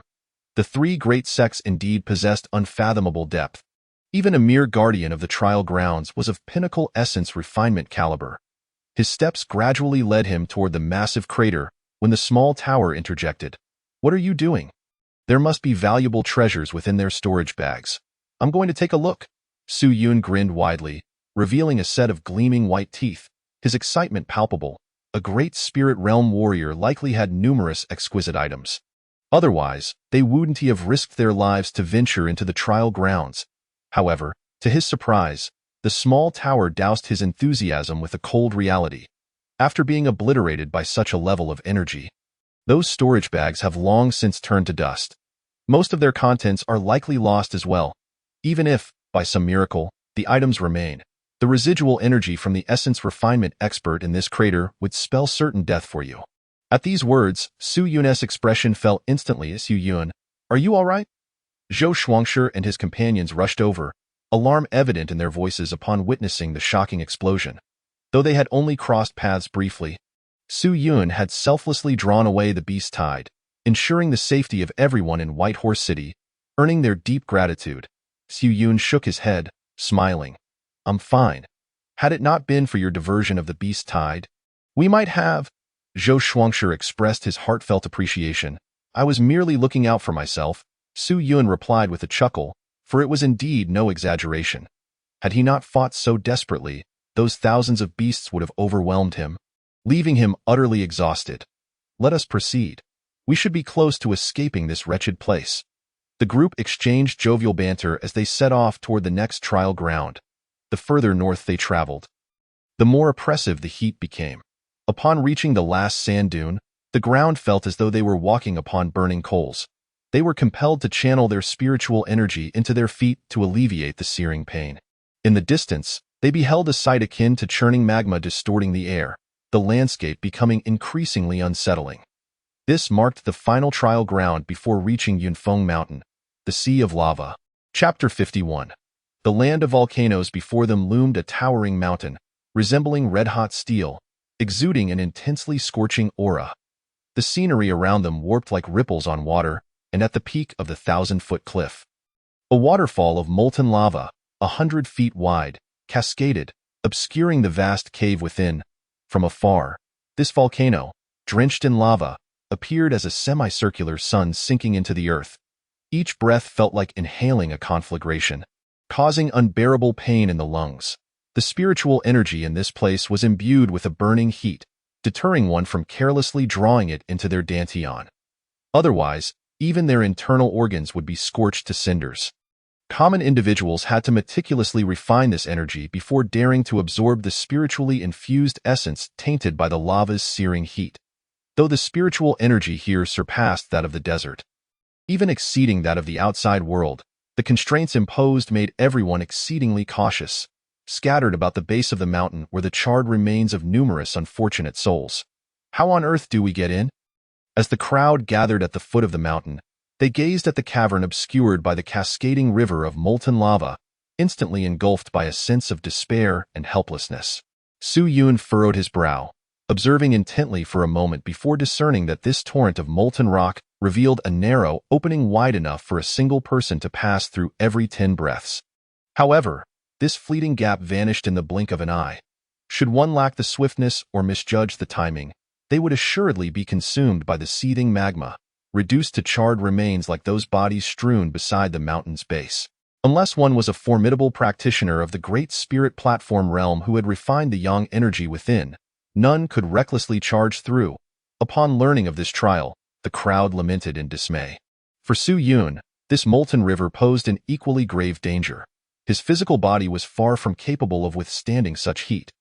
Thus, this marked the first time he felt truly challenged since entering the trial grounds. Just as he steeled himself to muster the courage to plunge in, 2 large contingents suddenly emerged from the side. Those from Mingxing City and Shangha City. With their arrival, the subordinates of the 3 cities had gathered in one place. To his surprise, the leaders of Mingxing City and Shangha City had recently broken through to the early stages of the small spirit platform realm, their auras still slightly unstable in stark contrast. Following the demise of Bai Yi, Bai Ma City was left with only Zhou Shuangshi as its representative. As the 3 factions met, mutual disdain was palpable. Since you all seem so cowardly, allow me, Shi Chong, to take the lead, declared the leader of Mingxing City, quickly grasping the pattern of the lava waterfall. A triumphant smile spread across his face as he leaped forward, transforming into a streak of black. Racing towards the opening in the cascading magma. In the blink of an eye, he successfully entered the cavern, much to the envy of the onlookers. Shi Chong practiced the Shijia's Kai Yin Bu, which, although lacking in combat prowess, excelled in agility, making this trial his forte. Zhou Shuangshi's expression grew grave. Now it is my turn, Kong Ziyong, to give it a shot. You cowards from Bai Ma City can wait outside. Mere moments later, the leader of Shangha City could no longer contain himself. He gathered all his spiritual energy into his legs and, seizing the opportunity, launched himself forward like a cannonball, shattering the ground beneath him as he surged into the cave. However, a resounding hiss echoed as Kong Ziyang's scream pierced the air. Though he had made it through, he had been scorched by the molten rock, his back seared black. If even those of the small spirit platform struggle this much, what chance do we have? The 3 factions murmured anxiously, their hearts laden with dread. This trial seemed insurmountable, likely only passable by the top 10 and newly ascended practitioners of the small spirit platform, especially Zhou Shuangshi, who trembled at the sight of the charred corpses at the mountain's base. Stepping forward, Su Yun resolved to attempt the challenge himself. He approached the most suitable position, adjusted his stance, and concentrated all his spiritual energy into his legs, preparing to dash forward at the utmost speed. While his body was incapable of withstanding the magma, a mere touch would not be fatal. Taking a deep breath, Su Yun cleared his mind, allowing only one thought to resonate. To charge through. Witnessing Su Yun's determination to challenge the molten waterfall, the individuals from Mingxing and Shangha City erupted into laughter. The 9th layer of the opening spirit realm? How did he even make it this far? Although Beijing is a backwater, surely they wouldn't send a worthless participant to compete. They jeered. Who knows? Even Kong Ziyang almost failed. This fool will likely perish in an instant. What a mindless buffoon. Who does he think he is? How laughable, they continued, reveling in their mockery as they guffawed at Su Yun's retreating figure. Yet, the people from Bai Ma City countered confidently, just wait for brother Su Yun to slap you in the face. Ha! I would love to see how a worthless 9th layer of the opening spirit realm could embarrass me. The derision from Mingxing and Shangha City echoed, belittling Bai Ma City for its evident decline, treating the 9th layer of the opening spirit realm as though it were of utmost importance. How utterly comical. Ignoring the vitriol, Su Yun remained composed, awaiting the opportune moment. After 3 breaths, the lava descended halfway, revealing a narrow GP. Su Yun leapt forward, his figure a blur as he dashed through the opening like a fleeting bolt of lightning. As he entered the cavern, a torrent of scorching heat surged towards him like a monstrous wave, instantly parching and cracking his exposed skin. Producing a cold stone, he cradled it in his bosom. And a wave of icy air enveloped him, obstructing all heat from reaching his body. The parched skin began to visibly mend, and he could now absorb the searing spiritual energy without hesitation. What a marvelous treasure! Su Yun exclaimed, grinning broadly, realizing this was the very item he had seized from the three cheaters. The effect far exceeded his expectations. With this stone, he could traverse the entire volcano unscathed. Approaching the cascading magma, he carefully extended his hand into it, shielded by the cold stone. The moment his hand touched the lava, a sharp sizzling sound erupted, accompanied by plumes of steam, yet he sustained no injury. Nodding slightly, Su Yun made an audacious decision. He stepped forward, positioning his back against the falling lava, creating an opening large enough for a person to pass through. "Brother Shuangshi, come on in," Su Yun called out. The leaders from Mingxing and Shanghai City gaped in disbelief, unable to fathom what they were witnessing. Not only had Su Yun entered unscathed, but he was also bracing himself against the molten river to assist the members of Baima City.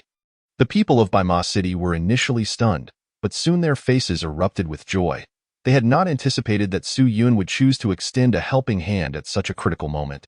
Deeply moved, they wasted no time, charging in one after another without hesitation. With Su Yun supporting them against the pressure, the members of Baima City encountered little danger as they entered the volcano.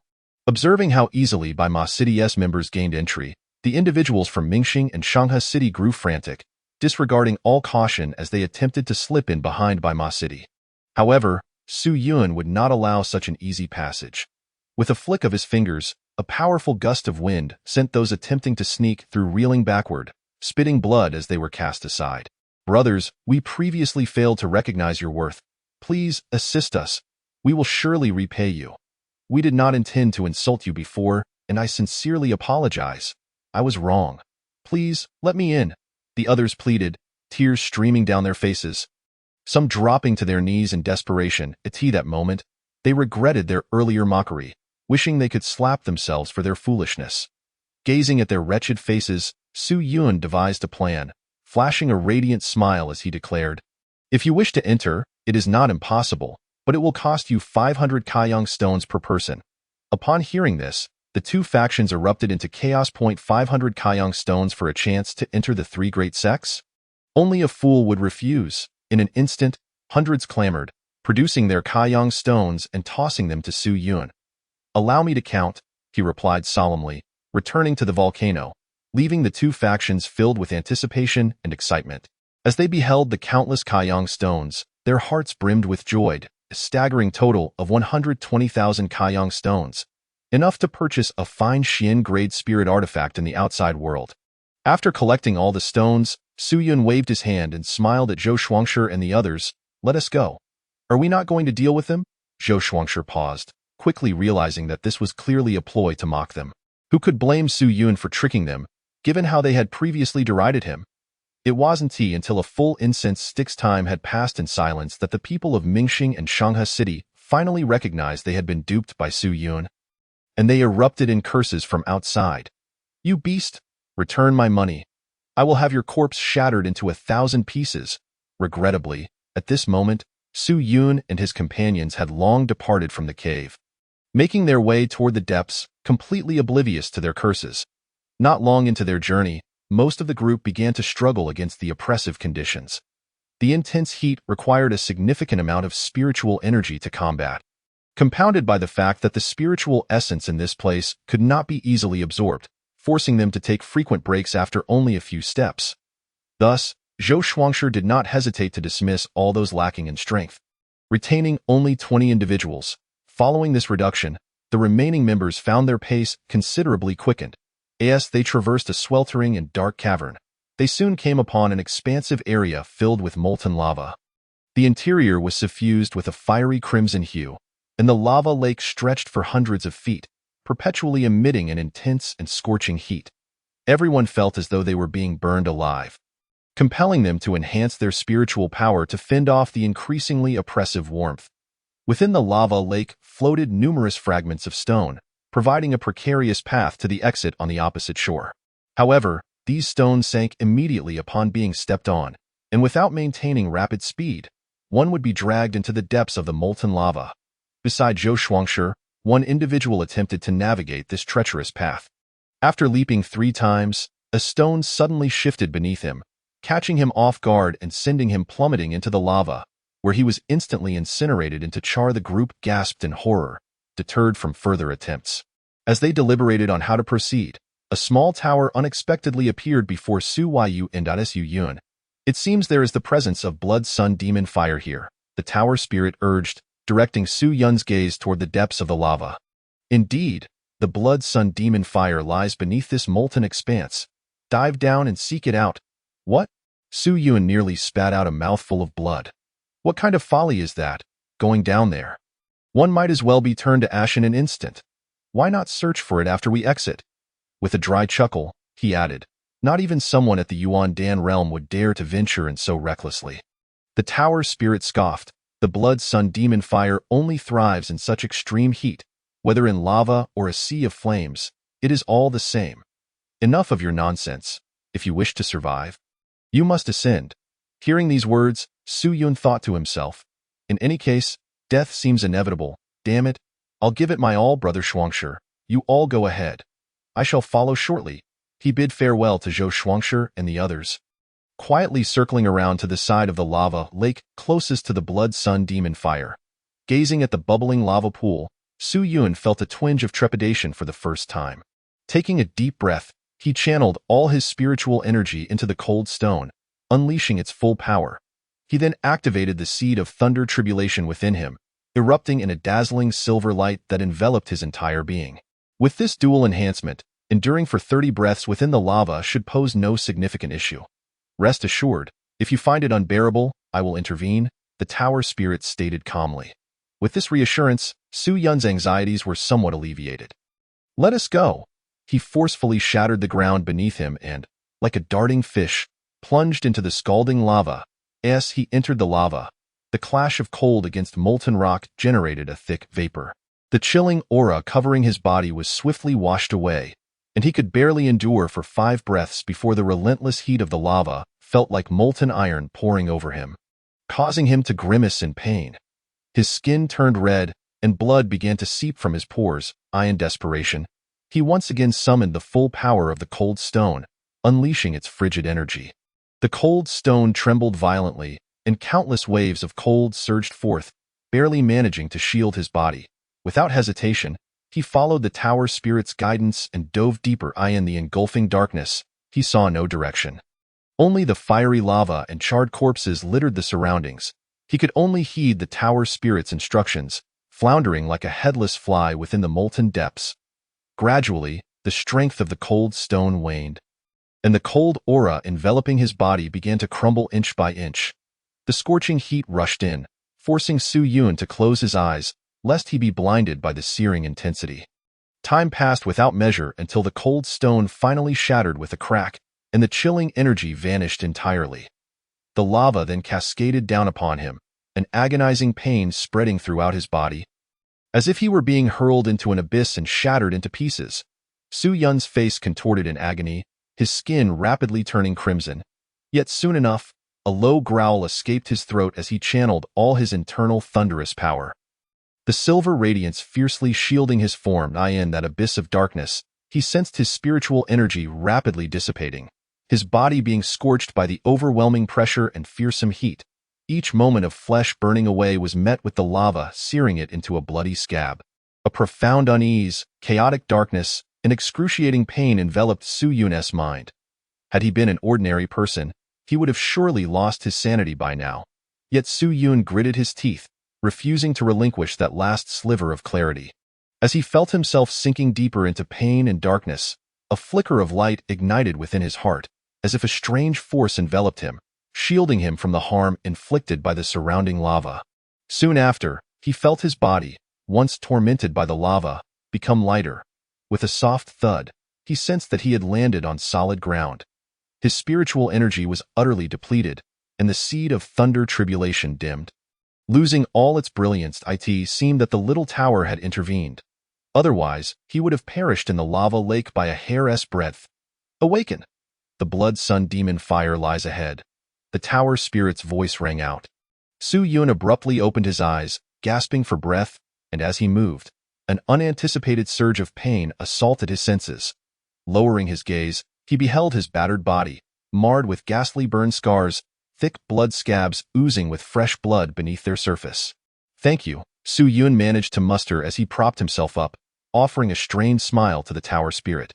The spirit offered no reply but summoned all the spiritual energy from the pool within the tower and poured it over Su Yun. Immersed in the gentle, cooling energy, Su Yun felt his depleted strength replenished, and his wounds began to heal gradually as the blood scabs finally shed. A tall and pristine figure emerged, with bright and profound black eyes. Every contour of his body radiating an unusual vitality. It was as though he had been reborn from the molten depths, and though there were no exaggerated changes, the seemingly slender form exuded a terrifying power. Exhaling a breath of relief, Su Yun couldn't help but smile, realizing that this plunge into the lava had inadvertently enhanced his physical form. He scanned his surroundings and discovered that he was situated in a gap between the lava and the earth below. The lava lake hung suspended in midair, separated from the ground by less than a foot, presenting an astonishing sight. Enough with the laughter. We must seek out the blood sun demon fire, the tower spirit urged. Su Yun nodded earnestly and, following the spirit's guidance, advanced forward. Not long after, he felt waves of intensely scorching flames erupting, continuously infusing the lava with an overwhelming heat. Su Yun's eyes gleamed with delight as he spotted a massive pit ahead, within which a swirling mass of crimson flames emitted an aura of terrifying heat. That was the blood sun demon fire. At that moment, the blood sun demon fire suddenly erupted with flames, fiercely scorching towards the fiery lion. Just as Su Yun feared for its safety, he witnessed the flames enveloping the fiery lion dissipate in an instant. The raging fire was astonishingly consumed entirely by the fiery lion, as if it were mere morsels offered to it. This revelation left Su Yun somewhat astounded. The flames emitted by the blood sun demon fire were several times more intense than ordinary fire, and even he could scarcely withstand them. To his surprise, this seemingly juvenile creature effortlessly devoured all the flames, an act that truly defied belief. The tower spirit remarked, "It possesses a faint trace of the Qilin bloodline. The vast majority of flames in the world cannot harm it, so you need not worry." Su Yun chuckled awkwardly, then observed as the small creature casually approached the blood sun demon fire. With a slight opening of its mouth, it clamped down on the source of the flames. The blood sun demon fire attempted to resist, erupting in powerful bursts of fire, yet all was consumed by the little creature, as if it were merely feeding on meat offered to it, serving no purpose other than to sate its hunger. Only when the blood sun demon fire dimmed significantly and was forcefully dragged to Su Yun's side did the little creature yawn, flashing a disdainful smile at Su Yun as if to say, "This trivial matter still requires my assistance? You little rascal. You've had your fill." Su Yun ruffled the creature's head and placed the now demoralized blood sun demon fire into the tower. This entity could not be stored in the storage bag, for it would surely reduce everything to ashes otherwise. You were indeed correct. It seems this little fellow has a special affinity with you. The tower spirit acknowledged Su Yun's insight for the first time. Su Yun smiled, recalling the instant he first encountered this creature. A feeling of inevitability had washed over him, compelling him to take it in. Today, that intuition had proven accurate. Without its presence, he might not have been able to claim the blood sun demon fire, which possessed sufficient heat to power the entire magma lake. A direct confrontation could have easily reduced Su Yun to cinders in an instant. Now, only one final item remained. The sun and moon crystal. Su Yun's inner resolve surged, for acquiring this last treasure would enable him to step directly into the realm of perfection, achieving the most formidable foundation of Tai Xian. How to exit? After a moment of excitement, Su Yun glanced up at the expanse of the magma lake above, and his head began to ache once more. "This is how we can exit," the tower spirit stated, tossing out the blood sun demon fire and the fiery lion. Grasping the blood sun demon fire would allow them to traverse the magma effortlessly. As soon as Su Yun's right hand clasped the blood sun demon fire, he felt an insatiable flame eager to consume him. However, upon noticing the fiery lion in his left hand, it recoiled in fear, having been intimidated by the little creature. It obediently formed a protective barrier of flames around Su Yun, safeguarding him. With a gentle leap, he plunged into the magma pool. To his astonishment, the previously tumultuous magma scattered upon contact with the flame barrier, daring not to touch it in the slightest. He returned to the surface with almost no difficulty, finding himself on the opposite side of the magma lake. no longer needing to attempt crossing over the debris. Little fire, you're truly remarkable, Su Yun chuckled, rubbing the fiery lion's face. The creature allowed the affection, showing no resistance, merely gazing hungrily at the dripping blood sun demon fire. Seeing this, Su Yun hurriedly tucked the blood sun demon fire away in the small tower. He could not afford to let it slip away after such effort to obtain it. Upon arriving at the second cave, he discovered it already brimming with people. An estimated 300 to 400 individuals stood there, all of whom were undoubtedly the cream of the crop. They stood before a massive tower, anxiously scratching their heads. Su brother, you've arrived. Upon seeing Su Yun, Zhou Shuangshi let out a sigh of relief and welcomed him. What has transpired? Su Yun inquired, observing the grim faces of the crowd. Zhou Shuangshi sighed deeply. Su brother, you are unaware. This is the final trial. Only by reaching the highest level of this tower can we ascend to Yunfeng Mountain. However, before the tower, there are a pair of guardian puppets. Unless they are defeated, we cannot enter. Oh. Su Yun looked over and indeed spotted 2 puppets at the tower's entrance. Cloaked in darkness, their eyes gleamed white, their flesh and skin honed to perfection, radiating a metallic luster, embodying immense power that exuded a formidable pressure. They bear some resemblance to the 2 puppets I previously acquired, Su Yun mused, contemplating his next move. Someone could no longer contain themselves and stepped forward, unleashing their half-step little spirit platform strength in a powerful punch aimed at the puppets. However, this fierce blow left no mark on the puppets, and one of them retaliated by shattering the assailant's chest with a single palm.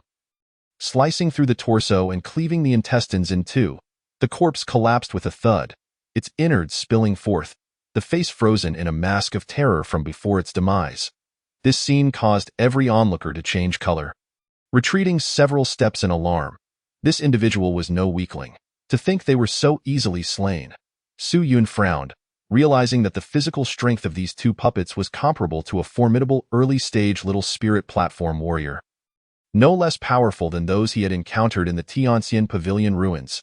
Charging in recklessly would undoubtedly pose significant challenges. These puppets, with their hard bodies and insensitivity to pain, would relentlessly pursue their targets, making escape impossible once entangled. The best course of action now was to release his own puppets. Little tower, are those 2 puppets repaired? Su Yun inquired. Such commonplace goods are easily restored, but the tower spirit replied with an air of arrogance. They require Kaiyang stones as energy to operate, understood, Su Yun chuckled. But the tower spirit's next words left him in shock. 3,000 Kaiyang stones, for 10 breaths. What? Su Yun's eyes nearly popped out at that revelation. 3,000 for 10 breaths? Why not just rob a bank? The tower spirit replied nonchalantly. To operate one requires 3,000. For 2, it's 6,000. Don't get it twisted. Ian felt darkness cloud his vision, nearly choking on his own blood. Puppets are not meant for impoverished fellows like you. If you're unwilling to part with your coins, then go and grapple with those 2. The tower spirit snorted disdainfully. Refusing to say more, however, soon enough, Su Yun's expression turned crafty as he glanced at the crowd. Zhou Shuangshi, noticing this demeanor, inwardly thought, this fellow is certainly up to no good. Sure enough, Su Yun slowly stepped forward, raising his arm and smiling at everyone. My friends, I have a solution for dealing with these 2 puppets. Everyone looked over with skepticism. What solution? Internally chuckling, Su Yun replied. I also possess 2 similar puppets capable of holding them off. It's only 2,000 Kaiyang stones to operate one for 10 breaths. An opportunity lies before us. Let us pool our resources and seize it. Chapter 54. The final challenge, the ladder of glory. Quite the shrewd deal. Su Yun's actions left even the tower spirit speechless. 3,000 turned into 2,000. You truly are a merchant of cunning. Your pricing is extortionate. Why not just rob a bank? Brother, cut me some slack. The crowd initially intended to argue, but upon witnessing Su Yun summon 2 impressive puppets, they had no choice but to believe. However, that price was indeed steep for them. 2,000 for one, 4,000 for both. Even with over 200 people present, that meant each would need to contribute 200 Kaiyang stones. Moreover, 200 Kaiyang stones would only last 10 breaths, insufficient for everyone to enter, necessitating additional funds. Su Yun sighed, speaking earnestly, my friends, after years of trials, I sent it for the chance to enter the 3 great sects. The opportunity is right before us. Missing it over a few hundred Kaiyang stones would be a grave mistake. Once inside the three great sects, will we lack for such a small sum? The crowd wavered internally, yet remained hesitant. At that moment, Zhou Shuangshi, with a glint of mischief in his eyes, stepped forward with unwavering conviction. Everyone, heed my words. Operating such puppets is indeed costly. My family possesses a little spirit platform puppet for protection, which requires at least several tens of thousands of Kaiyang stones annually. Hence, the price offered by our brother is already quite reasonable. The residents of Bama City were clever enough to recognize Su Yun and Zhou Shuangshi's intentions, and they began to echo the sentiment, lamenting the cost of activating these puppets in the ensuing commotion. The crowd genuinely bought into Su Yun's ruse, eagerly contributing their resources. Soon, streams of Kaiyang stones swirled overhead, coalescing into small rivers above Su Yun. Once gathered, he assumed a serious demeanor and began to infuse the two puppets with the Kaiyang stones. To avoid detection of his hoarding, he had Zhou Shuangshi and others shield him, claiming it was for protection. With a rush, 10,000 Kaiyang stones surged into the two puppets, unleashing a powerful aura of yang energy. Under the influence of the Kaiyang stones, the two puppets abruptly raised their heads, their eyes shining with golden light. With such an abundance of energy, sustaining them for 15 breaths was no issue. Perfectly sufficient for everyone to pass through. Of course, if anyone lagged behind, they could only blame their own misfortunes. Go, take them down. Su Yun raised his hand and pointed, causing two puppets to charge forth with explosive speed. The two tower guardians, upon sensing the provocation, dove headlong into the fray. Bang, bang, bang. The two pairs of puppets engaged in a fierce battle, creating a tumult that darkened the skies. Each punch landed with such force that the air itself erupted in violent shockwaves. The results were undeniably impressive. The tower guardians were perfectly thwarted. Let us go. Su Yun urged his companions from White Horse City, leading the way as they swiftly entered the tower, with the others following closely behind. Streaming in like fish. As for the two puppets, they could be forsaken. After all, they were merely a drain on resources. Once inside the tower, a different realm unfolded before them. The vast interior accommodated the influx of 200 individuals without feeling cramped. At the center stood a colossal staircase, several dozen yards wide, ascending to the very top. Faint silhouettes could be discerned laboriously climbing above. You are the third group of participants to enter here. Allow me to elucidate the rules. Suddenly intoned a spectral figure beside the grand staircase, its features obscured, yet its voice resonated powerfully. This was presumably the apparition of the three major sects' guide. This is the Ladder of Glory, comprised of 99 steps. The pressure on each step will escalate dramatically. Only those who reach the 66th step will be deemed qualified. Moreover, you will be unable to utilize any external forces, relying solely on your own abilities. For every level ascended beyond the 66th, you will earn additional rewards from the sections. Should you reach the pinnacle, you will receive an extraordinary gift from the three sects, the infusion of energy from a 6-star Yuan Dan Master. Dear participants, a bright future awaits you. Set forth. With that, the apparition vanished. With the mention of the 6-star Yuan Dan infusion, the atmosphere erupted in excitement. It was well known that this infusion was a rare opportunity, and to receive one from a 6-star Yuan Dan was an even greater boon. It could be said that anyone fortunate enough to undergo this infusion would surely possess a 6-star Yuan Dan upon entering the Yuan Dan realm. Gazing at the towering staircase, the crowd eagerly took their first steps. Initially, the ascent felt remarkably easy, almost indistinguishable from their usual training. However, as they approached the 40th step, those at the Spirit Master level began to feel a significant weight pressing down. Their pace gradually slowing. Zhou Shuangshi, leveraging his half-step into the minor spirit platform realm, easily reached the 59th step, but when he encountered the 60th, he suddenly felt the pressure surge, making every step a struggle. It appeared that the pressure increased with every 20 steps. Su Yun did not linger but continued his ascent, bounding forward with great strides, exuding an air of ease and unimpeded movement. He quickly reached the threshold of the 20th step. How could such a waste make it this far? Surely it's all thanks to his puppets, one onlooker scoffed. This test renders puppets useless. I doubt this kid will get any further. He'll realize his inadequacy soon enough. Perhaps he won't even make it past the 30th step. I told you, The trials of the three major sects will never allow someone of his caliber to slip through. Some spirit master practitioners, laboring around the 30th step, turned cold at Su Yun's brazen strides. A mere 9th-tier spirit awakening dares to be so arrogant. Just wait until the pressure escalates. It will crush your bones and teach you the meaning of pain. Su Yun merely shot them a cold glance before focusing his gaze on the summit. Stepping onto the 20th step, still feeling unfazed, he decided to get serious. Like a poised cheetah, he crouched low, muscles coiled like a taut bowstring, and with a resounding burst, he surged upwards, thud, thud, thud, to the astonished eyes of the spirit masters. Su Yun's figure darted past like a fleeting white steed, as if the pressure here was utterly non-existent. Impossible. How is this kid achieving such feats? He must be cheating. I refuse to believe someone at the spirit awakening level can accomplish this. Behind him trailed a chorus of astonished gazes, their mouths agape, their expressions frozen in disbelief, utterly unable to comprehend how a spirit awakening practitioner could reach such heights. Such speed could not even be matched by those at the minor spirit platform. In a matter of mere breaths, Su Yun had effortlessly descended to the 40th step, surpassing even those at the half-step minor spirit platform level. Everyone behind exchanged glances, a mix of resentment and shock evident in their eyes, tinged with a sense of shame. Though their words remained harsh, they knew that Su Yun was someone they could never hope to match, let alone catch up to. Recalling how Su Yun had coldly surveyed them, they realized he had never regarded them as worthy of his attention, like an elephant indifferent to the chatter of ants. Reflecting on this, they could only lower their heads in silence and continue their arduous climb.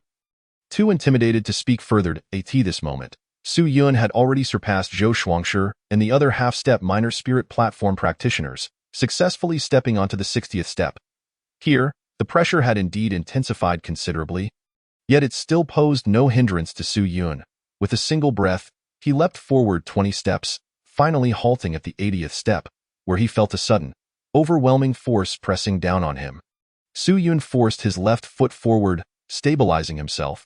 The pressure was beginning to weigh heavily upon him. It was evident that after the 80th step, the divide between the ordinary and the truly gifted became stark. As for reaching the 99th step, such a feat would require unparalleled talent, a rarity that could scarcely be achieved. Yet, Su Yun remained undeterred, invigorated by the challenge that transcended his own limits. This trial was destined for him. With the brilliance of youthful vigor shining in his eyes, Su Yun surged forth, landing solidly on the 81st step. Chapter 55. Ascend. Further ascend. After enduring countless trials, they finally stood at the threshold of the three major sects, all participants exerting their utmost effort to climb higher. Those who had been lax in their training could barely manage the 40th step, while those with unyielding resolve, who had never faltered, managed to qualify through sheer will. Practitioners at the minor spirit platform were almost uniformly found between the 80th and 90th steps. However, compared to the exceptional talents, they still lagged behind significantly. In front of Su Yun stood a total of 16 individuals, the champions and runners-up from Whitehorse City, Huarong and Peilong, the champions and runners-up from Mingxing City, Wenbu and Hu Ma, and the champions and runners-up from Shanghai City, Shanyu and Shanyi. These six were closely matched, all striving together on the 95th step. Behind them were 10 other prodigies from various cities in the Tianliang region, trailing by 3 or 4 steps. Su Yun could sense that beyond the 90th step, the pressure would increase with each level, and this pressure would only grow more formidable with time. However, this was still no challenge for him. With that thought, he took another step, reaching the 91st step. At this point, the minor spirit platform geniuses had all turned crimson, their bodies taut and trembling, beads of cold sweat cascading down like rain. It was evident they had reached their limits. Yet Su Yun had not even come close to his, summoning all his strength. His spirit energy surged through his limbs, and under the astonished gazes of those around him, he leapt 2 steps forward, reaching the 93rd step. Now he stood shoulder to shoulder with the 10 Black Horse minor spirit platform practitioners. Upon witnessing a spirit awakening practitioner among them, they were instantly rendered speechless in shock. Su Yun paid them no mind, pressing on with determination to the 95th step. As soon as he ascended, he felt an overwhelming weight descend upon his right leg, his muscles thrumming as they struggled against the fierce gravity. Thud. He lifted his left foot, stabilizing his form, only to feel a terrifying force pressing down upon him, making each breath feel laborious. Reaching the 95th step, Su Yun could finally sense the immense weight of power cascading upon him, making it exceedingly difficult to stand upright. This kid has actually made it this far. Pei Long, runner-up from Whitehorse City, turned to see Su Yun's determined visage, unflinching as he stared at the summit. During this time, he had heard much about Su Yun, having mingled with the other teams from Whitehorse City for a while. And after Su Yun's victory over Jiang Li, he had gained a bit of a reputation among the elite. However, he never expected that Su Yun could actually reach this point relying solely on his 9th-tier Spirit Awakening strength. It was almost surreal. This year's trials were far stricter than in previous years. Even mid-level Spirit Masters could barely qualify for the outer doors of the 3 major sects in previous years. Late-stage Spirit Masters would have been eligible for entry into the inner doors. Now, Su Yun, relying solely on his Spirit Awakening strength, had come this far, indicating that this young man was undoubtedly extraordinary. "You must be Su Yun," remarked a man in a finely embroidered coat, his face marked with 3 tattoos, who turned to Su Yun. His complexion was pale, his legs trembling uncontrollably, struggling to maintain his stance, unable to retreat or advance any further. "Indeed, you must be Huarong," Su Yun smiled softly, making no further gestures. Huarong, panting heavily, spoke, "I have heard about your relationship with Zhou Shuangshi. Thanks to your care for the people of Bama City, they have managed to reach this point. Once we are outside, I will treat you to a drink." "Very well," Su Yun replied with a smile, not declining the offer in the world of martial arts. Having more friends means more paths to tread. It was of no consequence.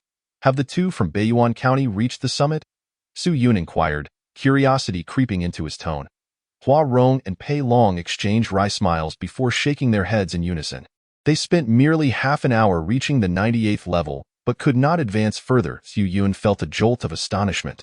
He had not anticipated the formidable strength of those two. Achieving the 98th level was a testament to their terrifying prowess. It is worth noting that in the centuries-long history of the 3 major sect selections, only a handful had managed to reach the 98th level. Even someone like Huarong could only linger around the 95th level.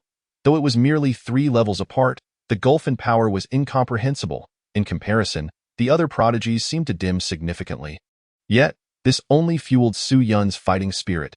He took a bold step forward, his figure ascending to a staggering 96th level, a mere breath away from the pinnacle that moment.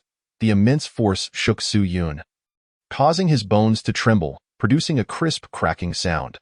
Noticing Su Yun still had strength to spare, the two exchanged glances, each revealing a hint of astonishment. Hua Rong and Pei Long glanced at the others. Realizing they had reached their limits and could only raise their right hands, shouting, "Send us out!" They gasped for breath, fully aware they could not surpass the 96th level, and thus made a decisive choice. "Brother Su Yun, let us meet atop Yunfeng Mountain." Agreed. At that moment, a tall, robust man entered, effortlessly lifting the two as if they were mere chicks, then leaping out of the tower. The others, witnessing this, helplessly raised their hands, indicating they could no longer endure and were similarly taken away. Soon, many others chose to withdraw. Although the allure of the 6-star Yuan Dan's infusion of Yuan power was enticing, it could not be forced. If one's strength was insufficient, even if one forced their way to the 96th level, they would likely be crushed under the overwhelming gravity, resulting in a loss far greater than any potential gain. Su Yun gathered his strength and took a step toward the 97th level. Boom! It felt as if the vast ocean was pouring forth, nearly causing Su Yun to lose his balance and tumble down the long staircase. The 97th level actually repelled individuals? Su Yun was taken aback. With such a formidable barrier in place, it was almost unfathomable how Wenfu and Jia Xingchen had ascended to the 98th level so swiftly. However, this would not deter me. Gritting his teeth, Su Yun fully summoned the seed of thunder tribulation power within him. In an instant, powerful lightning surged through his entire being, invigorating his somewhat depleted strength with the aid of the silver radiance. As the silver light erupted from his body, Su Yun took that astonishing step forward. The 97th level. Whoosh! The relentless repelling force, combined with gravity, was indeed overwhelming.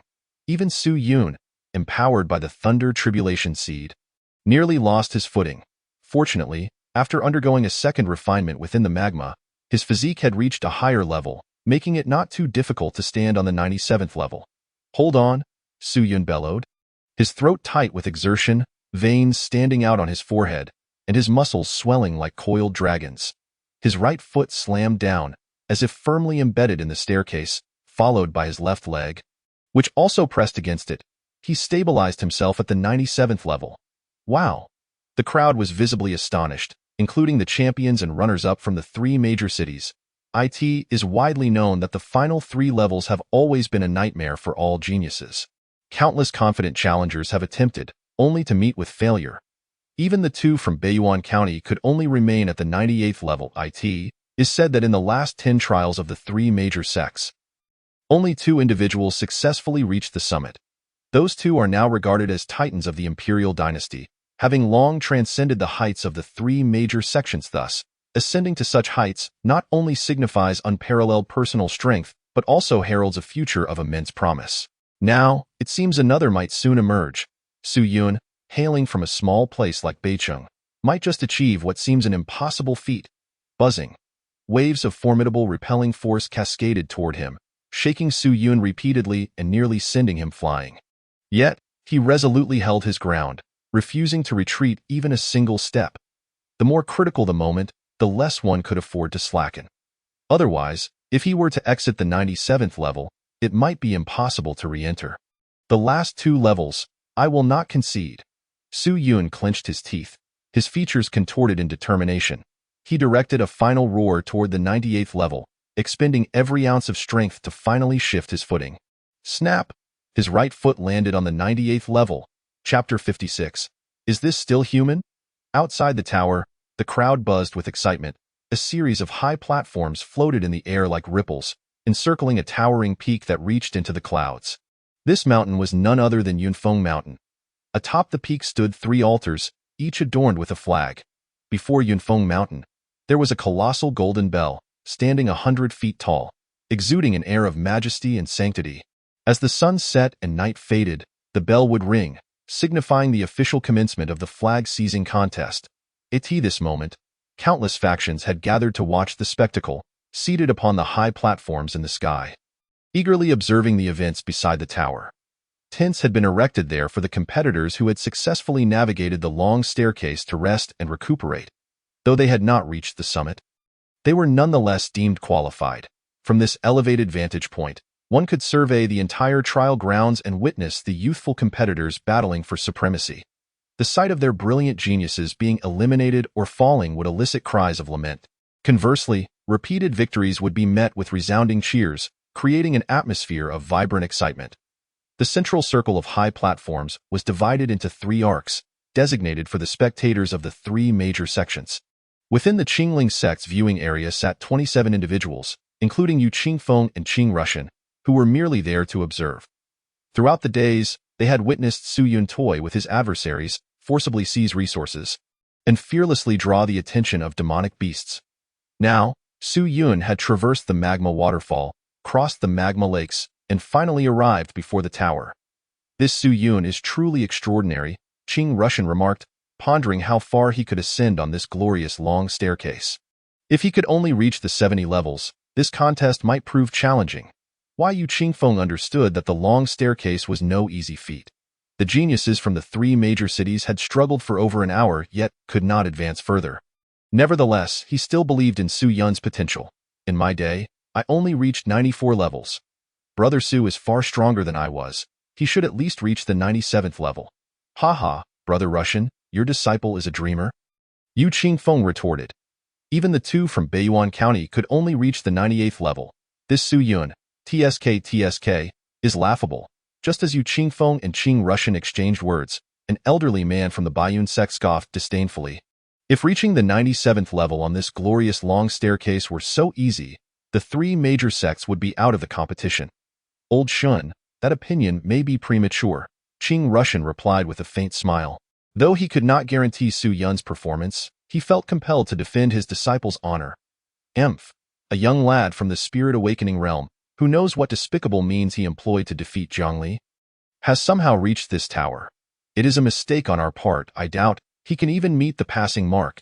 We ought to raise the difficulty for the next round to prevent such unlearned opportunists from infiltrating, thereby tarnishing the reputation of the three major sections. Indeed, this matter requires thorough discussion. A Baiyun sect member beside Old Shen huffed, expressing disdain for allowing such a person to reach the final round, which was a humiliation for the three major sections. Qing Russian was about to voice his thoughts when the announcer appeared on the platform, proclaiming loudly, "The third group of competitors has arrived at the tower and is preparing to ascend the glorious long staircase." Wow! Instantly, all eyes were drawn to the scene. It was Su Yun. He had begun. Yu Qingfeng was filled with excitement. As long as Su Yun exerted himself, his sister would be saved. Humph! I still stand by my statement. He cannot possibly reach the 66th level. Old Shun closed his eyes, unwilling to witness Su Yun's competition. The tower was shielded by spiritual energy, rendering the inside invisible to all. Yet, like the number of competitors, glowing points of light appeared on the tower's surface, each color representing participants from different cities. Over 200 colorful lights began to ascend, indicating that the ascent had commenced. "It's my family's Zhou Shuangshi. Go for it, my precious son. Hurry up. When you return home, father will make you braised pork knuckles." The spectators in the stands were all flushed with excitement, fervently cheering for their children. Upon reaching the 66th step, one could become a disciple of one of the three great sects, with boundless prospects ahead, allowing their families to bask in the glory as well. Yu Qingfeng glanced around and discerned the distinct color belonging to Beicheng. There was only one, and it must surely be Su Yun, he observed as the light point hesitated momentarily, then surged forth like a tiger or leopard dashing forward, moving at an astonishing speed. Humph! It seems he is indeed a fool, unaware of the need to conserve energy. Soon he will learn the perils of this glorious ascent. Old Shan sneered derisively, shaking his head in disdain for Su Yun's attention-seeking antics, akin to that of a mere jester. I beg to differ. Qing Russian, initially concerned, now felt a sense of relief. He knew Su Yun all too well. His reckless sprint signified an unwavering confidence in his ascent. As the pace of the other light points began to slow, the fervor of the crowd also gradually diminished. At that moment, someone shouted, igniting a fresh wave of enthusiasm. "Look, that white light point has surged all the way to the 80th step." What? Everyone gasped in shock that it had barely been half a moment since the ascent began, and someone had already reached the 80th step. What a terrifying speed! It could rival that of the two prodigies from Baiyuan County. Who could it be? I don't know, but that color should belong to Beicheng. Is it possible for someone from such a small place to be that formidable? Instantly, Yu Qingfeng's expression blossomed like a flower, and he burst into hearty laughter, clapping his hands in excitement. "Old Shun, do you still have anything to say?" Qing Russian glanced over, a smirk playing on his lips as he regarded Old Shun. The old man, taken aback, stared blankly, his white beard trembling. After a while, he muttered weakly, 80th step is nothing to boast about. It's quite ordinary." Qing Russian's smile only grew brighter. This young man has a true gift for creating one surprise after another. Although the speed of the white light point began to wane, it still maintained a steady ascent. Not long after, the light points within the tower nearly came to a standstill, with the participants approaching their limits. Well done! Reaching the 66th step is commendable. No wonder he is my son. Reaching the 75th step brings me pride. What a disappointment! Spending so much every year, and yet he falters at the 50th step. It infuriates me. The stands were filled with mixed emotions of joy and despair. However, to everyone's astonishment, that white light point from Beicheng leapt forward, surpassing numerous talented individuals from various cities, standing shoulder to shoulder with those from the three major cities. After pausing for a brief moment, it soared to the 96th step. What? Old Shun's face turned ashen, and he leapt up, demanding, "Is the light point malfunctioning? Someone check it immediately." The guide shook his head, indicating that there was nothing wrong with the light point. Subsequently, he slumped back down, deflated. Yu Qingfeng and Qing Russian erupted in jubilant laughter. "Old Shun, it appears your eyesight is failing." Humph. Old Shun fell silent, his gaze fixated on the light point, as if he wished to penetrate the tower and discern how Su Yun was climbing. At that moment, the guide announced, "Some have chosen to give up their ascent." Upon hearing this, Old Shun's complexion reddened with anticipation. I suspect that young man has reached his limit. It was to be expected. But soon, the guide returned, bringing back a wave of anger. He could hardly believe it when he learned that it was the individuals from the 3 major cities who had given up first. How is that possible? Old Shen trembled with disbelief, his hands shaking, overwhelmed by the revelation. How could someone from the spirit realm ascend to the 97th step and endure for so long? Is this still human? In stark contrast, Yu Qingfeng and his disciple remained unfazed. Su Yun was always like this. If he decided to do something, he would pursue it to perfection. His goal had always been the pinnacle. Chapter 57. Beiqing Su Yun. Reaching the summit, boom. Just as Su Yun prepared to step onto the 98th step, a terrifying aura, potent beyond measure, surged forth from the staircase, enveloping his entire being. Su Yun felt as though he were being pierced by 1,000 blades. His blood seemingly reversing course, while his once indomitable bones began to tremble violently. Crack, crack. The extreme gravity bore down upon him like a collapsing mountain range, causing every bone in his back, thighs, and arms to gradually fracture under the agonizing pressure. Disoriented, Su Yun felt as if the world were spinning, and he feared his body would shatter at any moment. Persevere. I must triumph. I cannot yield. Su Yun's eyes blazed crimson, his teeth clenched tightly, his hands balled into fists. Veins bulging as guttural roars erupted from his throat. In that instant, he had expended every ounce of his strength. He sensed an unprecedented danger, yet he was unwilling to surrender. He refused to back down. Victory was imperative, for he must reach the summit. He understood that if he could not grasp a sliver of hope amidst despair, he would never escape the shackles of fate. With a fierce cry, he unleashed a powerful howl, and in the astonished gazes of those behind him, his left foot once again stepped onto the 98th step. Buzz! The oppressive force and repulsion intensified, nearly obliterating his already battered body. Yet Su Yun gritted his bloody teeth, steadying himself. Good, well done. Zhou Shuangshi and the others could not help but applaud. Su Yun's tenacity and indomitable spirit inspired them, igniting a fervor deep within their hearts. Unyielding and brave in the face of adversity, Su Yun became a beacon for these young men and women.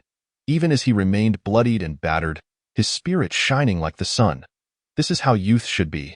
In the outside world, upon witnessing Su Yun ascend to the 98th step, Yu Qingfeng leaped in excitement. Brother Su, remarkable. Qing Russian clapped and laughed heartily. Perhaps he will leap to the 99th step, becoming only the 3rd person in centuries to reach the pinnacle. Beside them, Old Shun no longer dared to speak, his head downcast, his face twitching in disbelief. Su Yun had humiliated him time and again. To speak freely now would only lead to a loss of his prestige. It appears that Beiqing has produced a genius after all. Who would have imagined that from the most underestimated of places, one could ascend to the 98th step, matching the achievements of the 2 prodigies from Beiyuan County? It was truly astonishing. With his presence, Beiqing could bask in newfound glory, perhaps even develop into a prominent city. Would he manage to reach the 99th step? Though merely a single step apart, the difference was monumental. Everyone praised Su Yun's performance. To rise from such humble beginnings to achieve such excellence was a testament to his exceptional talent. Just one more step. Su Yun's face paled, his lips white, his pupils trembling with pain. Yet the spark in his eyes remained undiminished. Blood oozed from his countless wounds, staining his garments and the staircase beneath him. He stood there, gasping for breath, his body so fatigued that even lifting an arm felt like an insurmountable challenge. The gravity and repulsion of the 98th step intensified with every passing moment, draining him of every last ounce of strength merely to remain upright. Those behind him watched in anxious anticipation. As time trickled by, yet he did not take another step. They couldn't help but worry for him. Ordinary people might have given up by now, but there exists a kind of person who appears relaxed on the surface yet possesses an unyielding spirit. With the final step before him, he would never easily concede defeat. He would rather sacrifice his life than turn back. During this time, Zhou Shuangshi had come to understand that Su Yun was precisely this kind of person. He could only silently cheer him on, momentarily forgetting that he had only reached the 75th step himself. Su Yun gazed at the final step, only a breath away, and clenched his chest fiercely. Though his heart no longer resided there, he could still feel the vibrations emanating from the myriad magic beads within him. At that moment, it was as if his entire being resonated with the call to fight. With a sudden surge of energy, the once diminished aura erupted with force, waves of spiritual power humming through the air, radiating brilliant light along the staircase draped in the cloak of night. At that moment, Su Yun seemed to merge flesh with spirit, unleashing a deafening roar as he summoned every last remnant of strength from his muscles and bones, releasing it all at once. This final step shall not be obstructed. Su Yun bellowed towards the heavens, and at that instant, his right foot, bound by the extreme gravity, shifted unexpectedly, taking a monumental step toward the final ascent. With a resounding thud, his right foot landed firmly upon the 99th step. Crack, crack. As soon as he stepped onto it, a chillingly crisp sound echoed from his steel-like calves, sending a shudder through the onlookers. Under the horrified gaze of Zhou Shuangshi, Su Yun's right leg was brutally shattered by an overwhelming force. A wave of agonizing pain surged through him, forcing a muffled groan from his lips as blood, bright and vivid, trickled from the corner of his mouth. Yet, this was far from the worst. The most dreadful events were still to come. When Su Yun brought down his lifted left leg, a similarly sharp sound of fracture resonated, with broken bone shards piercing through flesh, exposing the vibrant red meat within. The sinews and muscles connecting to the fracture were even visible. "Get me up there." Su Yun gripped the last step with all his might, yet gravity mercilessly crushed his bones. This scene sent chills down the spines of the spectators. What kind of audacity and courage could compel one to persist in such a seemingly hopeless pursuit? Relying on his rigorously honed muscles, Su Yun gradually maneuvered his body onto the final step. Subsequently, an excruciating pain tore through his very soul like a tidal wave, threatening to shatter his mind. As if his body were on the brink of total collapse, Su Yun let out a furious roar, his flesh erupting, skin torn, blood pouring forth in a gruesome spectacle. Then, with renewed determination, he propelled himself upwards. Firmly stepping onto the 99th tier, instantly, a radiant light surged from above, enveloping Su Yun in a resplendent glow. Those in the elevated viewing platform were momentarily blinded by a dazzling aurora, akin to divine brilliance, leaving them momentarily bewildered as to what had transpired. But soon, a groundbreaking realization dawned upon all. Someone had ascended to the pinnacle once more. After an indeterminate amount of time, a voice, trembling with astonishment, broke the silence. "Su Yun from Beijing has reached the summit." The arena was suddenly hushed, the gravity of the moment rendering everyone speechless, unable to articulate their awe. That young man from Beijing, having fought his way through the trials, against all odds, had exhibited unmatched spirit and extraordinary resilience to triumph at the very moment when hope seemed utterly lost. He became the third individual to reach the summit in hundreds of years. Chapter 58. The battle for the flag begins. In the prolonged silence that ensued, the entire high-altitude viewing platform erupted into thunderous applause and frenzied cheers. The seats of the three major sects were ablaze with excitement. Even the two representatives from Beiyuan County had never witnessed such fervor from the three sects. Achieving the summit at such a young age, this individual was destined to become a formidable force in the realms of existence. No one could help but marvel at the brilliance of this genius. "Su Yun from Beijing. Su Yun from Beijing." The chants and roars echoed like a celebration for the birth of an unparalleled talent. Su Yun! He had truly accomplished it. Yu Qingfeng felt his legs give way beneath him, collapsing in disbelief. He had never anticipated that Su Yun would scale the glorious ladder. Beside him, Qing Russian stood in stunned silence, still grappling with the reality of the moment. They had always sensed that Su Yun's ambition would lead him to the summit, yet upon witnessing his actual achievement, they found themselves at a loss for words. Whether in admiration or praise, all fell into a profound silence. As for Elder Shen, he turned his body aside, unable to face Qing Russian and his apprentice, too intimidated to meet Su Yun's gaze. For he understood that from this day forth, irrespective of Su Yun's fate in the battle for the flag, he would undoubtedly soar to heights beyond all others. Amidst the thunderous cheers of the multitude, a battered figure emerged from the tower, supported by two guides. Gazing at Su Yun's bloodied and mangled form, the applause resonated like a tidal wave, echoing across the heavens, with such a spirit of resilience. This young man would undoubtedly ascend to greatness. Su Yun from Beiqing, having successfully reached the summit, shall receive a single infusion of elemental power, along with additional rewards for his contributions to Beiqing. The deep, resonant voice signified that the three major sects acknowledged Su Yun's accomplishments. Henceforth, Beiqing would soar alongside him, transforming into a celestial dragon.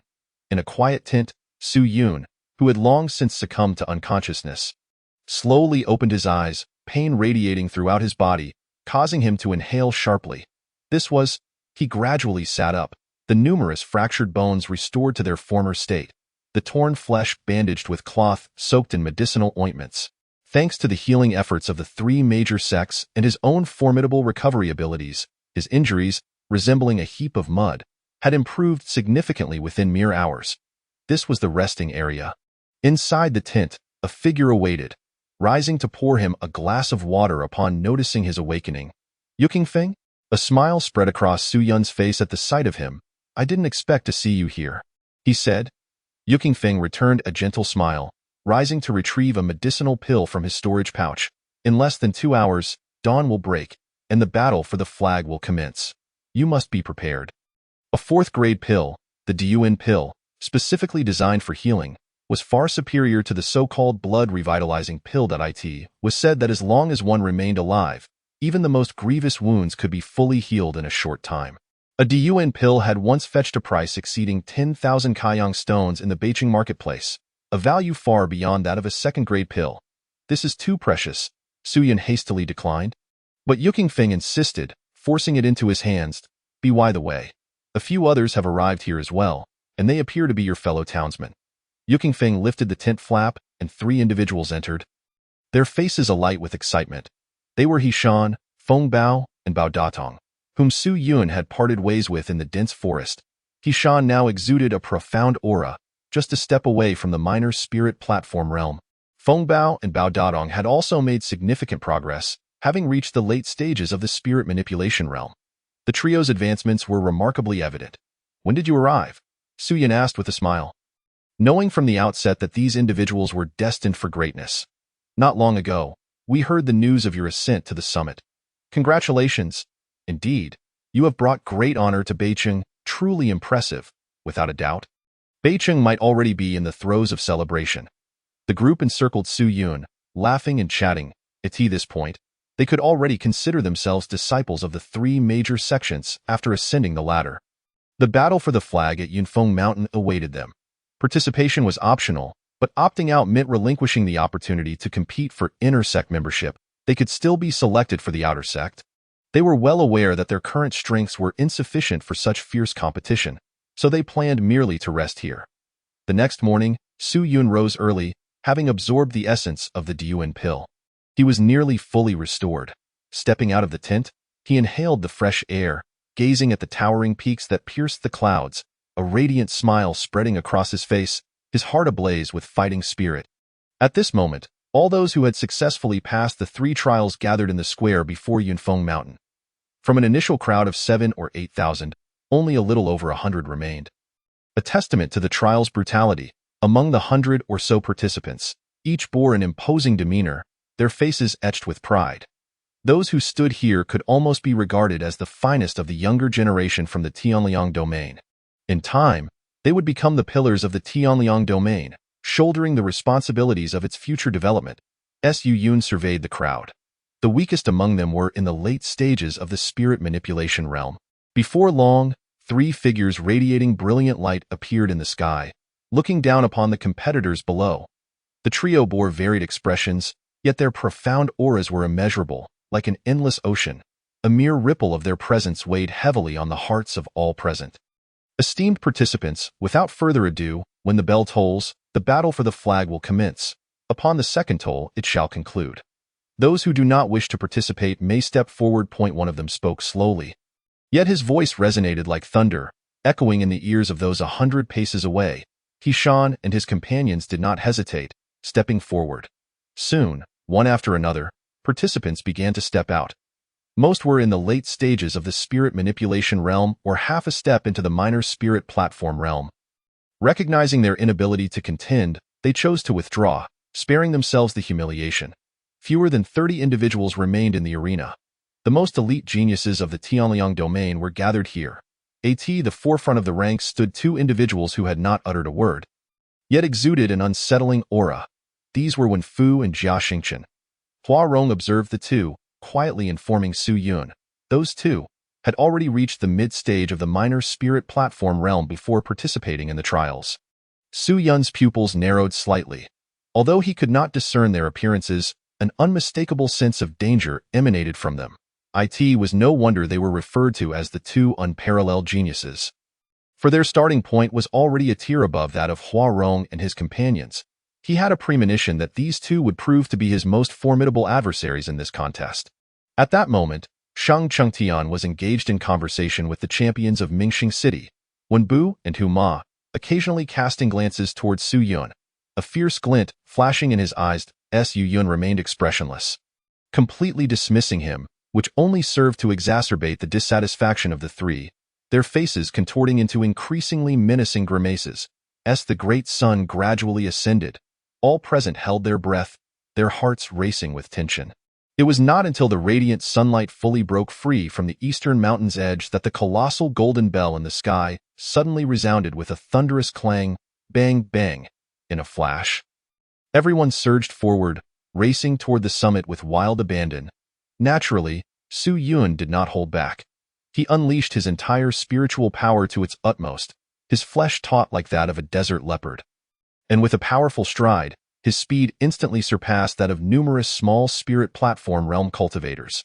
Even the champions of the three great cities were left several positions behind. Yet, two individuals outpaced Su Yun. Those two were Wen Fu and Jia Xingqian, who seemed to sweep past everyone with an unstoppable momentum, heading straight for the peaks on the left and right. Su Yun opted for the left peak. Although he did not fear these two, there was no need to exhaust too much energy during the flag-claiming battle. It would be wiser to temporarily evade them. Su Yun, today you shall undoubtedly perish. A furious roar erupted from behind. Upon turning to look, he found several individuals from Mingxing City closely pursuing him. Among them was Shang Chengtian. You have insulted Mingxing City. Prepare to pay with your life. Chapter 59. You three, get down. Wen Bu and Hu Ma's spiritual power trembled, their speed suddenly surging as their residual shadows lingered for a moment before transforming into a black streak, hurtling towards Su Yun with murderous intent. Within the trial, the two had successfully broken through to the mid-stage of the small spirit platform realm. How tedious, Su Yun replied coolly, displaying no hint of panic. He clenched his right fist tightly, then grounded himself and hurled a punch toward the two. Bang!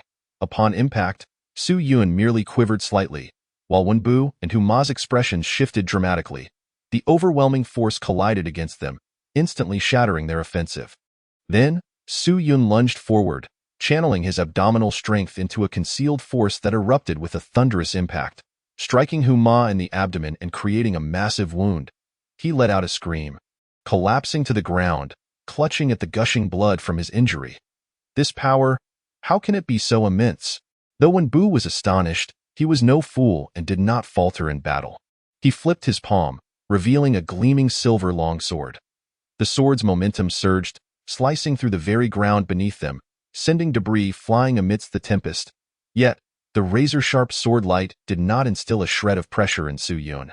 He gathered his left fist with immense spiritual force, the reverberations causing the air to part. Boom! Where his fist landed, the sword light shattered instantly, and his fist barreled forward with unstoppable force, aimed directly at Wen Bu's face. Sensing the tremendous energy contained within that punch, Wen Bu was taken aback and hastily attempted to retreat, but in the next moment, his face turned ashen. He felt as though a massive hammer had struck his back. His internal organs churned violently, and he stumbled, crashing to the ground and rolling several times before coming to a halt. Dazed, he attempted to rise but found himself unable to support his body, as if his lower half had lost all control. Just then, Shang Chengtian arrived, and upon seeing Wen Bu's injury, his face twisted in horror as he stammered, "Wen brother, your spine? It's shattered. What?" Upon hearing this, Wen Bu immediately turned ashen and collapsed to the ground. If it were mere flesh wounds, he could still consume medicinal pills and continue competing, but if his spine, such a vital area, was damaged, it would take at least a month to recover. He had completely lost his qualification to compete. Shang Qingtian never imagined that the champions of Mingxing City could be so effortlessly thwarted by Su Yun. Before he could turn back, a chill ran down his spine. Su Yun executed a swift kick, sending him flying several yards, his ribs shattered and unable to continue fighting, in the blink of an eye. The three strongest from Mingxing City were defeated. Such ruthless and decisive moves elicited cheers from above. Seeing his progress lagging, Su Yun had no time to collect their storage bags and turned to race toward the mountain peak. To everyone's surprise, when Fu and Jia Xingqian had occupied a flag each from the beginning, with no one daring to challenge them. Instead, the competition on Su Yun's peak was the most intense. In their eyes, although Su Yun had ascended the prestigious ladder, he was still merely at the 9th level of the opening spirit realm, and they speculated that he might falter at any moment. Compared to the two prodigies who had likely entered the later stages of the small spirit platform realm, he was undoubtedly much easier to handle. Thus, other competitors flocked to this peak. The entire left peak was now shrouded in the fervor of battle. With different city dwellers engaging in brawls every 100 steps along the mountain path, Su Yun swiftly dispatched a few more opponents, leaping forward, now just a step away from the summit. Stop right there. The Shan city twins, Shan Yi and Shan Yi, pursued with fervor. Their spiritual powers seemed to meld, their palms merging into one, striking down at Su Yun with a force that shook the very ground. These two were twins, having practiced a peculiar technique since childhood. Their strength diminished when separated, but when united, they could combine their powers to unleash a more formidable force against their foes.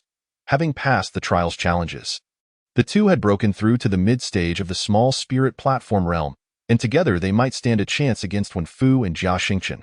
Faced with their assault, Su Yun did not dare to be complacent. He tightened his right fist, a fierce wave of energy radiating from him, then clashed violently with their combined strike, boom. The ground beneath him shattered, and Su Yun was sent tumbling backward, crashing into a mountainside before he finally halted. The Shan brothers rejoiced, believing Su Yun to be merely mediocre, and pressed forward without any defenses, launching a coordinated attack from both sides with the intent to severely injure him. Su Yun pushed himself up, his gaze unervingly calm as he slapped the mountainside, propelling himself toward the two, his fists raining down upon them like a storm. Bang, bang, bang. The sound of fists colliding with air echoed as they landed squarely against the twins' chests. Shan Yi, caught off guard by Su Yun's immense power, was struck by a punch that caved in his chest, leaving him incapacitated on the ground. Su Yun took a step forward, ready to pursue. But upon seeing his brother injured, Shan Yi erupted in fury, channeling his profound spiritual energy and charging at Su Yun, his palms swirling as if shadows danced. Open heaven palm. Suddenly, a massive palm, several meters in size, coalesced from thin air, evidently fueled by Shan Yi's entire spiritual power, exuding an imposing presence that sent shards of rock soaring from the ground. Su Yun made no attempt to evade. Instead, he met the attack head-on. His seemingly ordinary punch containing the full might of his physical cultivation, boom. When their fists collided, the sound reverberated like thunder, and the terrifying shockwave rippled outwards, tearing the ground apart where they met. Onlookers far away recoiled in fright, hastily retreating to avoid being caught in the crossfire. Amidst the surging spiritual energies, a sound akin to shattered jade echoed. The open heaven palm erupted into countless fissures. Exploding under the strain of Su Yun's punch, without Shan Yi's assistance, Shan Yi's power significantly waned, and it was no surprise that he was defeated. Shan Yi was sent flying like a cannonball, crashing into the mountainside and stirring up a cloud of dust, then slowly sliding down to the ground, his body covered in blood, appearing utterly disheveled. Believing Shan Yi to be unconscious, they were startled when he suddenly emitted a strange cry and darted away at an incredible speed. Vanishing without a trace in the blink of an eye, he must have employed some arcane technique to augment his speed beyond pursuit. Seeing this, Shan Yi immediately followed, unwilling to engage Su Yun any further. Observing the retreat of the Shan brothers, the remaining competitors wore solemn expressions, re-evaluating Su Yun. He exhibited no signs of exhaustion. It was as if he possessed an inexhaustible reservoir of strength, leaving no apparent vulnerabilities.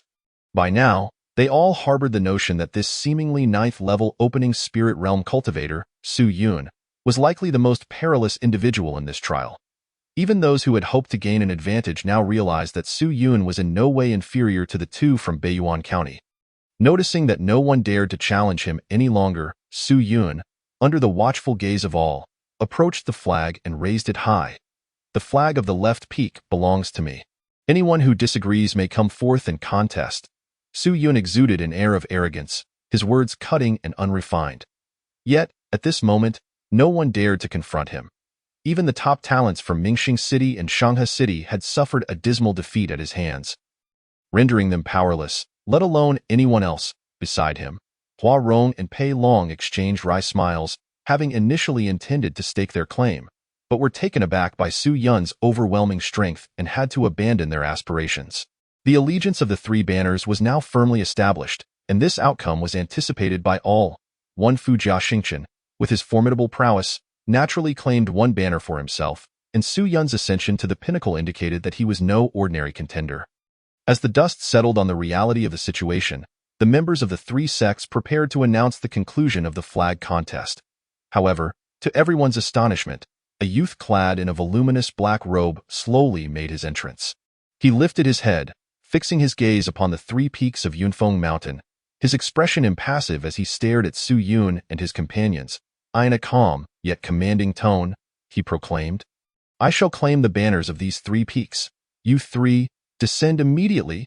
In the hushed silence that followed, the onlookers were left dumbfounded. This was the first instance they had encountered someone audacious enough to challenge three peerless geniuses simultaneously. Who was this individual that dared to speak so brazenly to them? To challenge three prodigies was undeniably foolish. Such arrogance hinted at a degree of capability, yet was it not also recklessly rash? This individual did not appear to be devoid of intellect. Perhaps he indeed possessed the audacity to take them on.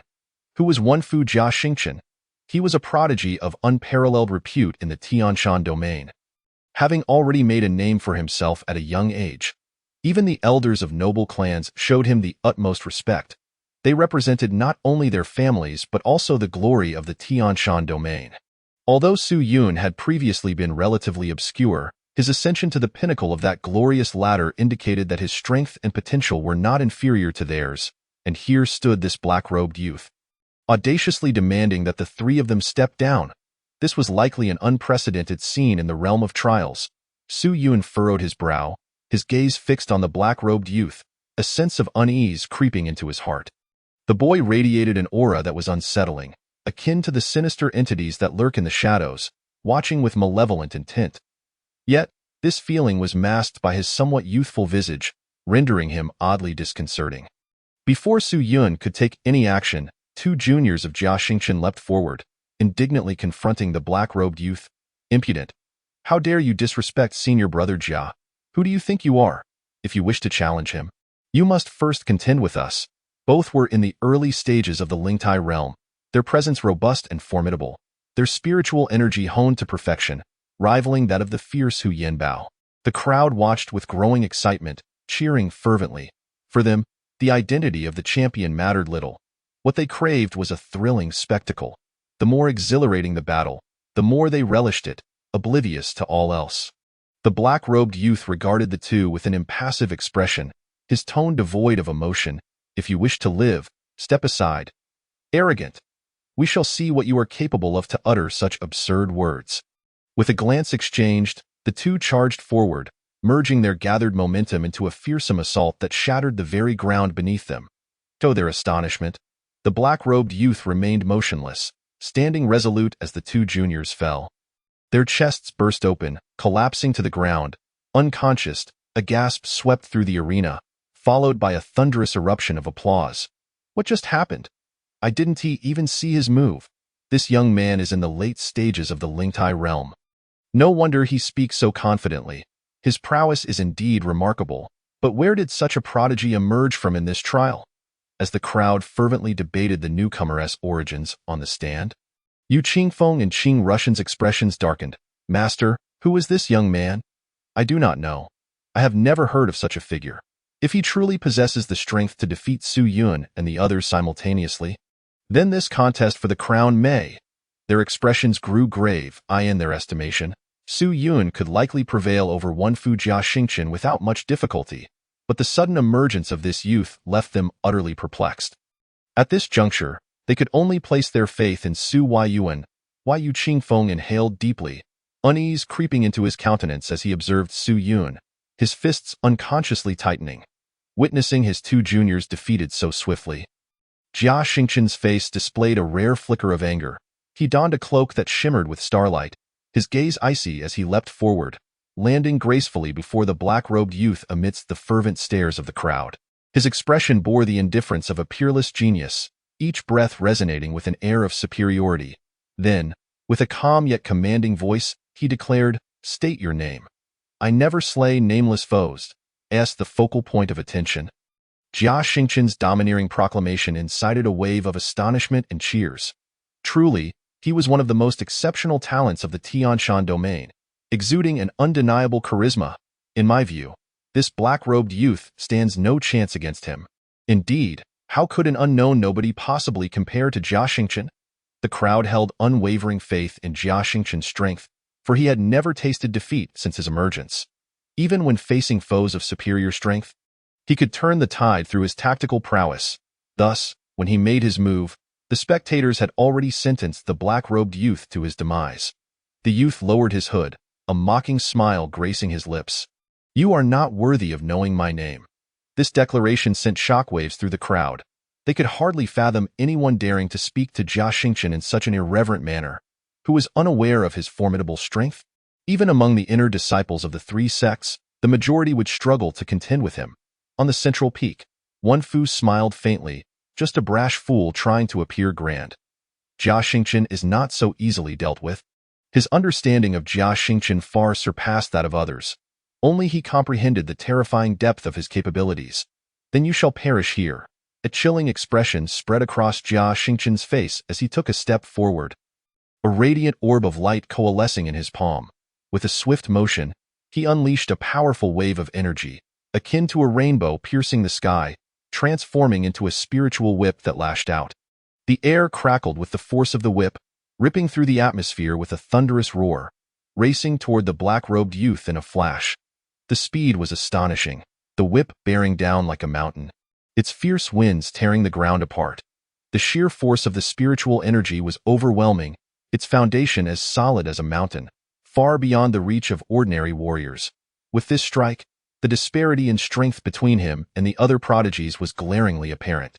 Even the champions from the three cities would find it challenging to withstand such an assault. Yet, the black-robed youth's expression only grew more sardonic, as if he had anticipated that Jia Xingqian's strength was merely average. Undeterred, he advanced boldly. Raising his fist, the wind billowed his robe, and in the next moment, he unleashed a punch. This punch, devoid of any discernible spiritual energy or technique, appeared utterly ordinary. Yet, it effortlessly tore through the ground beneath him, unleashing a torrent of earth and debris. Jia Xingqian's spiritual whip was shredded before it could even reach him, and with a single step, the black-robed youth moved as if floating in midair, his fist crashing toward Jia Xingqian's head. To overwhelm Jia Xingqian solely with the power of his physical form was a testament to an unfathomable strength, potentially surpassing even Tuoba Yuan. Faced with this sudden onslaught, Jia Xingqian's expression remained unchanged. With a casual gesture, he summoned dozens of beams of light that coalesced into a myriad of star-like glimmers, enveloping the black-robed youth, swiftly altering his hand seals. The starlight erupted in brilliance, intertwining to form a massive spiritual array, ensnaring the black-robed youth within. Manku Mingdu Formation, Seal.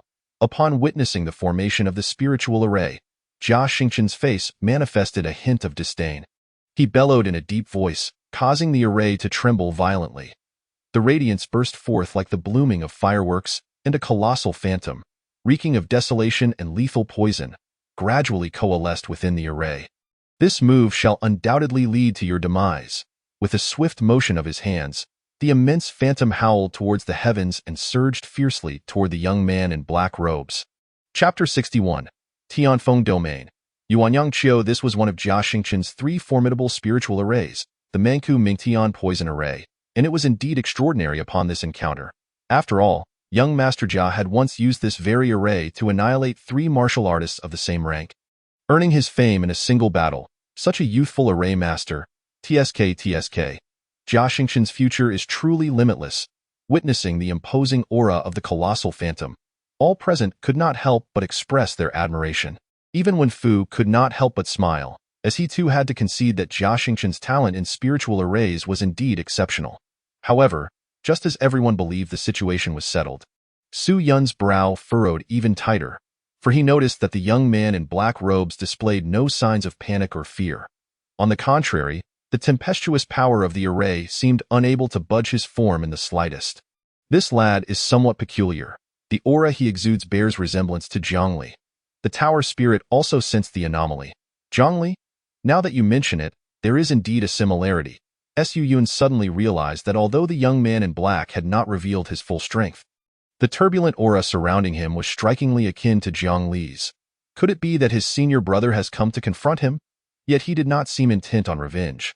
Otherwise, he would have directly sought out Su Yun instead of boldly declaring war against the three of them. As Su Yun pondered, the colossal phantom within the array, brimming with a fierce murderous intent, lunged violently toward the young man in black. The spreading poisonous gas and the chaotic essence of the wild caused the very ground to begin disintegrating, gradually transforming into powder.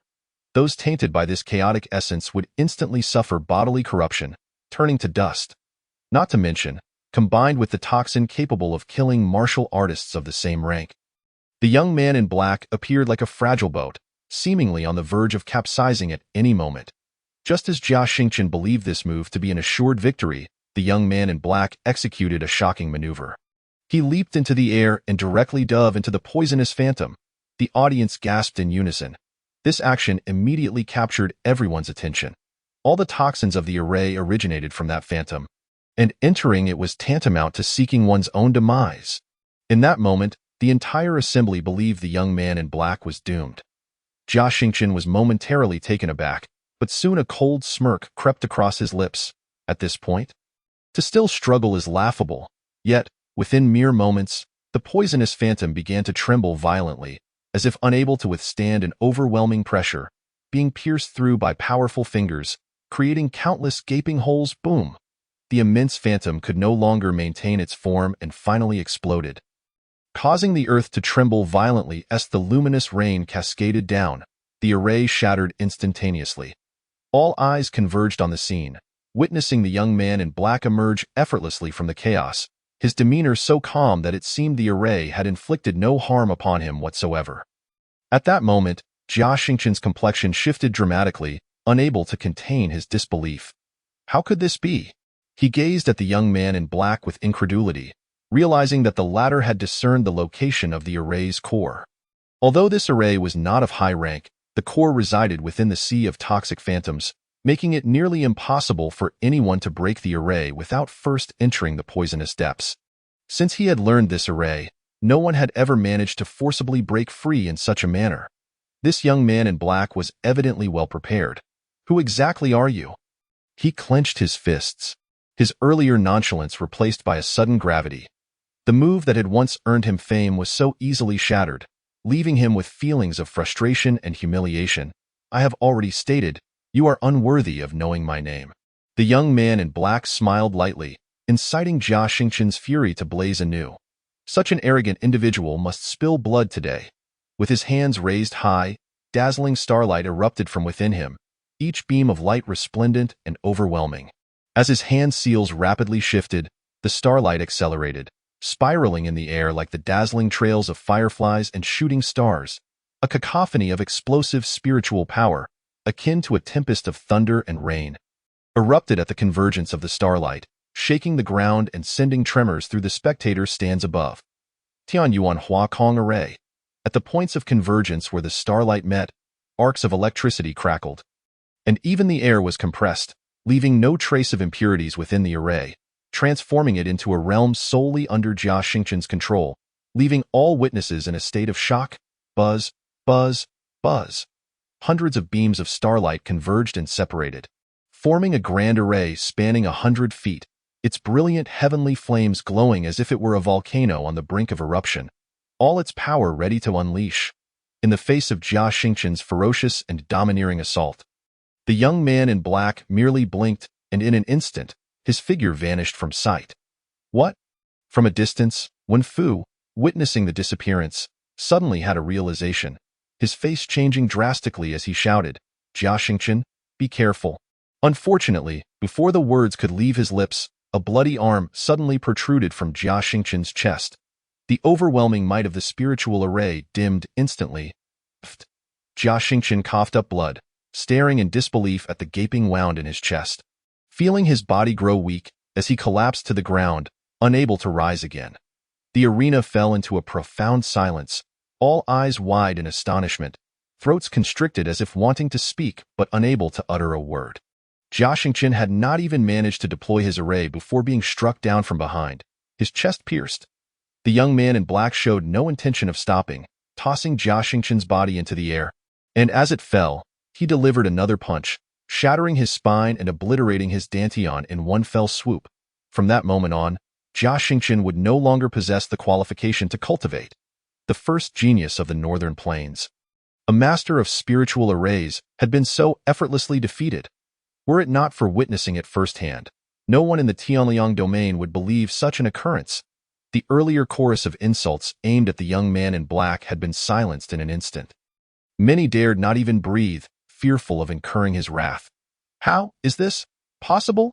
Wen Fu stood frozen, realizing that this punch had shattered all of Jia Xingqian's potential and foundation for life. Even if he could be rescued, he would likely be reduced to a cripple. What a so-called genius spiritual array master, merely a conceited fool. The young man in black laughed uproariously, and as he did, he relentlessly kicked Jia Xingqian's abdomen, causing blood to spurt forth and his complexion to grow increasingly pale. The strength of a spiritual array master lies in the intricacies of their formations, but when faced with a formidable foe without the time to set up an array, as was the case now, their own strength was utterly insufficient to resist. Naturally, as a spiritual array master, Jia Xingqian understood the fundamental principle of not deploying an array in a direct confrontation. Yet the young man in black, possessing deep cunning, had enraged him so thoroughly that he lost his composure, opting to forcibly set up the array, which ultimately led to his grievous injury and defeat.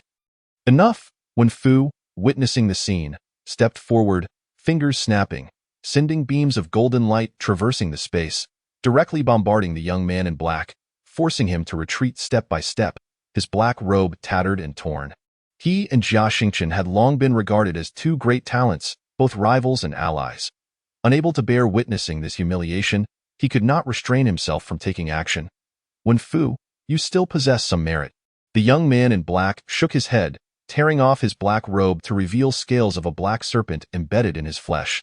These scales reflected the sunlight, appearing as heavy as the hardest steel.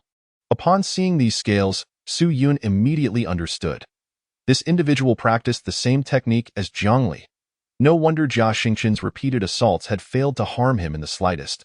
It was evident that all his power had been blocked and neutralized by the scales. State your name, so that I may erect a monument at your grave. Wen Fu exclaimed with a sharp voice, dozens of valuable talismans floating around him, radiating purple, gold, red, and cyan hues. These were the Purple Thunder Talisman, Golden Platform Technique, Fiery Blaze Talisman, and Gale Spell, all third-tier talismans of formidable power. The Purple Thunder and Fiery Blaze talismans unleashed a force equivalent to a full-strength strike from a late-stage spirit platform warrior, while the Golden Platform and Gale provided Wen Fu with enhanced defense and speed, making it difficult for even warriors of the same rank to inflict harm upon him. I am Yuanyang Qiu. But today, the monument will be erected by me. The young man in black smiled slightly as he revealed his name, causing many in attendance to change countenance dramatically. Why Yu Qingfeng, puzzled by their astonishment, inquired, Master, who is Yuanyang Qiu? Qing Russian paused, his expression grim. Yuanyang Qiu, the most fearsome and terrifying prodigy of the Tianfeng domain in a century. It is said that by the age of 13, he had already killed over 200 people. How could someone from the Tianfeng domain appear in my Tianliang domain? Yu Qingfeng was somewhat taken aback, unaware of the situation. However, this individual was exceedingly perilous. Employing ruthless and brutal methods, it was said that not long ago, he had slain a formidable expert of the Great Spirit Platform realm, which now posed a significant dilemma for Su Yun.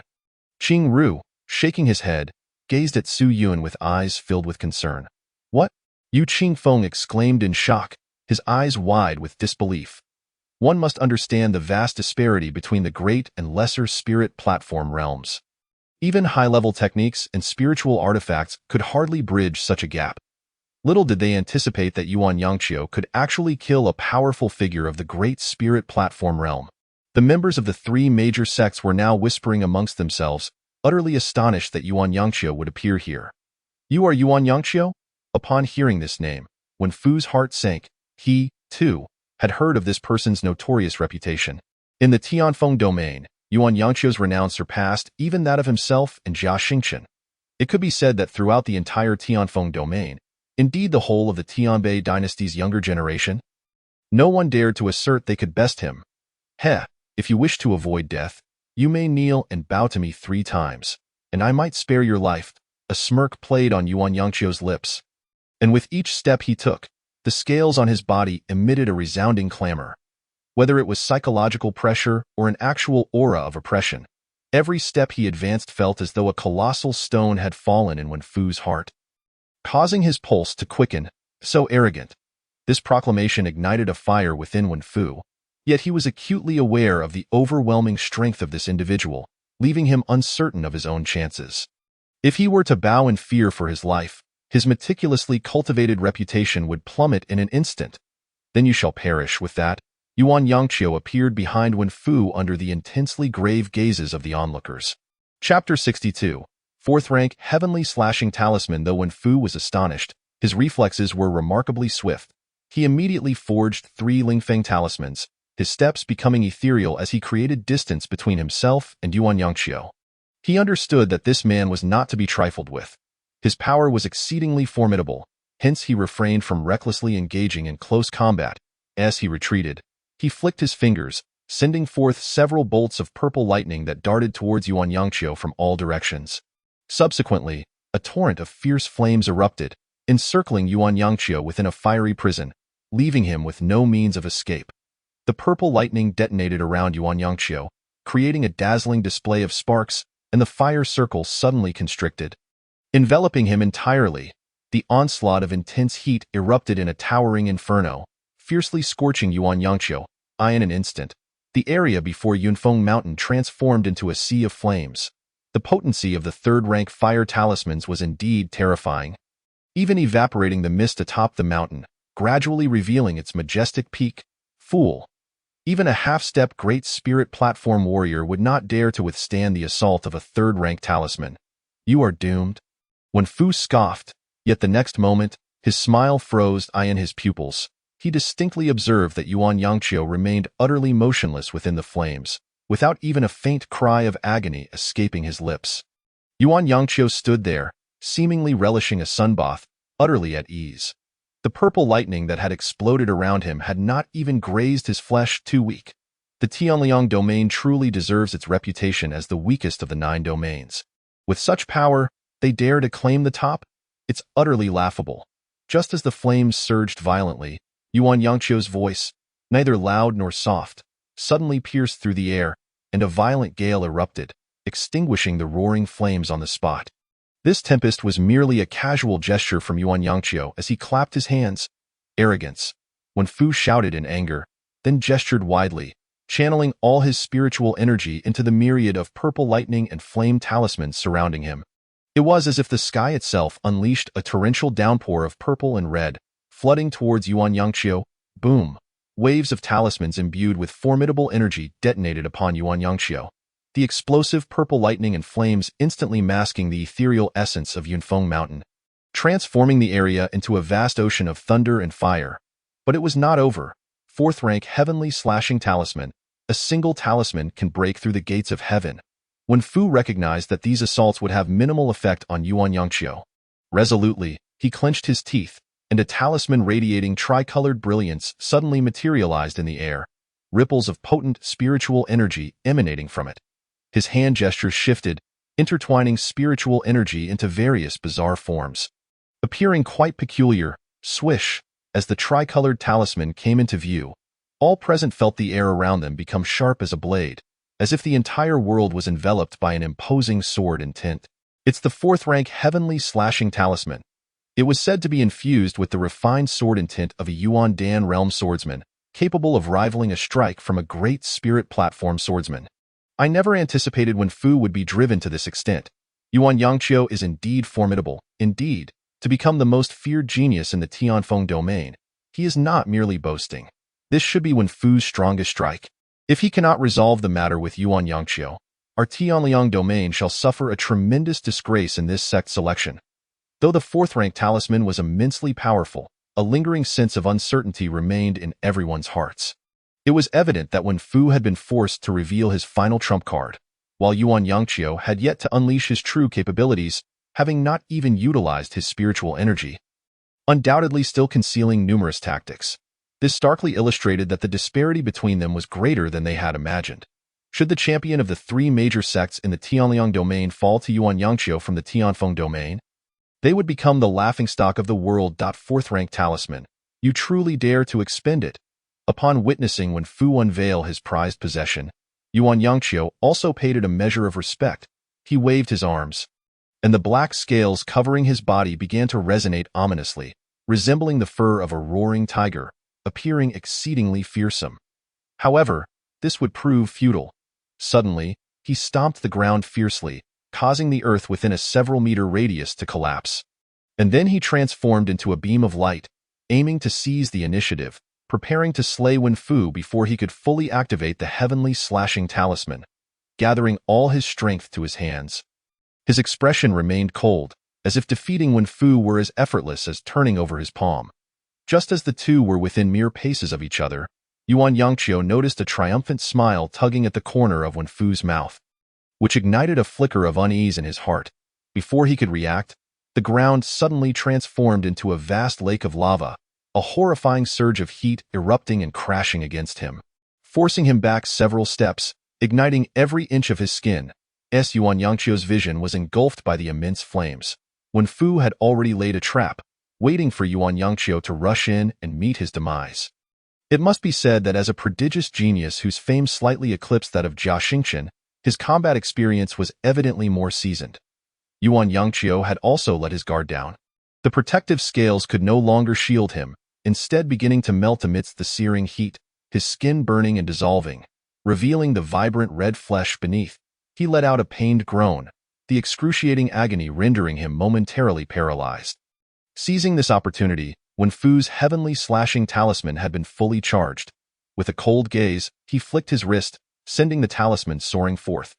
The piercing sword light spiraled through the air, exuding an aura capable of cleaving the very fabric of space. Sweeping towards Yuan Yangqiu, clang. Countless beams of sword light struck Yuan Yangqiu, producing fierce sparks, each collision forcing him to stagger back several steps, the resulting shockwaves leaving him with numerous ghastly wounds and altering his complexion. Behind these sword strikes lay a colossal wave of sword energy, visibly extending for dozens of paces. The aura emanating from it left Yuan Yangqiu astonished. He gritted his teeth, and a surge of dark spiritual energy erupted, transforming into countless strands of black light that charged towards the sword energy. Pfft. Upon contact with the black light, the sword energy seemed to succumb to a toxic corrosion, beginning to crumble and ultimately exploding.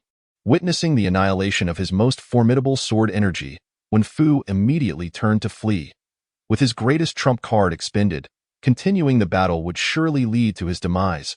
However, Yuan Yangqiu had already been incited to fury, his speed surging to an alarming degree, surpassing even Wen Fu, who had utilized several Lingfeng talismans.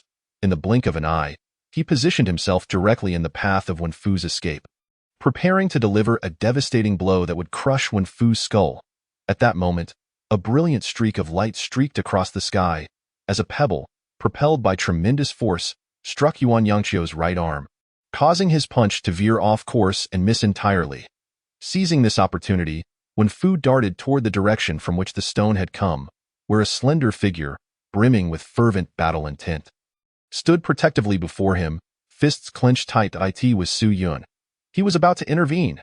Chapter 63. A fierce battle with Yuan Yangqiu. Is this lad insane? Yuan Yangqiu is at the peak of the lesser spirit platform realm. Even if he reaches the pinnacle, it would be exceedingly difficult for him to contend with such a foe. I do not share that perspective. His willingness to engage indicates he possesses confidence in his ability to defeat Yuan Yangqiu. Great minds think alike. This Su Yun does not strike me as a reckless individual. Let us observe further. Upon witnessing Su Yun rescue Wen Fu, the arena erupted with a cacophony of cheers and whispers of skepticism. Nevertheless, the collective hope of all present ultimately rested upon Su Yun brother. My heartfelt gratitude, Wen Fu remarked, his demeanor somewhat disheveled. Under ordinary circumstances, he would scarcely have cast a glance at one who had merely attained the opening spirit realm. However, he was not one to repay kindness with malice. Su Yun had saved him, and he felt compelled to extend the respect that was due. Not worry.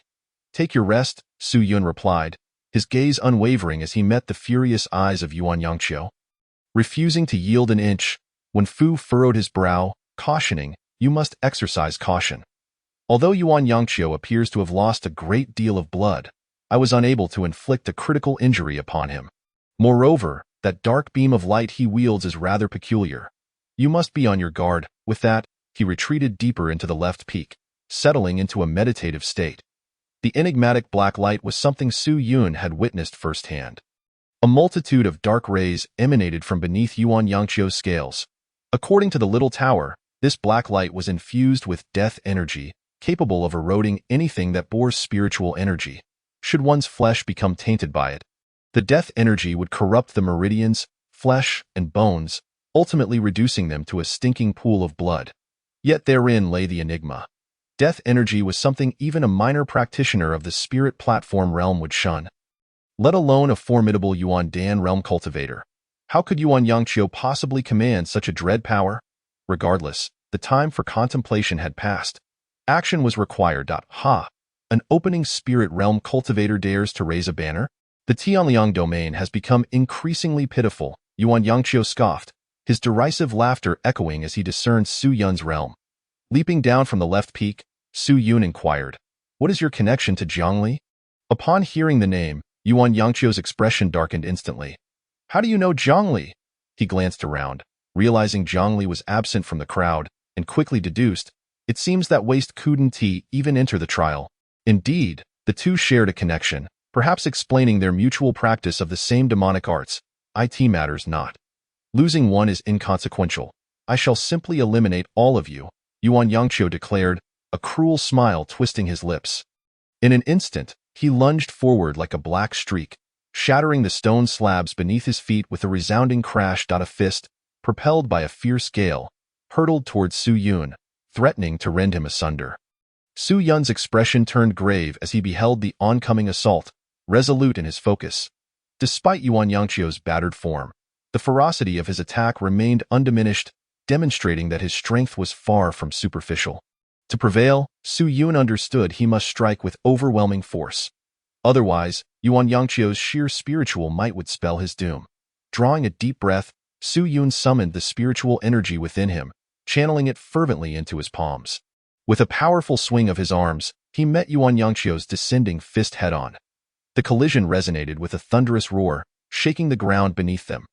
Yuan Yangqiu unleashed a flurry of punches, each one causing Su Yun's arms to ache, forcing him to retreat with every blow. The turbulent winds generated by Yuan Yangqiu's strikes sent ripples through the air, leaving Su Yun trembling and blood trickling from the corner of his mouth. In mere moments, Su Yun found himself at a distinct disadvantage. A heavy weight settled in his heart. This adversary was indeed formidable. Meanwhile, Yuan Yangqiu was taken aback. His strength should have been sufficient to pierce through the defenses of any ordinary late-stage spirit platform realm cultivator. Yet he had failed to inflict any serious harm on this opening spirit realm youth. With a sudden, forceful motion, Yuan Yangqiu drew his hands together, unleashing a powerful surge that sent Su Yun reeling backward. "You're not bad, but that S where your commendation ends, concentrated intent?" Yuan Yangqiu sneered, then swiftly shifted his stance, channeling a hidden force that surged from his back to his right arm. With a muted grunt, an invisible blast of energy tore through the air, aimed directly at Su Yun's neck. Break.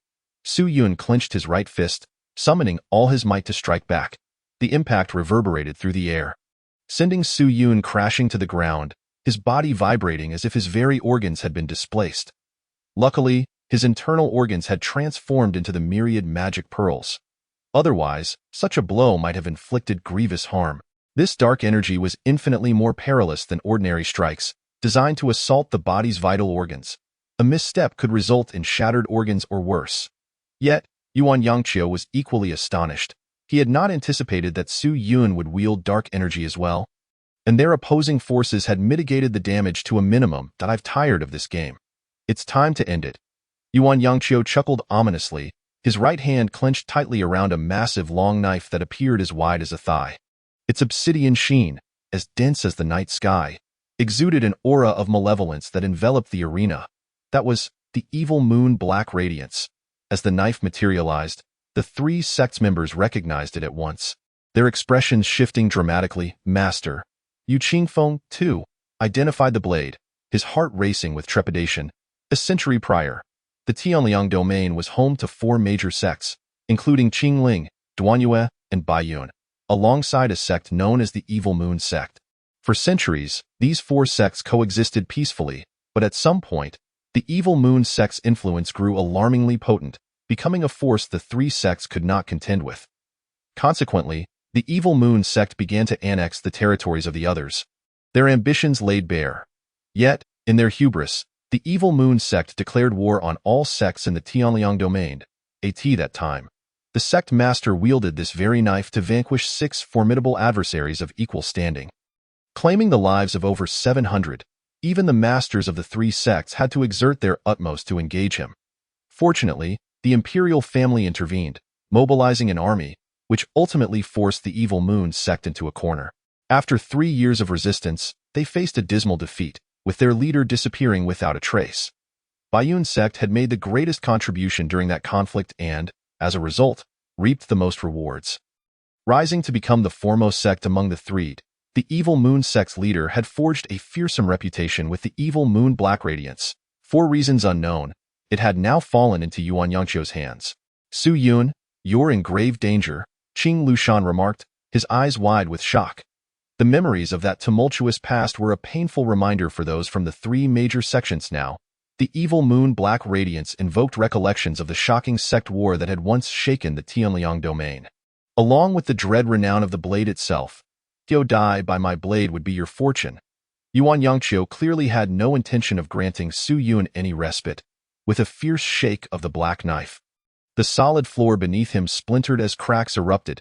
He grinned malevolently, licking the blood from the corner of his mouth, his gaze locked onto Su Yun. Chapter 64. A clash of dragons and tigers with a chilling laugh. Yuan Yangqiu leapt into the air, akin to a shooting star descending from the night sky. Even before the blade approached, it carved a fissure in the ground that stretched for dozens of yards. Such a ferocious assault forced Su Yun's eyes to narrow. Gripping his hands tightly, he summoned a long spear that exuded an aura of dominance, meeting the gleaming edge of the wide knife in a fierce clash. The spearhead met the blade, igniting a flurry of sparks as Yuan Yangqiu channeled his strength into both arms. Suddenly, he shook the knife, sending dark energy surging along the blade. Su Yun swiftly retaliated, countering with his own dark energy, resulting in a detonation of force that sent both combatants reeling. Su Yun crashed heavily to the ground, while Yuan Yangqiu spun gracefully in midair before landing solidly on his feet. Once more, Yuan Yangqiu had the upper hand. The faces of those watching grew solemn. Su Yun's performance was commendable, yet even the likes of Jia Xingqian and Wen Fu had not lasted this long against Yuan Yangqiu. Given more time to cultivate, defeating Yuan Yangqiu would not be insurmountable. However, the world is devoid of such hypotheticals. Should Su Yun falter today, not only would the Tianliang domain face humiliation, but the three major sects would also be scorned by the world at large. Su Yun's gaze shifted to the black knife, his expression turning wary. The Evil Moon Black Radiance bore the scars of its past. The surface was marred with rust, and the blade tip was chipped. The chaos of battle had evidently taken its toll on the weapon. Even so, this knife was classified as a low-grade earth artifact. Fortunately, Yuan Yangqiu had not reforged it. Otherwise, a single strike could cleave Su Yun in twain. With a whoosh, Yuan Yangqiu raised the knife once more, its sharp glint carving deep grooves into the ground. The blade danced in his hands, a whirlwind of ferocity that enveloped the arena, an overwhelming momentum that left all present shaken. It was difficult to fathom that Yuan Yangqiu, barely over 20, could wield such blade techniques with such mastery. Su Yun's spear surged forth like a dragon soaring through the seas, conjuring a tempest as the sweeping blossoms of gunfire met the fierce onslaught of the blade. The resonant clang of metal ringing incessantly. The two engaged in an exhilarating battle, their movements a blur as they exchanged blows, each clash of spear and blade sending waves of terrifying spiritual ripples that could easily injure a novice in the early stages of the spirit platform realm. As the fierce battle raged on, spectators in the high stands were equally tense, holding their breath in suspense. Despite the chaotic fray, it was evident to the discerning eye that Su Yun was utterly suppressed by Yuan Yangqiu. Amidst the prolonged and intense clash, Su Yun gradually began to show signs of fatigue, while Yuan Yangqiu remained effortlessly in command. The latter's lips curled into a smirk, exuding an air of assured victory. No matter how formidable Su Yun was, he was still merely in the spirit-opening realm, his spiritual energy vastly inferior to Yuan Yangqiu's. Moreover, the dragon's dread spear had yet to be fully forged, remaining only a quasi-mystical tier weapon. In contrast, the evil moon's black radiance was an earth-tier spiritual artifact, amplifying Yuan Yangqiu's inherent prowess significantly. Realizing that prolonging the confrontation was futile, Su Yun let out a cold shout. His gaze fixated on Yuan Yangqiu, a tremendous pressure suddenly emanating from him. Thunder Tribulation Power, activate! In an instant, Su Yun's flesh was enveloped in a brilliant silver light, his skin radiating with an incandescent glow, as if a thunderous sun had descended, blinding the onlookers. Sensing the surge of power within Su Yun, Yuan Yangqiu's expression shifted, and he took a deep breath, channeling his spiritual energy, which surged forth in a menacing wave of dominance. He bellowed, shattering the ground beneath him, as his black blade howled through the air. The two weapons clashed once more, producing a crisp, resounding echo. At that moment, Su Yun deftly blocked Yuan Yangqiu's assault. Remaining steadfast and unmoved, once disadvantaged in raw power, Su Yun, now bolstered by the Thunder Tribulation Power, was able to confront Yuan Yangqiu head-on. Yuan Yangqiu, realizing the urgency of the situation, resolved not to waste any more time and decided to unleash his lethal move, the Evil Moon's sky-cleaving slash.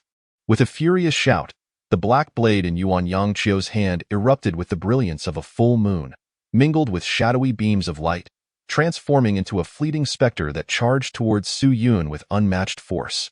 Su Yun's pupils constricted, his face taking on a grave demeanor. The energy contained within Yuan Yangqiu's strike was terrifying, causing an inexplicable dread to grip his heart. Yet, Su Yun was no ordinary man. Confronting the fierce onslaught, he advanced instead of retreating, taking a bold step forward, and unleashed a powerful thrust with his formidable spear, charging towards the intertwining black and white blade light. Boom. The spear's tip collided violently with the blade's edge, unleashing a tempestuous whirlwind, causing the surrounding ground to buckle and cave in, while debris soared to heights of over 100 feet. The residual force was potent enough to obliterate ordinary spirit platform realm cultivators, sending shockwaves that compelled the spectators in the high stands to change their expressions and hastily shield themselves with spiritual energy, fearing they might be obliterated by the backlash. Crack! A sharp sound resonated through Su Yun's limbs, as his arms suddenly shattered, blood gushing from his grotesque wounds, staining the ground and his garments crimson. However, Yuan Yangqiu's blade showed no signs of relenting, cleaving through the spear's tip and crashing down onto its shaft. The overwhelming force was staggering, bending the spear as Su Yun let out a muffled groan, his body flying backward. Crimson blood splattered from his mouth, and his breath momentarily stilled. This is it. I shall send you on your way.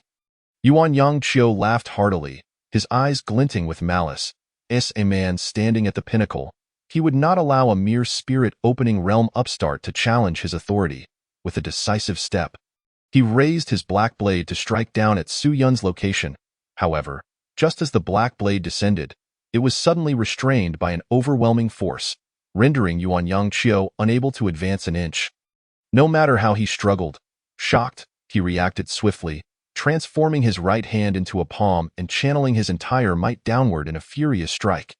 Yet at that moment, a hand burst forth from the ground, forcefully colliding with Yuan Yangqiu's palm. Bang! Yuan Yangqiu felt as though his hand had struck the hardest steel, a searing pain coursing through him, shattering his wrist, and ripping through his flesh. Blood sprang forth. Ah! He cried out in unexpected agony, his gaze fixated on the swirling dust. From within the haze, Su Yun emerged slowly, drenched in blood, his body marred with lacerations, yet the icy determination on his face remained unyielding. Casting a chilling atmosphere over the arena in his grasp, he held the spirit lock ring. Instantly, a torrent of ferocious spiritual energy erupted, rippling through the air, exuding a formidable presence that alarmed Yuan Yangqiu. Causing his complexion to shift dramatically, Su Yun's aura had suddenly deepened, akin to a towering mountain. As the spirit lock ring was removed, the binding seal that restricted his spiritual energy faltered, unleashing a tidal wave of immense power, cascading forth like a dam bursting. How is this possible? Yuan Yangqiu stared at Su Yun incredulously, unable to fathom how this spirit-opening realm youth could grow stronger with each encounter. This is merely the beginning. No sooner had he spoken than Su Yun's figure surged forward, his advance kicking up clouds of dust and debris, the terrifying pressure he emanated leaving Yuan Yangqiu aghast. Although caught off guard by Su Yun's sudden escalation, Yuan Yangqiu still had his trump card. Black Serpent Devil Technique, merge heaven and earth. As he bellowed, his black scales began to tremble violently, emitting a resonating hum, as if he were harnessing an extremely terrifying power. In the next moment, his scales opened like gills, billowing dark energy surged forth, coalescing behind him like smoke from a raging fire. Forming a massive shadow of a black devil, towering dozens of feet high, it radiated an ominous chill, its terrifying fluctuations causing even the stoic Qing Lu Shan to change countenance. Yuan Yangqiu was perilously close to stepping into the great spirit platform realm at such a young age. A testament to his extraordinary talent, with a flick of his finger, the colossal devilish figure unleashed a soul-shaking roar, instantly enveloping the arena in a shroud of darkness. It was unfathomable that a mere 20-year-old youth could wield such monumental power. It was clear to all that Yuan Yangqiu had unleashed his killing move, with a glint of coldness in his eyes. Yuan Yangqiu shrieked frantically, "Supreme Holy Sect, eternal glory!" The black devil loomed ominously, its presence akin to a colossal mountain as it descended, the thunderous impact sending shockwaves through the high stands, instilling terror in the hearts of the spectators. With a mere wave of his hand, he could overturn the earth beneath. In the face of such destructive force, Su Yun's expression grew gravely serious. The Black Serpent Devil Technique had likely reached Earth-tier power, the genius of the heavenly cool domain. I, Yuan Yangqiu, alone can slay them all. Chapter 65. Sudden turn of events. Suddenly, Su Yun rose, harnessing an overwhelming surge of spiritual energy, the dazzling thunder coursing around him, conjuring tempestuous waves akin to a storm at sea. Such terrifying power was still not the endpoint. 10,000 forms demon pattern. Unleash. As Su Yun's voice rang out, the demon patterns on the 10,000 forms demon pearl erupted with brilliant light. Instantly, torrents of immense power cascaded down like celestial waters, flooding his being with boundless terror. The force radiating from the demon patterns caused Su Yun's body to splinter like a shattered porcelain vase, blood gushing forth as if his flesh could no longer contain the might of the 10,000 forms demon pattern. As the patterns fully unfurled, a radiant, chilling brilliance erupted from within Su Yun, akin to a blazing sun ascending at that moment. A hauntingly dark hue flickered in Su Yun's eyes, while the center of his pupils shimmered with brilliant lightning.